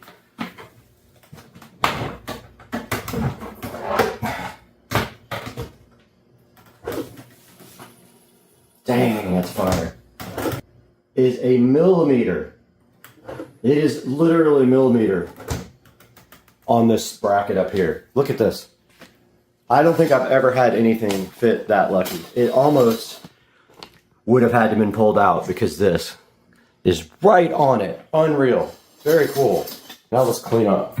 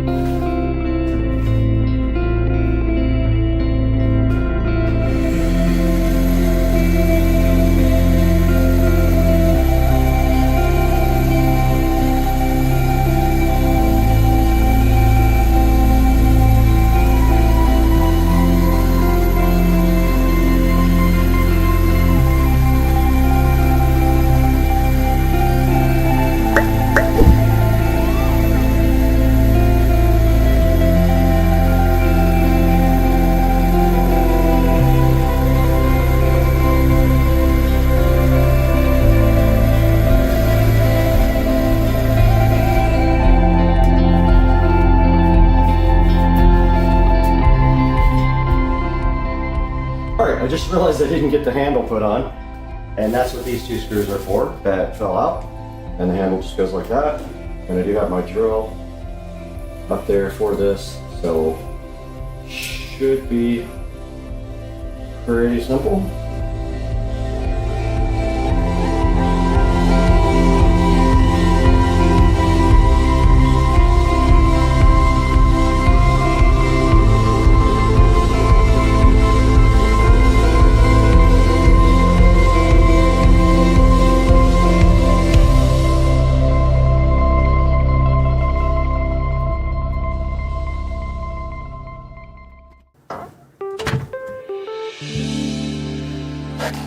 Hey guys, today we are in the Supercar Street Racing 4K production studio, and we are taking a look at the Schmecky 28 bottle compressor based fridge. And you know this is different from a regular wine fridge because it has an actual compressor like your refrigerator does. What that means is a normal wine fridge, and I say normal, traditional wine fridges now usually only have Peltier coolers. Now what a Peltier is, it is a chip that gets hot on one side and cold on the other side when you apply current to it. It's pretty cool, but also inefficient, and it needs a lot of room to breathe. And that means in the back of the fridge, you need some space for the air to get in and out so it doesn't overheat. Now, the last wine fridge I had in there had the Peltier cooler, and it had a issue with overheating, so I bought a fan and put it up above the wine fridge, but there is no room for that now. And here's a good look at the wine fridge with a 4.2 star review. Doesn't have absolutely great reviews, but I'm going to go ahead and give it a shot, and if it doesn't work out, I will let you guys know somewhere in the future. But you can see right here, it is only a single zone fridge. It does not have 2 zones. So if you wanted to do your hot side for red wines and your colder side for whites, you actually cannot do that on this fridge. It does have a white LED light inside that does stay on, which one thing I was really adamant about. The other wine fridges, the light turns off after a certain amount of time. This one stays on the whole time. And you can also see that right here and right now on the other tab here, we have the Govee RGB IC Alexa LED strip. Now what we did with this is we drilled holes in the cabinets and we went ahead and lit above the wine fridge and behind it. It looks pretty cool and also goes with the theme of the kitchen where we have other things also lit up like that as well. Please, when you're going to buy any product, go ahead and buy it through the Supercar Street Racing official link in the description of the video. Now Govee does have a special deal right now. You can get a $5 coupon plus you can save 5% on 2 items. They have like 3 promotions going on right now. So it's a good time to go to the affiliate link in the description of the video and go ahead and click right there for me. Now go ahead and also make sure if you're going to be enclosing this fridge that you check those dimensions pretty closely. If you notice in the video at the top of the fridge, there is a hinge that sticks out about another ½ inch that could make things difficult for you. And that is not shown in the description of the fridge on Amazon. Guys, I want to stick around and hang out with you guys for longer, but I got to get this video all edited up and I've got to actually work.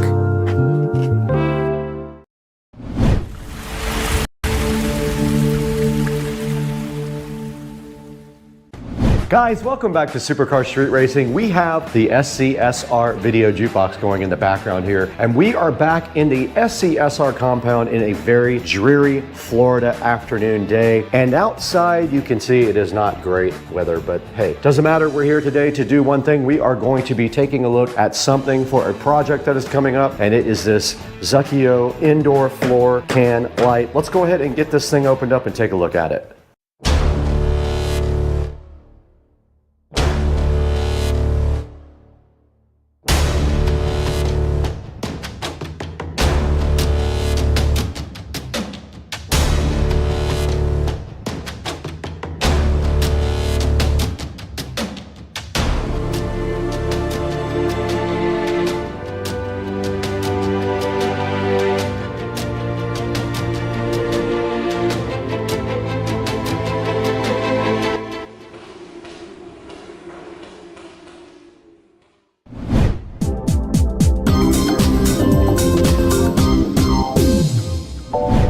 Guys, Supercar Street Racing wanting to thank you again right before we get started for 61,000 subscribers. We just need to get the video views up now. But today we got the SCSR Jukebox playing. We have some work to do in here and we are going to be looking at this Jukebox. This is a indoor floor can light, but I'm going to be using it for something different. I have a specific task in mind for this guy and I know exactly where it's going, and we might have to do a little bit of wiring cleanup afterwards. But yeah, let's go ahead and get this thing unboxed after we take a look at the box itself.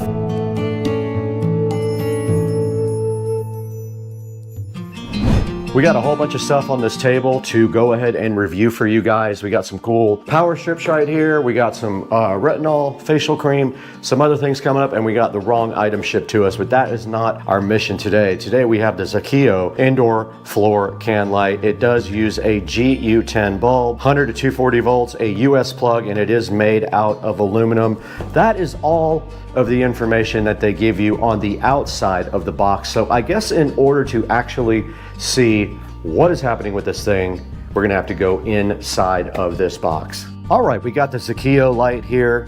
If you guys are wondering, it is a 5-watt indoor spotlight, kind of made for uplighting pictures, plants, anything like that. So let's get it out of the box here and see what is inside. And first of all, we got a nice user manual here. Looks like it has a GU10 base and a switch. Here's a good look at the instruction manual. You can tell right here, you can change the color of the actual bulb. Here's a nice little remote control that's included. And then as we pull this out of the box, you can see here, this is a cool little lamp. Basically just a regular little floor lamp with a switch like this and a plug. Inside of there is some styrofoam. We can go ahead and pull that out. That just is going ahead and keeping everything steady inside of the box. Let's go ahead and unbox this remote. Looks like it might be infrared. It does not come with batteries. That looks like infrared to me, if I'm seeing this correctly. No batteries. It does use AAA batteries. Okay, got 2 AAAs here.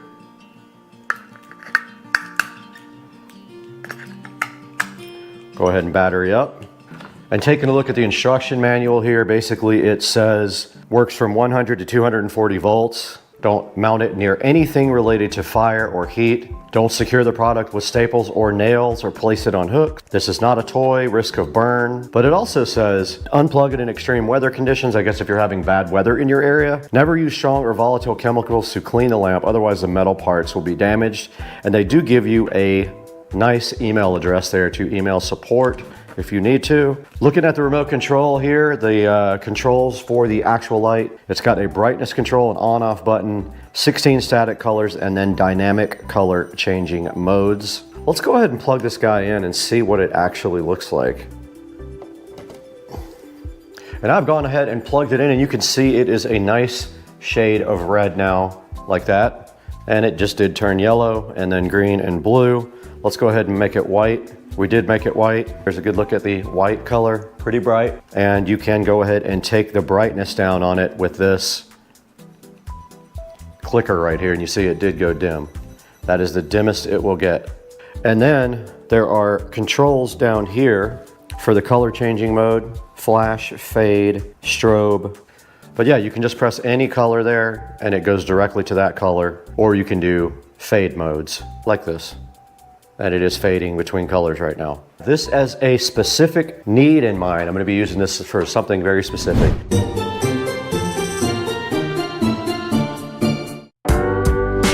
All right guys, we are in the Supercar Street Racing hallway now, looking at the new Supercar Street Racing whole home audio system. And my plan is to put this right here on top of the WIM to light up an object that is going to be right there. Let's go ahead and get this thing connected and see if we can run the wire in such a way that you do not see it. We're gonna try to run down the side of the cabinet there like we did everything else.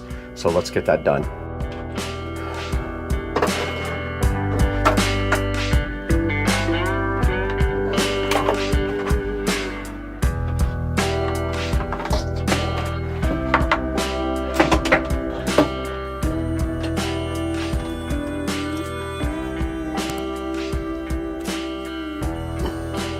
Okay, I did go ahead and get power applied to the bottom. It was kind of a pain, but I am going to have some wire cleanup to do with zip ties, which will come later. But you can see right here, the light is on and shining up on the wall. That's kind of exactly what I wanted it to do. Now, if we want to, we can go ahead and grab the remote. And I'll go ahead and shut off the closet lights. And you guys can see the light changing right there. And now if I want to put it on white, it is on all white, and it is all the way down on the dimness. And if I just pop it up just one notch, it gets pretty bright. That's the only thing. You don't have a whole lot of range when you get to the very bottom one. So that might work right there. I'm gonna go ahead and leave it just like that. Now let's go ahead and take a look at today's sponsor on Supercar Street Racing.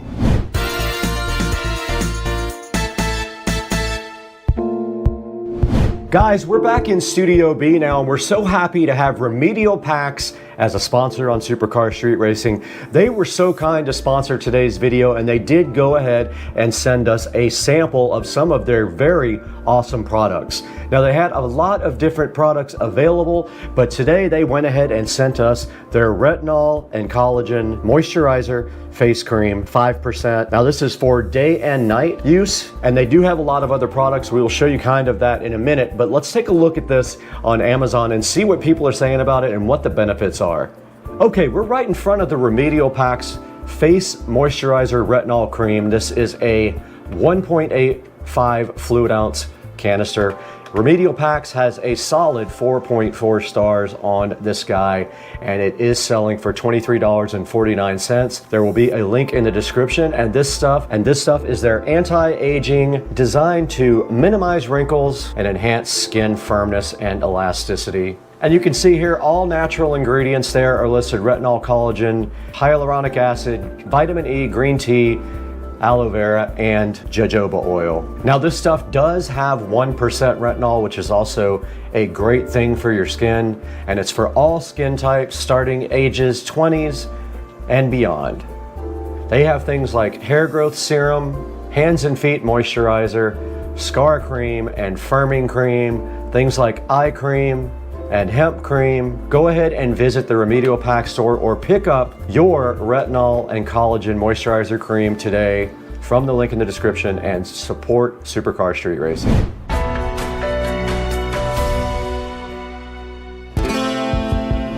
Guys, back in SCSR Studio B, where we are so happy to have you guys supporting the channel. We are so grateful for you guys. You have no idea how much the support means to us. If we take a look at our channel now, we have 61,645 subscribers, plus 20,000 in the last 28 days, which is amazing. But we're here today to look at the Zukio, or Zukio, however you want to pronounce that, indoor uplighting RGB floor can light, LED spotlight. Now, this thing is pretty cool. It has a 5¼ inch cord. It works on 110 to 240 volt, and it does come with a remote control. It does color changing, and it does uplight things, so it looks pretty cool. This is very cool for things like pictures or plants, anything that you want to actually highlight. You can see right here they have a picture of it uplighting some plants. It does have a bunch of different modes. It's got RGB and warm white plus 16 colors. It does have memory, 16 colors, 3 brightness level adjustment,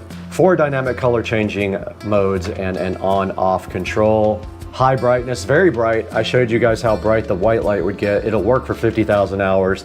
It does have a foot switch, and it has a US plug right on the back there. It does have a GU10 bulb inside the lamp, so that is how it obtains all of its colors. It's about 3.5 inches wide and 9.8 inches tall.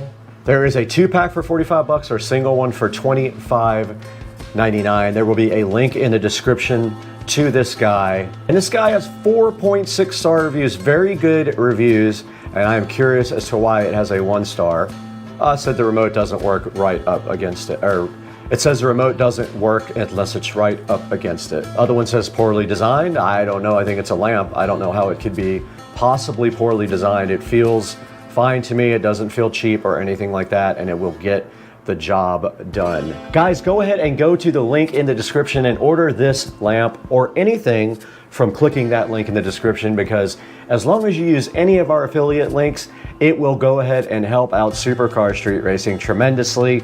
And it helps us just a little bit by giving us a few dollars to go ahead and keep supporting you guys on the channel. Something big is coming, guys, and I just cannot disclose it yet, but we have a big partnership coming up soon and also another big event coming up, pending how the channel does in the next few months. Please like and subscribe, and we will see you guys next time. We gotta get out of here.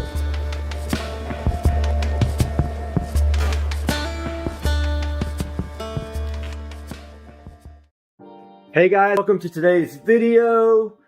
Glad you guys decided to join me on this Sunday morning, the day before Martin Luther King Day. And you can see in Florida, in Jacksonville, we have a storm that came in last night at around midnight, and it is blowing hard today, and it's just not a great day. But we're going to take an opportunity today to show you some things about the Echo Show that you might not have known.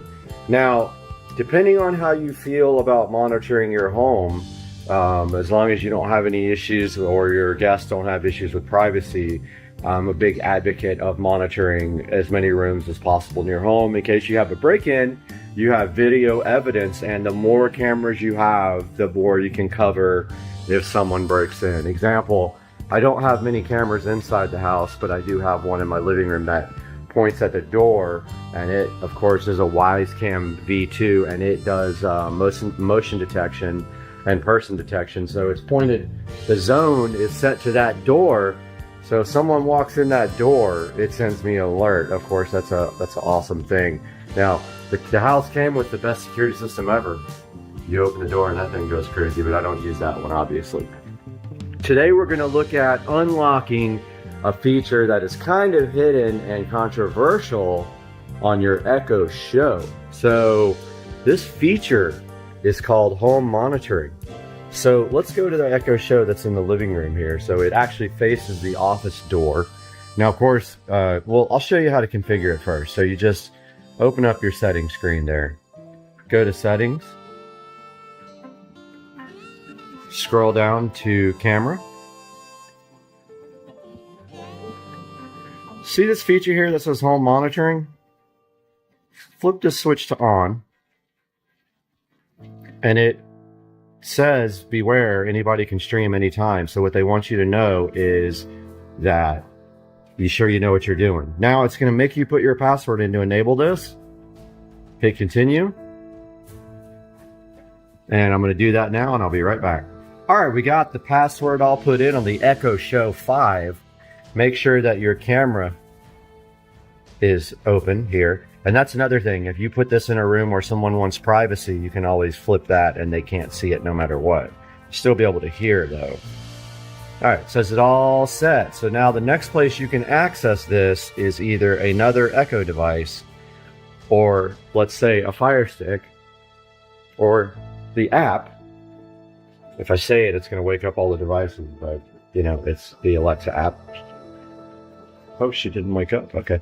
Let's take a look at it on the Echo, the Fire Stick. So this is my kitchen. I have a Fire Stick 4K here.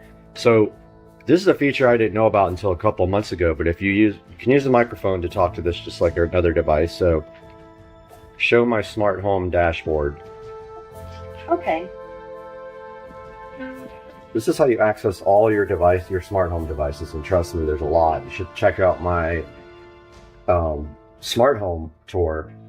Now, if you notice here at the top, we can go to the whole thing, lights, plugs, switches, or cameras. And then there's also a grid, and the top thing is cameras. Let's just go to cameras. Okay. So some of these are Wisecams and some of them are Echo Shows. So I don't see the living room yet. So what the deal is, that probably hasn't had time to propagate into the app. This one is the Wisecam.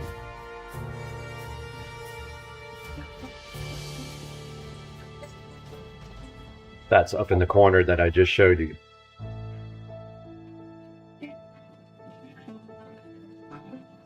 There I am. And it will feed back. Okay, so at this time, that device is not on there yet, but we do have one that is. Let's try going back in there again. Show my smart home dashboard. Okay. And if you command one of the other devices, one of the Echo Shows, to do that, it can do the same thing. So let's see cameras here.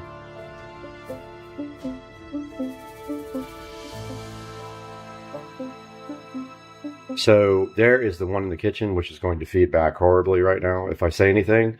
So I'm just going to turn it on and not say anything.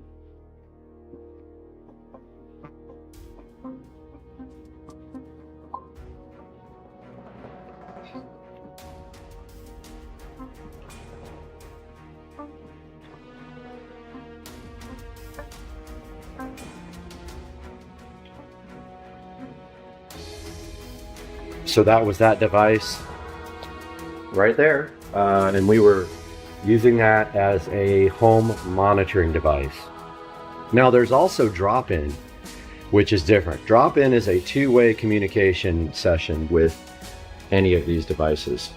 Look, it shows you a warning there, but it actually is not. I'm already out of it. So this is not drop-in. That's a completely different feature. Let's check out the one in the office. Like how it shows the thumbnail after.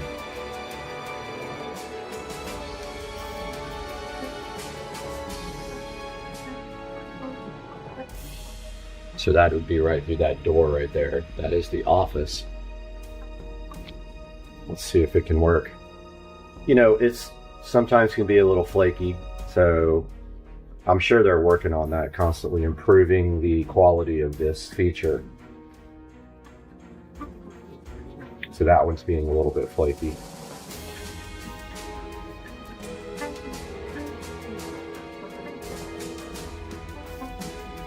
And it still says waiting. So that one's having some issues communicating. Let's go configure the one in the theater room, which really will just be looking at a wall. So we're in the theater room now. Let's do it again so you guys know how to do this. So we swipe down, go to settings. Then we go to camera. Then we go home monitoring on. Continue. It's going to want me to verify. I'll be right back. I went ahead and turned some lights on in there because it's so dark, but let's see if we can access that now from this device. Alexa, show me the home theater Echo Show. Okay. I've never tried this before. I guess that is the command, waiting for Amazon.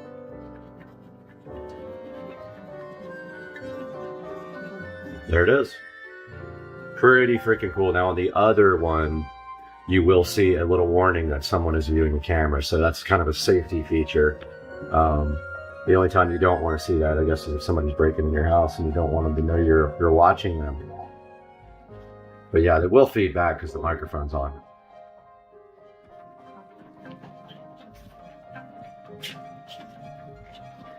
Alexa, go to the home screen.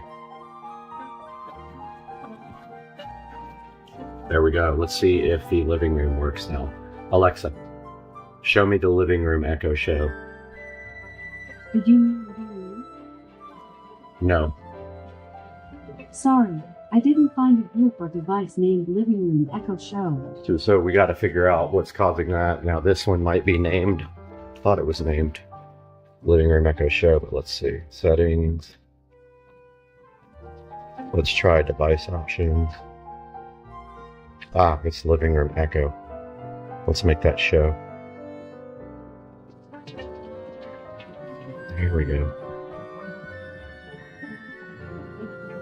Now that'll update in the Alexa app. Alexa. Alexa, show me the Living Room Echo Show. Did you mean living room? Okay, so it still hasn't, no, I don't. It still hasn't propagated through, but Sassy. So yeah, so that's taking a look at changing your standard device that your, if I say it, all of them wake up, your Echo devices to be home monitoring. And I think it's a cool feature. Controversial to some people, but I don't see why, as long as you're not watching all the time. What is the big deal? This is for if someone breaks in your house or if something happens in your house, you'll want to be able to have this turned on. I've used it a couple of times when one of my cameras would not work and I needed to take a look and see what was happening inside the house. So yeah, that's the end of today's video. I hope you guys enjoyed it. I hope you like my smart home, and please comment and subscribe and like and help me out with the channel. I never have these in my house. So gnarly. Ugh. Gotta get it before it crawls under the fridge. Gross. We absolutely 100% have a shoe fetish, and we are shooting this video in 8K 24p. Not sure if we're going to upload it in 8K, but we're going to find out. We're going to play around with editing and see if we can even edit at that high amount of data rate.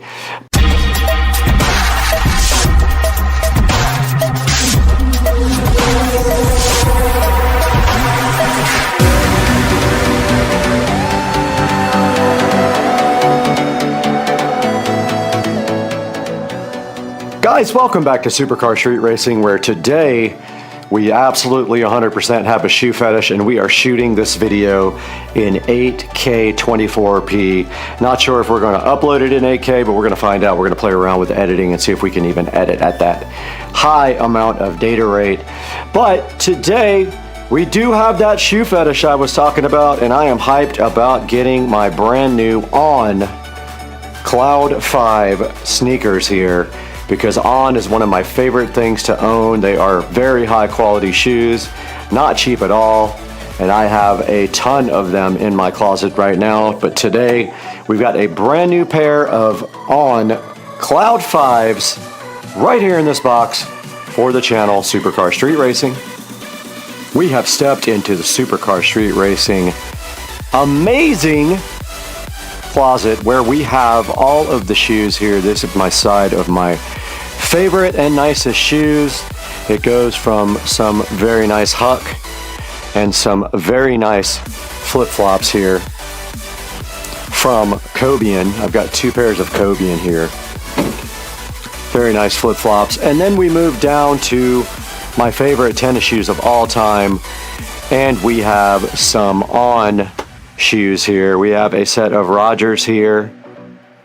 It says Swiss Engineering on the side. We have a set of Rogers here, a set of Rogers here, a set of Rogers here. We have my Puma sneakers and my Puma Ignite golf shoes. And today we are taking a look at my next set of On shoes that I ordered, and I did finally decide to order some On running shoes, and they are the On Cloud 5s.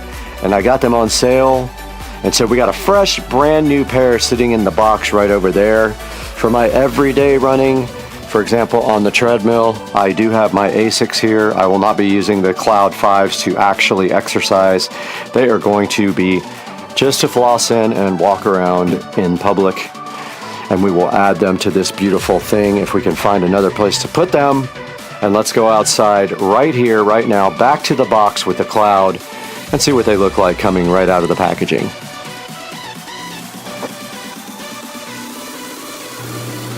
Back in front of the amazing On Cloud 5 running shoes, and you can see